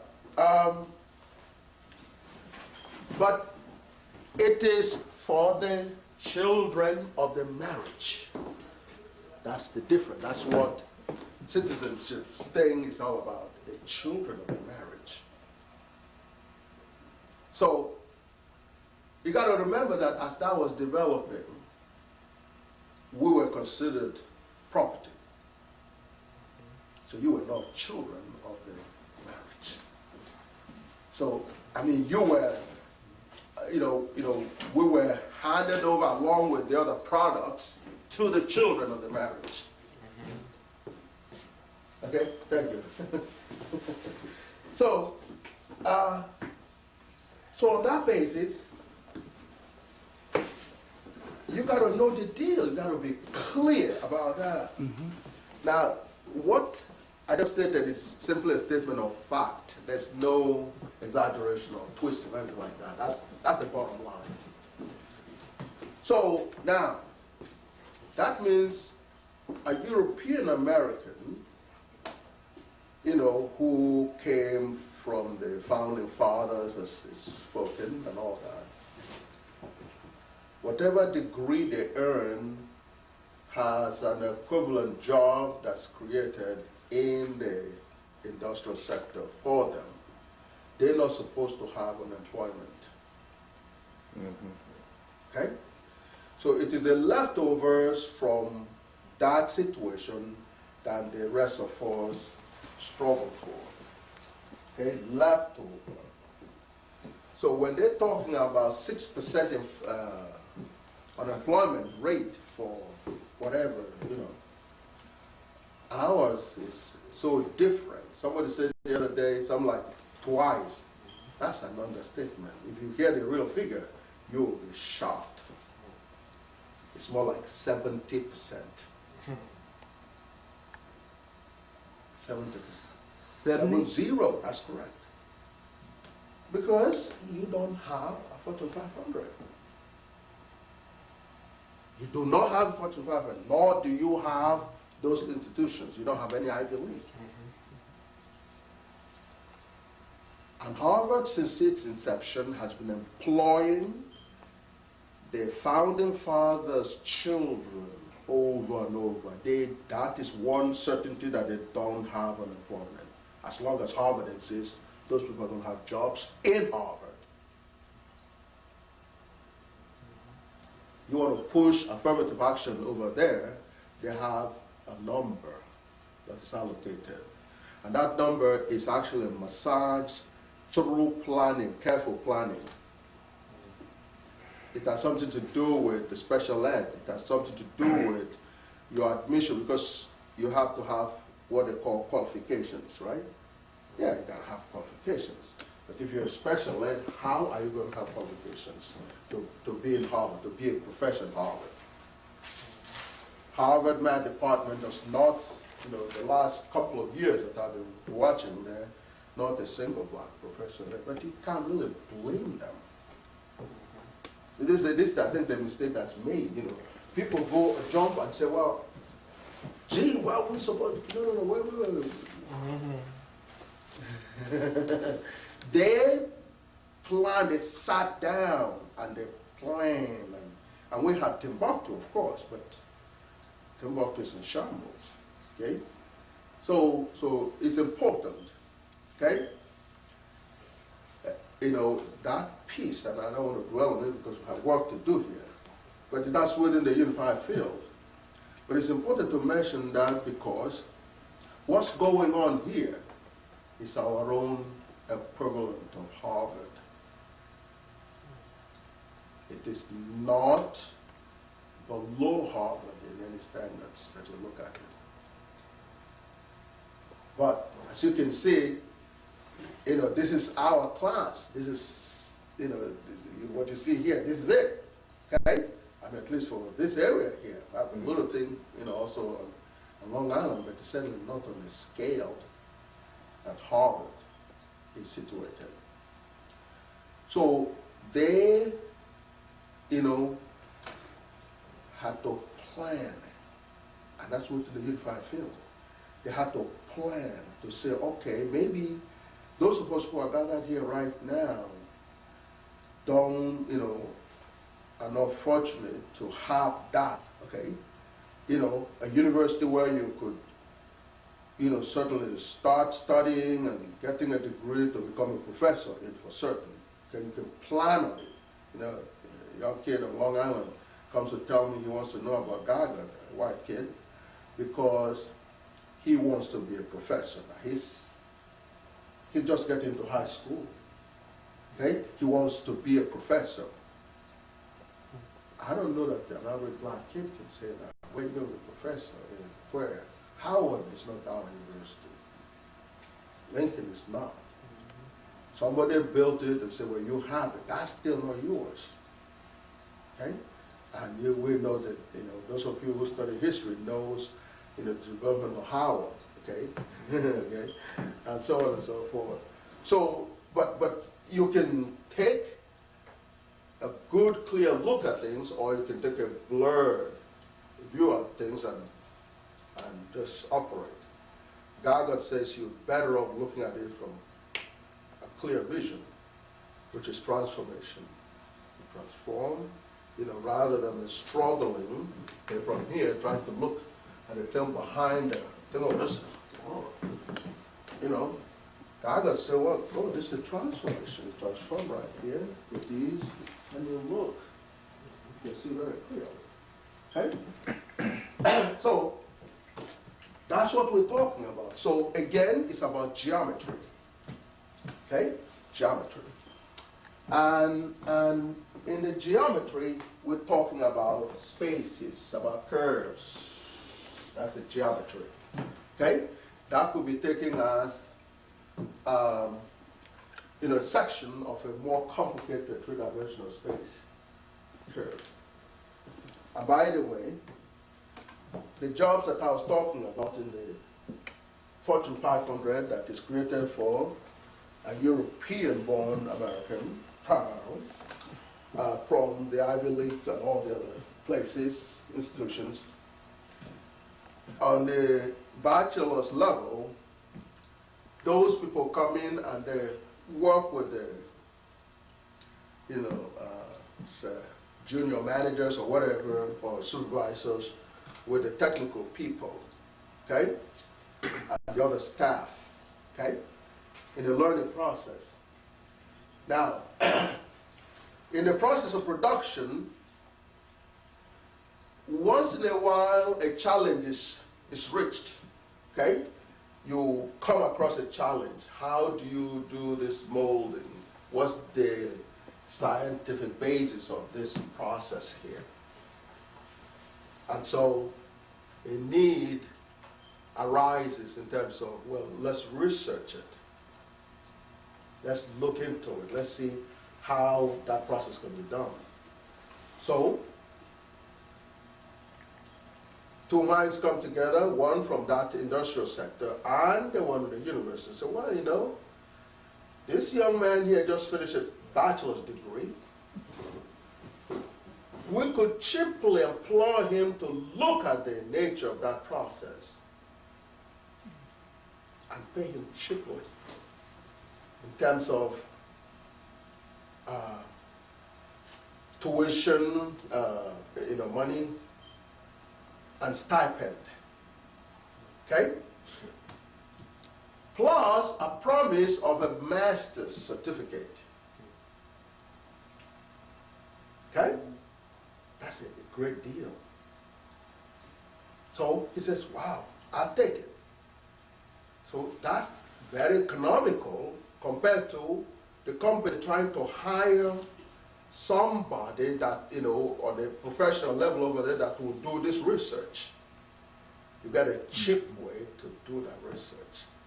And the young man is pretty happy, my goodness, he just got the bachelor's degree and, give him that kind of money, boy, he feels like, he's not married yet, he doesn't, So he goes on and cranks that stuff out and gets the result and, they give him a certificate. Okay? The company, of course, makes progress. Then, the school itself needs manpower. Okay? That's where the PhD comes in. Okay? First of all, the master's program is barely, at least in the technical area, is barely available in the schools they call black schools. Many people don't know that. Definitely the PhD is out of reach in the text, in mathematics, in engineering, in sciences. They don't exist in the black schools. Not here, not in the University of West Indies, not in the continent schools. They don't exist. Why? That marriage between the institutions and the Fortune 500 don't exist because there are no Fortune 500 in the black world. Not zip. Jamaican Airways is not a Fortune 500. The finest airline to the Caribbean. It's massive. It's got all these heavy-duty planes and all that. But it's not a Fortune 500. It doesn't produce anything. It goes to Boeing to buy its planes. Bauxite in Jamaica is manned by Kaiser and Guyana and all that. Kaiser. But we don't do anything, and bauxite is the basis of at least the current airplanes that you use. The aluminum that comes from bauxite is perhaps one of the most strategic, piece of mineral. So Jamaica is sitting on it, so is Guyana and other parts of the diaspora, but they have no control over it. If they were to, then of course a Fortune 500, develops. The Fortune 500 is production companies, not services. That has to be clear. Production company. That's right. Production. They produce hardware. Okay? Not service. That's not what we're talking about. That's Fortune 500. It's manufacturing companies. Okay? So anyway. And their primary product is military. Oh, well. You ever heard about the military-industrial complex? If you you want America to go to war right quick, try to mess around with Bowen. Yeah. I mean, the powers will be so automatic, and you'll be all, don't touch Bowen. Okay, but anyway, there's a lot more that you can, anyway, indeed, during Clinton's time, there was a war that was going on in Europe, between Europe and America, on a bid for the supply of airplanes. And it was critical that this country win that bid for Boeing. So guess who went to negotiate along with Boeing? Exactly. The first lady was on the plane. Your own Brown, not Minister Brown. Ron Brown? Ron Brown. Ron Brown was on the airplane. In 1996. They went to negotiate for Boeing, who was in competition with Airbus in terms of who was going to win. So we lost Brown in the process. Yes. Brown was murdered on the way back. I mean, they said it. I know you didn't see that. I know the professor didn't say that. By the greatest storm in Africa. So, by what? The greatest storm in Africa. They said the plane cruiser was crashed, but they said the reason why it was, man, the greatest storm came up in Africa and it messed up all the navigation systems. And the people there. Then when they asked the people there, they said, what storm? What's going on? There was no storm. They used that as an excuse. Yeah, well. Yeah. Well, the brother from Texas had a similar experience. Leland. Right, Mickey Leland. Yeah, that's right. But in any case, anyway, so the fact that the first lady went to campaign for Boeing, certainly would indicate what I'm talking about. So we don't have graduate programs, primarily because we haven't established this marriage between institutions and the Fortune 500 year. So Howard doesn't have a master's program? Certainly not a PhD. There's some bare minimum masters because let's assume they even produce the masters and the PhD. The token that is only allowed them in the Fortune 500, and they'll kill me. Listen to that. It's so small that they can't do any effective master's or graduate program. They can't. So how that is covered is, well, we don't have qualified black youth to get into the program. So that's why Howard doesn't have it. Lincoln does not have it. Morehouse doesn't have it. No master's program. Small or something. It barely exists. Okay? Barely. Certainly no PhDs. Even if they have the authorization to produce, it doesn't exist, period. Okay? And so, because primarily when these students are produced, they don't have a place to go to get a job. So that's something that you have to think out first if you want that to exist. And so, GAGUT now produces, by grace of Almighty God only, it's at the position where tons of doctoral physicists can be written with GAGUT material. But if you don't have the Fortune 500, where they can go to consult, and other universities that they can service, those PhDs will be useless. You're not going to train them here to get the PhDs here to go and fill up Harvard or MIT. You think that's feasible? I can produce within a year. I can probably give me 5 years. I can produce about 10 PhDs within GAGUT. Yeah, absolutely. But would Harvard take them all? They will. It's original. You know how that is. You're not going to take them.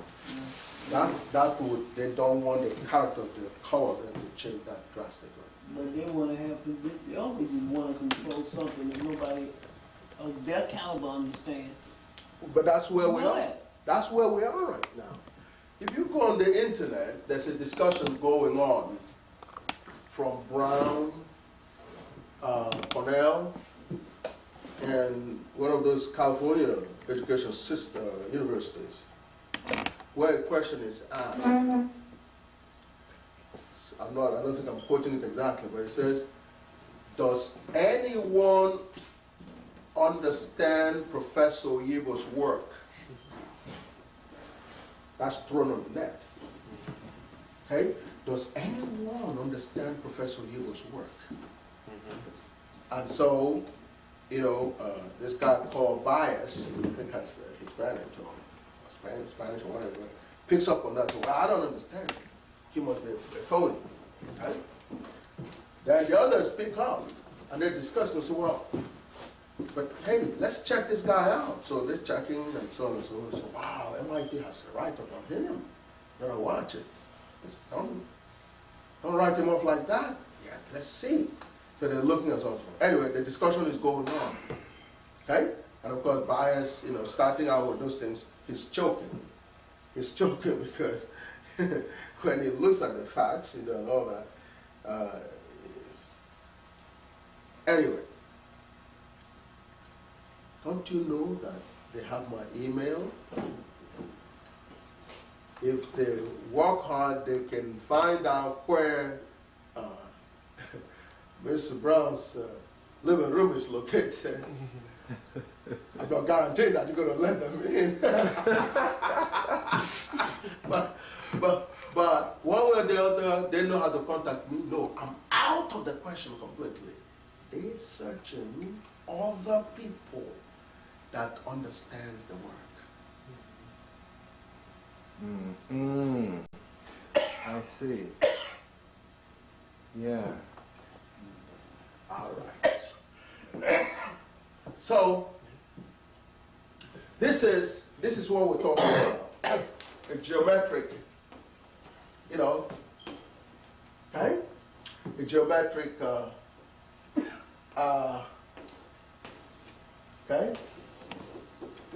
All right? Those who do what do you call it, projective drawing can, you know, do some marvelous job. This is the kind of surface we're talking about, okay? In space, yeah. Well, you may have to. I got it now. Okay. We have to move. Okay. This is okay. This here pictures of a rough sketch of a three-dimensional space, and indeed it could be more dimensions. Okay, and the universe is about this kind of space. Okay.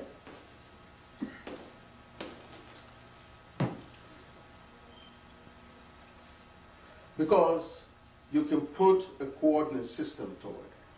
Okay? You say that. Okay? And of course you could. Okay? You could do that. And be able to, that could be, for example, X, Y, and Z. Right. Okay? You could put that to it. How you doing, Harold? Yes. You could fix that. Okay? And Z could be a dimension, which is changing as a result of X and Y changing. Okay? Z is the surface, say. And as X and Y changes, that would change. That particular surface would change. Okay? So then you can say that Z could be considered as a function of X and Y. Okay? Z is a function of X and Y. Okay? Or that could be, okay, a function f of z, okay, and z of x and y is equal to a constant. Okay?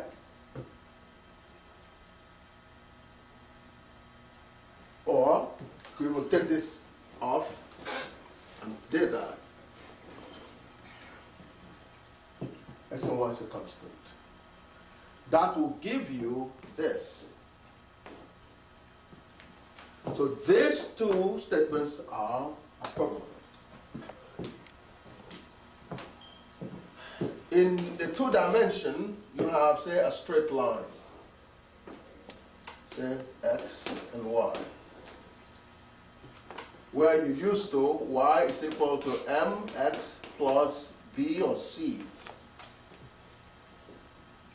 Okay? And so you could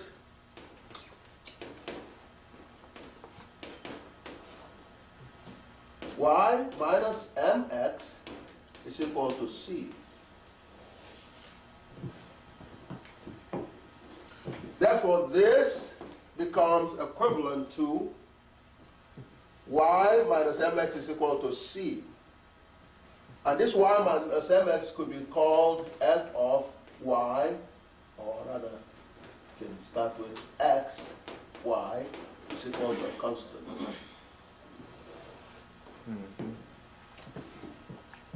Which is a parallel of this here. Because this and this are equivalent, and they're both equivalent to this.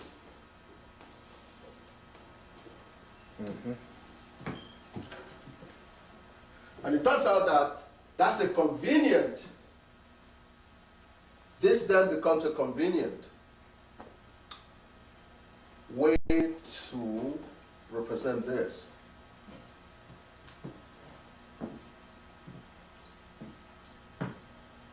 This is an equation of a straight line. A function of x, y is equal to c. They don't present it to you that often.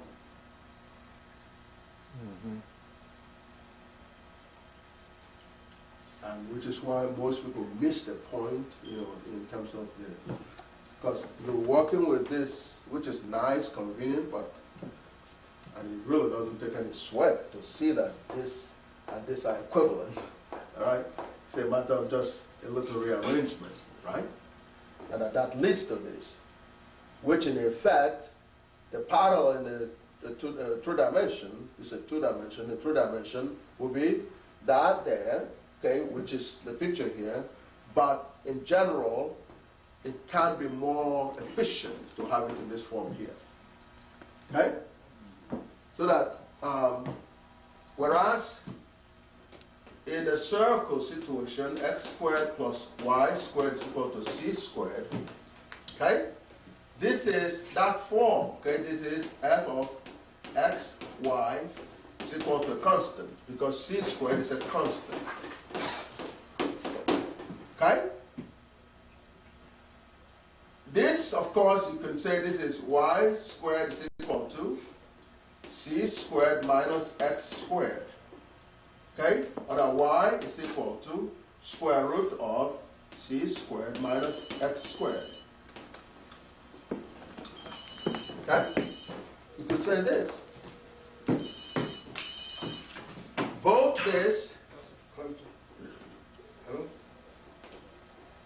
okay? Both this 2 or 3 are, they describe circles. Describe circles. They do describe circles. Either you have it this way or you have it that way. If I were to ask you, which form have you seen the equation of a circle more? Which one have you seen more frequently? The first one. The first one. See, that's consistent with this. Okay? That's consistent with this. Unfortunately, with the straight line, you probably say you see it more in this, right? Yeah. More in this than this. Okay. Yeah, you know that that's what it is, you know. But that little twist can make it different because unification theory, GAGUT, is about unification, generalization, common denominator. When you see this and this, that's a common denominator. Yes, sir. I got it. Now, but what I didn't get is why y equals mx plus c is a straight line, and f as a function of x and y equals c is a curve. How do you tell the difference? Okay. All right. This is a broader statement which includes this. Okay? In other words, this is a subset of this. In other words, because this can describe this and can also describe that. Okay, that's what we're saying here. So this form is a general statement. See, again, there is a sub-general and broader general and until you go into GAGUT, which is the full-blown generalization. Okay? You just have a little common denominator, which is geometry, and that galvanizes, that puts everything together. Okay? But within, there is a quantum subgroup, there is all manner of other subgroups, okay, depending on how you want to look at it. Okay? Which they themselves are broad enough, you know, but you get to a fundamental building block, okay? Okay, in the quantum case, they look at the particle that is measured with the mass and the charges and so on and so forth, you know, the characteristics, the properties, okay? The spins and everything else. Today they're talking about from the days of our great-grandparents, where atom was the most fundamental, okay, to, actually that's not true. They knew about the subsystem of atom, certainly the protons and the neutrons and electrons, but going to quarks and leptons might be considered a step, you know, below that, okay? So there are these groups, okay? This is a group in itself. Even the straight line is a straight line group, as long as M remains a constant to be chosen at will, you know, whatever you like, you can choose this, and then to determine, I mean, it's so, you know, this is a constant that can be changed, so is that constant that can be changed. So between the permutations between this, you have a whole group, tons of group of these straight lines, okay? But in the permutation, what would that entice then? Well, in other words, if you take this as 1, for example, C could go from minus to plus infinity. I mean, okay, so that's... But it's only dealing with that at a certain rate. Right, well... If you're doing that's going from, let's say, horizontal, vertical. Yes. The energy is going vertical. Yes. That means that the only place it can go is up into the celestial area, because that's developed into the circle, correct? So with the horizontal, which encompasses, I guess, the same parameters, the same permutations, you're using both of them so that they can create some kind of single energy unit. Right. Remember. And that's 0, wouldn't it? Well, again, 0, when you get cracking seriously with GAGUT, you will get to know about something called the relative 0. Relative 0. We had a very very well-known professor who couldn't understand that. He had a major problem. One of the guys that still wants to steal GAGUT, but he had a difficulty with the relative zero, simply because we've tried some of the realities here in terms of how a computer, for example, disobeys a very simple fundamental law of algebra, okay, which is that when you multiply and divide, actually, also, a number by an identity number, you get the same number. That's a fundamental theory, okay? In other words, if you have a number 8 times an identity, or 1, what we call 1, is equal to A. That's the definition of identity. Okay? Okay? So, and we proved last class that this is easily disobeyed on your calculator. We proved that to everybody. Yeah. Okay? So when you're using computer, especially when they're talking to you that computer is mathematics, that's a very serious problem. Computer is not mathematics. Computer is convenient approximation. Convenient, that's the key word. But you always pay a price for convenience. People never remember that part. Okay, Professor. Yes, sir. So I tried that on my calculator. Okay, on the calculator, it will come out like that. But on the computer now, it won't come out like that. I tried it, on the calculator like he had the other day, it came out to 3.999999. Yes. But on the computer, it came out to 4. It depends on the program that you use. It depends on the program that's been used to analyze. That's number one. Okay, that's a good point. Okay? There will be a number that the computer will be able to, because it's a matter of accuracy. Right? There will be a number that is challenging enough that your computer, whatever computer, any computer, will choke up on it. Meaning what, Professor? Meaning that you were just lucky that your computer was powerful enough and a lot of features were built into it, that particular computer to not be able to deal with 4/3 times 3 to be not 1. I'm sorry, not 4. Okay? Yours, was able to do that. Right?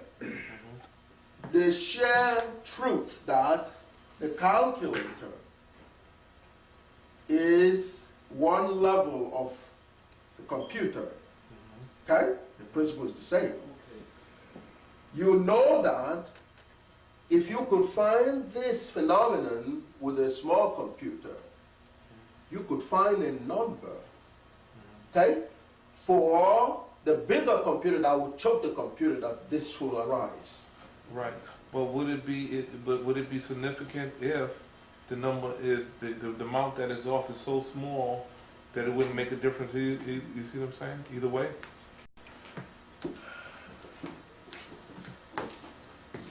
That point is not his point of concern, okay? But the point that is more serious is the fact that on one computer, you may be able to get 4. On other computers, you get 3.96.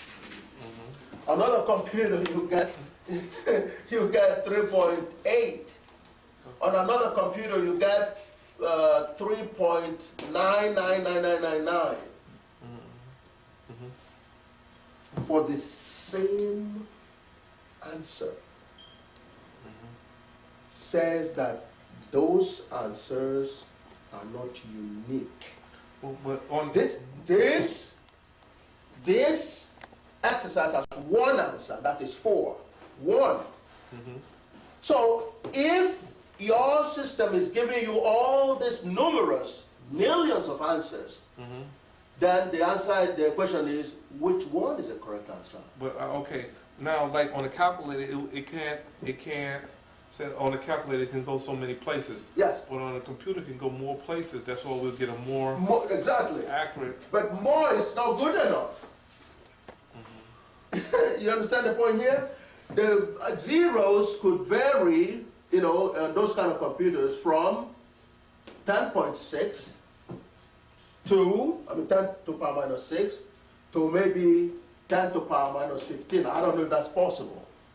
Okay? On the computers. You understand? In other words, the computer, the one that you're using, probably, you know, counts this as 0. Okay? Whereas other ones that are not so sophisticated count this as 0. In some cases, 10 to the power minus 3 could be easily counted as 0. Right, but I'm saying if you have such a small number like 10 to the minus 15, yes, it wouldn't make a difference, would it? I mean, it wouldn't. Right. It wouldn't, like if you were saying something was you're off, the percentage that is wrong is 10 to the minus 15. Yes. That would say like that's not, you know. Depending on the application. That's absolutely correct. But more seriously, the quantities, the quantum quantities, okay, for electrons and the subparticle that we're talking about are far smaller than this. That's right, much smaller. Which is where this professor was having a problem. Okay? The quantities are, some cases, when computer is 10 to the power minus 60, 67 or something like that. So you throw this away. Right, I understand. So this is what we're dealing with here. So computer doesn't help you in this case. Absolutely doesn't help you because computer will just record 0, 0, 0, 0 all over. And the way we're dealing with this here. So you're saying that they don't even know what the real definition of absolute zero is. All right. Wow. So But is there such a thing as absolute zero, though? Wow. Okay. All right. So that's what we're dealing with. That's what we're dealing with here. Okay. So you know, so when I was trying to explain a relative zero, okay, to the mighty professor, he had a little problem. Okay, he had a little problem because this is definitely an absolute zero. This is not zero, as you know, compared to things around it. So whoever was asking the question, the issue is about relativity. That's what the issue is. Relativity. Relative zero. Relative. When you do this here, you're just operating in this neighborhood. Oh yeah, that's you, my brother. You said, well, when you go far to the ceiling, okay, then you're talking about infinity, which is the opposite direction of the zero. Okay? In other words, if you put 1 over 10 to the power minus 67 is equal to 10 to the power plus 67. Okay? This is the kind of number that you might call infinity, but it's relative. If every number around it are those kind of numbers, then it's not infinity. So it's relative. Infinity is relative. Zero, you know, the kind of little number here, or there's a concept called a relative zero. Okay? You know, and when you look at the curves, you know, for the grand unified theorem, okay, the weak force field, for example, okay, has a range that is about, okay, the range is about 10 to the power minus 3, the range of strong force field. Okay? Okay? It's about 10 to the power minus 3. Okay? You know, so you're talking about 1 to 10 to the power minus 3. Okay? You could easily take this as 0. I'm sorry, this, you know, that at 0 because it's 10 to the power minus 3. If this was 1. Okay? Or if this was 10 to the power minus 3, say. Okay? Then this is in the neighborhood of 10 to the power minus 6, and most computers will already be calling it 0. Okay? So you will say on that scale that, on that scale you'll be saying that if they,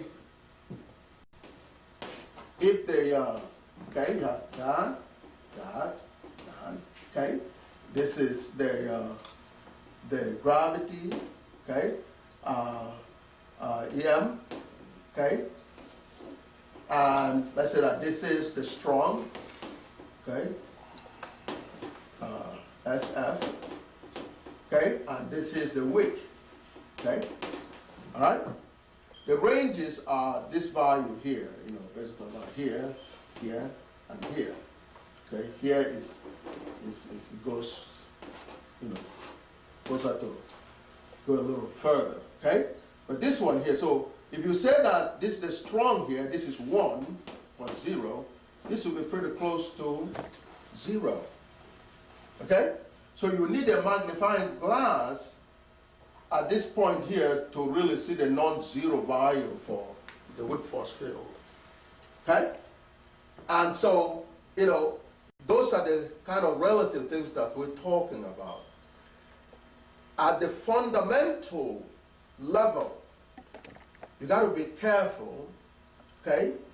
Because most of these definitions are things that analysts come up with. But because the universe goes from the smallest to the very largest, okay? Okay? For example, if you compare your size as a human being to the size of this room, you're small. Okay? Right? When you compare yourself, however, you know, to an ant, you're big. Okay? You're big. That's relative. Okay? If you compare yourself to the city of New York, size-wise, okay, you're insignificant. We're all insignificant, tiny. Okay? And suddenly if you compare yourself to the globe, the world, the earth, it's tiny, very, very tiny. And when you imagine that the earth, compared to the sun, is insignificant. And here you are bragging about this, you know, big earth that you live on, right? Except that when that earth compares to the sun, it is nothing, absolutely nothing size. Okay? Oh no, it's much more.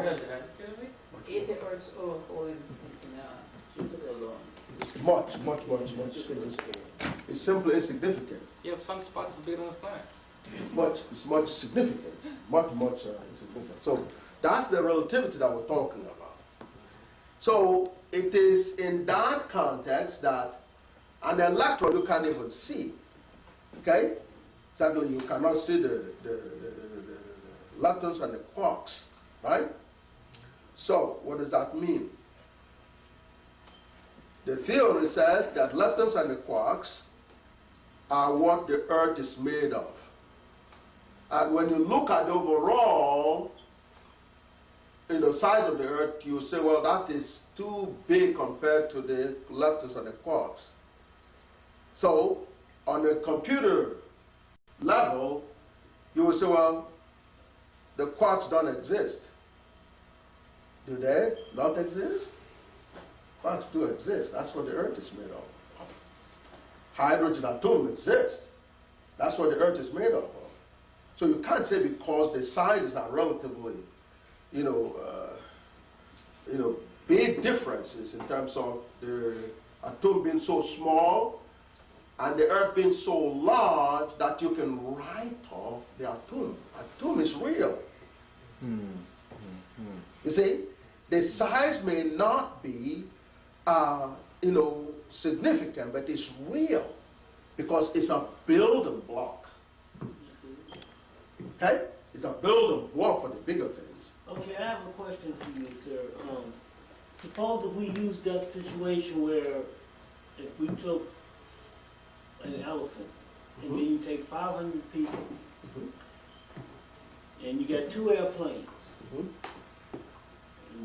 The elephant is going to be assigned to move 1 airplane and 500 people are going to be put on this airplane and pulled. Yes.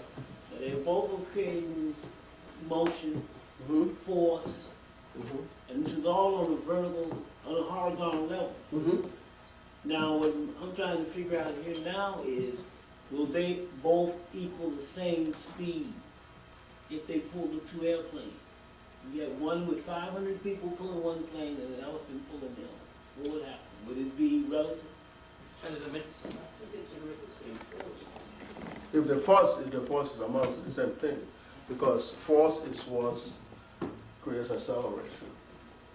You know, when you have a motion, the force is behind it. So if the force, you know, like your F is equal to ma, okay?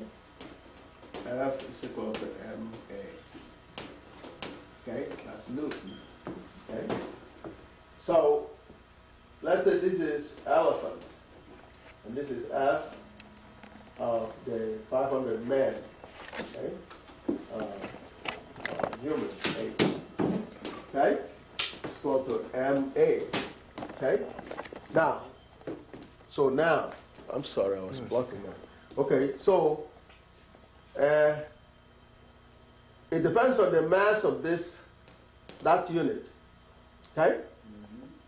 And, you know, if it's the same mass that's being pulled, okay, the same plane, okay, so they're all the same, okay, m is the same. So if these two are the same, then the acceleration will be the same. Remember though, it might be the fact that 500 people the elephant may weigh more, or the people may more, or they might be equal in weight. This means this is just a situation where you haven't even did anything. You took 500 people and put them in there and ran them. Yes. Okay, so this is what we're trying to figure out, is that how does the energy fields connect so that matter is complementary? Yeah, well, in respect to that, see, all this, as I proved, and I got to have you, that's the thing I want you to come away from the class with, is that all this is geometry. Yes. That's just a movement now. Well, exactly. See, because that's, for one thing, you're going to monitor that. You want to monitor that. Because, see, over here, you can normalize this here by dividing both sides by m. Okay? Okay, that will go. Okay, you'll be left with this quantity here, which is acceleration. Okay? So acceleration is a space-time thing. Okay, the rate at which you cover a distance. So it's acceleration. The mass is important, but only as a normalizer. Okay? You could do the same thing here. Okay? Okay? Again, you're talking about acceleration. So it's geometry as a primary thing. Okay? And you're going to look at that because that's what you really measure. You know, the thing was at one point at one time, and another time you open your eyes, there's another one. That's measurable, as you can see. Okay? So if this unit here is the same, this is equal to this, then that will be the same. It depends on acceleration beforehand or after. Well, of course, you know, the conditions will have to be, you know, you have to, yeah, it has to be, you have to prescribe a condition, you have to, you know, if they're all moving before that, then you have to take them into account, you know. But, you know, if they were started at the same time and, you know, with the same conditions, okay, because if not, then you're going to have to add, you know, if this one had the previous acceleration, you would add previous acceleration, vectorial, of course, okay, a previous to that, okay, whereas this didn't, okay. So the bottom line is the total vectorial sum, okay, of that you're going to see. Because all mass is doing is moving toward in this case, to end up the axis at the same acceleration. Now, eventually, gravity is going to eventually determine what acceleration does here. Yeah, well, you know, so that's why we have the F is equal to ma there. Ma is the total, you know, total in terms of vector sense. So you're going to compare that. You're going to compare the accelerations once you've normalized this force here. Okay? See, don't mean I brought this up because that does show you basically how when you have metabolism in your body. Yes. It's based on the same situation of catabolic and antabolic, because you're breaking down things so that you can build up into something else. Yes. So this means that you're using acceleration in this type of principle, you know, based on how much mass is consumed compared to how much mass is broken into energy fields. Now, what I would like to do with this is to create some kind of means where we can create the normality of pathology in the cell tissues, let's say, from nutrition to create these things, and this unified field theory would answer those types of situations. Of course, of course. Well, which is why I made the earlier point in terms of, you know, the world is looking at you right now. What are you going to do with GAGUT? Yes, sir. And frankly, and that's also the issue of bauxite is relevant. Yeah. So is the issue of gold in Ghana. Okay? So is the issue of the oil in Nigeria, lots of other places. You know, so you have that. Most of the mineral resources come from your continent.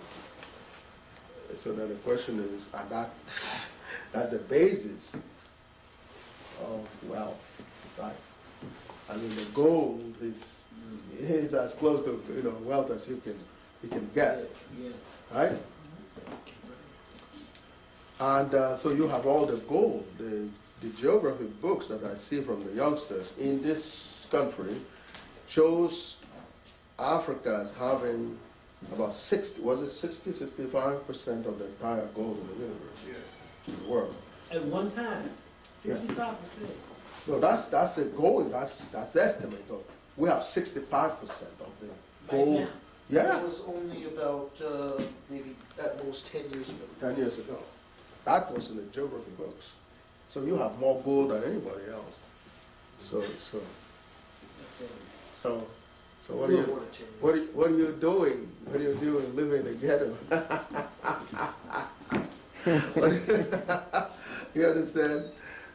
So those are the things here. And so GAGUT is in the same situation. You know, because I'm looking at this as I'm going to use this now for chemistry lesson here. I think chemistry is another form of diversity, you know, with what they call organic and inorganic chemistry. We're talking about two force fields. And every time that you eat food, your body turns and rapidly processes and turns things from inorganic to organic. Yes. And vice versa. So we're dealing with metabolism. Okay. So with this in mind, we would say that this metabolism to me is a force field.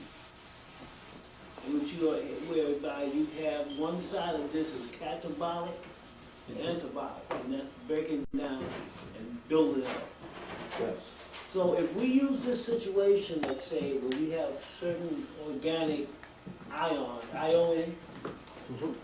can we produce these ions through the process of the unified field theory to produce reproduce healing energy in the nucleons of cells, for example, in the neutrons of cells, for example, and you can create different things from solar energy into ions that affect it, and it deals with this thing directly, that the way fuel injection does to a car or something. It goes directly into the source of the energy fields. Yes, the answer is basically yes. And I say that because, see, the processes are governed by the four forces that were mentioned earlier. And whereas that had not been known up until GAGUT, now it is known. Okay? It is now known.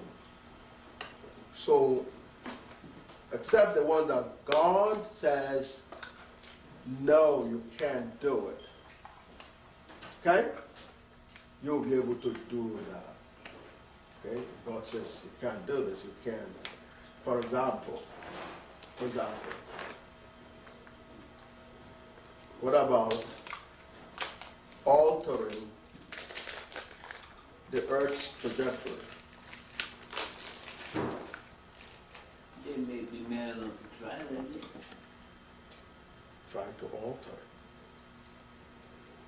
That's dealing with gravity.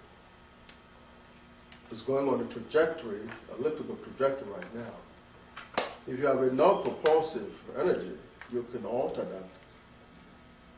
that trajectory and begin to affect the solar system of the universe. That's why Certainly this solar system. That's why they want to bomb it. If they drop those atomic weapons, that's what they want to do. So that's the kind of thing we're dealing with here. It's heavy. People, when we got all this, people think this is some child. This is not child. This is not children. It's not children stuff. How you might be able to affect the trajectory of the universe, of the Earth, and the solar system. And see, if you don't know, you have no clue about what is going on, you might say, well, I don't know how that's possible. But now you know. And the whole world is watching you right now. Well, what are they supposed to do with this? And yet I can count how many people are here today.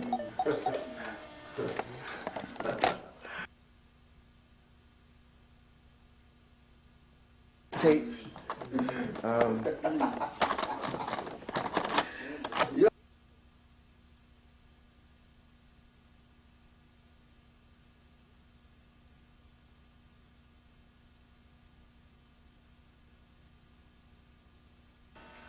And the young folks and these folks, they start talking about, does anybody understand Professor Oyibo's work?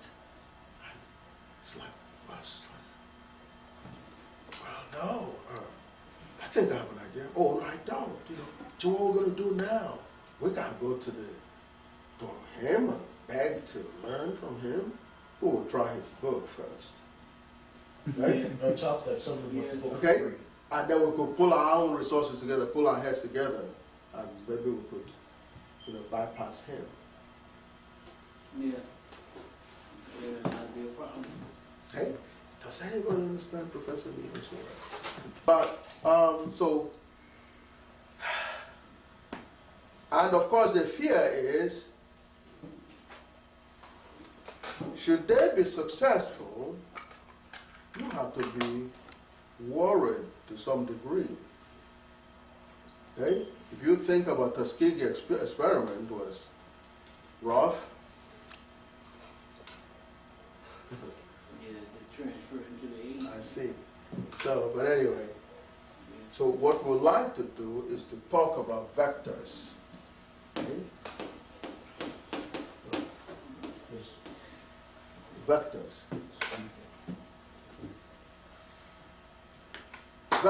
Vectors are very important. Vectors are part of that branch, is part of the branch of mathematics, okay, that deals with, whereas most things like scalars deals with quantities that have magnitude,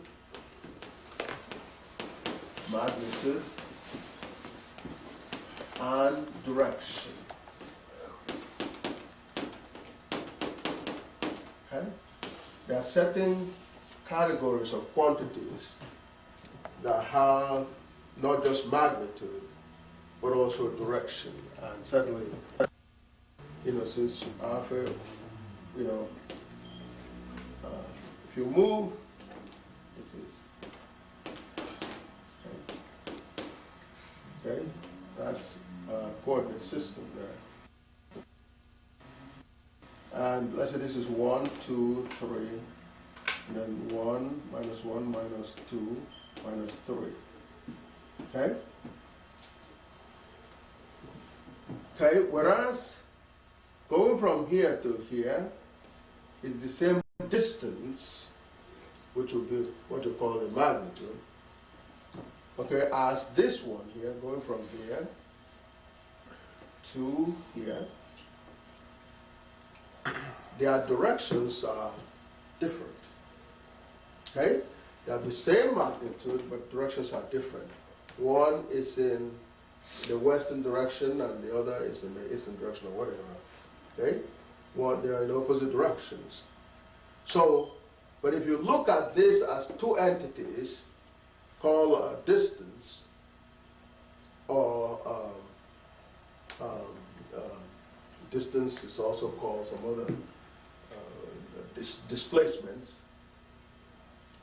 One is in one direction and one is in another.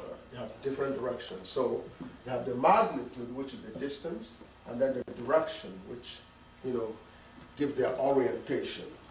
Okay? That comes into application when you're looking at a curve like that. Okay? Okay? Okay? Comes into application when you look at that.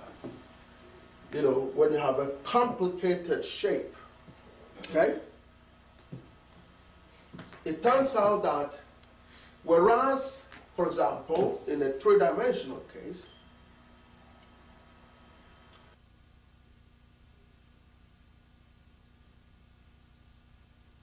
whereas going from here to here is the same distance, which would be what you call the magnitude, okay, as this one here, going from here to here, their directions are different, okay?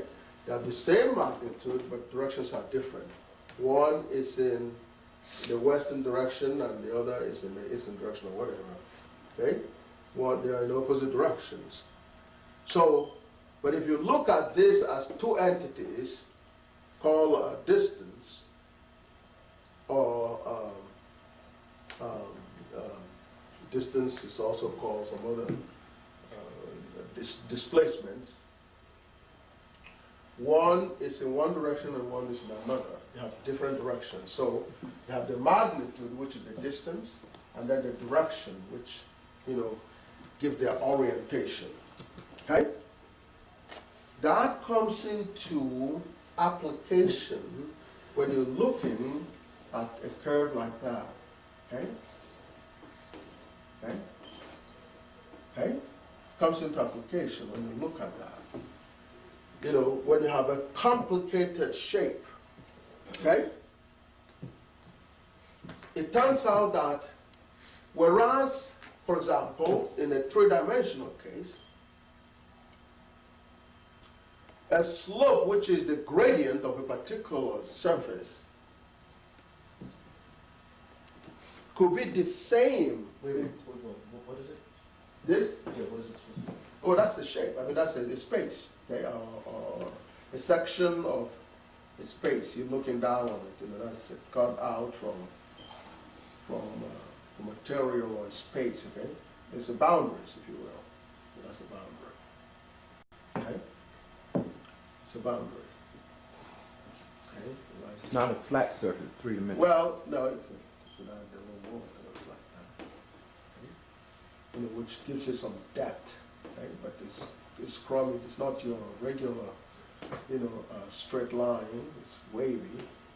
Okay? Yeah, and over here you have something like that, and so on. Okay? And you put some, in other words, it has three dimensions. Okay? Mm-hmm. So when you have stuff like this here, there are gradients. You know, you can look at the gradient this way, or by actually slopes. Okay, you know, this rise this way and so on.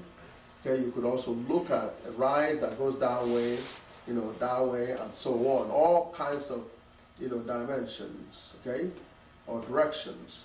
So what's happening is that in looking at that, you have various directions. Okay? So a slope within the proper definition could be the tangent of this angle here, theta. Okay? There could be also another theta there, okay, which will have a tangent. And it may turn out that these thetas are the same, but because of their orientation being different, they constitute different quantities. Okay? The slopes, you know, which is the tangent of theta. Okay? is, maybe the slope, okay, by definition, okay? In one direction, the value may be the same, but the orientation might be different. And it will be showing the slope, slope simply means how, how much if you go horizontally and you go vertically, would you be on the curve, okay? Okay? If you go this way and that way, you're going to be on the curve. You go again, okay, this is a curve that goes that way. You go this way again, and you go that way, and you're on the curve. You go here, and here, you're on the curve, that kind of thing. So, the slope then is really, about the angle here, okay? This angle. These are the slopes, okay, of the various points here, okay? You draw a straight line there, and the angle that makes with the horizontal becomes a measure of the slope, okay? That's what we call slope. So a space curve would have that. And as we mentioned in partial differential equations, these slopes have relationships with one another, okay? The slopes, there's also, is in the two-dimension delta y over delta x. That's what the slope, which in a limit as, delta x approaches 0 is equal to dy over dx. Now 0 is going to be at the point of measurement there. You mean this 0 here? Or this 0? The origin, which is called 0. But this 0 here is the relative 0, small quantity. Correct. You said slope equals that piece right there. Huh? Yeah. Slope is equal to the limit that is. Yeah, limit of the change in y, okay, if you take that y, say, and this is x, okay, or if you put another here, okay, that's y and x, okay, you go x and then you go y, okay, x and y, or dx and dy, okay, and from the geometry of this approximately, this is small, okay, it's like you only have a straight line from here, okay? And small means something like that. So even though the curve is not a straight line, if this is small, then it's almost like a straight line, which is a relative concept. Okay? It's a very relative concept. That's why this requirement is made, that you are so small that there is no difference between the part of this curve here and a straight line that is drawn from it. Okay? So that instead of looking at this larger triangle, you're looking at the smaller triangle, which has most of the curves part on it looking like a straight line. Right. And it's true that you can take any curve and get that kind of approximation, and that's the whole basis of calculus, differential calculus. Okay? Limiting quantities. And the fact that you could make that as small as you want, it's that flexibility. You can make this very, very small, in which case that part of the curve will be a straight line, whether it likes it or not. Okay? You force it, and that's the beauty of mathematics. For you to make a point, you could do your definition. You could, say, look, if I can do this, if I can force the part of the curve to look like a straight line, then this is true. This is what I'm dealing with here. So it's a limiting process. Okay? Which is a relative, relative 0. It's not exactly 0. Okay? It's not exactly 0. It just approaches 0. Most kids either don't get that concept or it's not explained well enough to them. This delta x has to be small. That's what is meant by approaching 0. Then the question is, how small? As small as 1. Excellent one. As small as 1. Well, how is as small as you want? As small as you want may be different from as small as he wants. So, do you have a common denominator? you will just shake hands and agree to disagree. But you all have a ballpark kind of expectations. Okay, well, this is small enough. See, I can draw my line, and it's right there on the curve, man. Okay, see, and as closer you get to, to this point, the better that approximation is. Mm-hmm. And as closer you get, the smaller the change in x. Okay, so therefore that represents a slope, and this slope forms the basis, or these slopes form the basis of partial differential equations or differential equations. Okay? That's differential equations. Differential geometry is based on that. So who says there's a difference between differential geometry and partial differential equations? Who says there's a difference? No. Topology. What's your topology? What's topology? Well, youngsters will start dealing with graph theory. Graph theory. Wow. What is graph theory? And especially, I see the way that the subject is presented is so disgusting. I mean, it's like they turn these youngsters off completely. They don't give them any background. They're using some big words. What were you saying the other day? Hamiltonian graphs, Hamiltonian cycle, K5 plated graphs. Or other subjects. You understand? These youngsters are overwhelmed. They're completely overwhelmed. With no explanation to what or okay? why we're doing this. And so then what happened? They feel like they've been punished. And it's so, and it's, frankly, it's not, the teachers feel like, well, look, they're showing off or whatever they're doing, I have no clue. You understand? You're not helping the youngsters with those bogus words, okay?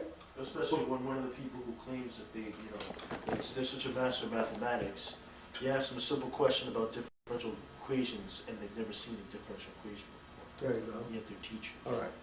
Graph theory. What's graph theory? Well, the name is supposed to be descriptive of what the subject is. Graph theory. Right? The theory of how you compute Thank you graphs. very much. Thank you very much. Did your teacher ever tell you that? I can take it, yeah. That's a smart kid. He didn't. He was watching, keeping it up. You're telling me that today's modern math teachers have never seen a differential equation. Oh, they put down. One of the professors at my old university, he was a graph theory teacher. Was Dr. Wynn? No. But it was another professor. I don't want to get into names. Right. Give it. Yeah, because I presented a differential equation to him, and he basically did not know what it was. He didn't know what it was. And he called it a dinosaur, something like that. You said that people practice that as full, I mean, it's supposed to be like. I know that is. You mean that it's basically like a dinosaur mathematics. Dinosaur mathematics. Can you imagine? I know you're talking about. Mr. Complex and Dallas. Yeah, I know you're talking about me. Well, they're saying that this kind of thing is dinosaur mathematics. Okay? But I've been talking this year, and I can get your response, and I'm feeling energies from you about, what, about the practicality of this here, right? I'm talking about slopes of this, thing here. Okay? I'm getting response, right? So I know that you're coming along, you haven't seen everything yet, but you're coming along saying, yeah, well, the slope is, how much horizontal you go to get a vertical in order to be on the curve. That's what the slope is. And if you move close enough to the starting point, you could approximate the curve by a straight line, which is an approximation. Okay? And you can do that for every point on the curve. So therefore, you can talk about a slope, something like this, for every part of the curve. Now, so, like Mr. Brown said, graph theory is supposed to be about a theory of how You draw graphs simply. That's all it is. You draw graphs. In other words, how you draw geometric figures. That is graph theory. Okay? That's all it is. But before the kids can settle to get a sense of what it is they're out to study, they're blasting all this heavy-duty stuff, congestion, and you know, the kids are lost. The kids are lost. A simple theorem is presented in such a complicated, you know, kind of thing. So then they go to so topology. Topology comes from graph theory. Okay, what's topology? You ever hear about map making? Map making. What are you doing, map making? Okay, what? Topology. Well, okay. You want to know the map of the universe, of the Earth, Mother Earth, the countries, and continents, and the waters, and mountains, and all that. Okay? You may have walked around, or sailed around, or traveled in the cars, or airplanes. So you visualize things. Okay, you have your plan views, and in some cases you have some elevation. So you look at that and you said, this is what I saw. You put up your table and your paper. You say, well, if I was going from New York, this is the route here. I want to draw this boundary here of a state called New York State. It goes like this, and like that, and like that. So what you've done by the time you got that enclosure is put the outline of New York State on a paper. On a paper, a piece of paper. You've drawn the graph of the boundary that constitute New York State. What does that mean? You have a rough outline of what the city looks like. You've done topology. That's topological map. You have taken, it's not the Earth, it's not the real New York State, but you've gotten a picture of it on the paper. That's topology. Now, in geometry, what you've done is you have transformed the physical space called New York State into a different space on a piece of paper. Every point on that drawing has a corresponding point, corresponding point on the boundary, real boundary of New York State. That's called what is called in functional analysis a one-to-one correspondence. Every point in New York State will correspond to a point on your paper. Otherwise, you didn't draw the thing right. You might call that an isomorphism. You might call it what? There you go. Isomorphism. Isomorphism. Somebody throws that at you in the middle of what you're talking about. What does that do to you? Isomorphism, man, that's what you isomorph. You understand? So, man, people are going to be pissed and so discuss what the hell is isomorphism? You know, and you get lost. You're transforming every point in the boundaries and the domain of a space called New York State onto a piece of paper, which is a different space. And it is scaled such that every point on the reality of that location is represented on your drawing. So you are doing a graphing, okay, which is, you know, you want to call it topology, right? But you are doing a geometric transformation of two spaces. So whether you call it a geometric transformation or topology, is there any difference really? No. Is there any difference? Call it topology, topological map, or a geometric transformation. They are the same thing. You consider drawing a graph, but a graph is a representation of something, just like I did here. This is a representation. So I'm doing topology here. Okay? All right? Because there is, wherever I'm getting this picture from, whether it be imaginary or real, it's a different space. I'm just putting it down here. Okay? I'm putting it down here from something that is either imaginable or is real. But there is a one-to-one correspondence between any point on this and that my imagination. So it is transformation. It is geometry. Don't let anybody kill you. Geometry. Okay? But you have this things to worry about, you know, because if you assume that you can sketch this for every space or every set of spaces in the universe, okay, then you want to get a sense of what are the dynamics of this crummy surface here. Okay? Are there some features of it that you can put down? And that usually comes up in terms of a partial differential equation. Okay? Somebody might look at such a shape and say, gee, the slope in one direction plus the slope in another adds up to a constant. Okay?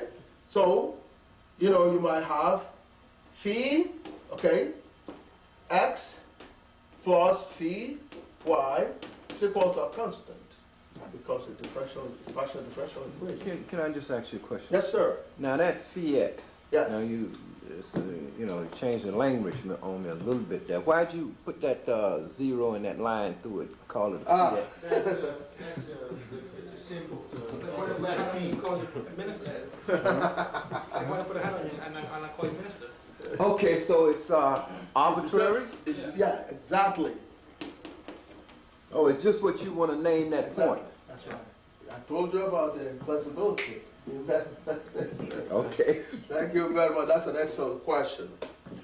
This is the real problems, because if you're able to go past some of these things that are basic, okay, nothing can stop you anymore.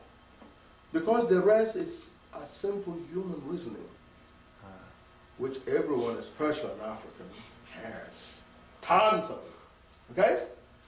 So nothing can stop you. So it's like the language barrier, okay? You know, in terms of, you know, I mean, it's awesome that you asked that question. What does phi have to do with this? Okay? So, phi, if you don't like phi, use m. Okay?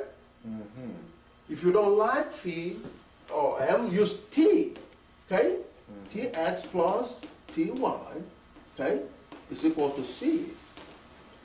Mm-hmm. Okay? Or f, okay? Fx plus fy is equal to c. F or phi, okay, is representing this curve here. Okay? Mm-hmm.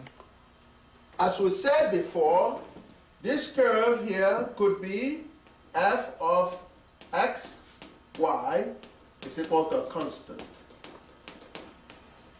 We said that. Okay? And we gave an example of a straight line where, you know, that would be f minus mx is equal to c. Okay? That will represent this. Okay? But this one that is crummier would fall into this general representation here. F of xy is a constant. Mm-hmm. We comfortable with that? Mm-hmm. Okay? This came from here. This is a special case of this. This one here is a special case of that one. Okay? So this, you don't know what the thing is. In fact, if you get over here and get wild, like that. Okay? Crummy. But it still will, you know. And so So f is a constant represents this here, all right? So, or t or m. So its slope, okay, it is said that somebody observed the slope, and that's an observation. The slope of that curve in x direction plus the slope in the y direction adds up to a constant. That could be an observation.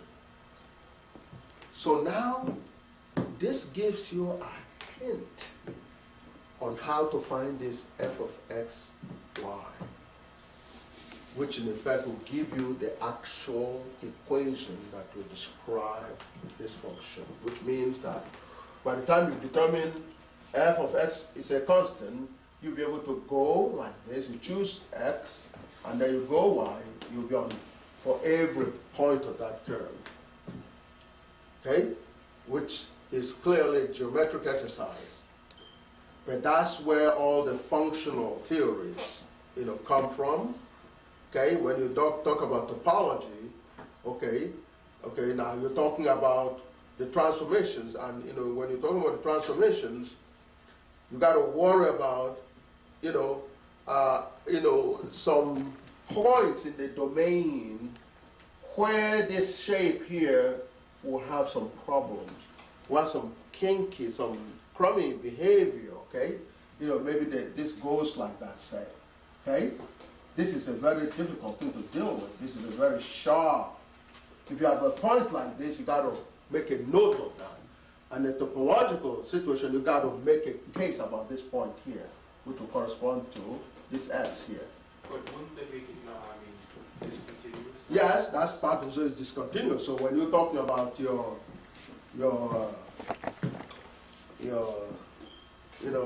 compact space and all the other stuff, okay? So now you got to worry about dividing this into maybe two kind of spaces, okay? The ones up until this point and another after that point. And you treat this like a special case, or this domain has a special case. So you have like 1, 2, 3 kind of spaces. And space is just a domain, some kind of, geometry, some kind of area, or a volume, containing points of geometry. Okay? So the key then is how to determine this. And this would help you determine that. This or any of this here, depending on what symbol you use. Okay? All right. So if we have that, let's say we have this here, the shape that is described by f of x and y is a constant. And once you've understood that, you can see how f of x, y, z is a constant would give you a three-dimensional relationship, which will give you z is equal to z as a function of x and y. Okay, that's a three-dimensional situation. So that'd be c of 0. That's it. Right. That could be c. Okay, and 0 is a special case. Okay, yeah. Since 0 is a special case. So from there you get this. Okay, just like from here you get. Yes. From here, you get y is a function of x. Okay? And there's nothing unique about choosing z as a function of x and y. Technically, you can say y is a function of x and z. And, all the other combinations. Okay? But,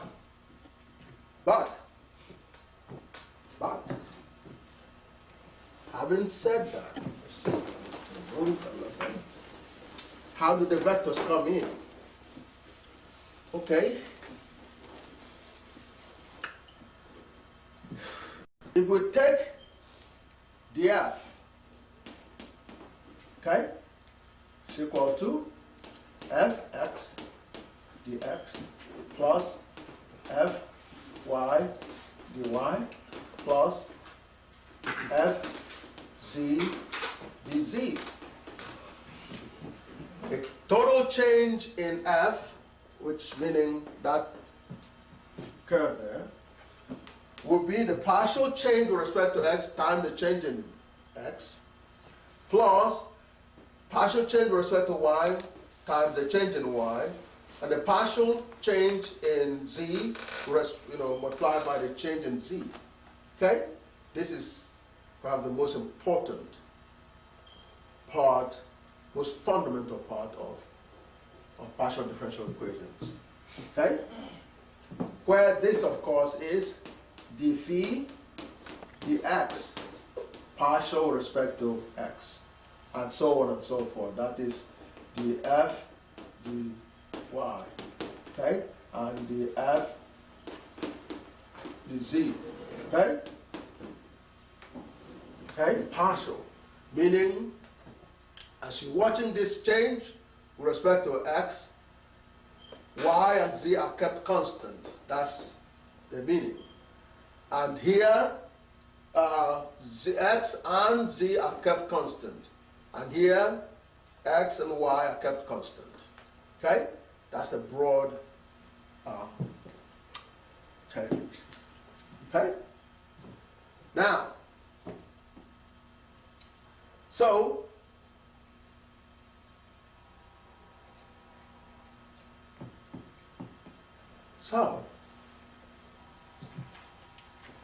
there's something called a gradient vector for that f. Okay? Gradient vector v. Okay? Which is df, okay, dx I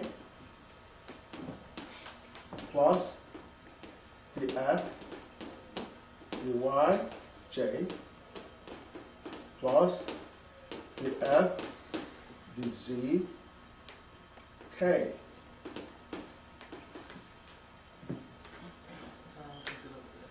I'm sorry, what? This k. No, I just couldn't see it all. Oh, yeah, I'm sorry.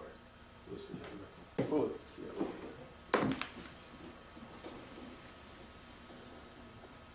I don't have a problem? Okay, so we're doing good. Right? Which can be written as, this is called a gradient, this also can be written as this. We bring this I back, d dx plus j d dy plus k d dz f. Now, can I actually just help me out a little bit? Yeah, sure. Now, with all the rest of it, we've had a draft, or we've had a drawing that represents a form, so forth. But where can I pick these? Yes, this numbers in correspondence to points on something. Yes, well, what we deal with here, this limit here, which is the change in y, change in x, the limit of that as delta x approaches 0. Okay. Okay? It gives you this. Okay, that's where dy dx comes from. Okay. Okay, and y in this case, could be represented by this curve in general. Okay, f could represent the y in that case. Okay. Mm-hmm. So if that is the slope, the change in, or rather this is the curve, the change for each point on the curve of f, okay, as x, change in x approaches 0, the ratio will become that. If this was f, okay, then what you get is that also becomes f. Okay? Mm-hmm. Now, that is if it is one dimension, only x. If it turns out that it's a multi-dimension, okay, all right, there's another dimension over here, mm-hmm. You could do the same thing for, take a limit as delta y approaches 0, of change in f over change in y, okay? Which would be df, of course it will be partial, okay? We call this that, okay? Partial in the sense that it's the same thing as before, except that you holding x and y, x, y and z constant. That's why we use this symbol instead of the other symbol we have in the case of one variable, okay? You want to be able to identify them. So df over dy, okay? And similarly, limit of, that ratio, change in f over change in z, okay?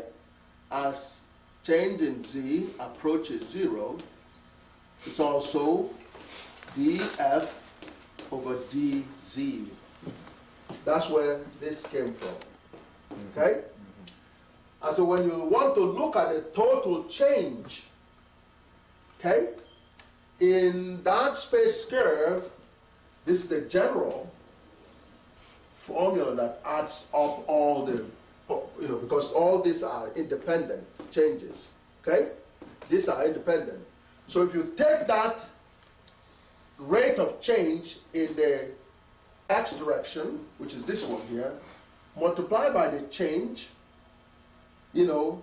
arbitrary change in the x direction, you get a component from the x changing. Similarly with the y changing, and similarly with the z changing. So there is a quantity, and this is defined for a reason. The v is eventually called the gradient, okay? Gradient, grad of f, okay? That's what it's called. It's called the gradient of f. Equal to gradient of f. Okay? Which is a vector gradient or gradient, gradient of vector gradient of f. Okay? It's vector because you have I, j, and k. You know that these are the slopes in the x direction. The rate of change in x direction, rate of change in the y direction, and rate of change in the z direction. What happens if you make a vector out of those three changes? A vector is something that you can represent, like a coordinate system, okay? Right? You have a direction here, you have that there, and you have another here, okay?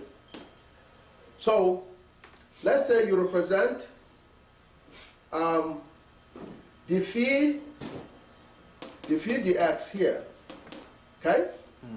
And phi dz here.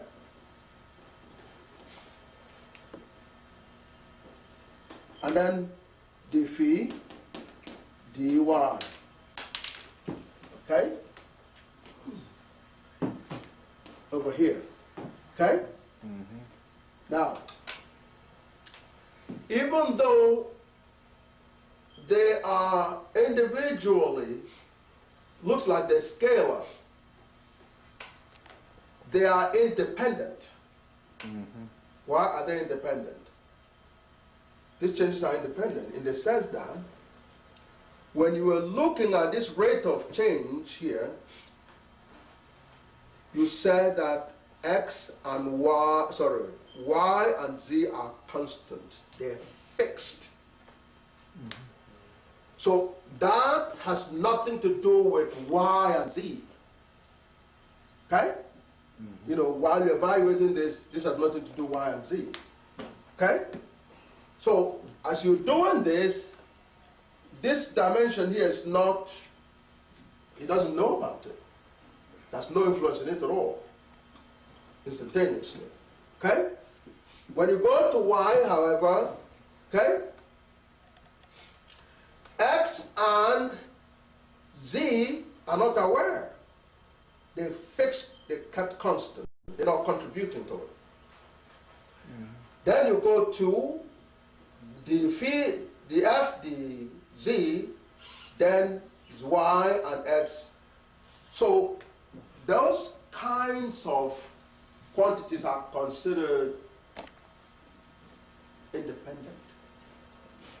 They're considered independent. And because they are independent, you could represent them in three orthogonal, what you call orthogonal directions. Okay? They are independent. And that's the basis of your functional analysis. Okay? X, Y, and Z are supposed to be independent. You can change one at you could go along this direction here without affecting this here. That's the independence. Okay? You could go here without affecting here. You just keep on going. You don't touch this at all. Similarly, if you're going here, you don't have to, this is not touched at all. Okay? And if you are going over here, these two are not touched. Okay? So they're considered independent. So that forms what you call an orthogonal triad. Okay? An orthogonal. Orthogonal means that they are 90 degrees apart. Okay? 90 degrees. Okay? They don't have impact on one another at all. Okay? This one here would be similar. Okay? 90 degrees. They are mutually orthogonal. Mutually orthogonal. Okay? Mutually orthogonal. Orthogonal. Okay? That's a terminology. Orthogonal means that they all have 90 degrees, as angle between them. Okay? Because the change in this does not affect the change in that. Okay? So that means that you could represent them, their overall impact, by a vector, okay, that has a unit value in the x direction called I, and that this here, another vector, that has a unit here called k, a unit vector. I'm going to get into the unit vector. And over here, you have another one that has a unit vector, j, in this direction. So therefore, you could consider a quantity that is a vector summation of those vectors. This becomes a vector, okay? This multiplied by this becomes a vector, okay? Even though this is a scalar, okay? This one, it's only along this direction, but you can make it a vector by multiplying it by a unit vector in that direction, okay?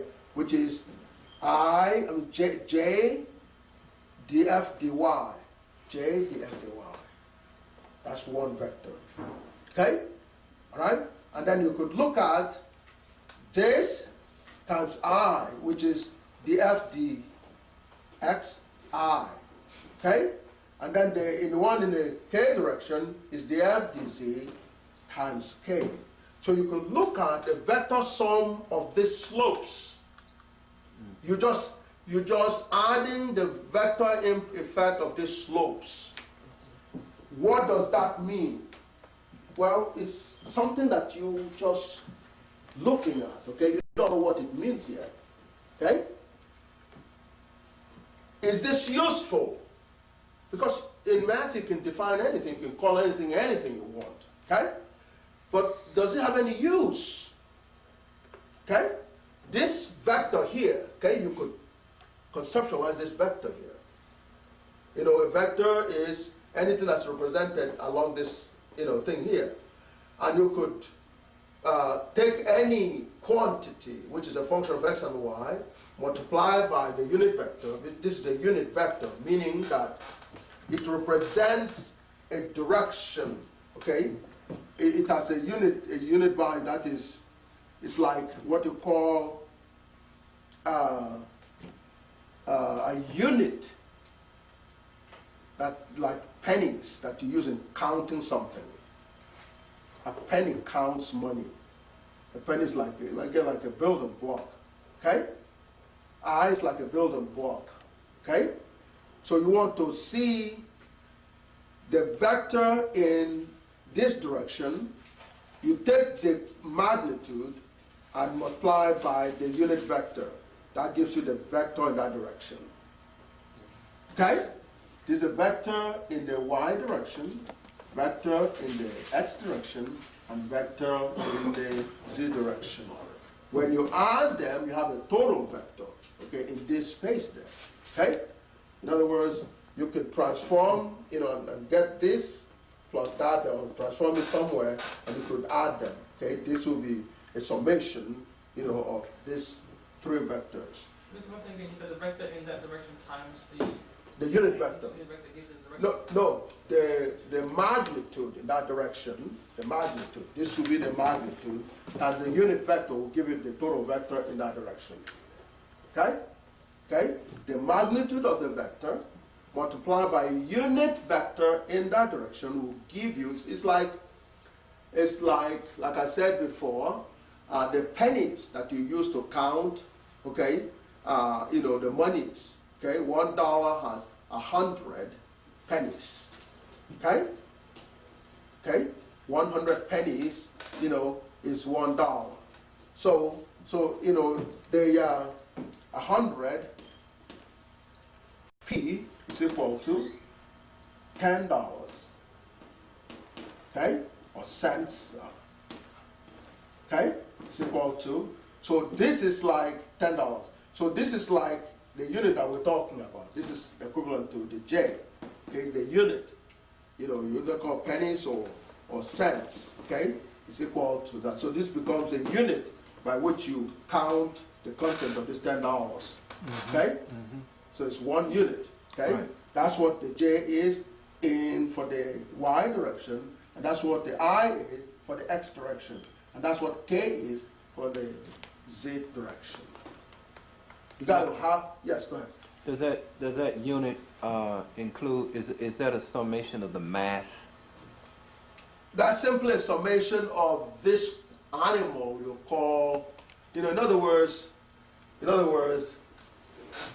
vector has this property, okay? Like we said before, it has magnitude. In this space here, that's its magnitude in this direction, okay? And direction. The direction is signified by the J, which at the same time is the unit in that direction for measuring it. Okay, all right. All right? And the same thing with the other directions. Now, once you have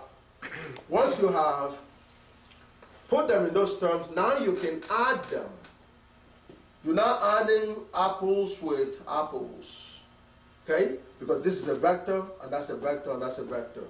You can add vectors. They're the same quantity now. Because you take this thing multiplied by its unit vector, and so on and so forth. This is called a vector addition. And it gives you something called the vector gradient of the function f is equal to a constant. Okay? So, again, most of the things that we define in math are motivated by application. And we're going to see, if this has no use, you can define it all you want. It will just melt away. But let's see what the use of this is. Okay? One question, is any particular way to write total vector in a particular direction? Like if I want to say df dy times j would equal to something, how would I write it? Is there a special way of writing it, or just write it in words, or what? Well, you could represent by something, it doesn't matter. In other words, you want to represent this by another vector. You could call it anything. Huh? Piece of cake. Okay, yeah, piece of Y, whatever, or J, or something, Yeah, you could represent it, but provided that you use a vector notation. You could do that. Okay, you can call it anything you want. But you got to allow yourself opportunity for clarity. consistency, easy visualization. You know, that's so. Y, it's just a represent that. I represents the unit vector in the x direction, okay? And J for Y and K for Z, okay? So most people have come to use that. Yes? How does 106 equal $10? I'm sorry, $1. Yes, that's $1. Thank you. Yes. Yes, you have to add another. Yeah, that's $1. Okay, 1 unit here consists of about 100 pennies. Thank you. Okay. So now, so we have defined this here. As long as they're vectors, we know that we can add vectors like this. Okay, especially they're orthogonal. Okay, means that this is independent of this and this and so on and so forth. So let's look at that. And it could be further written in this fashion here. That's getting a little more sophisticated. Okay? Because now we can call this something.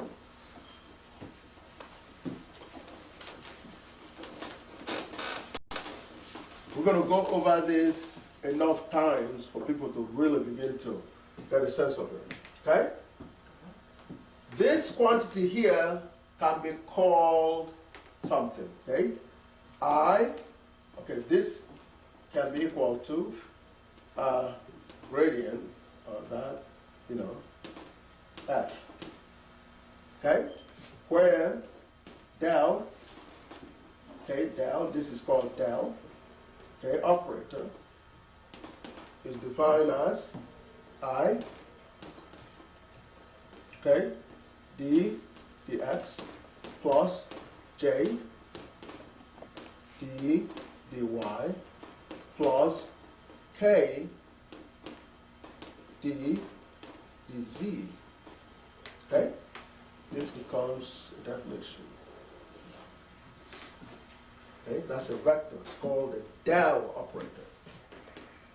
Let's just look up. Okay. Del operator.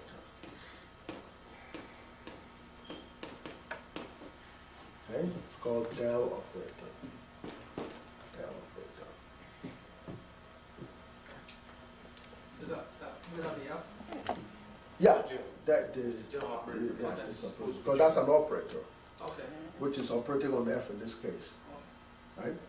You know, the V would clearly be a del. You know, this is V. Okay. Okay? So, now we're going to see what we could do with that.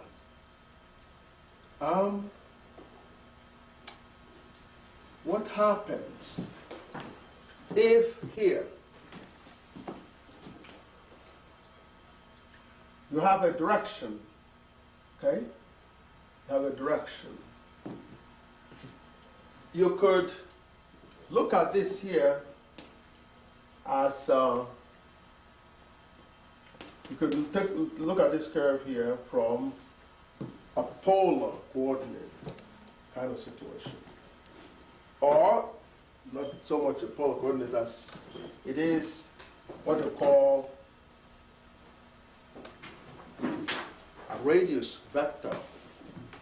Radius vector means that if you take this point here, for example, we could start from the origin, which is part of the polar coordinates, okay? To draw a line from here, okay, you need 2 points to draw a line, okay? So you take this point and that point in the curve and you draw that.